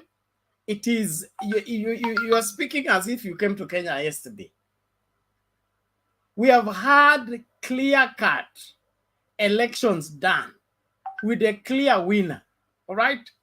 But the clear winner was denied office, point blank, before international cameras and the whole world, because the presidents could not change hands. You get that? So if the presidents changed hands peacefully in 2007, okay, because somebody has won, all right, we will not be here where we are right now. And the same thing happened 2013, Same thing happened 2017. Let's not pretend as if this is something new. So what we are saying is the custody of the country called Kenya needs to be left in the hands of Kenyans. And Kenyans means all Kenyans, not particular communities. Whereby even if a courier, okay, is the president, I will feel safe as a lawyer, and I am sure that that person is in office to work for me, not to work for the courier. All right? He's in office to take care of the interest of the other communities, not his own community. So that the country, Kenya, does not belong to a particular community that is in power. The country, Kenya, belongs to all Kenyans, and whoever that is in office, he's in that office on behalf of the rest of Kenyans and is seeking office wherever every Kenyan's interest. All public offices, okay, should not be tribalized. They should be offices that are serving every Kenyan equally. Na mtu kama kuko ofisi, jukumu lake la kwanza ni kulinda rasilimali ya Kenya, sio kukula rasilimali ya Kenya, sio kuiba rasilimali ya Kenya, kuilinda. Ili ukifanywa DC wa Marsabit, okay, na huko unajua mashamba haijapewa title deed, unaanza land registration process ya Marsabit na unachukua nusu ya Marsabit unaandika kwa jina yako, kwa sababu huko land haina nini, title deed. That it makes you the wrong person to be in charge. But if you find there is large land, this land is not wherever demarcated, haina title deed, you have discovered there is land, you must put that land to use for the sake of Kenya, not take it for yourself. So the issue of using the presidency for personal gain or tribal gain at the expense of the rest of Kenyans is the problem. Why is it the problem? It's because it's like for example, I had a friend who was working in a particular club. I will not mention the club, and then she was an accountant in that particular club. And then we had this senior person in the club who wanted that she be receiving beers and sodas, okay, in the name of the club. But after they have been received, the club is the one paying, but she should accept that his boys will come and pick a certain number of those crates to his own bar, his private bar, okay? So yeye ni member wa club, na club imeorder nini? Coca-Cola ilete soda, Kenya Breweries ilete beer. Lakini beer sikifika, tuseme club imechukua 100 crates, okay? Of the 100 crates, analazimisha huyu accountant assign kwamba club inalipa 100, lakini 50 zinaenda kwa private bar yake, but the club foots the bill. You get that? So he's in the club, but he's not serving the purpose of the club. He's using the club to build his non-private empire. So hii ndio makosa ambayo tunafanya. Mtu anatafuta urais, akishaingia anasahau Kenya, okay? Anasahau kwamba alipewa jukumu la kulinda Kenya na kila Mkenya. Anaanza kuona amepata opportunity ya kukula na kulisha wachache ambao watamsaidia kukula wakinyima wengine. Na hiyo ndio chanzo cha mzozo. If Kenyatta took over the leadership of the country, okay, and his first mission was to galvanize the country, put the country together, and be safe working with Jaramogi, okay, and not be threatened by Tomboya and the other JM and the other vocal people, and be secure enough to hold the country on behalf of the Kenyans and be able to feed every Kenyan equally, will be where Malaysia is, will be where Singapore is, will have developed. But shida ilikuwa usipochunga urais utachukuliwa. Urais ukichukuliwa wewe ndio utakuwa wa kwanza kufinywa. Unakumbuka ile message ya Kingi? Let me not talk too much. Abuya?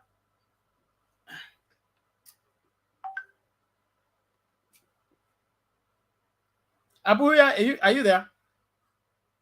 Yeah, I am there. Yeah, let Jakandube continue. I was trying to do something else.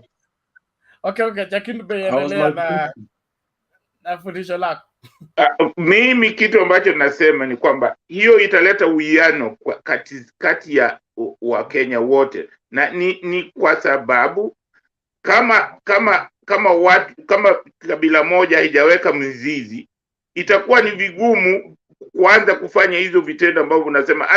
Hata mambo ya unasema ufisiadi itapungua, kwa sababu unapokuja kwa ofisi utakuta kuna watu wengine pale, na sio kwamba ukikuja utaanza na ufisadi straight away.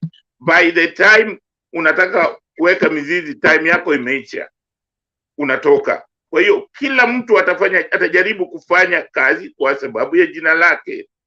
Unaona, hiyo ni kwa sababu ya mabadiliko. Tukiwa na mabadiliko from time to time, inaleta nani nzuri katika inaleta kazi nzuri.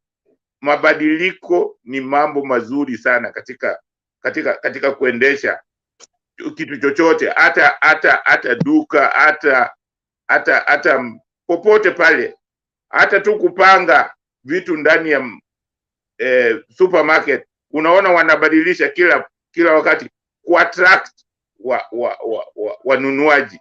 So tukikaa tu sehemu moja kwamba kabila letu imepata, na tukimaliza tunataka mtu wa kabila letu tena awe, tunataka kabila letu tumpigie kura kwa sababu sisi ni wengi, hiyo inaleta fujo.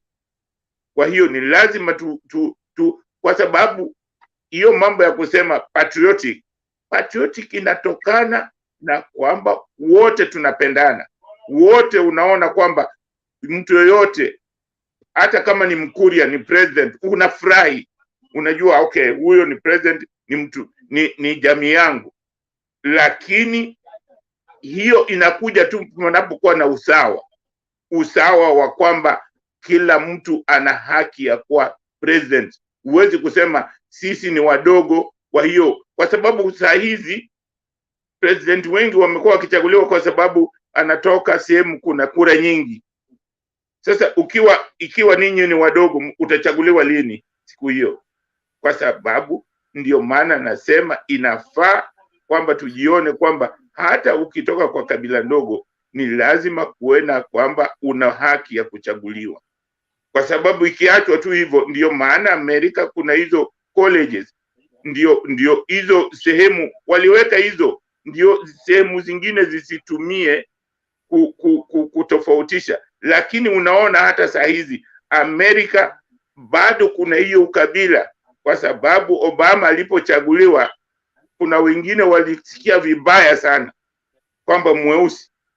Hata saa hii Harrison yule amekuwa vice president, ilikuwa ni jambo nzuri sana kwa watu wengi na ni historia. So tutoke sisi kama wana Kenya, tutumie ukabila kurahisisha utawala wetu. Tusiache tu hizo kabila ambazo tumepewa tuzitumie vibaya, tuzitumie kufanya nini? Kupiga ukabila. Hiyo ndio nasema, hiyo itatusaidia. Kumalizia Bernard, alafu nifunge.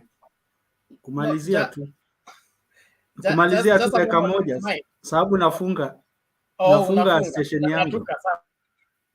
Sasa I still have a different, na si ati nakataa mambo ambayo Jackie anasema, but I think there is a different way which is even fast and more effective.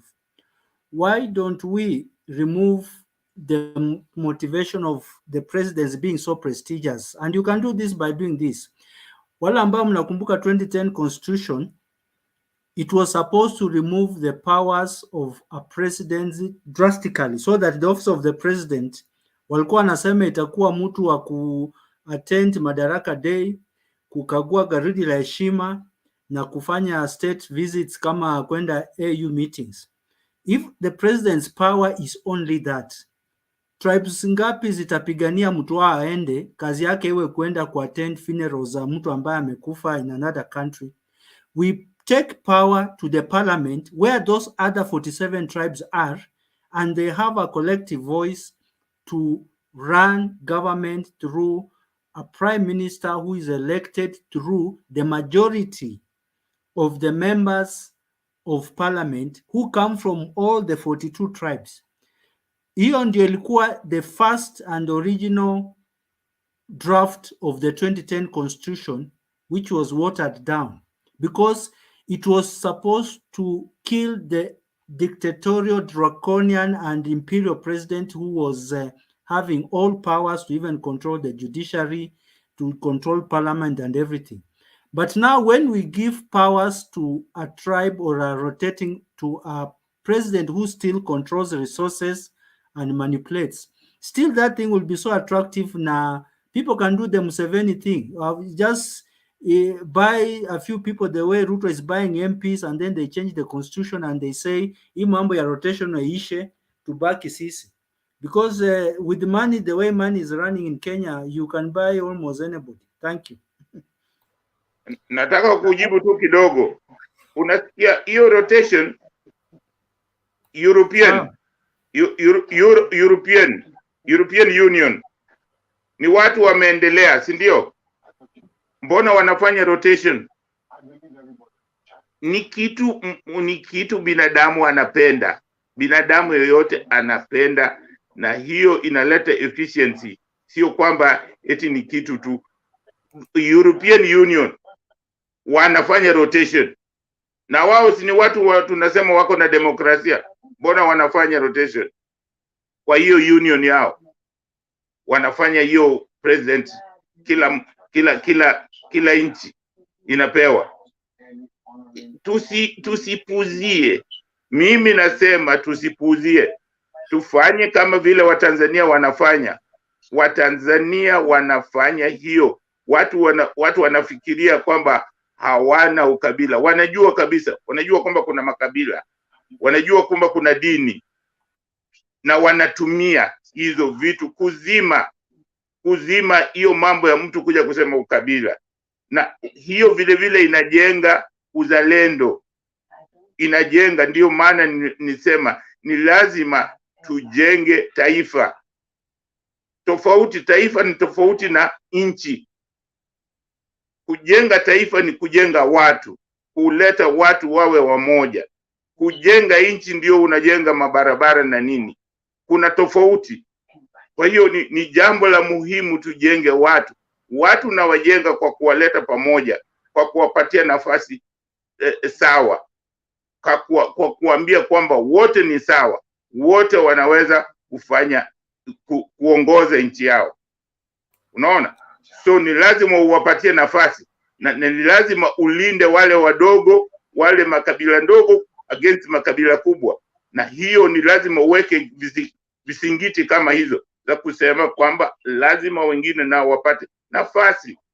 Hiyo inaleta umoja, na hiyo umoja ndio imeleta fujo kwa nchi nyingi za Kiafrika, kwa sababu hao wengi hawajui kujenga taifa. Wanajenga tu nchi. Ukijenga nchi bila kujenga taifa ni rahisi sana kubomoka. Asante sana.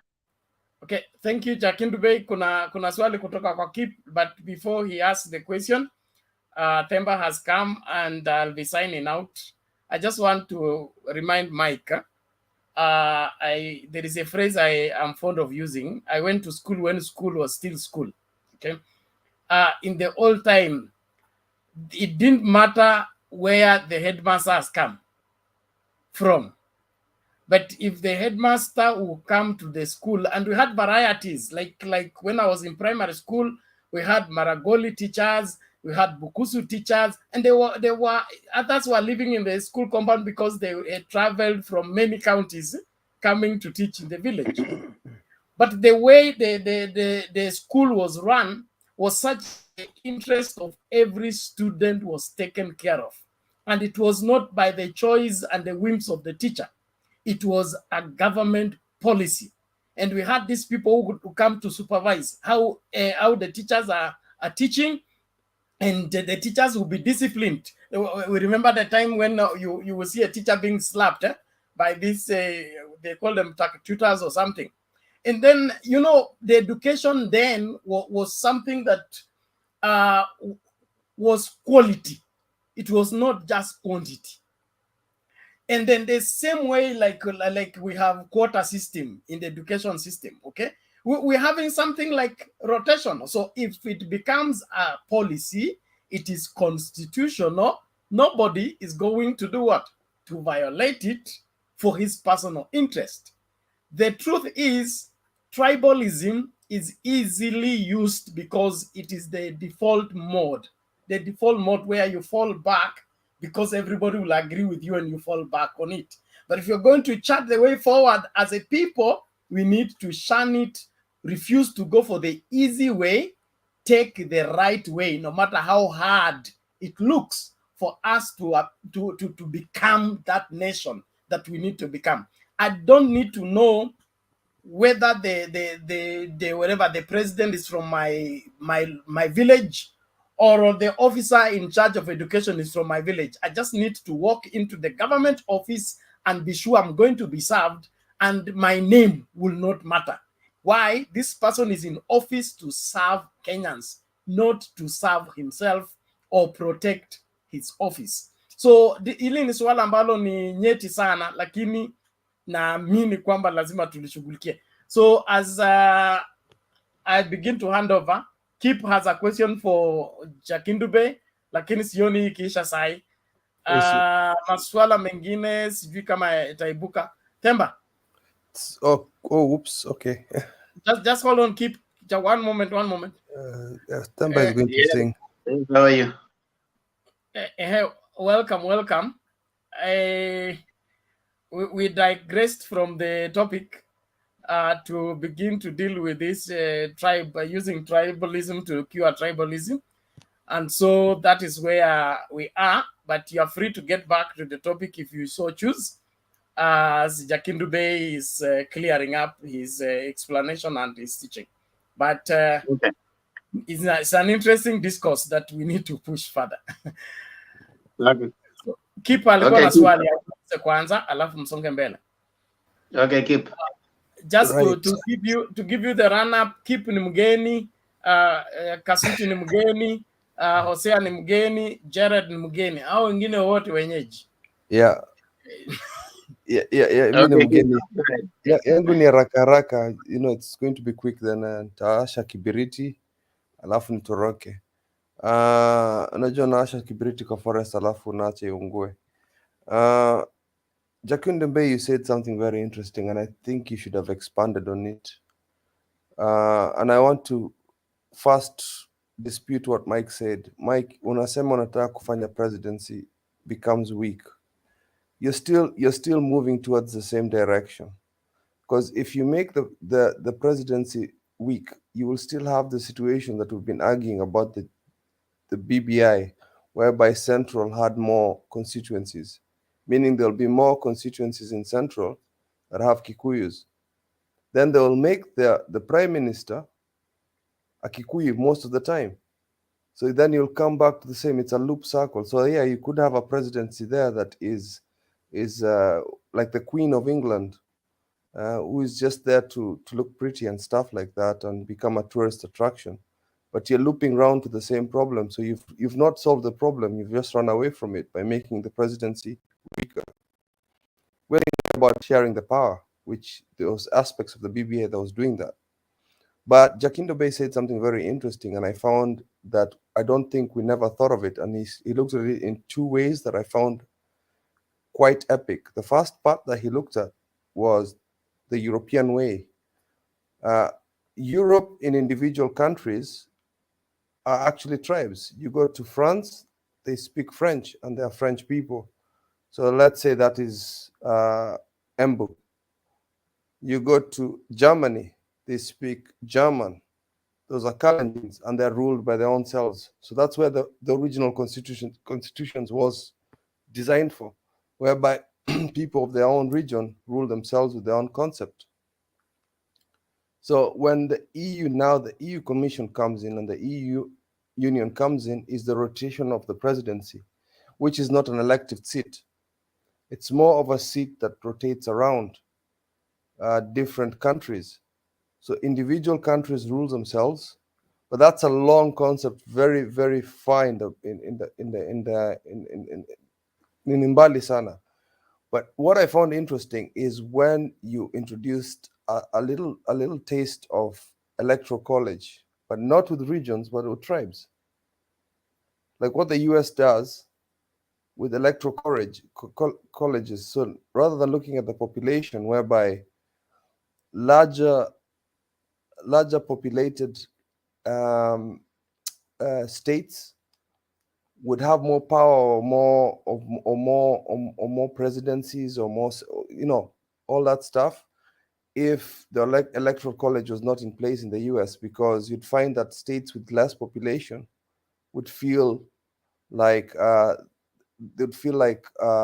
not being represented. Now, if we did that with our tribes, I think that might work, whereby it's not working. It's not 100% working in the US, but I think the electoral college is somewhat working in the US, because states like Maine, you can hear that, people are really concentrating on Maine.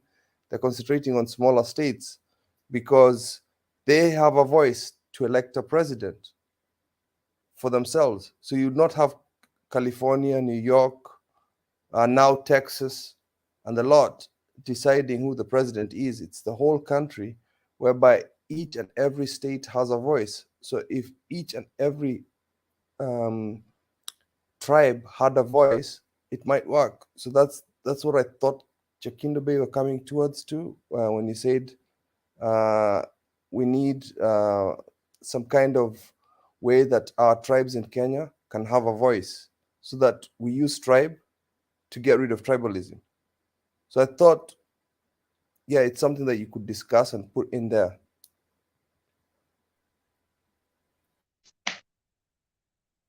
That was for you, Jacinda Bay. Na mimi vile umesema ni hivyo ninavyotaka nilipokuwa nikielezea, ni kwamba ni lazima, ni vizuri tutumie kwa sababu hatuko na nani kama Amerika. Tutumie hiyo kabila zetu kupunguza hiyo mambo ya ukabila ambayo tunapigana, kwa sababu ukabila ni rahisi sana sisi kupigania kwa sababu ya ukabila. Sasa inatakiwa tufanye njia ya ku make sure kwamba tunatumia hiyo kabila zetu kupiga kabila, ndio tusiwe na mambo ya ukabila. Tuone kwamba sisi, kwa sababu itatusaidia kujenga uzalendo, itatusaidia kujenga taifa letu. Kwa hiyo ninaposema taifa, najua hiyo saa zingine labda inaleta shida. Taifa ni lazima ujenge taifa na ujenge nchi. Taifa, ninasema unapojenga taifa ni kuleta watu pamoja, kufanya kwamba watu wawe wamoja, wajione wao ni wa Kenya au wao ni wa Tanzania, wao ni wananchi wa hiyo nchi, na kwamba wana haki na wanaweza kupata uongozi popote katika nchi yao. Manake ikifika kwamba wanajua kwamba uongozi hawawezi wakapata, inaanza kuleta fujo. Hiyo inaleta fujo. Hiyo ndio maana katika siku za mwanzo zile kulikuwa na mapinduzi. Kila nchi ya Afrika walikuwa wanapinduliwa kila mara. Kuna mapinduzi. Kwa sababu ya hiyo, kwamba wale viongozi ambao walikuwa pale walikuwa wamekalia zile viti, walikuwa wataki makabila zingine. Unakuta katika hiyo serikali ni kabila lake tu lote ndio wamepewa hizo kazi ambazo ziko pale. Hizi makabila zingine hazina. So ni lazima tuone kwamba tunajenga kitu inaitwa taifa letu, na kujenga taifa letu ni lazima tutumie watu wetu wote kwa usawa. Wawe ni walemavu, wawe ni watu wa namna gani, tuwatumie wote, wawe kabila ndogo, kabila kubwa, tuwatumie wote, waone kwamba wana uwezo wa kuweza kupata, kama ni uongozi, wapate uongozi bila kubaguliwa. Asante sana. Thank you. Bwana Themba, I have some stock of videos. Let me play them before I go. And then maybe on what Jakindube is saying is, let somebody's competence approve him for the office, not his tribe. If somebody can lead, let him lead. You don't have to say atoke kwa ile kabila ambayo inapaswa kuongoza. Where is Thank this? you for the topic, Jakindube. That is a good topic. Na mimi nitaenda kulala sahi. Asante sana. Wako tayari kwa uchaguzi. Sasa wanaanza ugomvi na Matiang'i, hata wanaenda kugombanisha Matiang'i. Sawa hapo. Sisi tunawaambia ndugu yetu bwana Kitendawili, wachana na Matiang'i. Matiang'i kazi yake ni kuhakikisha ya kwamba kuna ulinzi wa kutosha siku ya uchaguzi kwa Wakenya wote. We are telling our competitors, it is not Matiang'i to make up his mind. It is them that should make up their minds. Either they want to be officials of this election or they want to be candidates in this election. And they need to make up their mind whether they want to participate in this election of 2017 or they can as well participate in the one of 2022.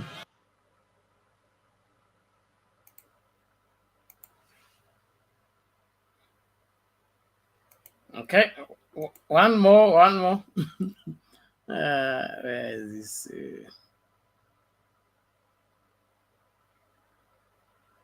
I think it's this is the one.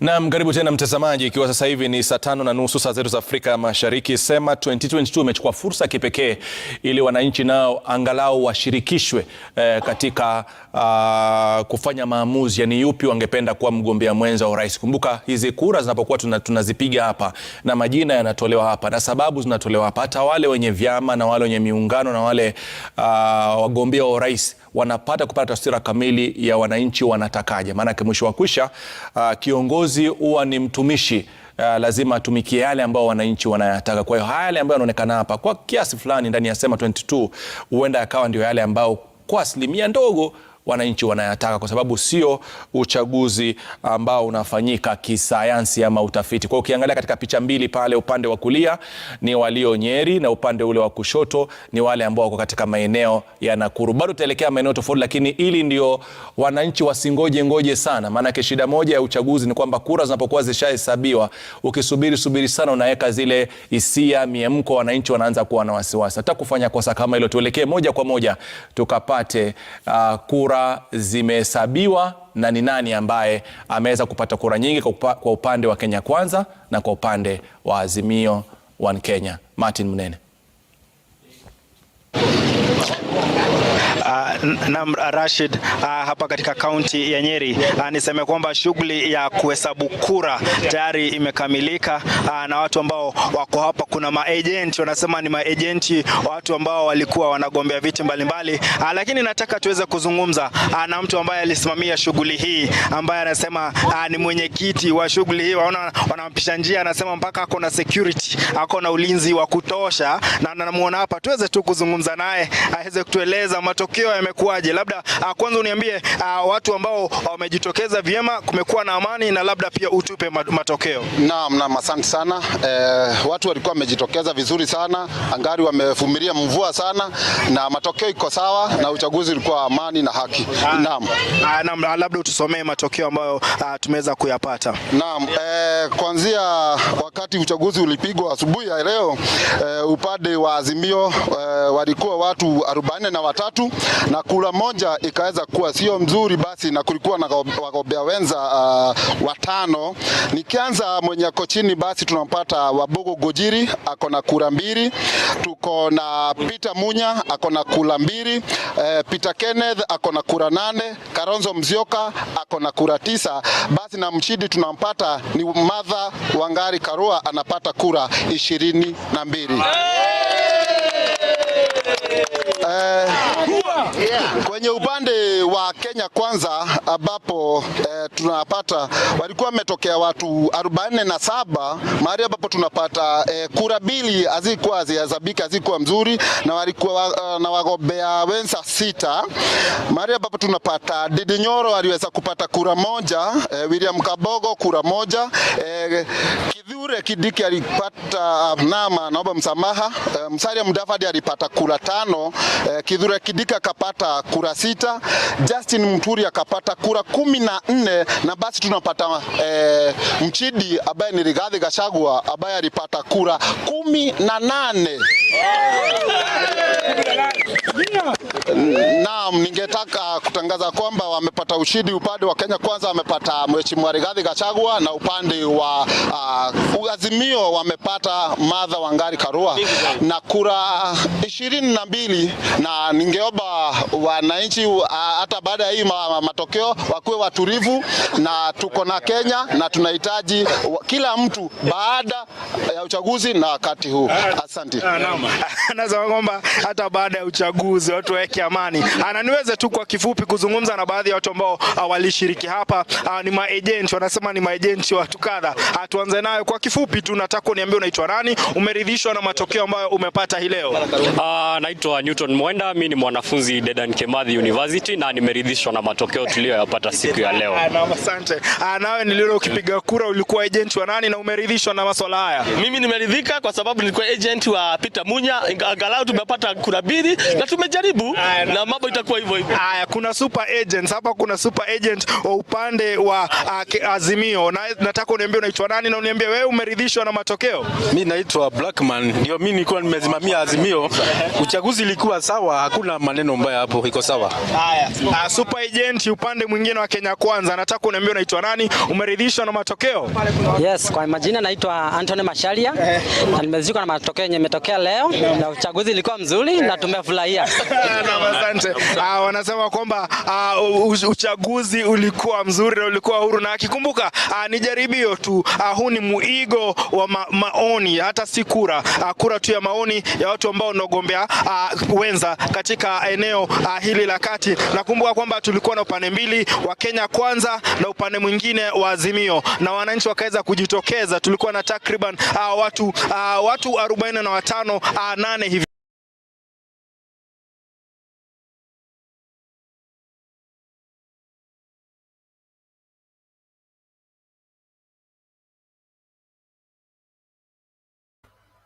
Okay, that's that. Bwana Themba.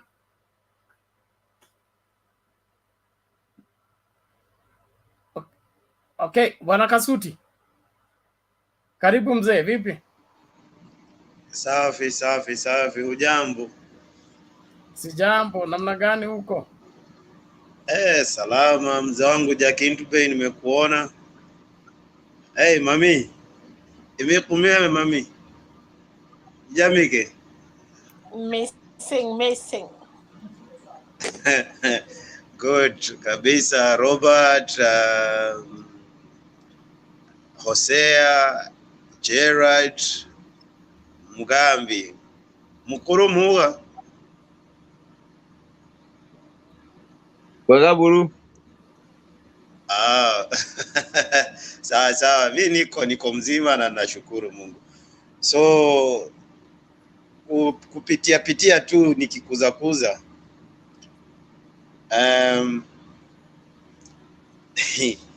watu wataacha unafiki. Unajua unafiki hakuna mahali inaweza tupeleka, na hicho ndicho kitu Watanzania walijaribu sana na wakaweza kuenenda katika njia ambayo inayofaa. Wale watu waliochakuliwa mbeleni Tanzania ni watu waling'ang'ana sana ili kuondoa ile unafiki. Kumbuka kulikuwa na makabila pale, na mpaka leo hii kama sikosei wao ndio wanaongoza, kwa sababu wako na makabila more than 200 makabila, lakini unafiki ndio walikosa. Ndio maana nchi yao huwezi ukasikia mtu ati mara huyu ni Msukuma, huyu ni Mchaka, sijui huyu ni nani, sijui huyu ni Mnyakyusa, huyu sijui ametoka wapi. wote wako na culture zao na kila mtu anajifunia culture yake, but when it comes to the national level, hiyo kitu kwao sahau kabisa. Ukienda pale unatritiwa kama Mtanzania, unashughulikiwa kama Mtanzania, kama ndugu, lakini kidogo ikifika kwetu bwana, inakuwa ni kwamba sasa mimi ni wakina Mama Selina hapa, nikipata nakusanya watu wangu wote, kutokea kwa mtoto mdogo mpaka kwa ule mzee mgongwe kabisa, nikasema hai, hapa nishashika ndovu, sasa njooni tumule huyu ndovu. Unasahau ya kwamba uko na wenzio ama uko na watu so tuache unafiki, alafu tutaishi maisha ambayo inastahili. So si ati ni uwezo ambao ndio limekuwa hatuna, kwa sababu kama hakungekuwa na betrayal to our founders, our forefathers who founded Kenya, hatungekuwa mali tuko sahi. Lakini sasa imefika wakati ambapo tumesoma kwa letu na watu wameamua kufanya nini? Kusawazisha. Hiyo ndio kitu Uhuru anafanya kwa sasa hivi. Hiyo dark ya betrayal ndio anataka akiondoka mamlakani basi iwe imeondoka na Kenya imechukua mkondo ambao unastahili.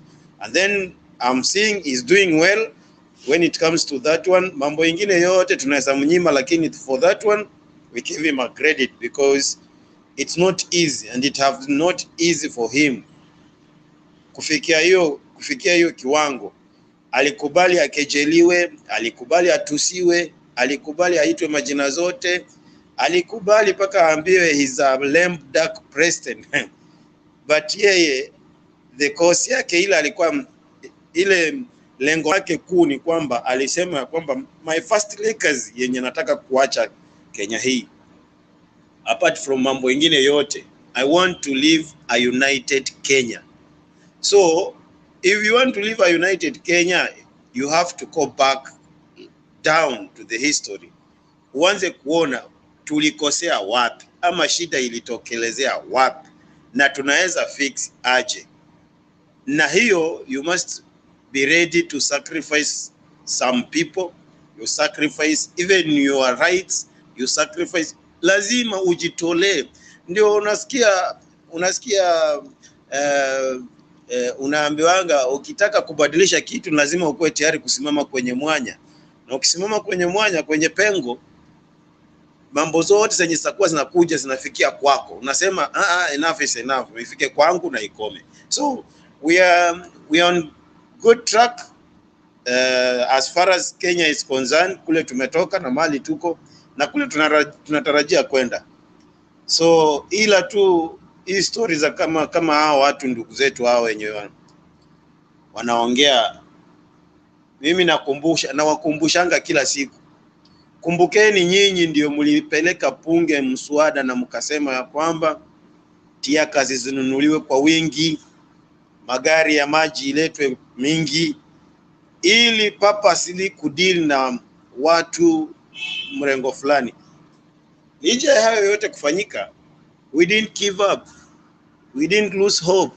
Tulikuwa tunasema siku moja meza itakeuzwa, na sasa meza imekeuzwa. Mumeanza kusema sijui nani amefanya. Wachaneni na CS wafanye kazi, because CSs, those are political office. You are there to serve the interest of the president who is in charge, who give you that opportunity to serve him. So in order, you have to make sure that you attend to the president who give you that, who put you in that position. So mwambieni huyo kaka yetu huyo, mwambie akuje polepole. Na mlifanya vizuri kwa sababu Matiang'i hajawahi kuwa kwa skandalo yoyote, na Matiang'i hiyo budget mlipitisha, tia kazi zilinunuliwa na ziko kwa store. Sisi tushazoea, sasa tumekosa tia kazi, tushazoea, sasa tumekuwa Wakenya wazalendo, and we don't think if at all we are ready to go back kunusia tena tiakasi. So waambie nao wakuwe tayari, kwa sababu ile walinunua. Ukipanda mahindi utavuna tu, hakuna siku utapanda mahindi ufune maragwe. No, ukipanda mahindi utavuna, na ndio unaambiwa you will reap what you sow.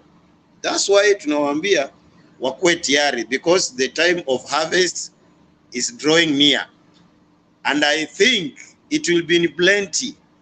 So let them be prepared, because they might harvest what they planted. Alafu na uone kama kuna kitu ilifanyika pale wakati huyu Kingi alikuwa Kingi, hata hana adabu. Kweli ni kijana mwenye hana adabu. Baba ametoa huyu Kingi, alimtoa huko madanguroni huko, akamuosha, akamsafisha yeye tu kama Mudavadi tu, akamfanya kuwa chinzi yeye alivyo siku hizi. Sasa wewe ndio unataka kukeuka. Ile kitu ilisababisha Kingi ati anataka kutoka Azimio, ilikuwa ni kwamba alikuwa wanataka wafanye kitu inaitwa zoning. Na wacha nikwambie, in Kenya the only county yenye ilipika suit from MCA to governor suit, it was only Kilifi in Kenya 2017 in Kenya, whereby ilikuwa ni ODM. So itakuwa ni unafiki wa hali ya juu sana wewe Kingi kuja kusema ya kwamba sasa kwa sababu mimi nimeanzisha chama na hii chama ni yangu, sasa ODM as the dominant party in Kilifi useme watakuwa unafanya makosa sana kusimamisha candidate hapa Kilifi, whereby unajua vizuri kabisa uwezi ukawave out ile nini ya ODM in Kilifi. But thank you, kwa sababu ile kitendo ilifanyika pale Karen hata inafaa kumpea wasiwasi mingi sana. Niliona ule mkombea wa ugavana wa udaku pati akicheka tu akismile hapo, ambaye ni Aisha Juma. Alafu nikaona sura ya Kingi imebadilika all of a sudden. Kwa sababu gani? Whatever happens in political arena inakuanga very well scripted, very well planned, and then inakuwa sasa kama pale Karen kuna kitu ilifanyika pale. Unaona ile standing arrangement ile ilikuwa imefanywa pale Karen,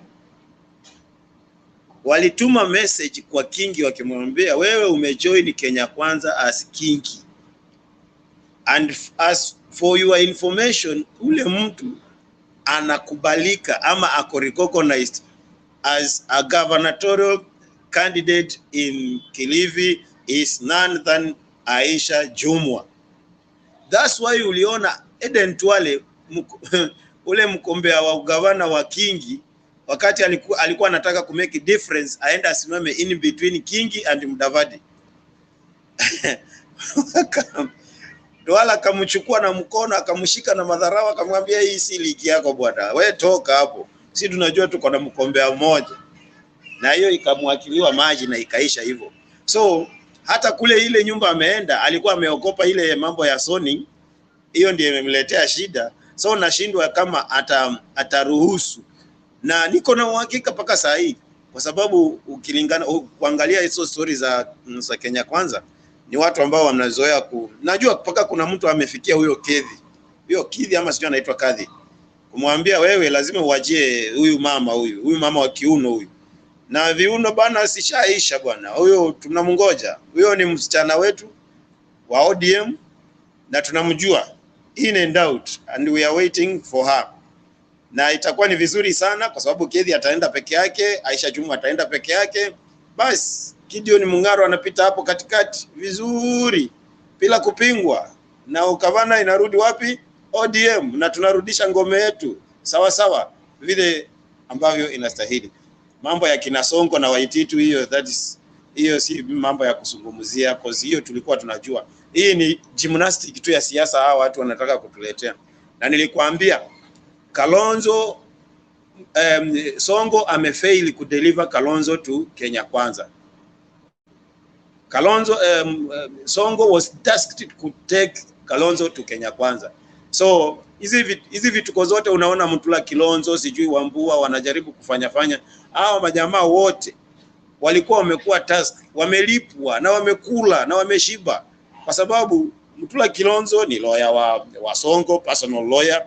Ukiangalia Wambua sijui ni nani, so ni rafiki ya RUTO. Plastic. So these people, these young men walikuwa wamepewa task ili wafanye ile kazi Malala alifanya, lakini ole wao hawakupenya. So tunawaambia wakuje polepole, alafu tutajua vile namna hiyo tu vile huyo kijana Hasala anasemanga, namna hiyo tu. Sisi tunajipanga tu hapa polepole. Wewe je, rais, ambia mtu wako mitungi ya kasi ya kasi tumenunua iko. So hivi karibuni tunavuna. Hivi karibuni mahindi ishakomaa sasa na imekauka, tumekata.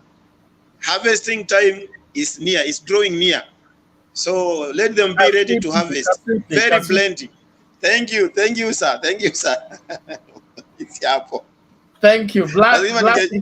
Black is saying stop inciting people. Black atoke huko nyuma, akuje hapa niambie akiwa hapa, kwa sababu anajua I'm not inciting anybody. Umesikia ule mtu wao, umesikia ule mtu wa assistant Jesus himself anasema nini? Anasema ati wachaneni na Matiang'i. So mchakue, hata yeye tunamwambia saa hii either achakue kama atataka kuwa participant wa hii uchaguzi ama anataka kuwa spectator. Pia hiyo yenye amesema hiyo ndio tunataka kumwambia. Nijua tu rais hata stahimili hii atatoroka. So tunawaambia hivyo. Asante bwana Kasuti, thank you. Huyu Themba ameenda wapi? Hosea, ni hos.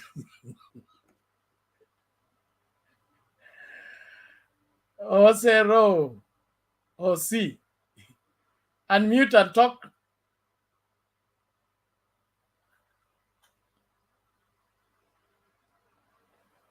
Hosereo, your mic, yes. Oh yes, hello everyone. Can you hear me? Yes, we can hear you. How are you? Oh, I'm fine. Carry on, please.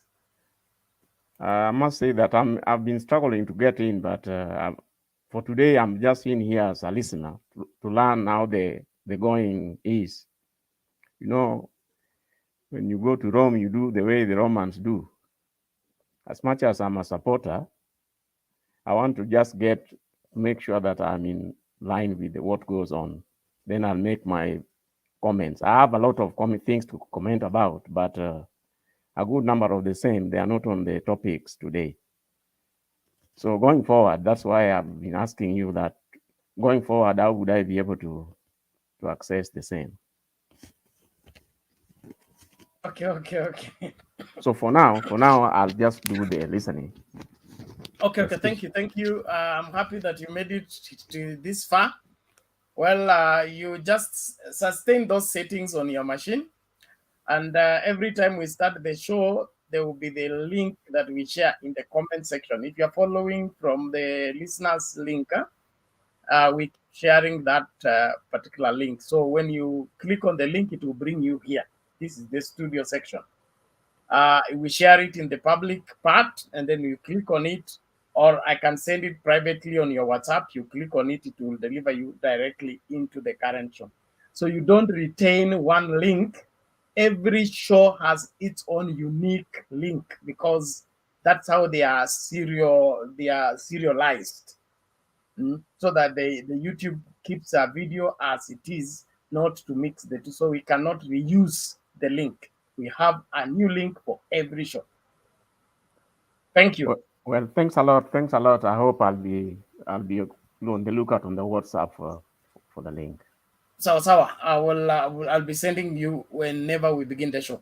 Jared, I'm still around. Karibu, you are free to stay. We still have got an hour and something before the show gets finished. We are in we are about to start the 7th hour. It ends at the 8th hour. I'm waiting for Mr. Themba. Nimi napaswa kungatuka hapa. Jared Ayera, how are you?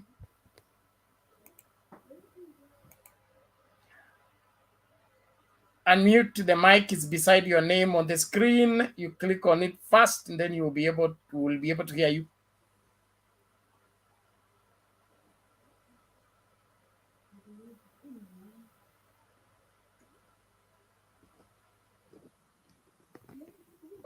You just click once, but that crossed animal beside your name. Yes, and black, please relax. You say tear gas is associated with violence. No, tear gas is budgeted for by the Kenya government. It's a constitutional provision. It's a means of restoring law and order. Stop constituting your own law here, please. Mwambie walinunua. Itabidi wafumilie. Walinunua. Wakati tuli Ngoja wewe Kasuti, relax. Thank you. Ayera. Ongea basi. Yes sir. Ndio, ninawasalimu mchambo. Hatujambo, namna gani? Niko salama sana. Huwa ninawapata sana nikiwa. Kama kuna mtazamaji anaweza kuwa na jicho kali, anaweza kutazama kidogo aniambie.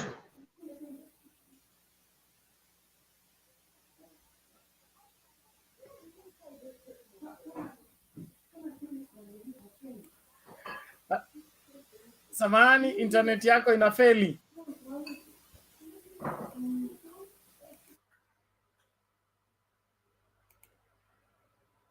Pole lakini. Bwana Mugambi.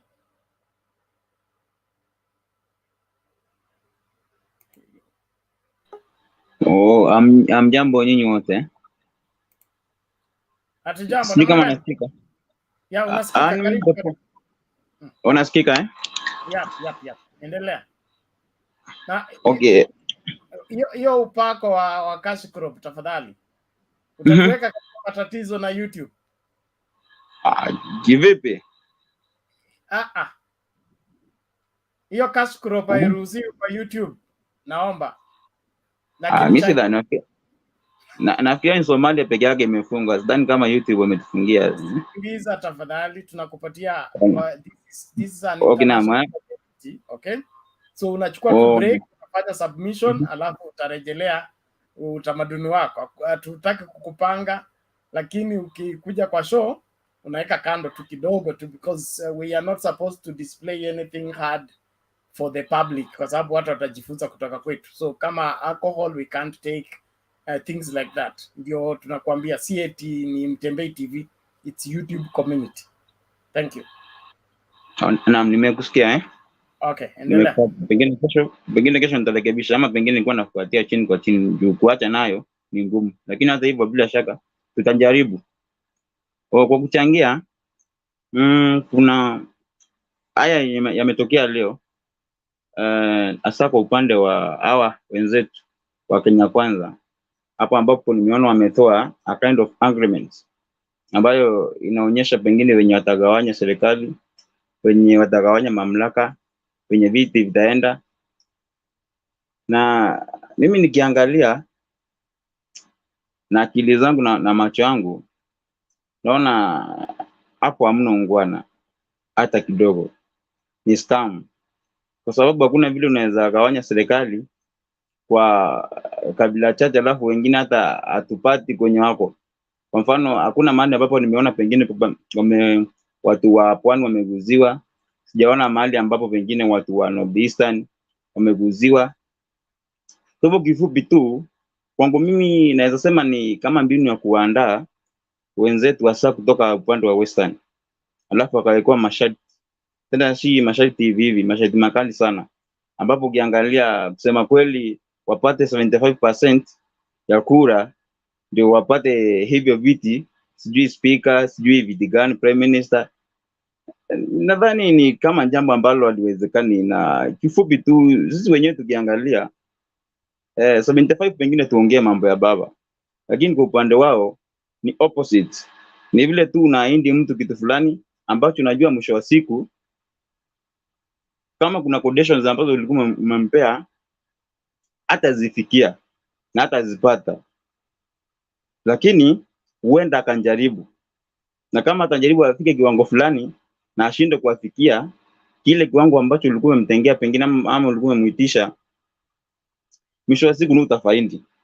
Kwa hivyo hao wenzetu huenda, hata si huenda, ni lazima na itakuwa that serikali ikiundwa, yale ambayo yameonekana leo na yale ambayo yamesemwa leo hayatatekelezeka, yatakuwa mambo ya uongo, kwa sababu Kenya ni ya kila Mkenya sehemu yote ambayo yanatoka.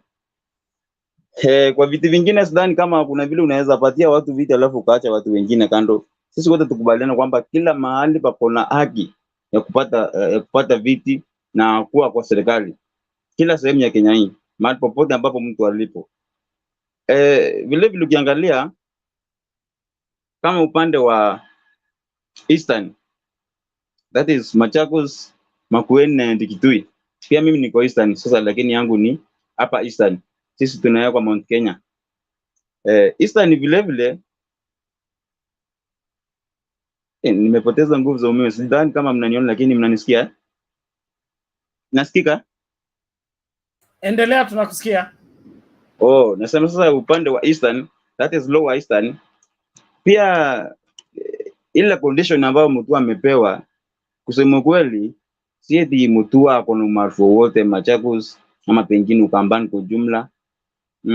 Kama kuna ambazo zitapatikana, zitakuwa tu ni kwa bindii ya Chief Asla mwenyewe, that is RUTO.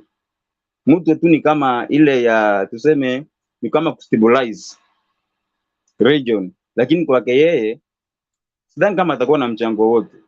Kama ameenda MUTUA, tuseme kifupi, zile kura ambazo anaweza kuwa nazo, mimi nikiangalia Machakos, kwa sababu ndio kwa governor, hatuwezi muunganisha na Kitui na hakuna mahali aongee mambo ya Kitui ama mambo ya Makueni, ni Machakos peke yake.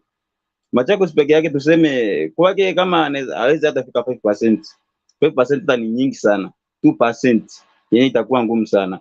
Kwa hivyo kiufupi, ile ahadi ambayo amepewa na hiyo condition ambayo amewekewa, hataweza kuimanage kuipata, na akipata kiasi alafu anyimwe pamoja na hao akina MUTHAMA wote chenye walikuwa ameahindiwa, mwisho wa siku mwenye atafaidi ni Asla mwenyewe. Kwa hivyo tusikubali kuandaliwa na agreement zingine, pia sisi wenyewe tukiona si realistic. Hayo ndio maoni yangu.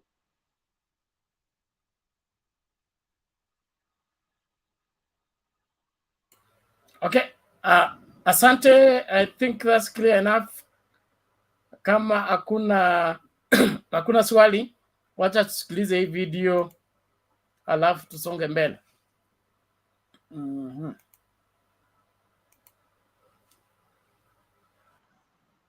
Haya, Gongoni hoye! Gongoni hoye! Vijana hoye! Wamama hai! Asanteni. Halo, asanteni sana kwa kutukaribisha hapa Gongoni. Leo nimerudi hapa Gongoni na moyo mzito sana.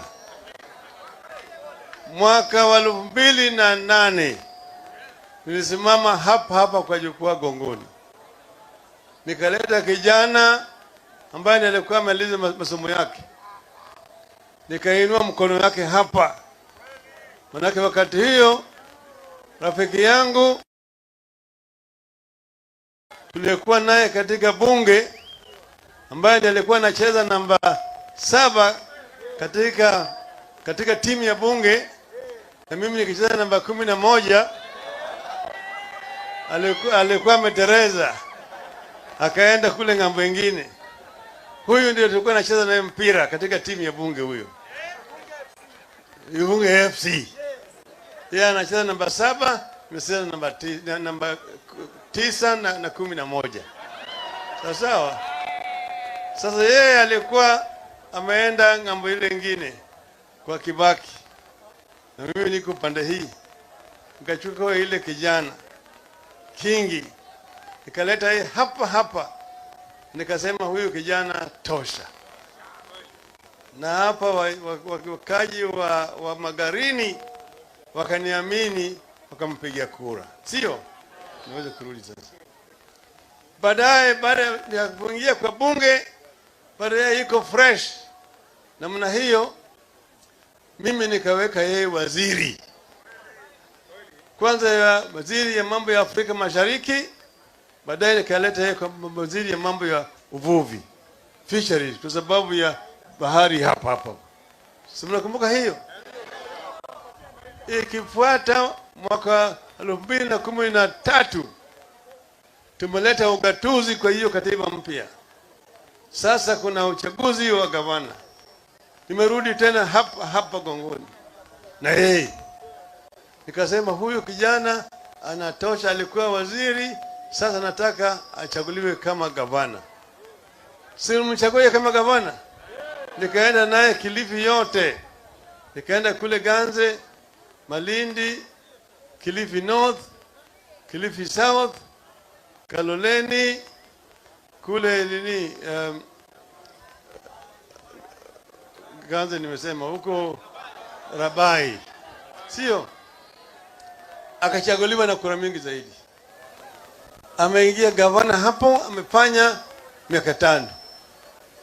Ikifika 2017 nikarudi tena kufanya yeye kampeni. Akachaguliwa tena.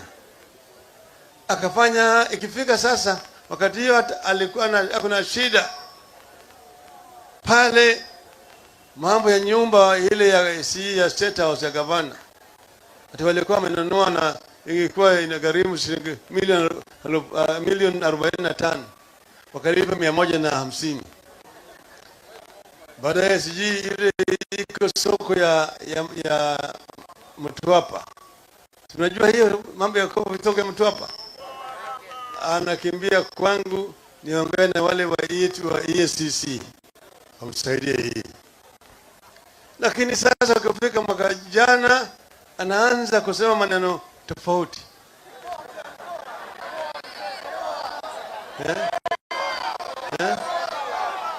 Sasa anaanza kusema ati mambo yamebadilika kule pwani.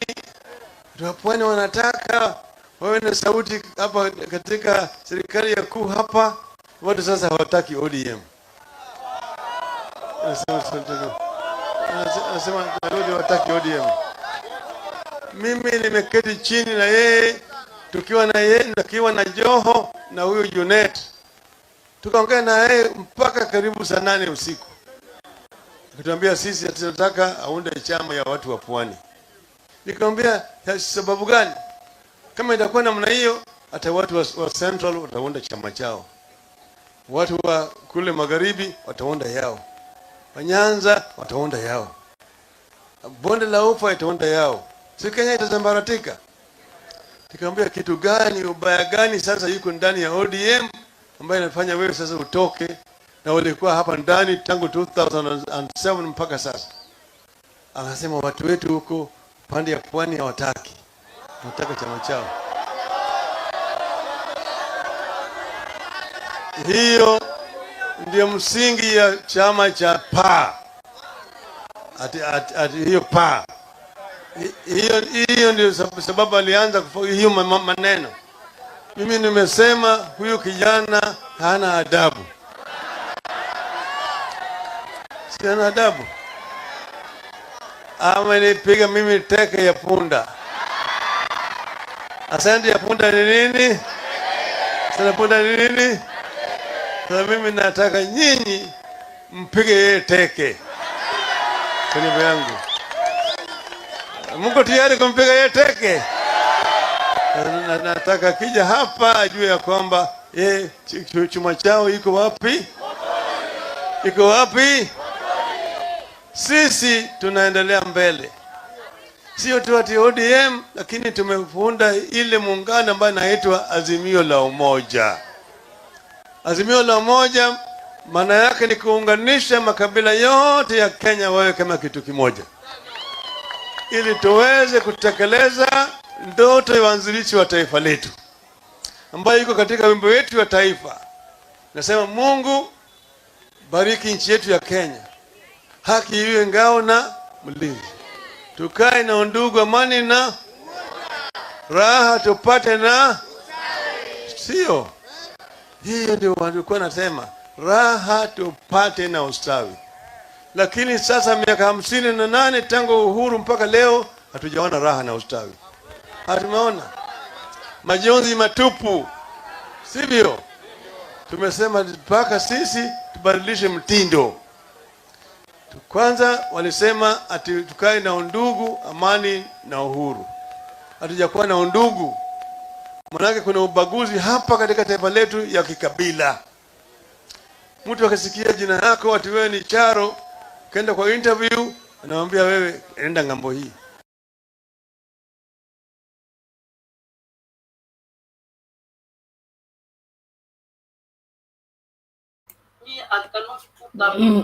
Martin? Martin Deto.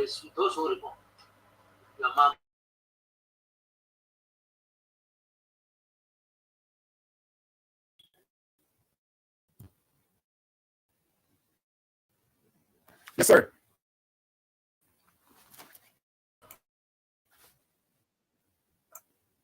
Unanisikia? Umeanza kusikika sasa, endelea. Mtumishi mwenyewe vipi? Mimi niko salama, nashukuru. Aha. Wewe ndio umefinya Pemba. Umefinya Pemba, simuoni.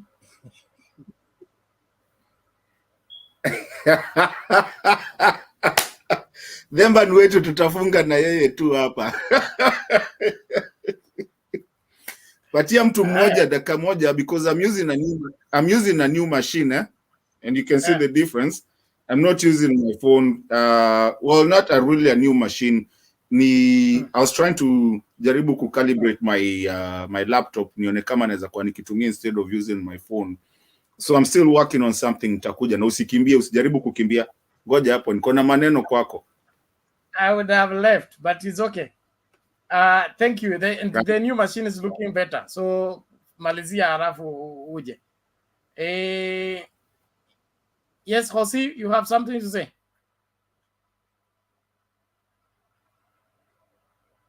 Unmute.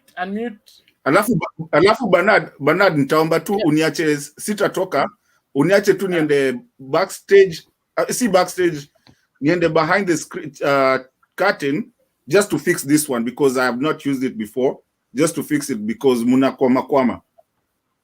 Sitakuwa nimeenda. Just work on it. Okay, thank you. Mute as you're working on it. Thank you. Hello. Hello, endelea. Just as a follow-up on that video, I just have a question that I hope you people, the panelists, could be able to answer. Once you, following the formation of Azimio, now I think I understand that it's like the parties forming their Azimio coalition were like, there is a time frame for they must follow before they can make any changes before the elections. Now, if anybody who has signed that agreement decides to move on, like MUTUA now, Amason KINGI,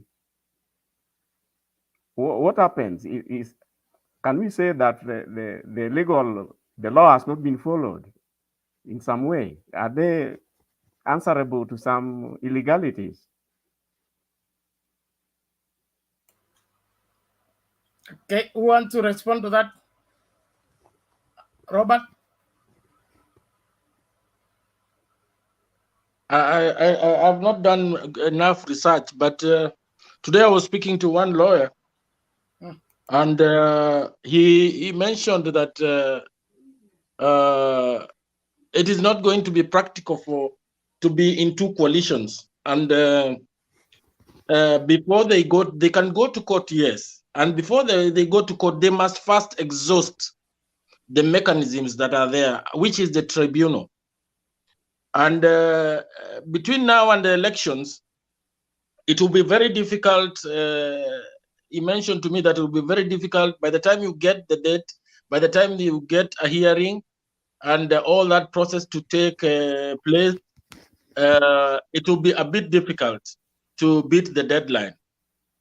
So it is very clear that before you get to the High Court, you must first exhaust the internal mechanisms that govern political parties. So and the law clearly says that you cannot belong to two coalitions. So I don't think anybody is going to force them to appear. I mean to stay, but on paper they are in Azimio. They cannot go away. Basically, what I mean is that can somebody actually go to court and challenge them on the same? It is okay. Let me quickly come in on here. It is viable for them to be okay.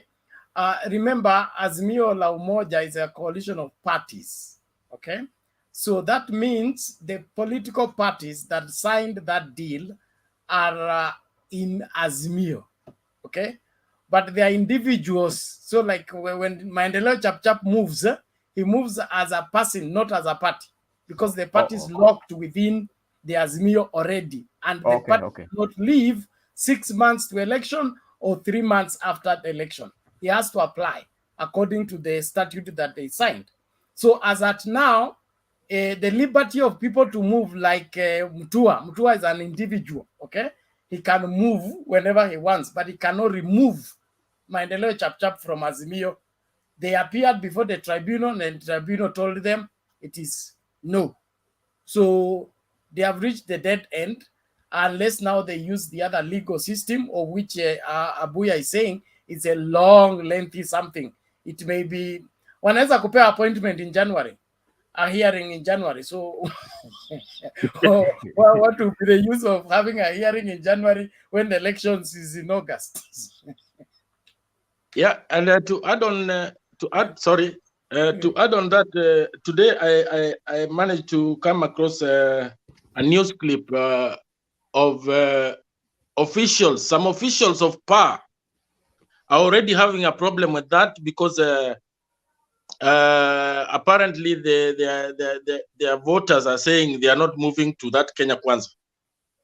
So some of the officials of PAR are already in protests. So I don't know how Kingi will navigate that, because you can be a party leader, but if the structure of the party, part of the structure of the party, is against your move, then it becomes difficult. Kingi has been finished today. According to that video, it is Luwere completely, as far as Kingi is concerned politically, unless something drastic happens. Secondly, they are going to end up with the same fate with Muturi. Muturi came and signed a deal with Kenya Kwanza. The rest of the party officials say they are not aware. So Kingi also has signed a nini with Kenya Kwanza. The rest of the party officials say they don't know what it is all about. And so these are political blunders that have dire consequences, and they will learn to live with them. As at now, PA is in Azimio, Maendeleo Chap is in Azimio, but Kingi and MUTUA have moved. That is the current state of affairs until otherwise interpreted. I hope that's it. That, yes, Jakindube. Mimi nataka kusema hivi, hao watu wanaonyesha ulafi na wanaonyesha kwamba hii mambo ya kufanya vitu haraka haraka bila kufikiria mwishowe itakuingiza shimoni. Hawa watu kitu ambacho ilisemwa na wahenga kwamba mwenda pole hajikwai ni jambo la muhimu sana, hata kwa mambo ya siasa. Kwa nini Mungili wa complain? Kwa nini hao wanachama wengine hawa complain kwamba hawasijui hawajaona? Wao wawili ndio hawajaona. Hao ni watu ambao ni walafi, na Kingi ni mlafi. Amepewa kila kitu na anapiga tu hiyo mkono ambayo inamlisha, anaipiga teke. Okay. Thank you. That is watu na viatu duniani, wimbo inasema hivyo. So lazima tukubali matokeo. But what I would say is there are those people who are pushing the whatever the narrative of freedom of association. That's why I'm saying the party leaders are free. They are not bound. But the parties, after you sign, it's just like you signed your house to the bank. Okay? Wakikuja ku auction your house, they will not auction you, they will auction the house. So it's a party that is locked within Azimio, but you as an individual, huko na uhuru, so your freedom is still there. Sioni how it is infringed, and sioni any court of law giving hearing to such matters. I want us to move with speed, especially to those people who have not said anything. Martin, if you're not ready, twende kwa Nathan. Carry on. I knew you were going to come back to me. Sorry, I don't have a good voice. Been eating lemons and everything, yeah.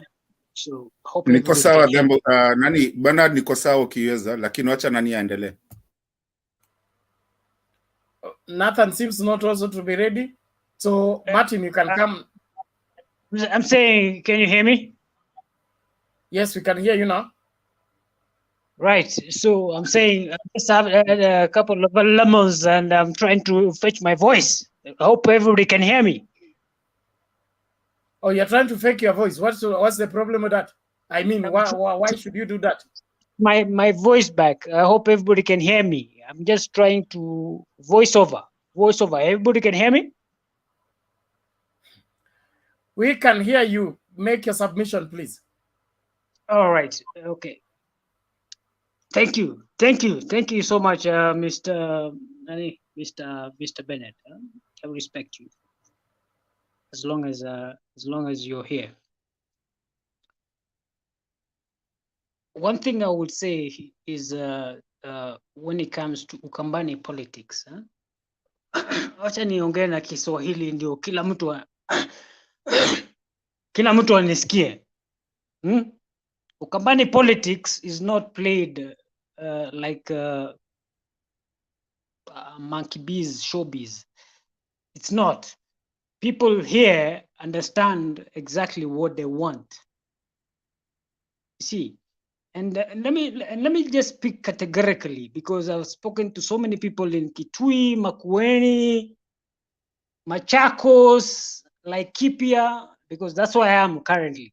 I mean, Laikipia, and that's why I don't. You know, nearly end happy Kasuti. I want us to have coffee with Mr. Kasuti, you know. So away from that, I just want to just say categorically that we understand our politics on the ground, and that we understand our leaders, and our leaders will always say what we are supposed to do. Na mimi nataka kusema hivi. Let me just do my submission. Sorry, Mr. I don't want people to overpromise and underdeliver. This is subject to one honorable. Can't even take it. He's my governor. Yeah? Jamaa anaamuka anaamua tu anaenda anachoma chama tu. Anaamua tu hivyo tu yani. Hivyo Ross. Yani he doesn't even have remorse. He doesn't even have a letter. He doesn't even unaamuka tu unasema ati naenda kula Kenya. That is the utmost disrespect to Baba. Right? And for me, I will never ever forgive him for that. And that's one. Number two, hakuna kitu anaweza fetch. He won by a very little margin. If you check the last elections, he had 600 and something, 500, 620, nani alikuwa nani, whatever it was contested, 20,000 votes. Hakuna kitu anaweza leta.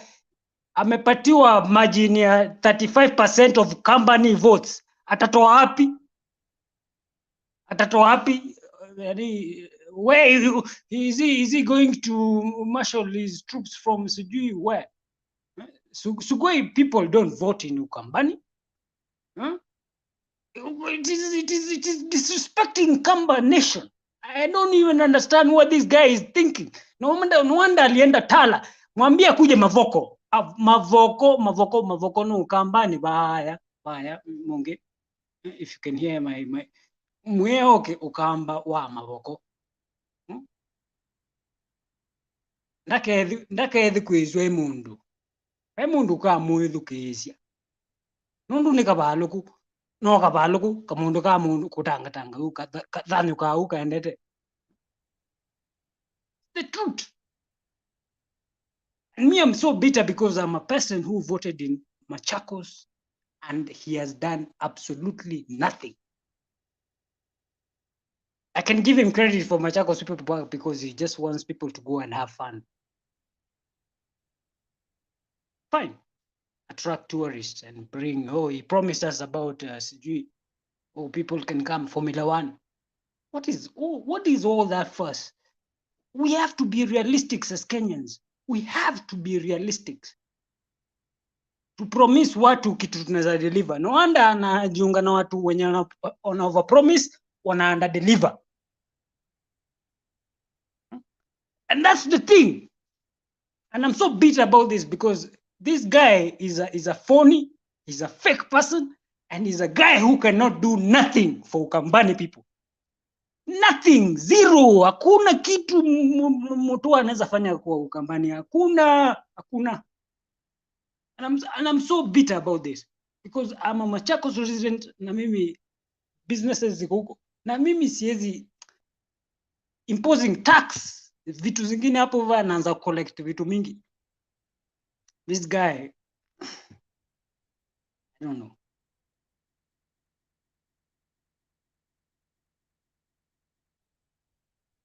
We need a leader who can be able to do things that can be able to elevate people, move to the next level. We need leaders who can be able to elevate. Let me go to Makueni. Kenya Kwanza has nothing. Zero. Absolutely. Wacha nikwambie. Paikendo. That one you can take it to the bank.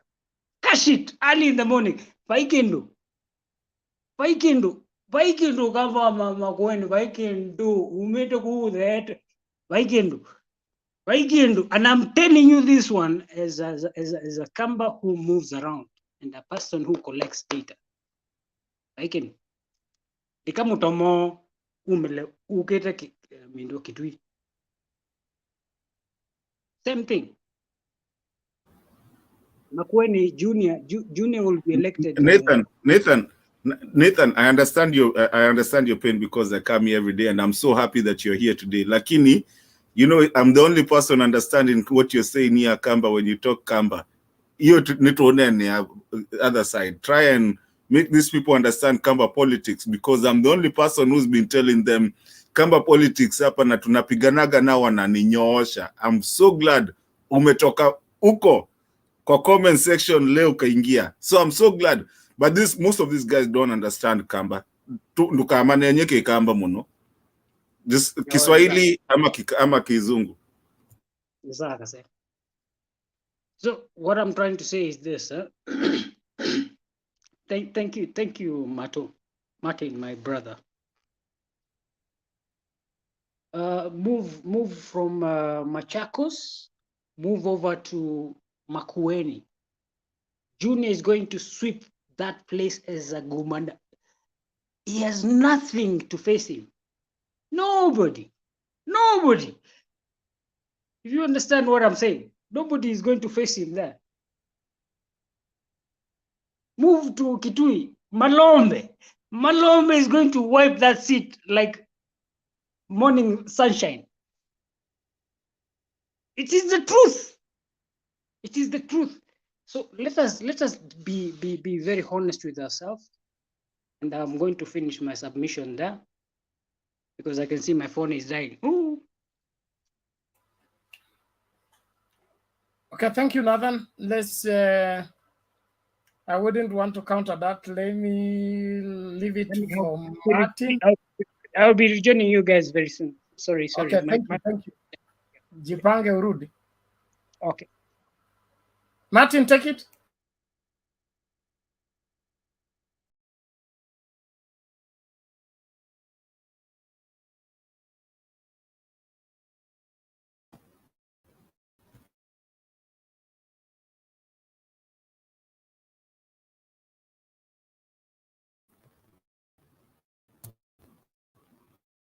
Okay. Now you can hear me. Right. Can you hear me? Can anybody hear me? We can hear you, but it has some distortion. We can't hear you clearly. Okay, I think it's because I also have my better. phone running. Let me shut. Oh, okay. That's better. Okay, now you can hear me now. Perfect. Yeah, Nathan Dosi, I'm so glad. I don't know if he's ever been here. I've never seen him now on the panel, and I'm so glad to find him here today because I've been fighting this battle by myself. But even though Nathan Dosi has that kind of, me and Nathan Dosi kind of disagree on someone because he's more of a Kalonzo person and more of a Kalonzo is not a king person. So, but we come from the same place, but he understands the politics of Kambani. He does. It's just that Martin, yeah. There is something wrong with your configurations. You are running on fast mode, slow mode, no mode, up and down. So I think you need to recheck your system first so that we can get a coherence of what you are saying. Okay, let me come in with my phone then. Yeah, please do to me what you are used to until you are able to adjust. Thank you. Okay. Wanathemba. Bernard, I'm very sorry, Pastor. I'm very sorry, Pastor. Wacha nianze na kuapologize kwa mchungaji. Tafadhali. I'm very, very sorry.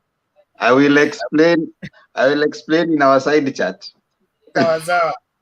Kesi yako haitafika Hague. Sawa, imeishia hapa sawa. Tutaenda pale kwa ile tent ya pale nyuma. Sawa, it's well. I think you can proceed from there. Martin ndio alikuwa na submit. These other people can proceed. There's nothing new. As at now, almost everybody has made their submission. In fact, you should now make your submission now before I Let me make my submission before you go. Naona Bob Werunga ananigonga hapo chini ati nimekufanyia vibaya. Bob Werunga, Bernard amenisamehea, tafadhali.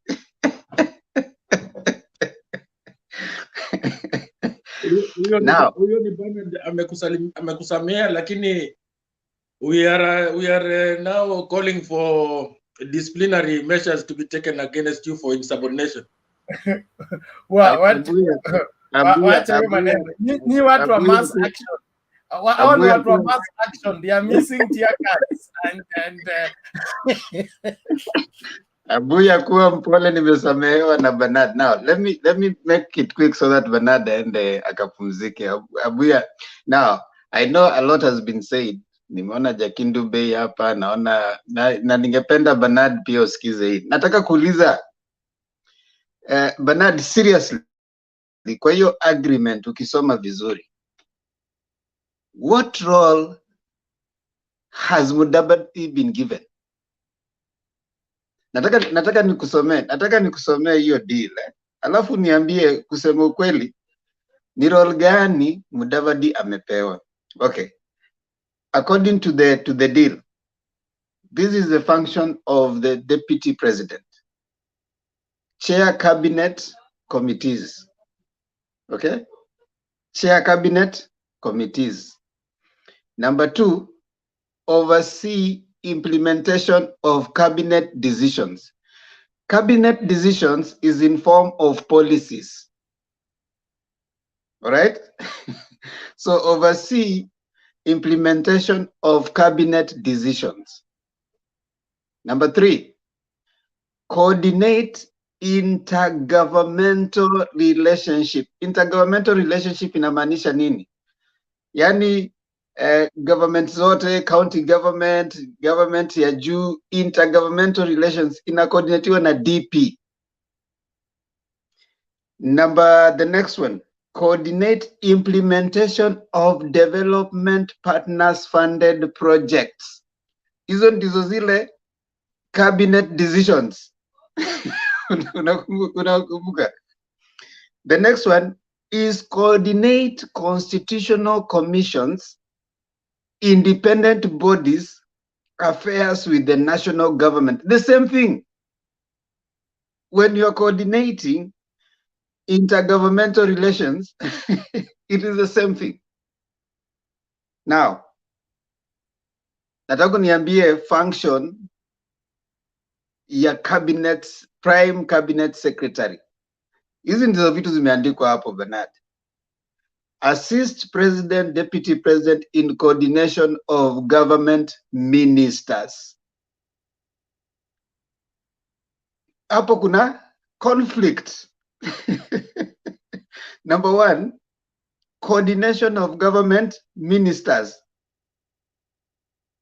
What is this is coordinating? Mahali wanakaa, vitu wanasema, yeye ndiye atakuwa ndio bosi wao. What is it? What is he coordinating? The person chairing cabinet decisions, chairing cabinet committees ni DP. Yeye anakuja kuassist in coordination of government ministries rather. Sasa yeye, yani ministries, where is part? Ministry iko na CS. Ule mtu anachea hiyo ministry ni DP. Anakuja kufanya nini hapo as CS? Haya. Oversee implementation of national government policy. Oversee. The same role imepewa the DP hapo juu.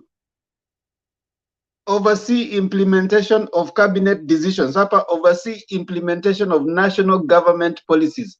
Zinadiskasiwa kwa cabinet. So what role amepewa? The other one, coordinate government legislative agenda across ministries. Coordinate government legislative agenda. Hizi zinafanywa wapi? Kwa cabinet. Who chairs the cabinet? The DP. The last one, supervise technical monitoring and evaluation of government policies and projects. Now, the same government policies and projects, kuna kitu imeandikwa hapo juu ya kwamba the function of the DP. Nilisoma hapo juu Bernard, ile wanasema ati funded projects. You remember that? Now, tell me, what role has this prime cabinet secretary been given in that deal? What role? General supervisor. Let me hear from those who are saying that this is a deal. Now a deal has been. Who advises Mudavadi? And in fact, even if you'd check that deal, how could he even sign such a deal? You could not just question. His ego cannot allow him to think. Let me see. Black here says, Themba, he shall assist the DP in performing those duties.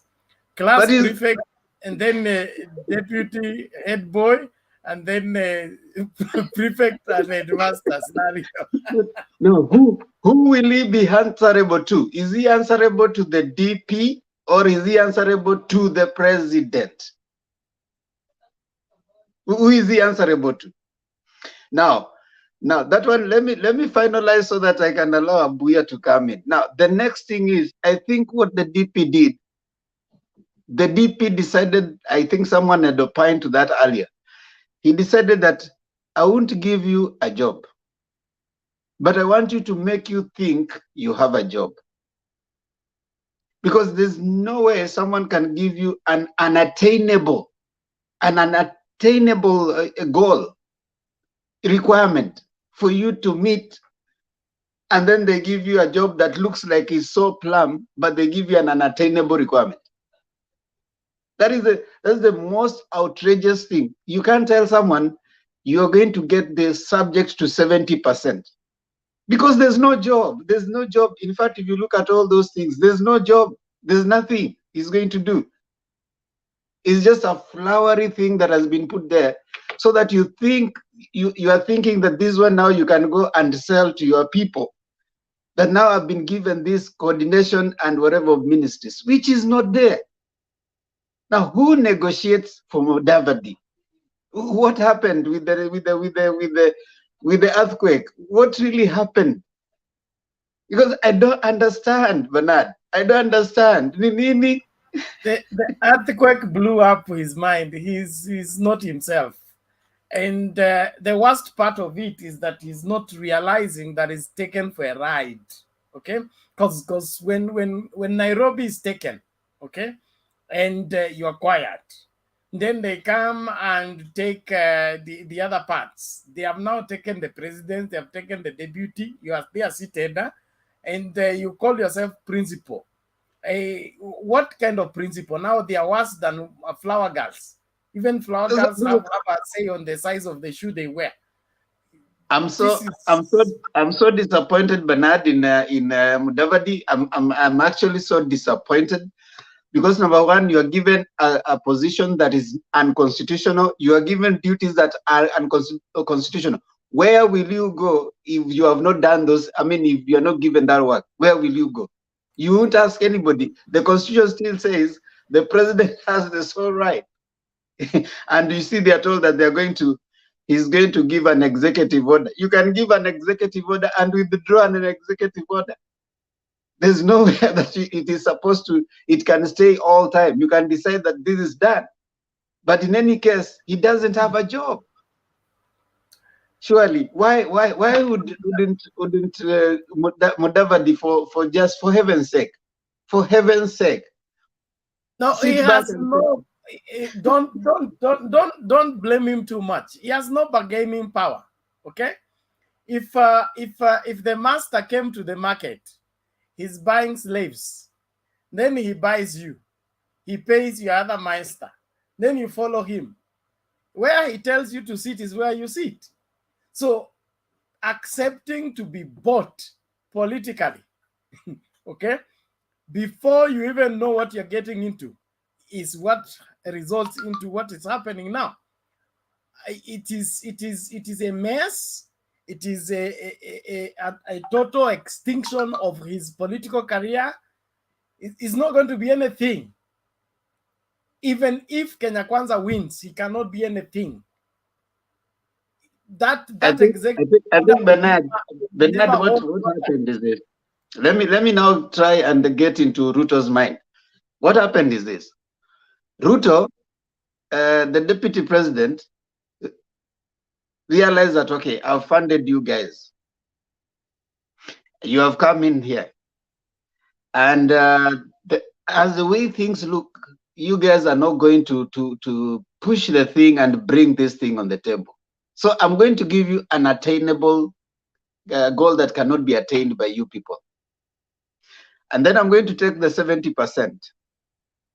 When I take this 70%, what I'm going to do with this 70%, you realize someone mentioned, I think earlier, that there's no requirement for anybody from the DP. The DP, there's no requirement for the DP to give 70% or 60% or 50% of central for that person to get the DP. But the DP is actually going to central. But there's no requirement. They have not put anything that they want, because their imagination, DP's imagination is that UDA is going to pick that, probably. Pick the central. I mean, the MPs that will come. Hopefully, he makes it to be to go to if he makes it to parliament, these guys will not have made the 70%. He say, okay, fine, you guys didn't make the 70%, so what happens? I get to choose the positions and give them to the people that I want. That is clearly just UDA people. You know, that is the calculation of the DP. Actually, what he did, he knocked them out without telling them I've knocked you out. When you are told, when you are given a certain thing that you need to meet, and someone knows you can't meet it, he's actually knocking you out without telling you. So what happens? Mudavadi will have no job. Wetangula will have no job. The whatever, if it is Kenya Kwanza government, will be run by UDA. And if it is opposition, it will be opposition made up of UDA, because the thing is, you guys didn't bring the things we agreed on. So we have no more deals going forward. I mean, that's a simple thing. And then they put their signature to it. They put their signature to it. Honestly speaking. Anyway, let me leave it there, Bernard, so that I can allow you to go. Abuya has been itching. Abuya, what do you have insight? Yes, you know, I really don't want you to even be hard on. Sorry, jump on them. I need to say hi first. Now, I'm good. I don't want you to even be hard on Davadi. You know, from the look of it and the arrangement of, I don't know whether it is UDA or Kenya Kwanza, but whatever it is, one, they will, going forward, whether they win, running that government will be trouble. The reason is that if you look at the Azimio side, Raila has got some people whom he has stuck with. They might look like they are the old guard, and the people might dismiss them. People like Sally Kosgei. These are people who are very, very well experienced in terms of administration. If you look at the document that of how Kenya Kwanza has shared that government, clearly it tells you that they don't have technocrats. They are not having people who are even advising them on how to even the wording itself, the way they have distributed the roles of different offices tells you that there is a lot of disorganization. And the reason is, I think the RUTO is somebody who thinks he knows it all. He's definitely not using experts, and if he's using experts, they are lying to him. So we don't blame Mudavadi.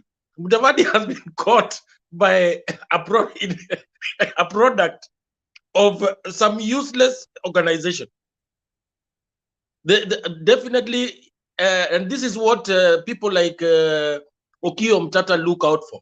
Suppose they make it to government or they win. Somebody like Okiya Omtata will be daily in court, and some of those officers will be declared illegal.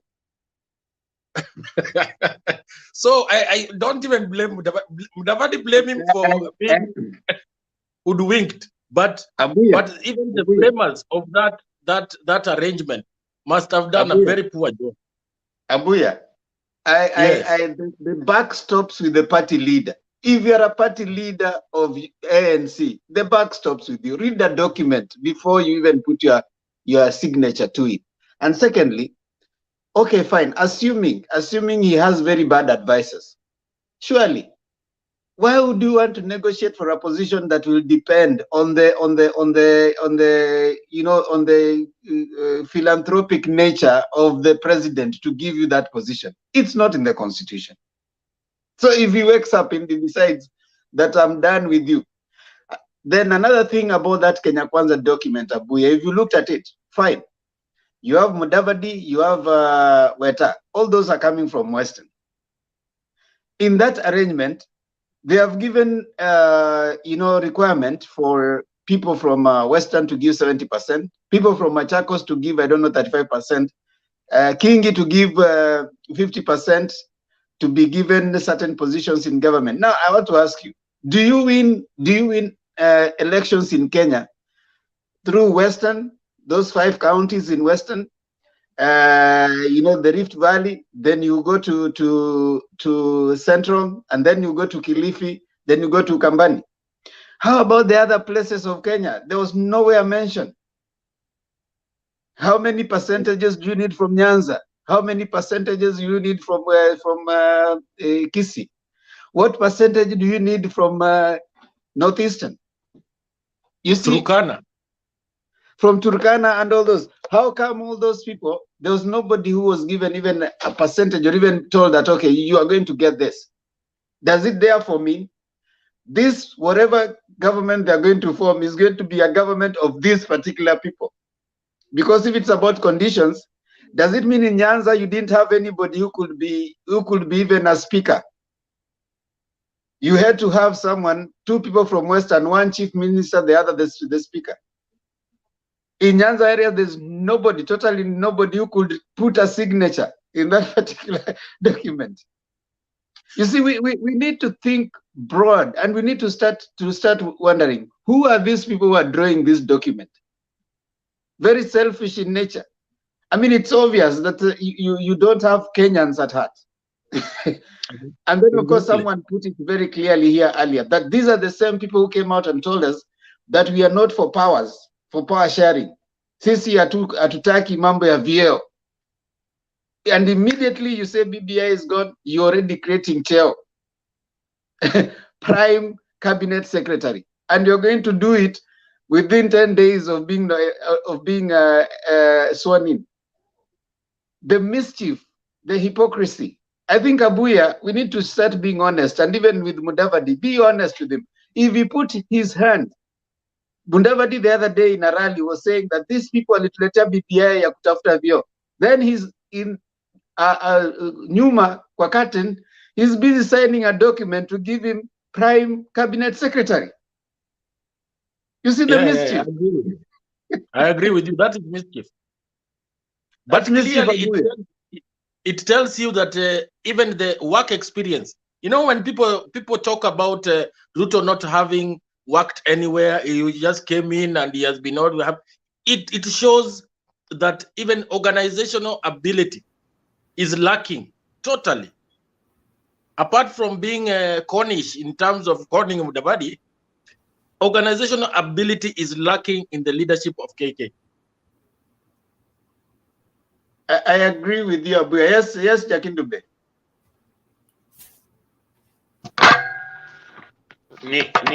Nataka kusema kwamba mkichagua hao watu mtaona kwamba nchi yetu itadidimia to the wrong place, kwa sababu hawa watu hawajui wanachotaka. Nchi yetu inataka ujenzi wa taifa. Hiyo ni number 1 kwa wakati huu. Hiyo nchi yetu inataka, lazima tuwe na mtu ambaye anajua kwamba hii nchi inataka ijengwe taifa. Taifa ndio ukiingia kwenye mambo ya kujenga nchi ni sawa, kwa sababu manake hawa wajui ukiangalia vile wamesema vitu vimerudiwa. Sasa au minister watafanya kazi namna gani? So hawa ni watu ambao, huyo jamaa ni conman na hajafanya kazi popote, na watu wanajua very well huyu jamaa hajafanya kazi popote. Hakuna mahali ameweza kufanya kazi.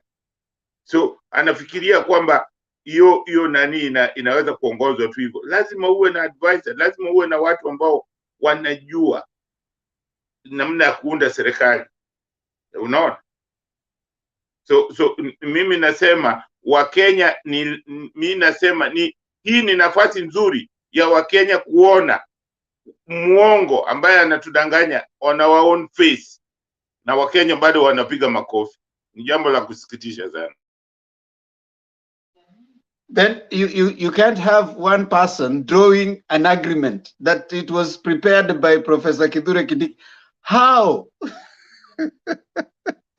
You need to have technocrats preparing a document. Technocrats, in fact, if Mudavadi, in the slightest of thoughts, heard people advising him, my friend, you cannot go negotiating in an arrangement where you're being promised a position that will depend on someone's goodwill. If the president deems fit that I'm signing with you a promissory note that in the event I'm sworn in, I'm going to give an executive order. How? The person who has been a deputy president before, who advises Mudavadi?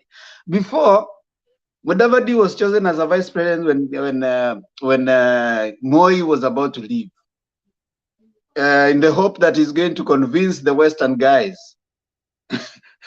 to vote for Uhuru. That was in 2002. He was a vice president for 3 months. Mudavadi's calculations in politics have always been interesting. And this is another blunder he's making. Or maybe he didn't even care. Probably Abuya can say that. Maybe Mudavadi didn't care. Probably he did. Mdemba, hawa ni watu ambao ukiangalia their background na vile ni watu ambao walilelewa kupewa. Kalonzo alipewa na Muli Mutisia. Huyu alipewa na Moi. Hawa ni watu wamepewa. Hawa watu hawajui anything. Hawakuna kitu wanaweza kusema wamefanya wenyewe. Kila kitu wanafanyiwa.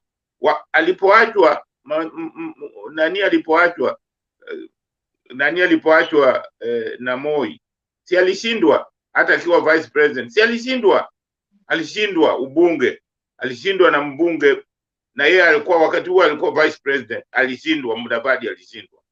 Mtu gani alienda kumvuta huko? Si ni Raila ndiye alienda akamvuta tena akampatia, hata akampatia makamu wa makamu wa waziri mkuu. Hawa ni watu wamezoea kupewa. Usipowapea wanakuwa kama mtoo, hata watoto ambao wana vichwa vibaya. Wale watoto wanabembelezwa sana. Hawakuna kitu wanafanya wenyewe. Hakuna. And how even per guy, how can you go negotiating in the presence that one of your guys from Coast will be appointed KPA managing director? Surely, what happened to politicians? Kenyans, can we start holding these politicians? I mean, we need. Is it a comedy? And then you're going to deposit that document. Is it a comedy that these guys have turned us to? When you mention somebody like that power guy, first and foremost, the main agenda or the main reason for leaving was zoning. And he knows very well that Aisha Jumwa is there for UDA. And he goes to auction Kithi there, live. I mean, it was the open. He's actually auctioning Kithi because he knows very well that there is no way the DP will ask Aisha Jumwa to step down. And on this other side, the DP is asking him to deliver 50%. So you can see what kind of politicians we have. These are totally tumbocrats, You sell your own. Abuya, yes. I'm so disappointed. I'm looking at this. Let us hear Makiadi. Makiadi has just come. Karibu Makiadi. Thank you, Ndemba. I was itching today. I was watching the show, the likes of Abuya, Jakendube wakiongea, kuanzia mchana, and I was really itching to get into the show. I want to jump in on what you guys are talking about here, and the one thing that Ndemba you've pointed out, I was listening also when you're speaking, and when somebody tells you to for you to get the prime minister or the prime CS position, you have to deliver 70+1 or 70% of the voters. I was asking myself, is it 70% of the registered voters or 70% of the votes cast on that very day? I think you brought out a very important issue, because it looks like Mudavadi got into a deal without somebody on his side, a legal attorney or a lawyer. I don't know why he went to the extra mile of trusting Kindiki Kithure, knowing that Kindiki Kithure very well is William Ruto's buddy. And I was asking myself, does Mudavadi have any lawyers who can advise him? Because the kind of target that has been set for Mudavadi, hata nini ifanyike, he cannot get there. So meaning it's like William Ruto told these guys, come on to my side, support me, and then at the masses, at my own masses, I'll decide to give you what I want.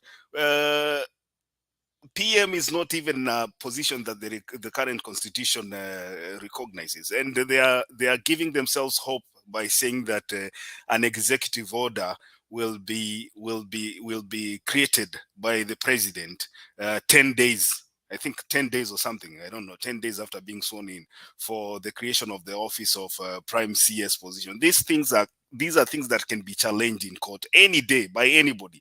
And I think Mudavadi has just washed himself in public. The likes of Wetangula, speaker. I mean, speaker is a position that is, you get elected by members of parliament, regardless of which party you're coming for. You must have the numbers for you to get that position. So Wetangula also is, if Wetangula does not run for Bungoma Senator and win that seat, then he's also going to political oblivion. Kingi has been complaining here that we just listened to the clip that played here before. Raila Odinga said that Kingi told him that the coast is complaining that they need representation on the national level. That's why they came up with PA. And Kingi has been told, hey, we need 50%. I mean, in Kilifi County, people say that Kilifi County is more ODM even than Siaya and Homa Bay. Where is Kingi going to get the 50% in Kilifi County for him to get the speaker? Look at MUTUA. MUTUA says the minimum for MUTUA is 35% of all Ukambani votes. I don't know. I'm still asking myself, is it the votes cast or the registered voters for him to get one? Yeah. Magiadi, can I enrich your presentation? I want to give you some figures because now that you are there. This is in 2013, Mudavadi was in the ballot, right? Okay. Now, in 2013, with Mudavadi in the ballot, as a presidential candidate, wacha hiyo anapromisiwa sijui kuwa prime minister position ambayo haiko, as a presidential candidate. This is what Mudavadi got in Kakamega County. In Kakamega County, Mudavadi got 30.53%. Raila got 63.84%. In Vihiga County, Raila got 46.44%. Mudavadi won Vihiga County with 49.19%. In Bungoma County, Mudavadi got 30.73% of the votes cast. Raila got 52.83%. Busia County, Mudavadi got 8.42%. Raila got 85.62%. Alipewa pia Trans Nzoia County. Let me look for Trans Nzoia County. This is Trans Nzoia County. Trans Nzoia County. Raila won. Raila got 46.03%. Mudavadi got 12.38%. So the only county that Mudavadi won in 2013 as a presidential candidate was Vihiga. And when he won in Vihiga, he won with 49.19%. And Raila got 46.44%. Now tell me, kama mtu anakupatia job ama ni kukunyima na kunyima. Go on, Makiadi. You know, like I was saying here, Mudavadi has just skinned himself alive. I don't think the target that William Ruto set for Mudavadi is going to be achievable whatsoever. I mean, 70% of Western votes is impossible for Mudavadi. It can never happen. And one thing you should know is that I'm looking at the kind of promises that these guys have been promised, like revival of Mumias. I come from Western Kenya. Hakuna mtu anapanda miwa squeezy Western Kenya. It's gone. That's something that can never happen.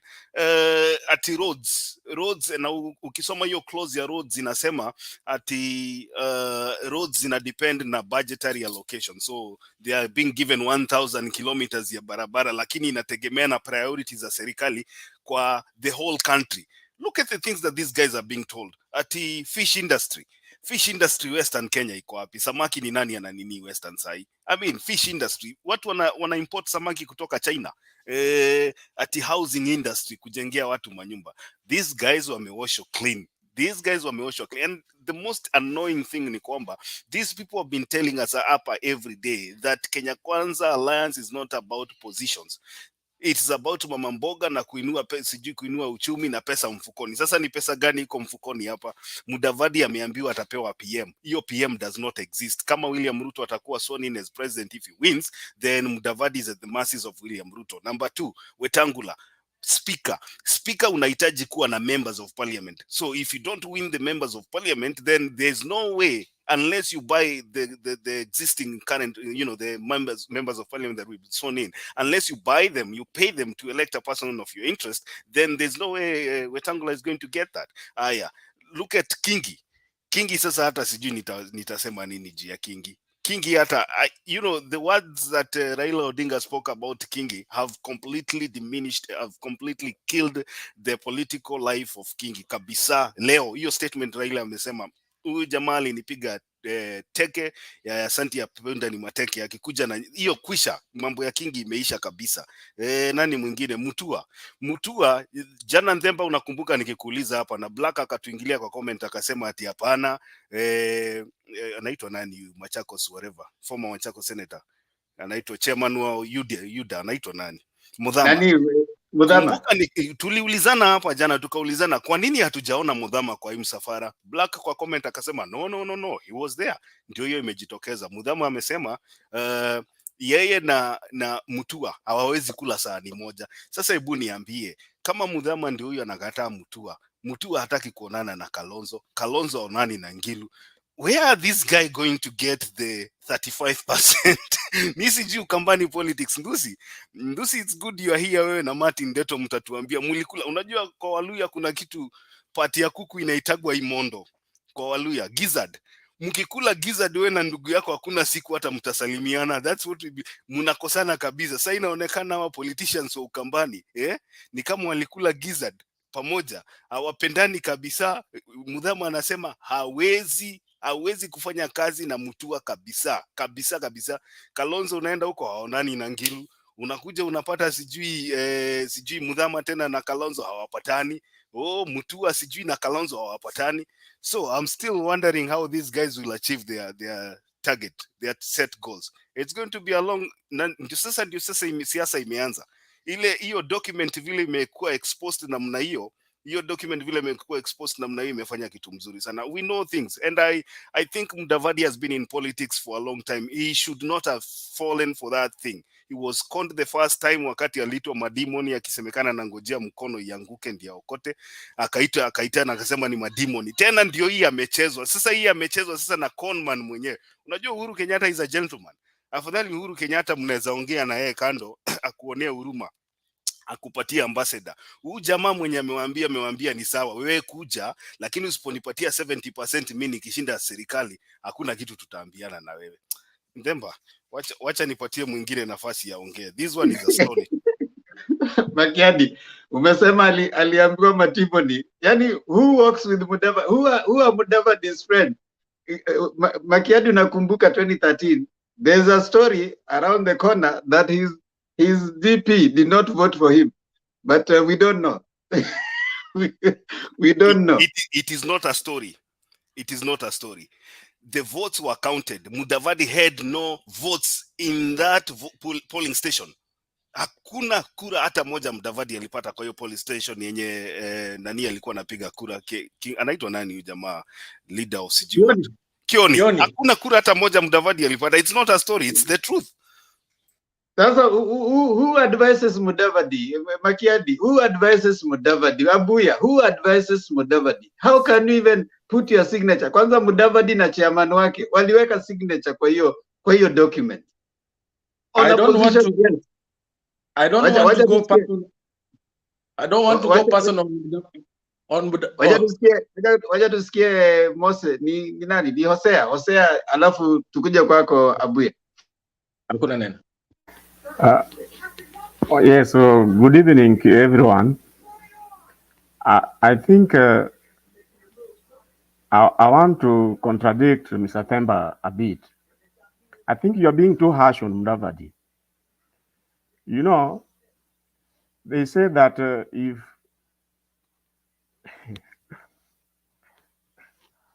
if you are a beggar or they say if horses were, beggars would ride them. Now, you have to understand the politics played by the DP, for the reason that how did he in the first place get these people over to the other side? I think what you are forgetting is that that was a settled thing. It is not right to imagine that all these people who are over there are not getting their right share of anything, because that had already been taken care of. Whatever you are seeing on that paper is like marupurupu for them. The deals had already been settled. He owes them nothing. Secondly, you can only share what you have. Which positions are there? When the BBI was there, at least it was coming up with some positions which could be dished out here and there. But in its absence, even if you are in the positions of the DP, what would you give? You cannot give what you don't have. That is why the executive order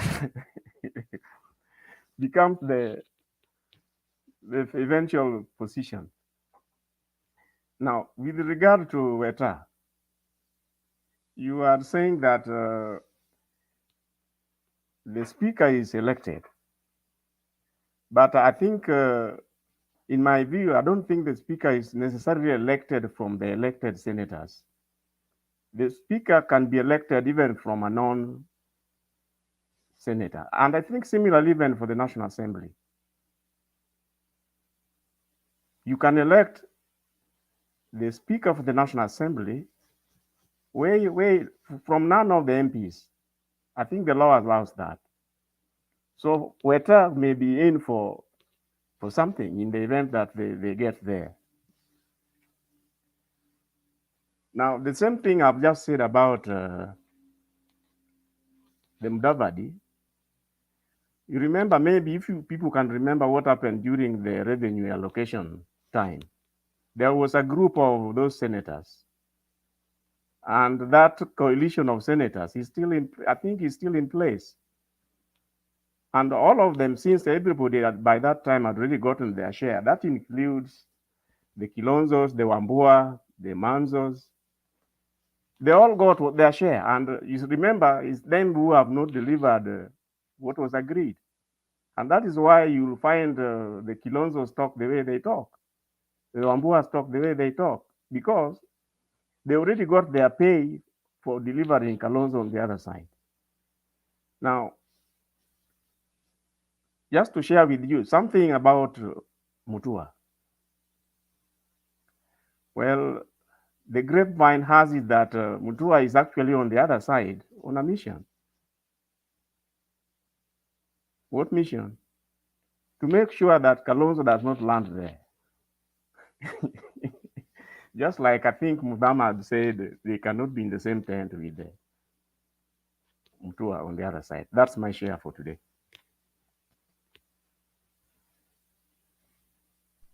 Yes, Abuya.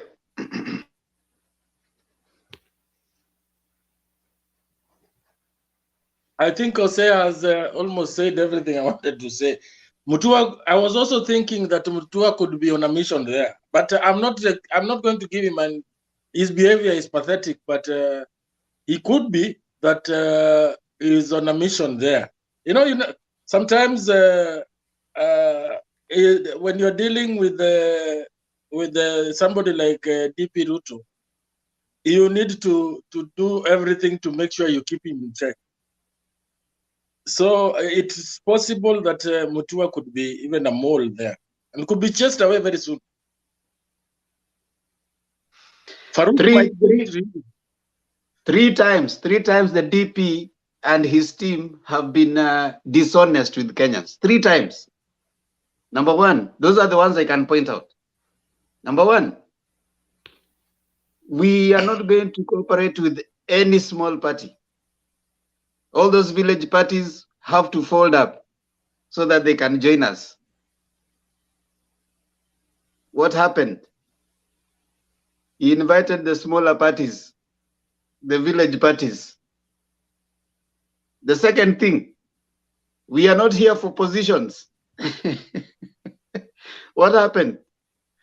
The document comes with positions that have been created even outside the constitution. And now they have even decided that now they are going to give the DP functions that have not been given by the constitution. Now, how do you reinforce the functions that they have given as Kenya Kwanza? How do you reinforce them? MOU that was signed by Kibaki and Raila was never honored. It was never enforced anyway. History has shown in Kenya that if you make all those MOUs and whatever, they cannot be enforced. You know, you simply withdraw.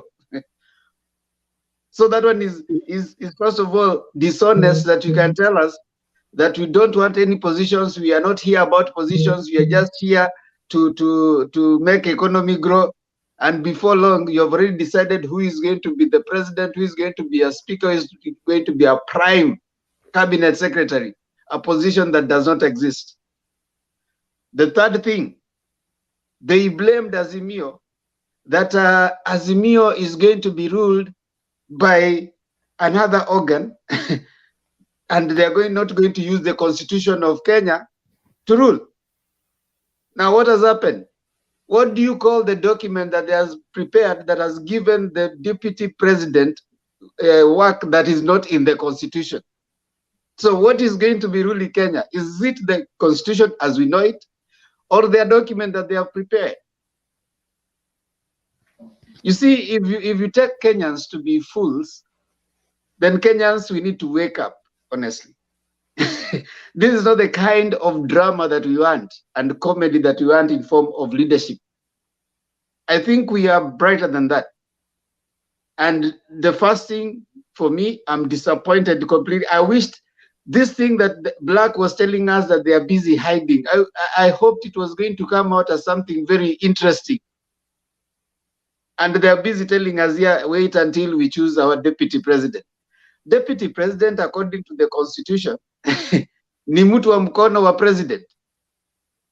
And because the deputy president, William Ruto, thinks that he has Mount Kenya, he is not even giving anybody, the deputy president, any target, because he imagines that he is the one who is going to bring Mount Kenya and is going to bring Rift Valley, according to him. So if he's going to bring Mount Kenya and he brings the Rift Valley, he'll take the lion's share of everything. So the deputy president will be asked, you, what did you bring? Let's stay woke. Let me allow Ndusi, Makiadi and then Ndusi to speak. Oh, Mato, daka moja yangu ni comment, hata sitachukua dakika.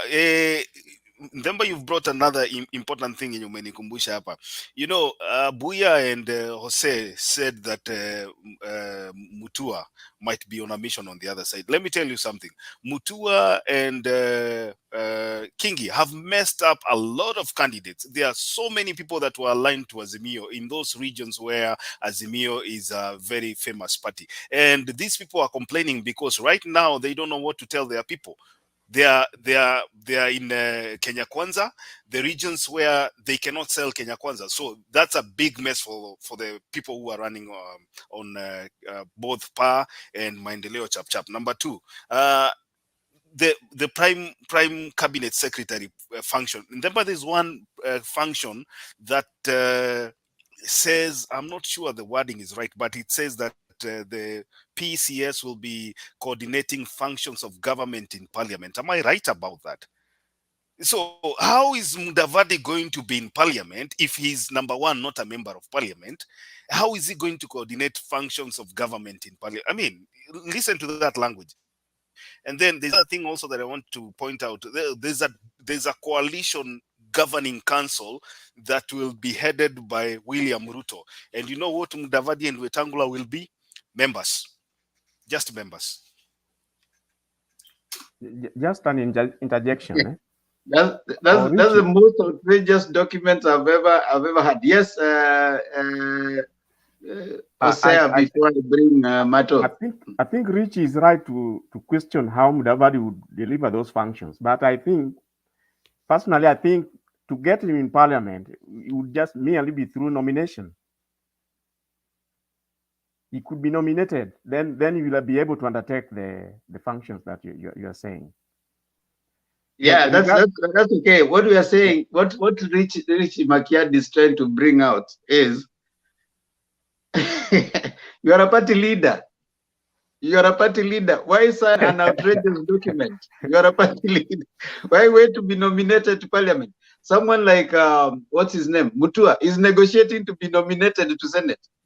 Surely. And if you are a party leader, why do you negotiate for yourself? You can't negotiate for your party members. Well, where are the other people? It might look too far-fetched, but he could actually be nominated and then he will be the majority leader. Don't forget that.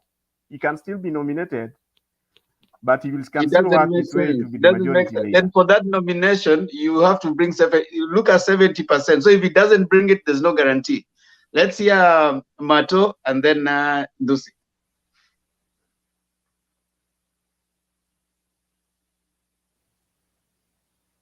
Can you hear me now? Yes, we can hear you, sir. Sorry, guys, man. I had to refigure this one. Configure my device.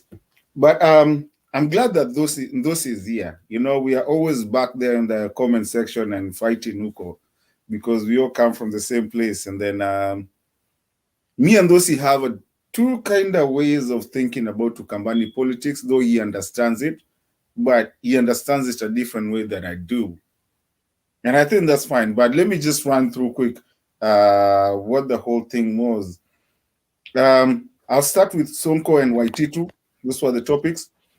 I think I'm happy for the courts today because we really, like I always say, we really don't need to have somebody who's been impeached coming back to now moving to another county and then, I mean, that's just child's play. That's stupid. I mean, now what are we doing? Really? You've been impeached, now you move to another place and then you come back, and I don't care if you're my tribesman. But that's not the way we want our country to be led. For me, that I was so happy for the courts. Kingi is done in the coast. Kingi tried to run the same thing that MUTUA was doing, but he doesn't understand what MUTUA was doing, and I'll come back to that of MUTUA and MUTHAMA. RUTO telling Mudavadi to do 70%. My friend, even when Mudavadi ran by himself, he never came up with 70% of Western. How is he going to do it now? Really? How? I know there's Western people here. How is Mudavadi going to do 70%? Even him combined with Weta, I don't think they can do 70%. With RAILA running, I don't think it's possible. And I think that's a way to just tell them, yesterday I saw them in Chala and they were sitting in the car and they looked so bored. Not the way they used to look. They were sitting in the same car when people were walking away. And they looked so bored. They were just sitting there watching. You know, some people started, and even when they, and what is this thing about them doing press conference every day about Azimio? I mean, about Azimio every day. They are coming up. They did it yesterday. They did it today. I mean, they're coming there to press conference about Azimio. What are you doing? Can you talk about your own, whatever you're doing? Kenya Kwanza or Kenya Kwisha, whatever you're talking about. Do it. Wachana na sisi, well, you can be doing press conferences every day about Azimio. The other thing was this thing about them now trying to bring up MUDAVADI. Why? From a vice president, from somebody who was very respected, to now having a seat that is not even made, and BBI is killed. So how are they going to presidential executive order? Really? What if RUTO gets in there and says, no, I'm not going to do it? Really? That's a raw deal. I will never take that. I don't know how MUDAVADI fell for that. I don't know what he was given, but there was people talking about, you know, these guys already had the, you know, already got paid and they got what they wanted. They already got the money. So they really don't care about that. But I mean, which leader would do that? Even the people in the panel over here. Would you just be offered for something that you're not, I mean, is not even there in the Constitution? And somebody promises you, oh, if you know, we're gonna get elected, then you'll be the, I don't know, almost the prime minister, whatever. That's, I can't stand that. I mean, I don't understand how MUDAVADI went too low like that. And then the law is the law. Now let me go back to Ukambani now. Ukambani politics is at play. Those he understands the Ukambani politics a little bit, but he is very mad about something with the Ukambani politics. But Ukambani politics, I know it very well. I've been saying it here, I've been proven right, not once, not twice, not thrice. MUTUA and Robert Abuya just said it very right. MUTUA had to go to Kenya Kwanza. Why? To curb Kalonzo. The ego is known in Ukambani of Kalonzo. So he had to go out there knowingly that he won't be allowed by the courts or anything to move from Azimio because they have a deal and it's legally binding. But he had to go there so that Kalonzo now is stuck. Because now Kalonzo, he was talking about is bigger than all the Ukambani governors. If he goes over there, you know what? Now he'll look smaller than MUTUA. And MUTUA went there knowing very well. You knew this. When MUTUA was talking about Machakos city, when he was bringing that thing on TV, we knew it. Who fought him? Who fought that? When he was saying he will give, you know, investors land for free as long as they can invest, it was MUTHAMA that fought. Go look back at it. Internet never forgets. It was MUTHAMA that fought. They've never seen eye to eye. And MUTUA knew what he was doing. It was MUTHAMA that stopped from people being given. He said, there's no Cumberland that is going to be given from people from outside the country, Dubai and whatever, to come and build cities here. They have to pay. They were the ones that fought MUTUA. These guys, their thing is coming from far, you know, so far away. So what really happened is MUTUA had to go down there so that Kalonzo now is cornered. And that's why you saw, imagine MUTUA goes in today to Azimio. Tomorrow, Kalonzo goes to the interview. The next day, the court says you're not allowed to move from Azimio, and then the next day MUTHAMA is talking. Really, day after day, you think it was just a play? It's not a play. It's called Ukambani politics, and that's why you saw immediately MUTUA left. Ngilu was back on it. Kivude is just sitting there, just watching. I'm telling you, Ukambani politics, hey.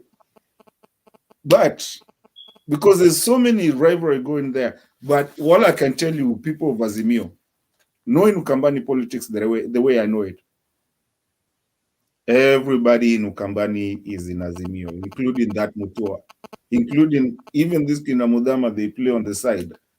Everybody in Ukambani, Raila is gonna take almost 80% of Ukambani. Wait, this is a stage set for MUTUA to come back to Azimio and say he was bullied on the other side. He's a Cobra Squad guy. He knows how to run around and jump and, you know, blame the other person. He's coming back. You guys wait. Don't worry about Ukambani. You bank on Ukambani. Ukambani is in Azimio, Damu, everything. And that's why you saw in Tala, people starting to walk the moment RUTO started talking about ule Mganga. Everybody started walking. That was a market day. It wasn't crowd yake ilikuwa imekuja. If you go to Tala on that day, it's always full.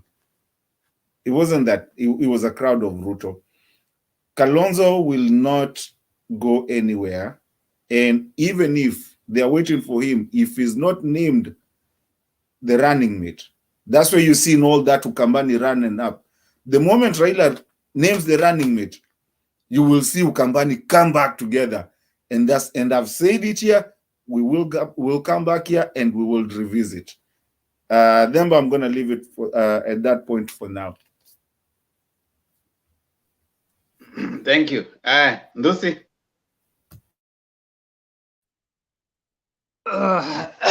It's been a while since I've been here. Santeni sana. I want to give my applause to Kina Makedi, Ndeto, my good brother, Hosi, Robert, and to you, Mr. Tamba. Asante sana. I want to start off, nataka niongee juu ya mafuta, because nobody seems to be speaking about mafuta. I want just to talk about mafuta, because the last time I was here, I was trying to speak about mafuta, and I think I got myself in a mix-up or something. So what do I know about mafuta? Mafuta is bought early enough. And I believe that we need to be prepared as a nation to face, you know, what we call adversity. You know, eventualities, things that can come, kitu yenye huwezi ona. You know, I believe as a nation we should be wiser than that. And I like Mr. Kamau's words as a PS, as Secretary PS. Mafuta inashikiliwa na watu. And these are the thugs that we are talking about, right? And we need to face them out. We need to face them out. And the only way we can face these guys out is just by electing Baba as the 5th president of the Republic of Kenya. Now, let me move forward. I want to speak about Ukambani. Ukambani politics is very, very clear. Sisi watu wati tuko na demands or anything. It is very clear. Everything is very clear. It takes two to tango. You know, like if you do good to me, I do good to you. I mean, reciprocation, the art of sincerity. There is no place that at Kalonzo, hata kama kuja kwa Kalonzo is a senior counsel. He knows the law. He knows the law. How can he go as a senior counsel to a mock swearing in? How?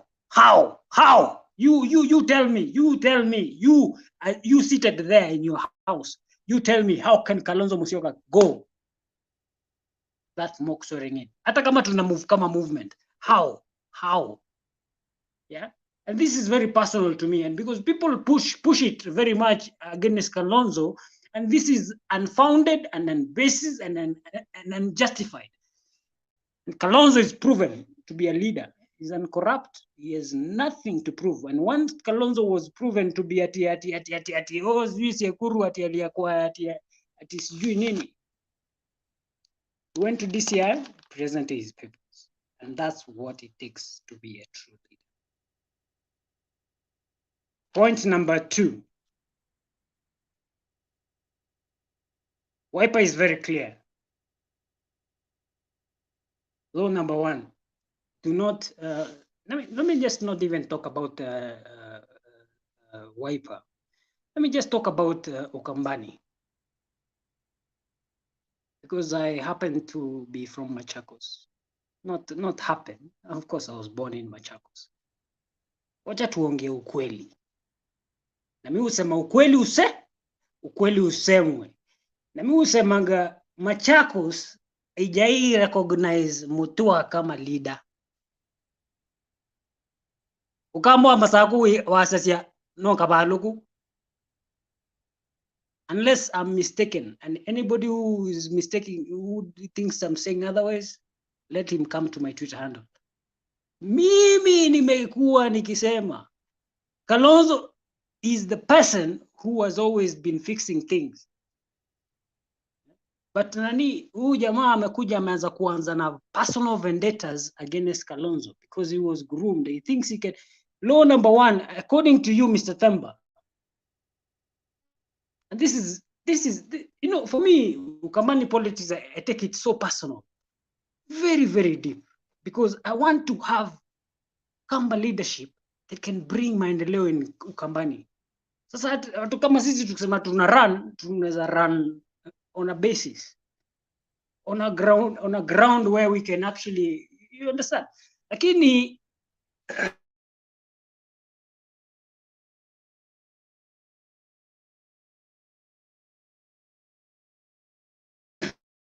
it will be nothing, zero, nada, nothing, absolutely nothing. So,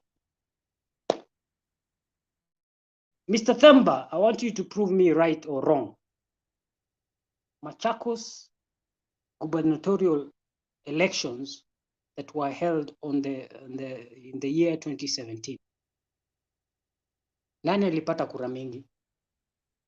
Absolutely nani? Huyu jamaa mwenye ametuchoma huyu. Na nani anaingia? And it was a debatable thing that was taken into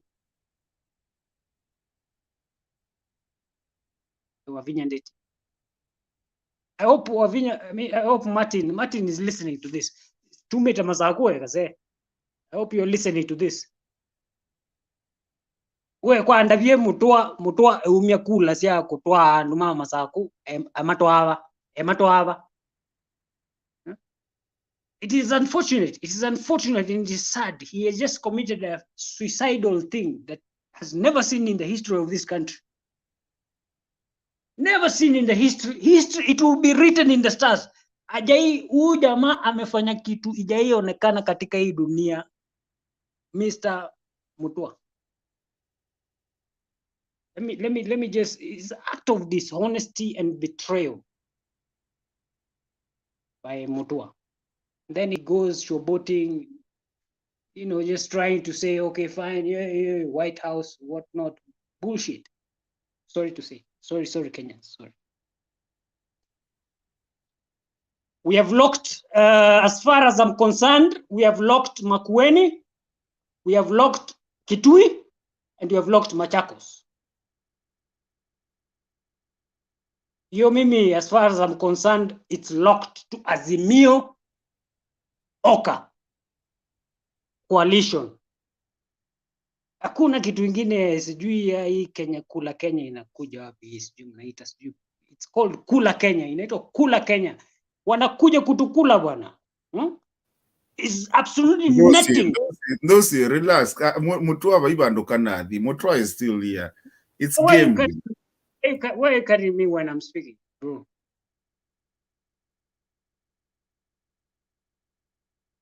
I hope it's a decorum, no heckling. Never. I hope I was to finish. So the last time I was debating with Mr. Ndeto, my brother, which ni rafiki yangu sana, nampenda sana. It was nothing to do with who is here, who is there, who is whatever. But I'm trying to just enrich him, nimwambie things on the ground. Yeah?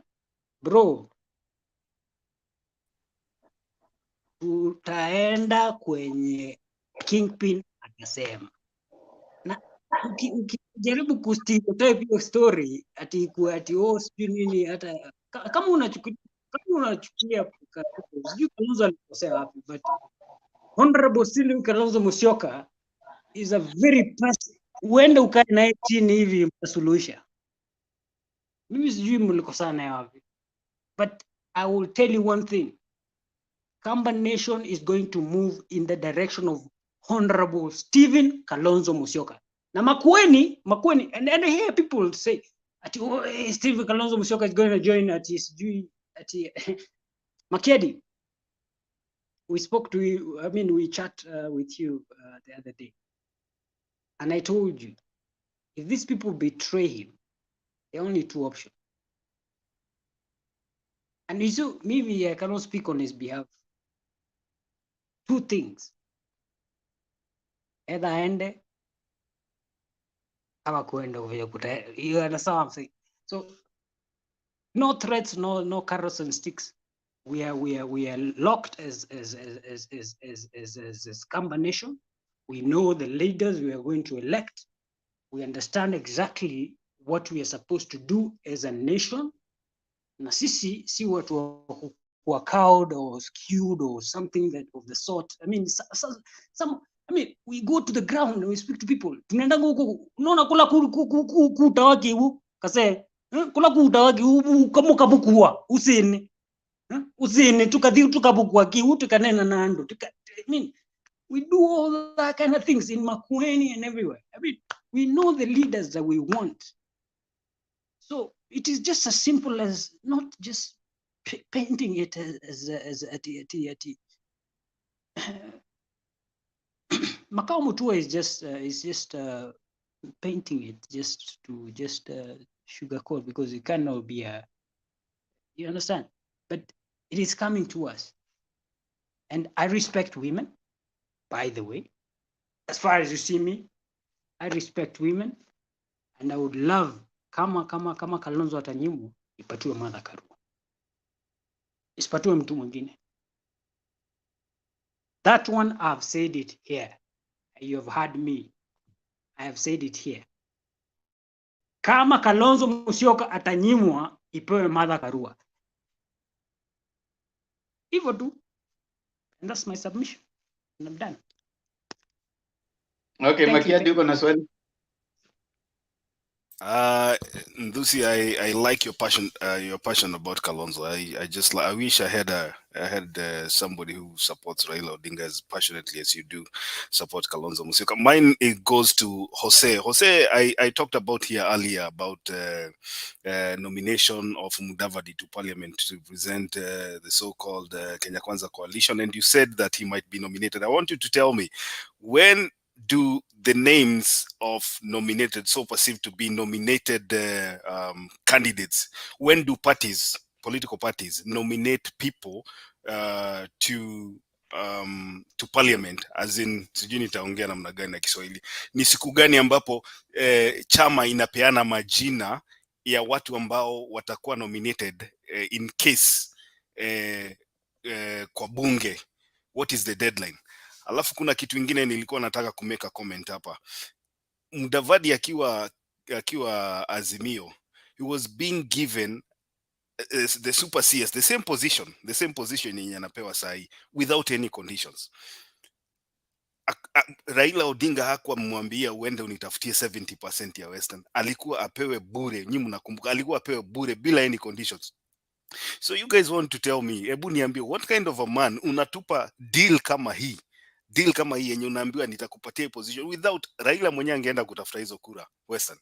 Ametupa hiyo deal nje, amekimbia huko, ameambiwa enda uniletee. You tell me guys, hii ni siasa aina gani? What is this guy confused just naturally, ama ni kupangwa amepangwa? You see, Rich, what's going on, eh? Just a minute, let me just say something. Yes. You know, the way RUTO talks when he's referring to other politicians is the way he treats them. I remember one time RUTO was saying, sasa kuna mtu mwingine hapa ati amepigwa sijui na bibi. And then it was like chiding.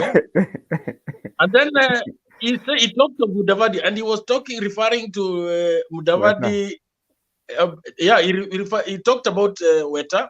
Yes. Then he talked about in reference to Mudavadi. He did not say it was Mudavadi, but he talked about somebody who is consuming a lot of whiskey. We talked about I don't know how he put it, but if I can get the clip, I'll bring it up tomorrow.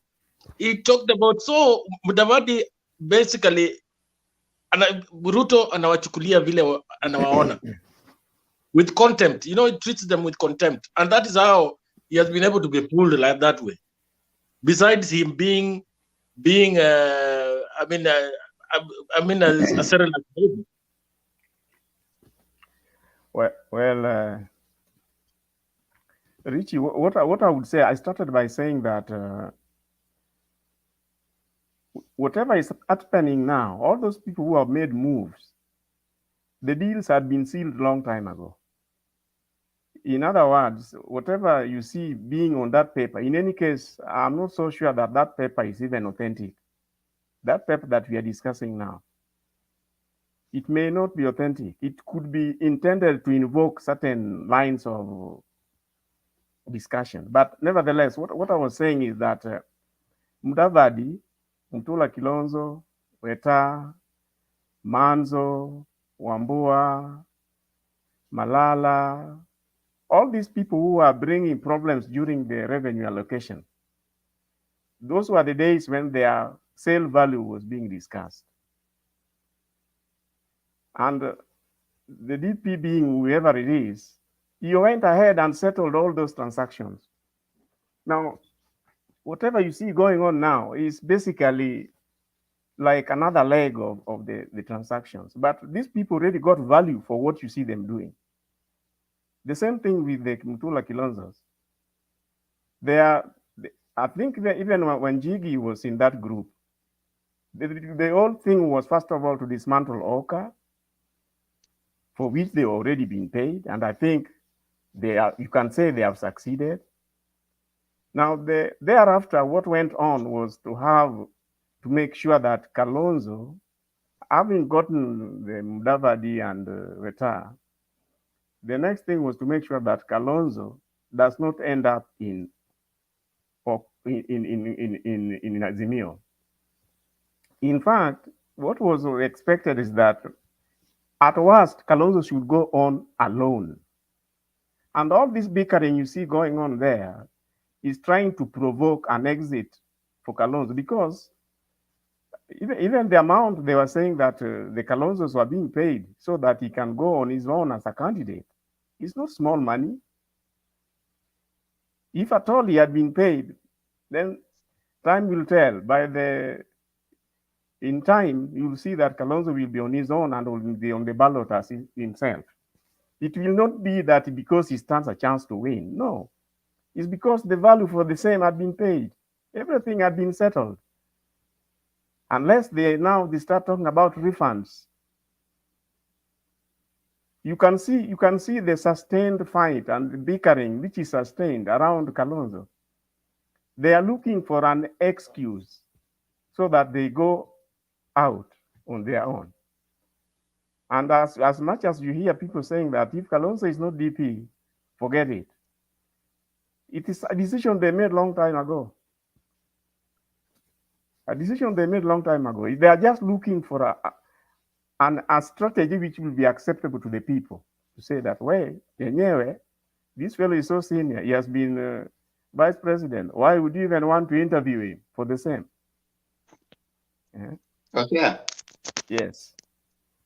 Your assumptions zimepitwa na wakati kwa sababu hizo assumptions ambazo unasema zimepitwa na wakati sasa. The deadline for all those things that were to happen, the movements and everything, was the weekend that has just passed. So these assumptions zimepitwa na wakati. Now, number two, what Makiadi has talked about is, Makiadi is asking, the deadline for submission of the names for nomination, when was it? Are you aware? I know that in the past, but in 2017, they must be received by the time you receive the other nominated candidates for various positions, that is the time the nomination list, each party is supposed to have a list of their proposed people to be nominated. So far, since the other candidates have not been presented for the proper elections, that list still have some little time to be submitted. Now, that's a good way to answer. The other thing, do you remember in Kisii? I think it's in Kisii. Yes. Where there was a lady who was nominated to represent the youths. Is it in Kisii? And Yes. Alex, you can tell us that. Yes, it was in Kisii. Go ahead. It was in Kisii. And it was taken to court. So it is possible that the people whose names have been presented are aware, isn't it? No, as we speak now, the people who would be on that list, the discussions are going on around the various parties.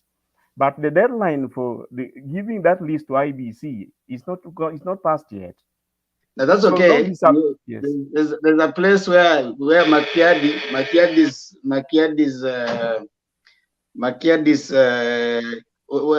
Alex, you wanted to say something. Just say it, and then I can give a follow.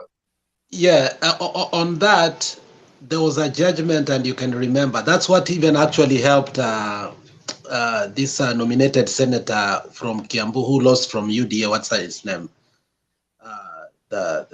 The albino one. I'm sorry to use that name. What is his name? Maura. The nomination, even with this new political bill act, is very clear. Your names will be presented. I think in 1 month's time, I think we shall be knowing all nominated MPs, and these are just names that comes, but the final list will come, especially now you will know the strength of your numbers in parliament. That's and right.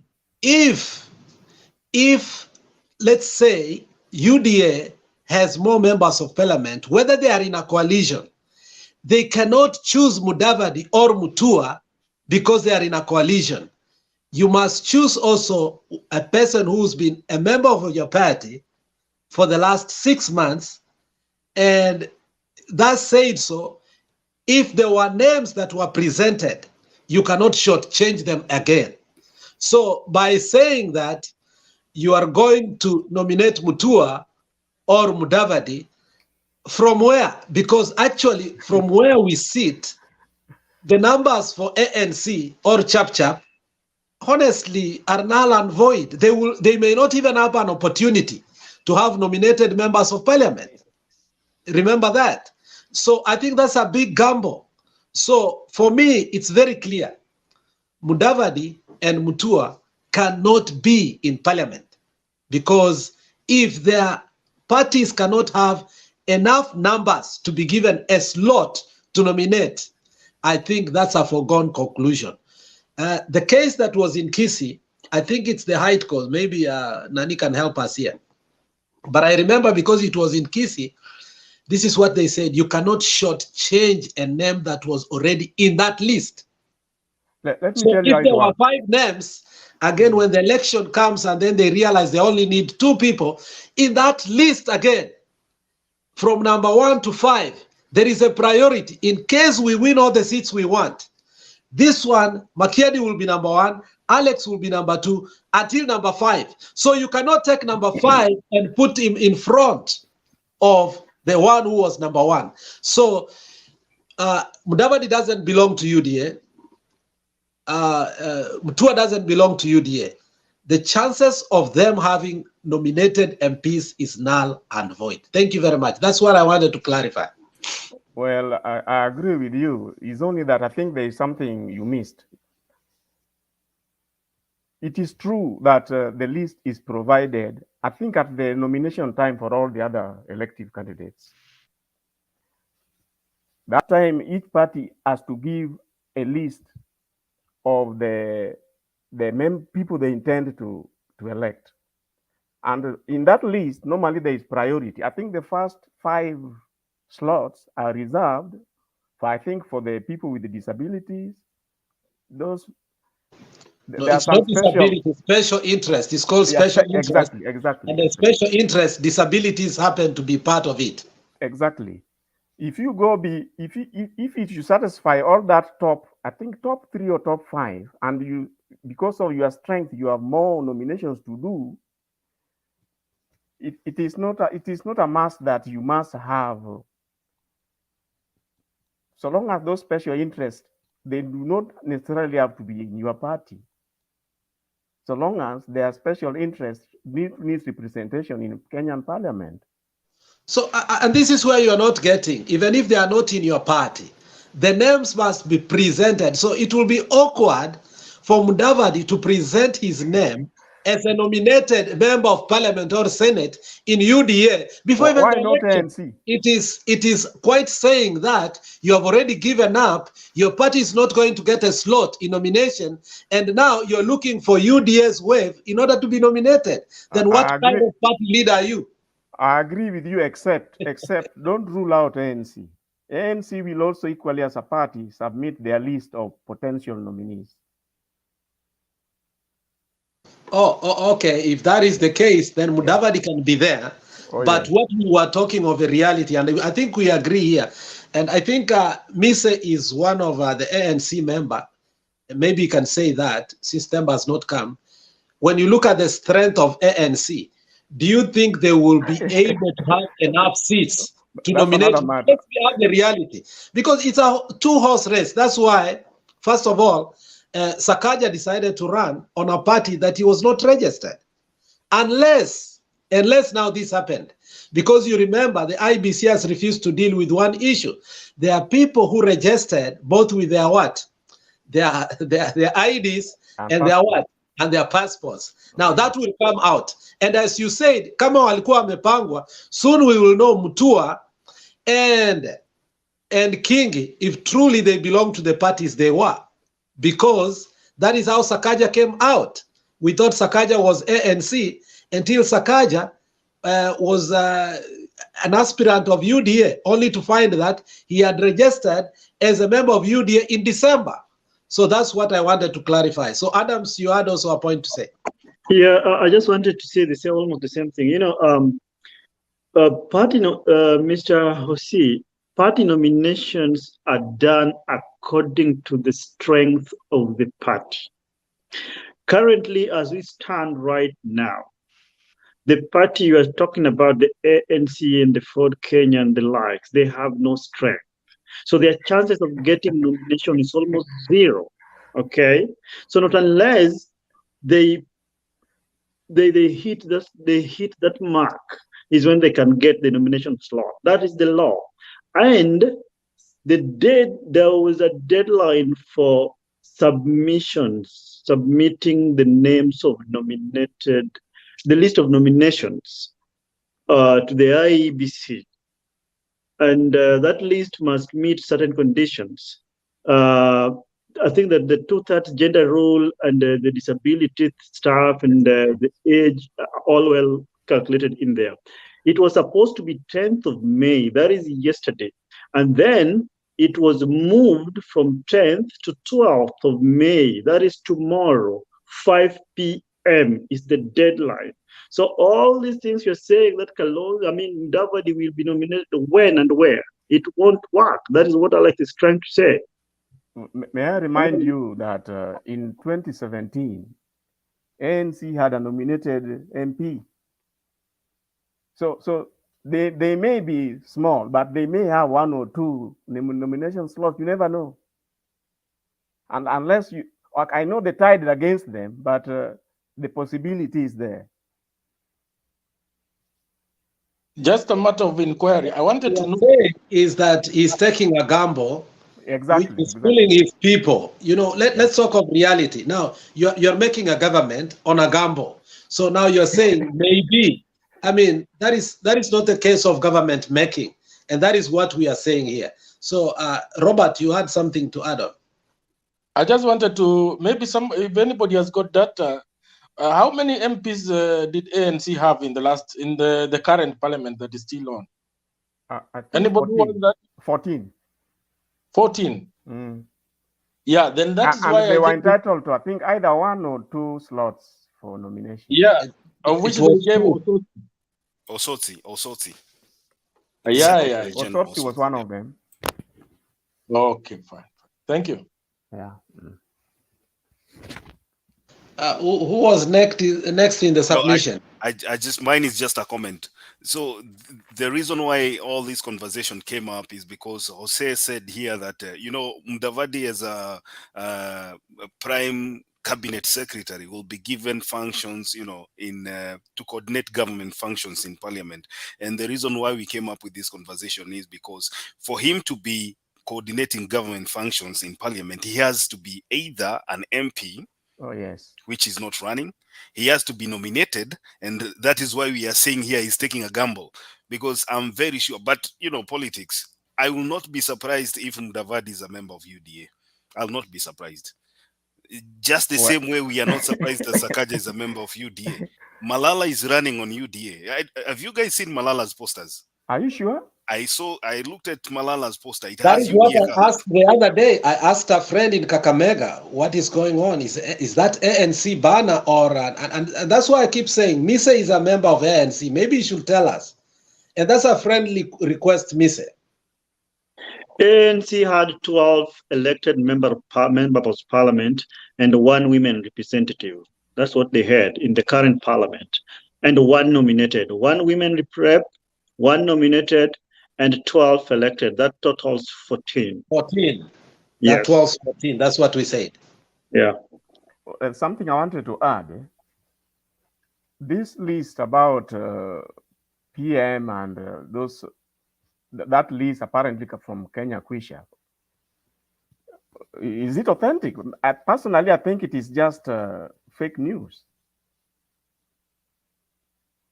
intended to invoke certain discussions. This list was fished from the registrar of political parties. It was fished. This is the list this document we are talking about is a document that has been deposited with the registrar. It is not a fake document. It has so many questionable gaps. In fact, you wonder whether that list would be really serious.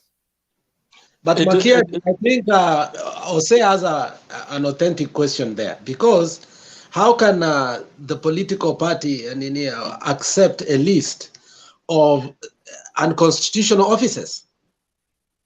It is not for the office of the registrar of political parties to interpret what is constitutional or not constitutional.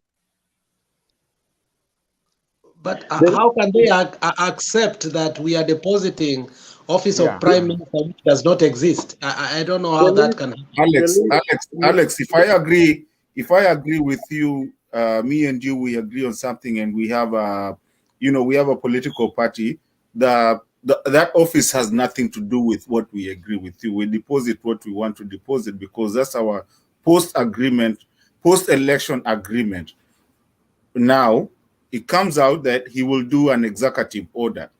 And so nobody has ever said no president cannot do an executive order. So yes, it's very authentic. I looked it up, I asked, I called, and yes, it is very authentic. Yeah, I mean, to add on that, if you remember when Baba was campaigning in Central, most of his introductory remarks, he was talking about 2 different types of coalitions, and I am suspecting the Kenya Kwanza is a post agreement coalition. It is not a pre, as opposed to you would have a point, because if that is the case, remember Mudavadi answered the question very well. There was a time that our coalition, the coalition that I belong to, which is Azimio, we had a deadline to deposit our agreement, which was 10th last month. You remember? And then Mudavadi was asked upon that. He said that only applies to them, because for us, we don't have any, there's no pen signature as you saw. And that's why I still ask what one of you asked, is that really authentic? Because the post-election, they don't need to deposit anything. They don't need to. No, I They think don't need to. Alex. And to add on that, just to add on what you are saying, you remember the dishing of those positions is based on targets being met. You can only tell after the elections, which would then form the basis for doing the post-election agreements. Yeah, I mean, maybe I can ask Adam. let me- Adam, as you speak, there is a question you asked last time. As you asked Black the difference between an alliance and a coalition government. You probably had an answer to that, and I think it's around what we are trying to talk about now. Maybe is it something that you would like to give? What is the difference between an alliance and a coalition government? And I'm sure this will form a basis of understanding of what we are trying to find out, whether there are possibilities of forming or invoking the executive order, as one Martin Ndeto has alluded. Mise, I think just to add on that, there's a difference between coalition. I think as you answer that, you should also at least try to tell us what is the difference between coalition party and coalition of parties. Those two items is what is bringing the difference between what Kenya Kwanza coalition is doing and what Azimio is doing. I'll let Alex,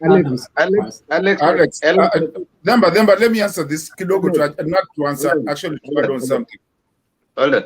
Alex, I didn't run away from what you're saying. I wanted to hear it, but I've received some very bad news. But watch out tuendele. I'll process that after this.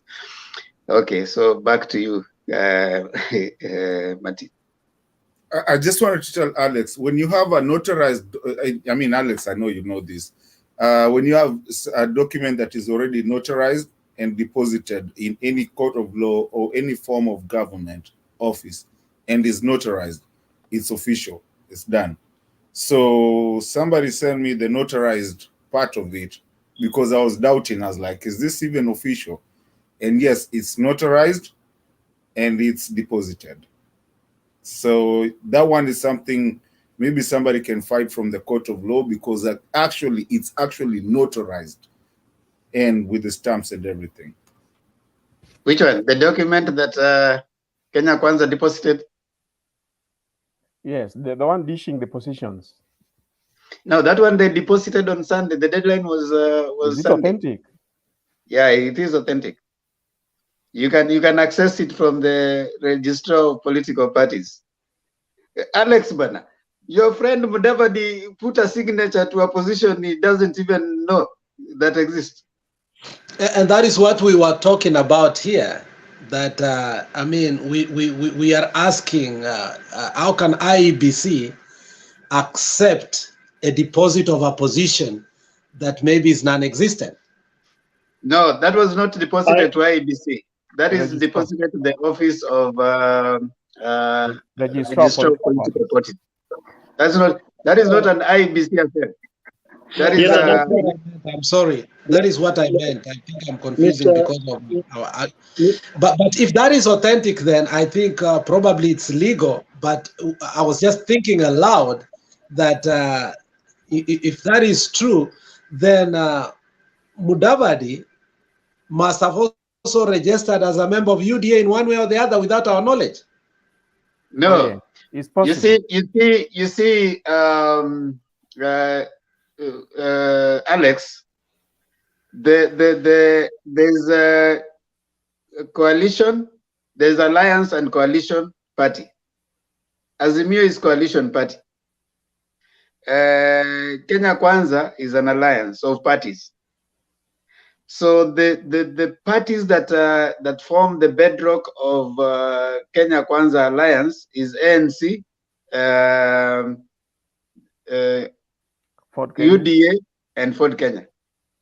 That's why they are the ones who did the signature and they deposited. All right.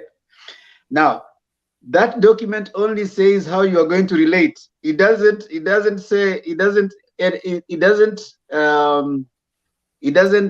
bind you, give, it doesn't give the ORPP. Doesn't bind you. Yeah, it doesn't, exactly. It doesn't bind you. And it doesn't give the ORPP the mandate to tell you what you're going to do. It only tells them that this is what is going to happen. Okay. So in the event that, for example, when you go and get married, you are given a marriage certificate. But that marriage certificate does not bind you to stay with the person you want to stay with. If you want to leave, then there's another law that is used on how you are going to leave. So you go to court, you file, then now those processes, it is announced like what? I mean, it doesn't. The registrar of political party only registers the political party. That's it. Kazi yake imeisha.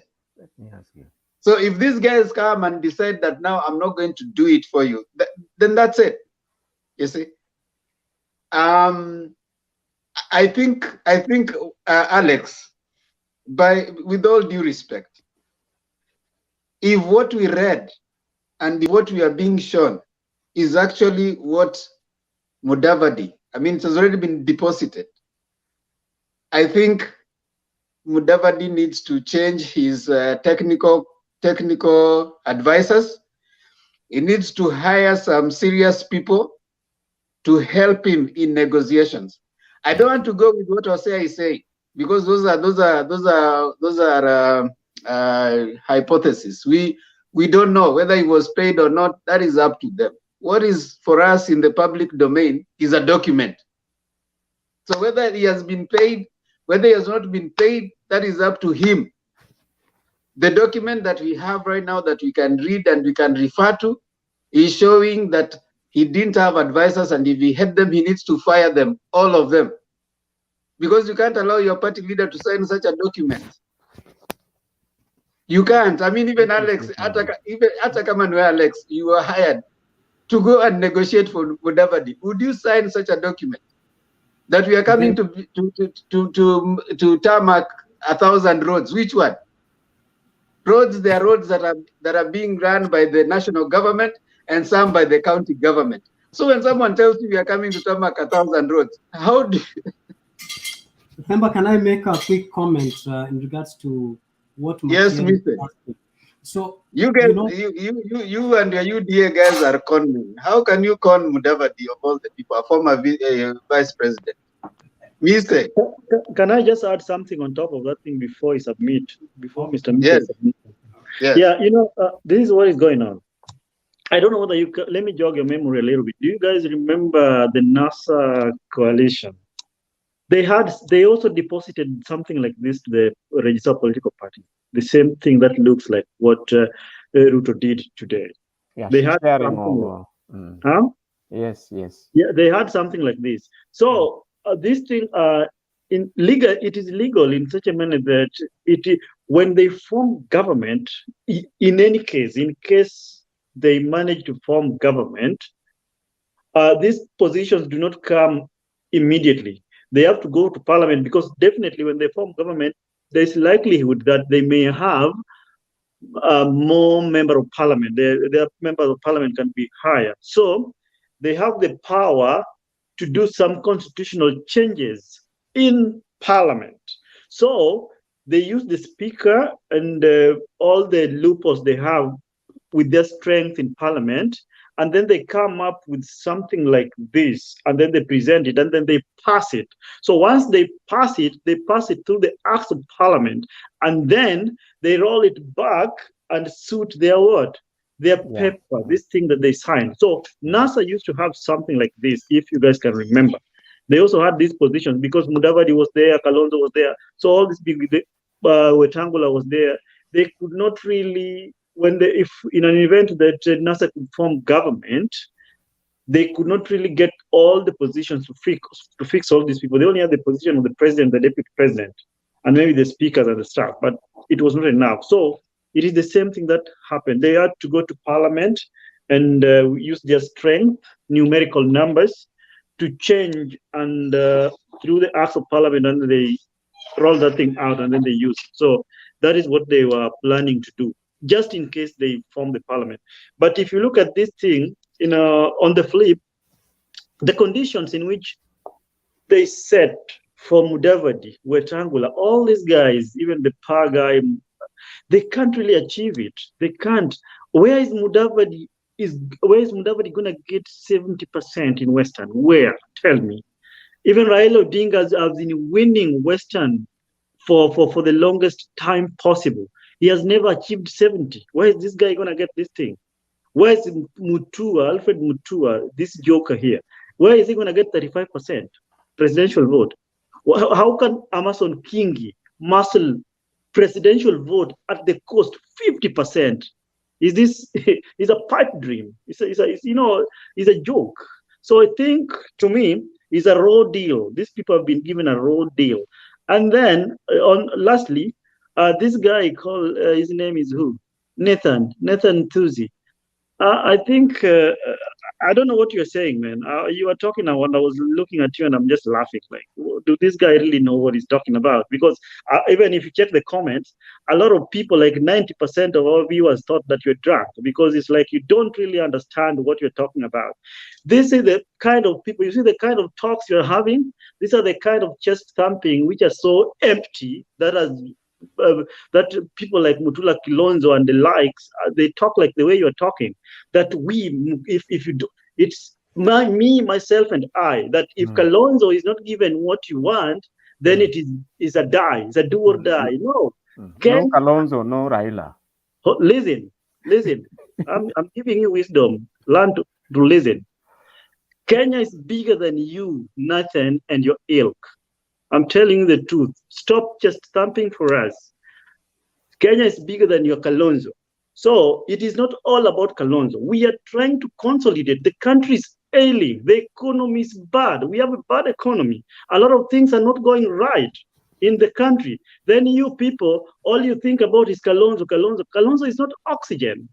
I'm telling you, we really need Kalonzo. Yes, having Kalonzo in Azimio will give us a clear win. But let me tell you, point blank, even if Kalonzo opts out, even if he opts out, we will still go to Kambani and we will win more votes. We can even perform better than him, and we will still form government. Azimio will win election with or without Kalonzo. Those are hard facts. You can like them, you can dislike them, but those are the facts. So don't come here and tell us, and you are saying very well categorically, you said, these are your words, that you're taking Ukambani politics so personal. Let me tell you, somebody from Eldoret, the current governor of Bushangi, said, Mandago, you don't have to put these things in your ranks the way you are putting it, because you are going to regret. So don't personalize this thing, because Kalonzo Musyoka, we as Kenyans, we view him as a national leader, but you want to view him like a Tala village elder or a village elder from Masaku. This is the kind of mentality that we don't want. We need to think out of the box. Get out of your cocoon and think big as somebody. This show, you're being watched all over. You're being watched internationally. So you don't just reason and take Kalonzo and you want to deal with a Kalonzo like your own, your own private entity, like a private entity. No, he's a national leader. And finally, this thing you people keep on saying, you people following Kalonzo, keep saying that Kalonzo is a senior counsel. How can blah blah? So Kalonzo is a senior counsel. Musyoka is not the first senior counsel. As a matter of fact, we have so many senior counsel who are very bright and sharper than Kalonzo. Even if you go to, I know he's an advocate of the High Court, but we have people who articulate issues. If you go to the records, Kalonzo Musyoka's name is not even appearing anywhere. What has he done with law? He practiced law, yes, we know. We know so many people from Ukambani who are lawyers who've done better than Kalonzo. A lot of them, the likes of Professor Kivuta Kibwana. So don't come here and all the time, Kalonzo's a senior counsel. We have so many senior counsel. In my village alone, we have so many senior counsel who are so much important and very, very vibrant and brighter than Kalonzo Musyoka. So articulate issues. Don't come here and bring a Kalonzo as a demagogue to us. Talk issues and say things that can build Kenya and people can take points. This show goes to records. Even your kids one day will open this link and hear the way you are talking and they will wonder, is this my daddy? Thank you. Lucy, just let it rest. I think sometimes it's wise to let it rest. Now, just let it rest. We had you, and your Kalonzo defense is hard. They say politics is local, so it's okay. I mean, you have chosen to play it local. And what Adams is saying, just make Kalonzo, sell Kalonzo to the world. And let him be the Kalonzo that is supported across. That is what he tries to do, even Kalonzo himself. Mise, Metoroka. And those, what is it?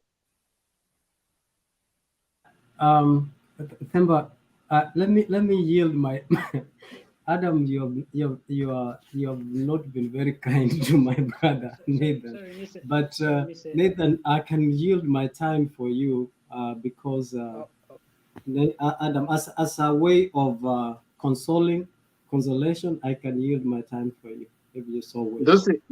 Lucy, what is it? Can I speak? Lucy, go ahead.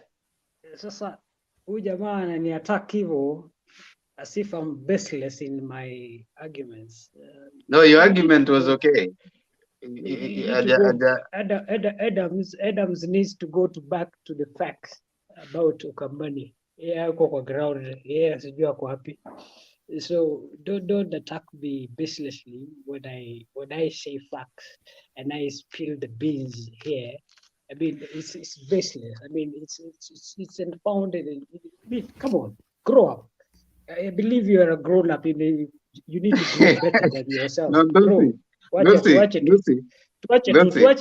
Tuache vita ya online, bro. Lucy, what he's trying to say, which the two of you mko tu sawa. Wewe unataka kuweka Kalonzo awe village elder.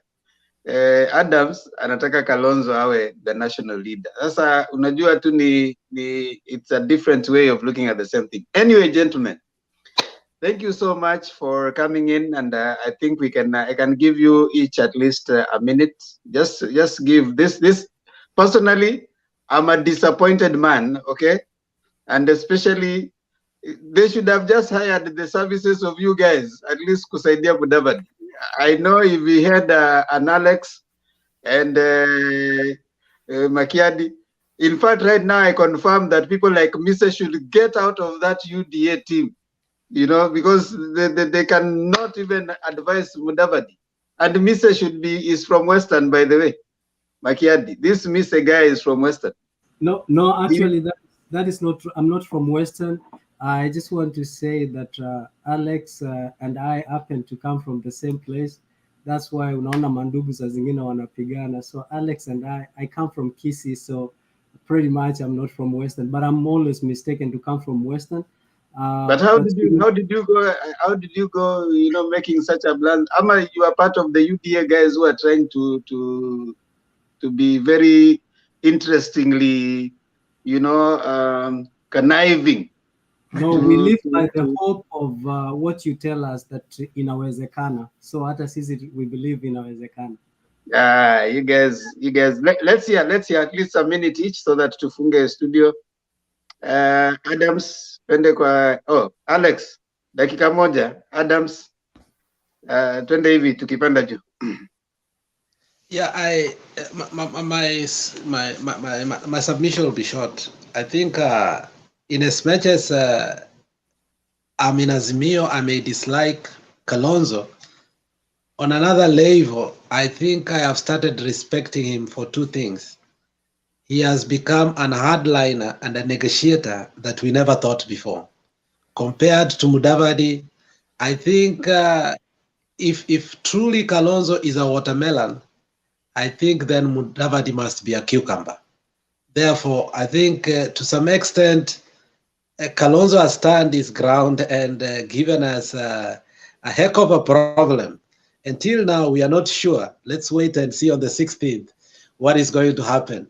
But from how Mudavadi has behaved and the kind of negotiations he's doing, then I think it gives Kalonzo more credibility now. Thank you very much.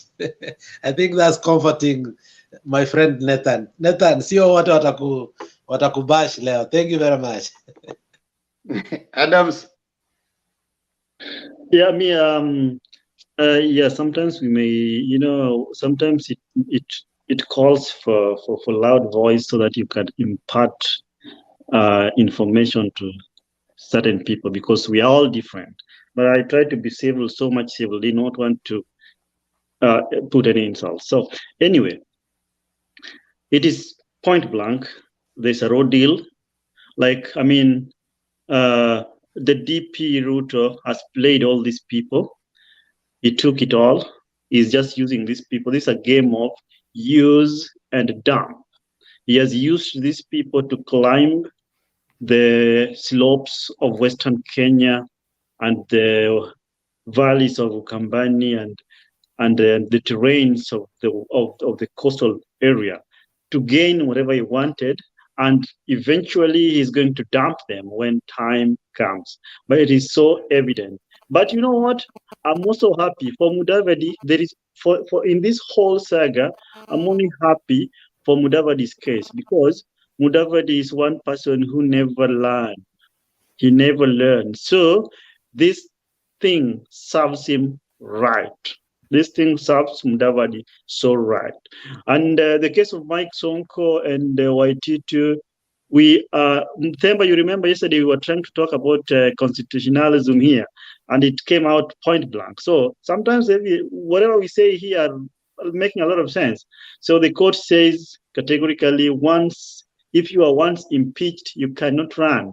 So Kalonzo Musyoka can just make noise with him along the coast, but when it comes to IEBC, when he shall go and present himself before the IEBC, it is null and void. They cannot run. It is done for. It's a wrap for them.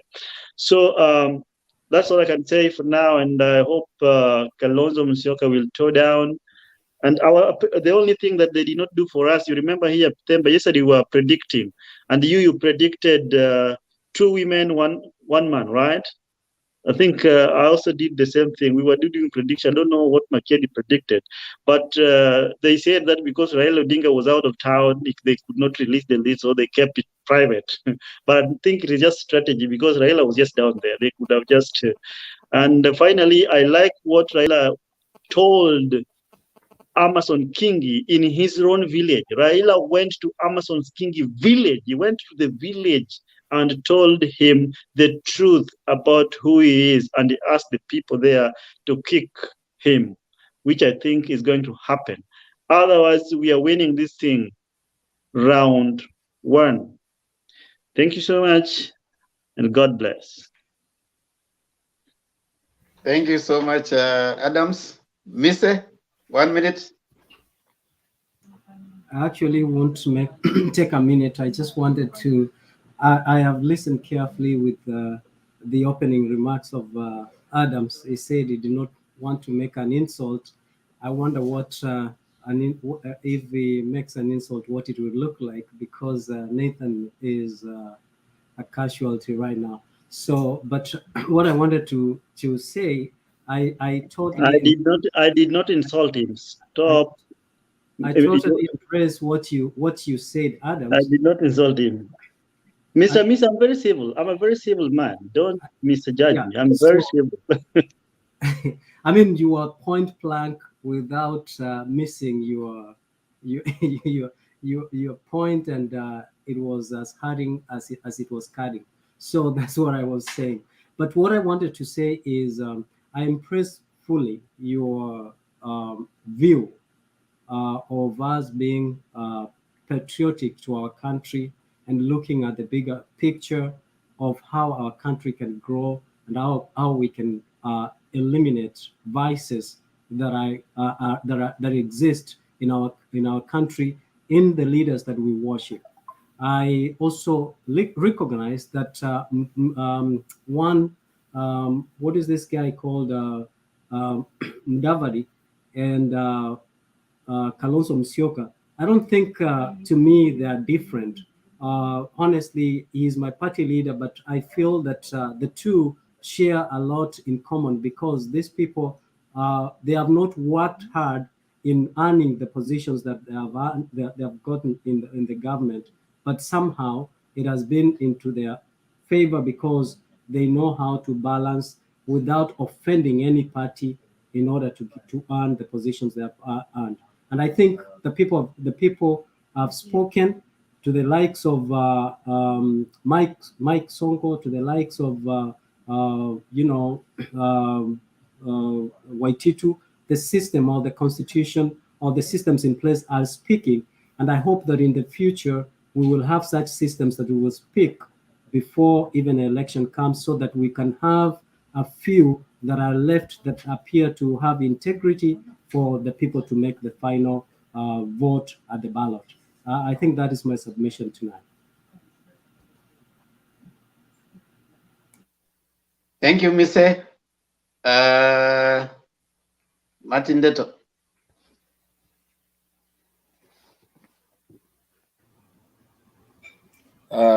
I think mine will also be very short. I think Lucy is already gone. Yes, he's gone. I just wanted him to understand. Yeah, I just wanted him to, and I want to repeat what Mr. Adams said, because that was very passionate. Because at the end of the day, down uko chini, people are fighting for their people. At the end of the day, it doesn't matter who's the president, who's not the president. What matters is our country. I don't care if Demba is the president, as long as my country is good. Who cares? And everything is being done right. It doesn't matter if Kamba becomes the vice president or if Kikuyu or whoever does. As long as the person, even here, we don't ask each other who is who. What tribe are you? So personally, I want to just, because I think Adams took everything. Na unajua naitangwa motivational speaker. Adams took my role today. But that's what I could have finished with.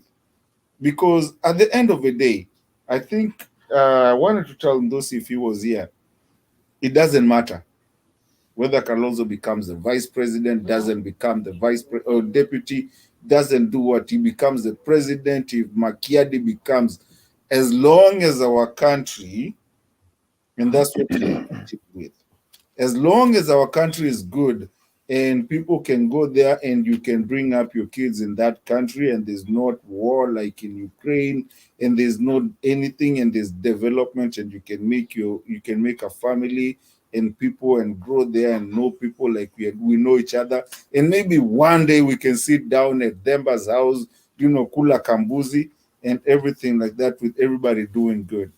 I believe that's the most important thing in life. And siasa za Ukambani, please tupatieni 2 weeks. Just 2 weeks is all we need. Everything will come back. Everything is delivered in Azimio. We'll deliver it. We know Ukambani very well. Wacheni kushinda mkitusumbua. Kalonzo, we know how to handle him. We've handled him for a long time.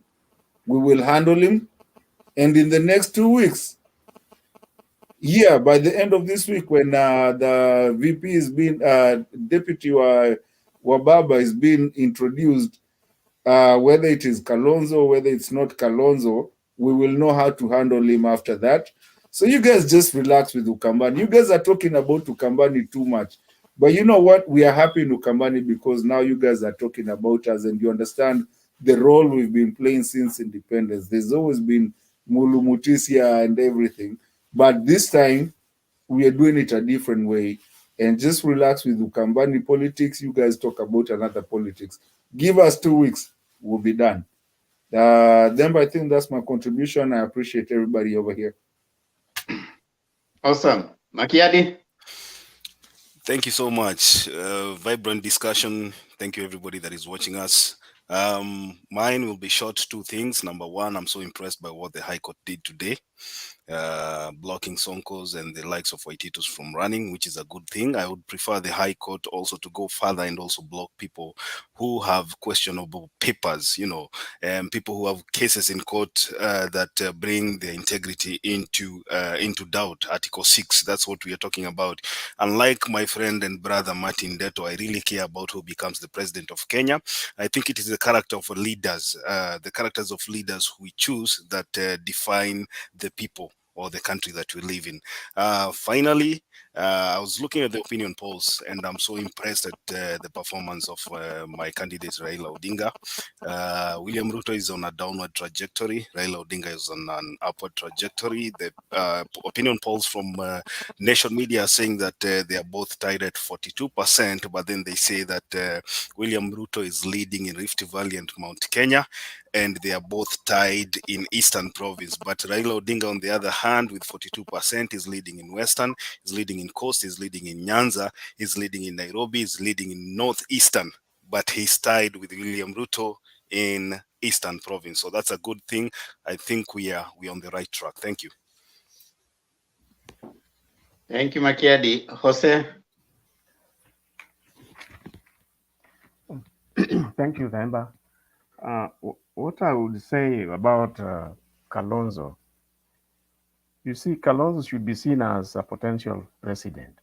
And if that being the case, he is really doing himself a lot of disservice by going back to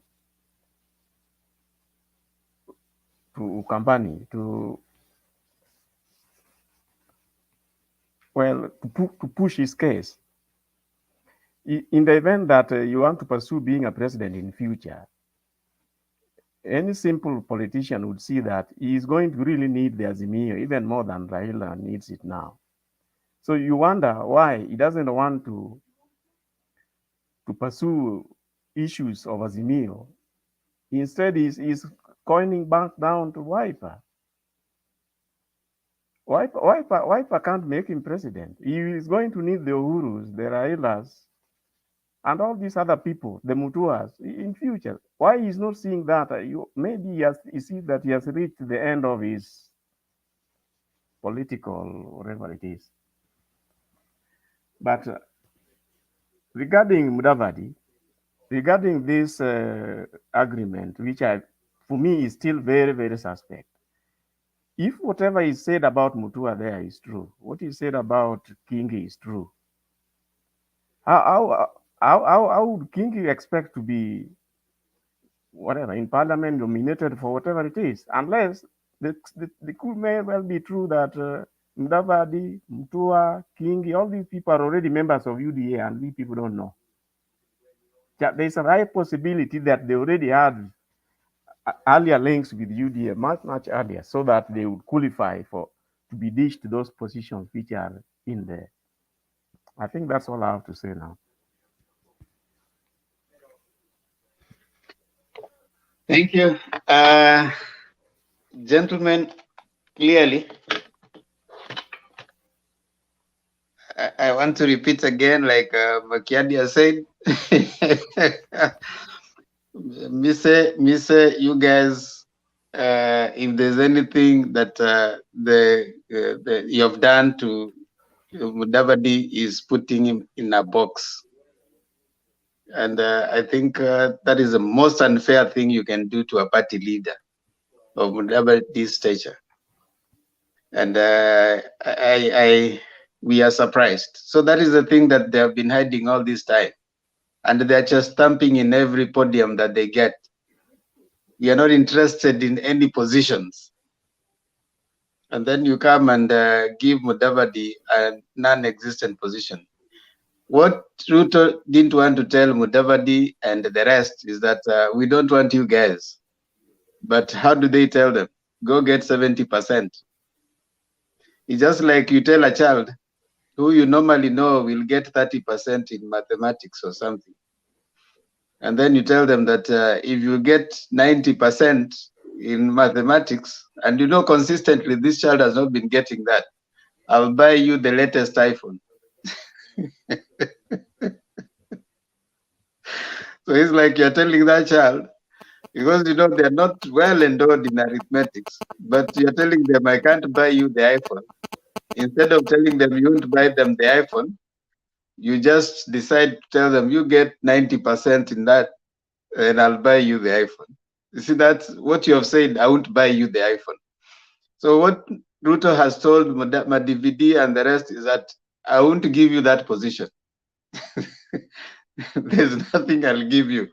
But now to sound a little, you know, diplomatic, you put it nicely that, you know, so you'll find an excuse. You guys didn't work for it. We said 70%, you didn't bring it. Because they don't have money to campaign. Ruto has been financing all the campaigns in Western. So how are they going to campaign to bring the 70%? That's the most outrageous thing. Now, I want you guys to predict. Give us a prediction for tomorrow, like always. That's what we do. So let's hear prediction. Mr. Makiadi, you just rejoined. You spoke about that opinion poll. Which is it for yesterday or today? I just want to follow up. NTV. Oh, NTV. Oh, okay. I didn't know that. Okay. NTV yesterday. Now, your prediction, Adams, Maramoja, chap. Prediction tomorrow? Tomorrow's prediction, I think they will just go on the podium. I don't know. I can't really predict for anything for tomorrow. Things are still mixed up for me. I can't predict anything now. Mr. Prediction?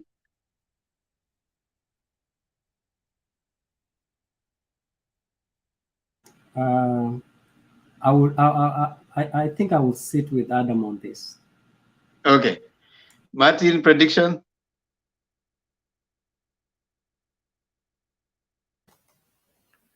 I'll sit with my brothers on this one, but I think there will be a revolt from one of the major people. There will be some bad blood, somewhere. Somebody will revolt. Okay. Makiadi, prediction? I think now Azimio has found fodder for their campaign, and I believe in the coming few days you'll listen to people in Western Kenya making a lot of noise. Okay. Jose, do you have any predictions for tomorrow? You are muted. Around what issues? Political issues. Nobody, when you are coming to an end like this, for us, we need to, as you keep analyzing political issues, you need to start having some predictive value. You know, you need to start having some predictive value to the information you get, so that even as we come tomorrow, we can also look back and say, are we starting to have some sense of, unajua vile wanasemanga weather forecast. Sasa hapa tunakuwa na political forecast. Unaona political weather kesho itakuwa inasema nini. So as you keep on moving, you start learning the behavior of politics and politicians. Now that way, it can give you some sense of, you know, utabiri wa hali ya anga ya kisiasa.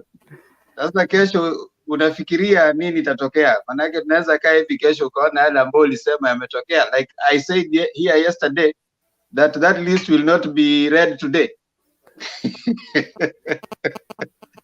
And it came to pass. And I said it will have 2 women and 1 gentleman.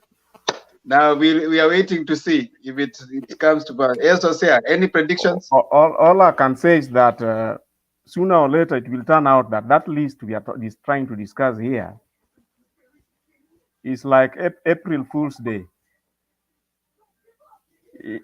It's completely untenable. Look at Kingi, it is not tenable. Look at MUTUA, it is not tenable. Look at MUDAVADI, it is not tenable. Can the lawyers of all these people have been blind or closed their eyes during the Okay, thank you so much, in the everyone. fullness of time, in the fullness of time, it will turn out not to be. Okay, thank you. I'm seeing Azimio tomorrow, like I think Makiadi has said, tomorrow watakuwa na wagonga, especially kwa hizo areas tumesema. uongo wa UDA in terms of them saying that they are not about positioning. So kesho kwa whatever rally they'll be having, that one will be coming out very clearly.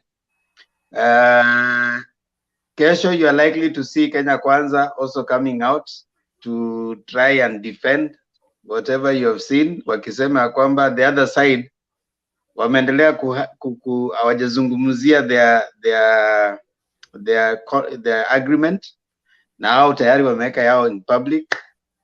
We are also moving forward closer to the deadline for the running mate, so probably tomorrow you're likely to see some movement in that area. And of course, we also expect to hear a response from MUTUA about what Nani said today, what Nani said yesterday, MUTHAMA. So we are likely also to hear his response in terms of MUTHAMA saying they cannot share a podium together, and MUTHAMA highlighting the failures of MUTUA in Machakos. So that one is also going to be an issue. Now, as we come to a close, Makiadi tafadhali tusome constitution. Adams. Yeah, just a minute. But Themba, you know, this is a reality check. Do you guys remember why these guys did not support BBI? And they've been running around that they are not after dishing positions, they're after the people, not dishing positions. And then this is exactly what they went ahead and did today. Exactly, it is so much paradoxical. It's a paradox. So sometimes you look at it and you say, and they're the same people who say that wajinga waliisha Kenya, but they're the people trying to think we are fools. Anyway, that's just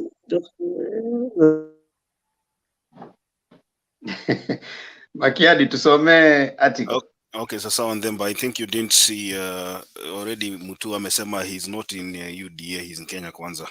Right, and the other thing, I hope the news that you received is not, I just hope, I don't want to.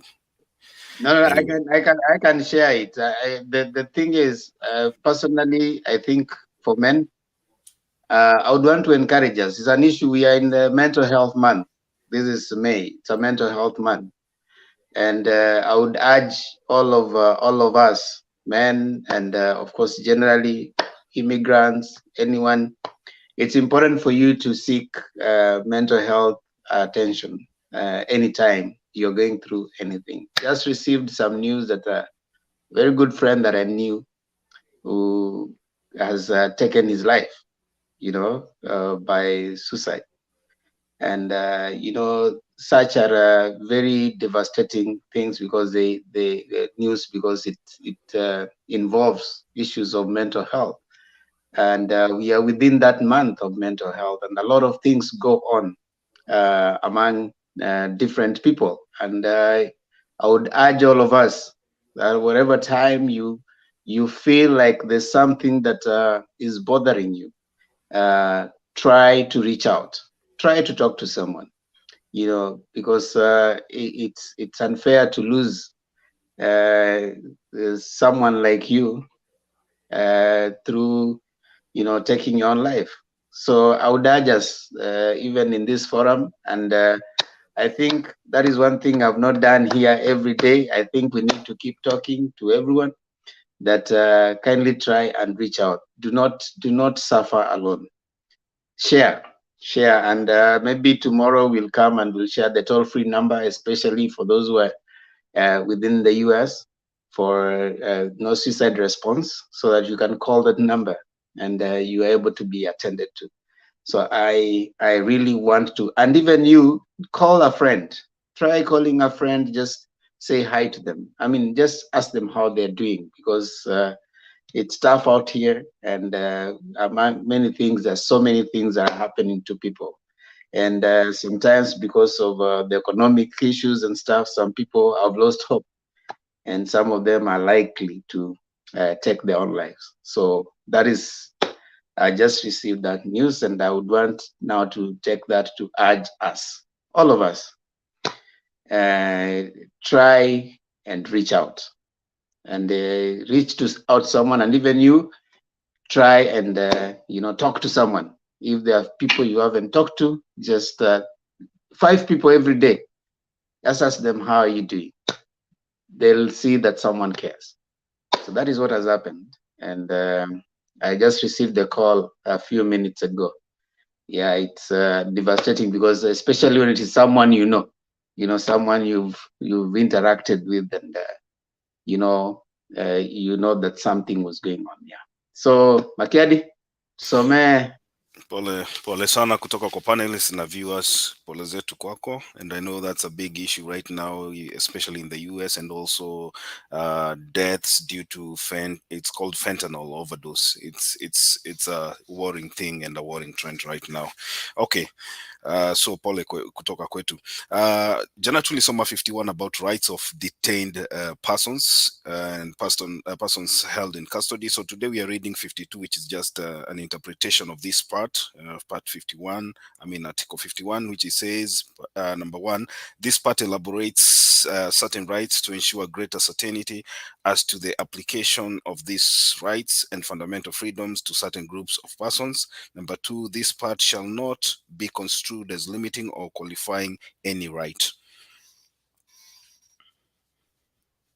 Thank you so much, and thank you everyone who is saying Pole. I really thank you so much, and much more you can do me greatest peace if you reach out to someone for that, because you don't know. Thank you DA for that. Thank you Mato, and that's Black. Let us make public the agreements. I mean, it's deposited, so you can go for it if you want to know what's in there. Bob Werunga, yeah, really appreciate it. Thank you, Gigi Man, David Olo, DA, Santa DA, Bob Werunga, Duke Moses, thank you. Yeah, thank you, Koala Mbona. And reach out to someone, reach out to a friend, reach out to someone you think you've never talked to them, contact, just drop them a text.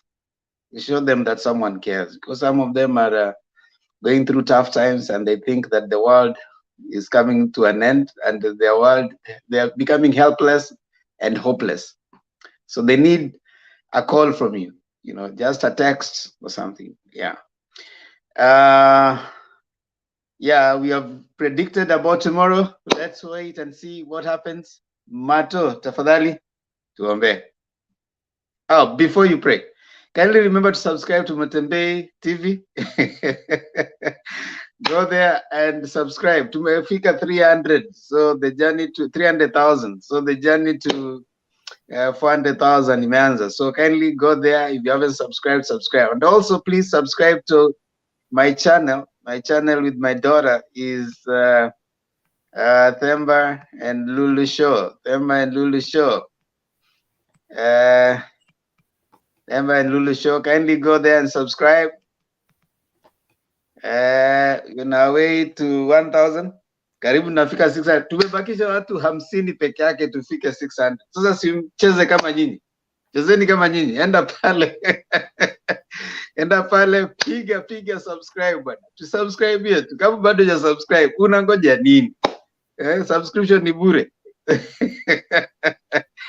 Okay, Martin, tafadhali tuombe.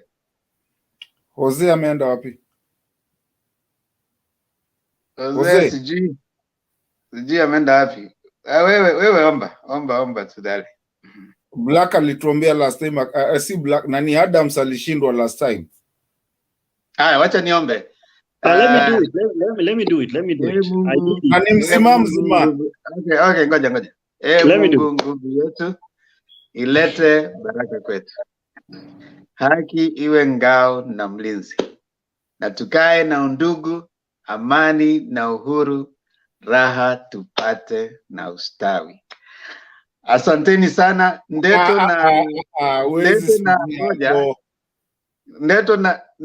na Adams, nyinyi mtaimba yote. Aya, Adams sema uko haraka, lakini nilikuwa nataka nikuambie pole, lakini umeharakisha sana, inafaa kuenda yote mzima. Aya, stanza 2 na 3 basi. Adams, stanza 2. All right.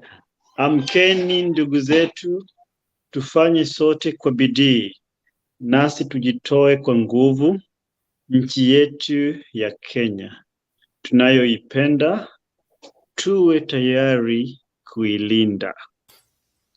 Haya, mise tupatie mwisho.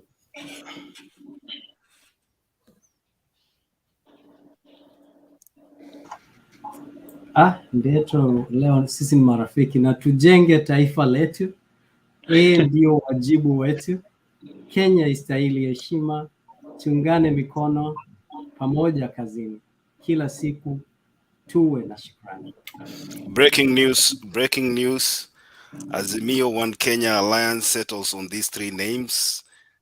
Kalonzo Musyoka, Martha Karua, Peter Kenneth. Hiyo ilikuja mapema, lakini walisema pia wanaweza ongeza Sabina Chege kesho. Okay, Martha has it. Sasa tumeona that is a closing prediction. 2 ladies, 2 men, eh? No, 2 men, 1 lady. Alright, good night. God bless you. See you tomorrow. See you, man. Take it easy, Psemba. Take it easy. I understand where you're coming from, man. If you need anything, you have brothers here. We can, we're all family. Yeah. You guys reach out to someone. Reach out to someone for me. Talk to someone you've never talked to. Please, for me. Kindly. Alafu nyinyi wote mnaweza organize mkuje East Coast. This summer ni wachomee mbuzi.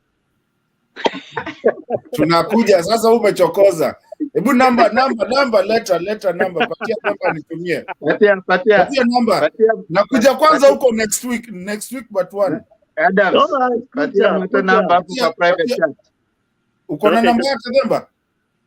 Ako nayo, acha kupatie. Mpatie atanitumia. Okay, sawa. Yeah. Okay, good night guys. Good night.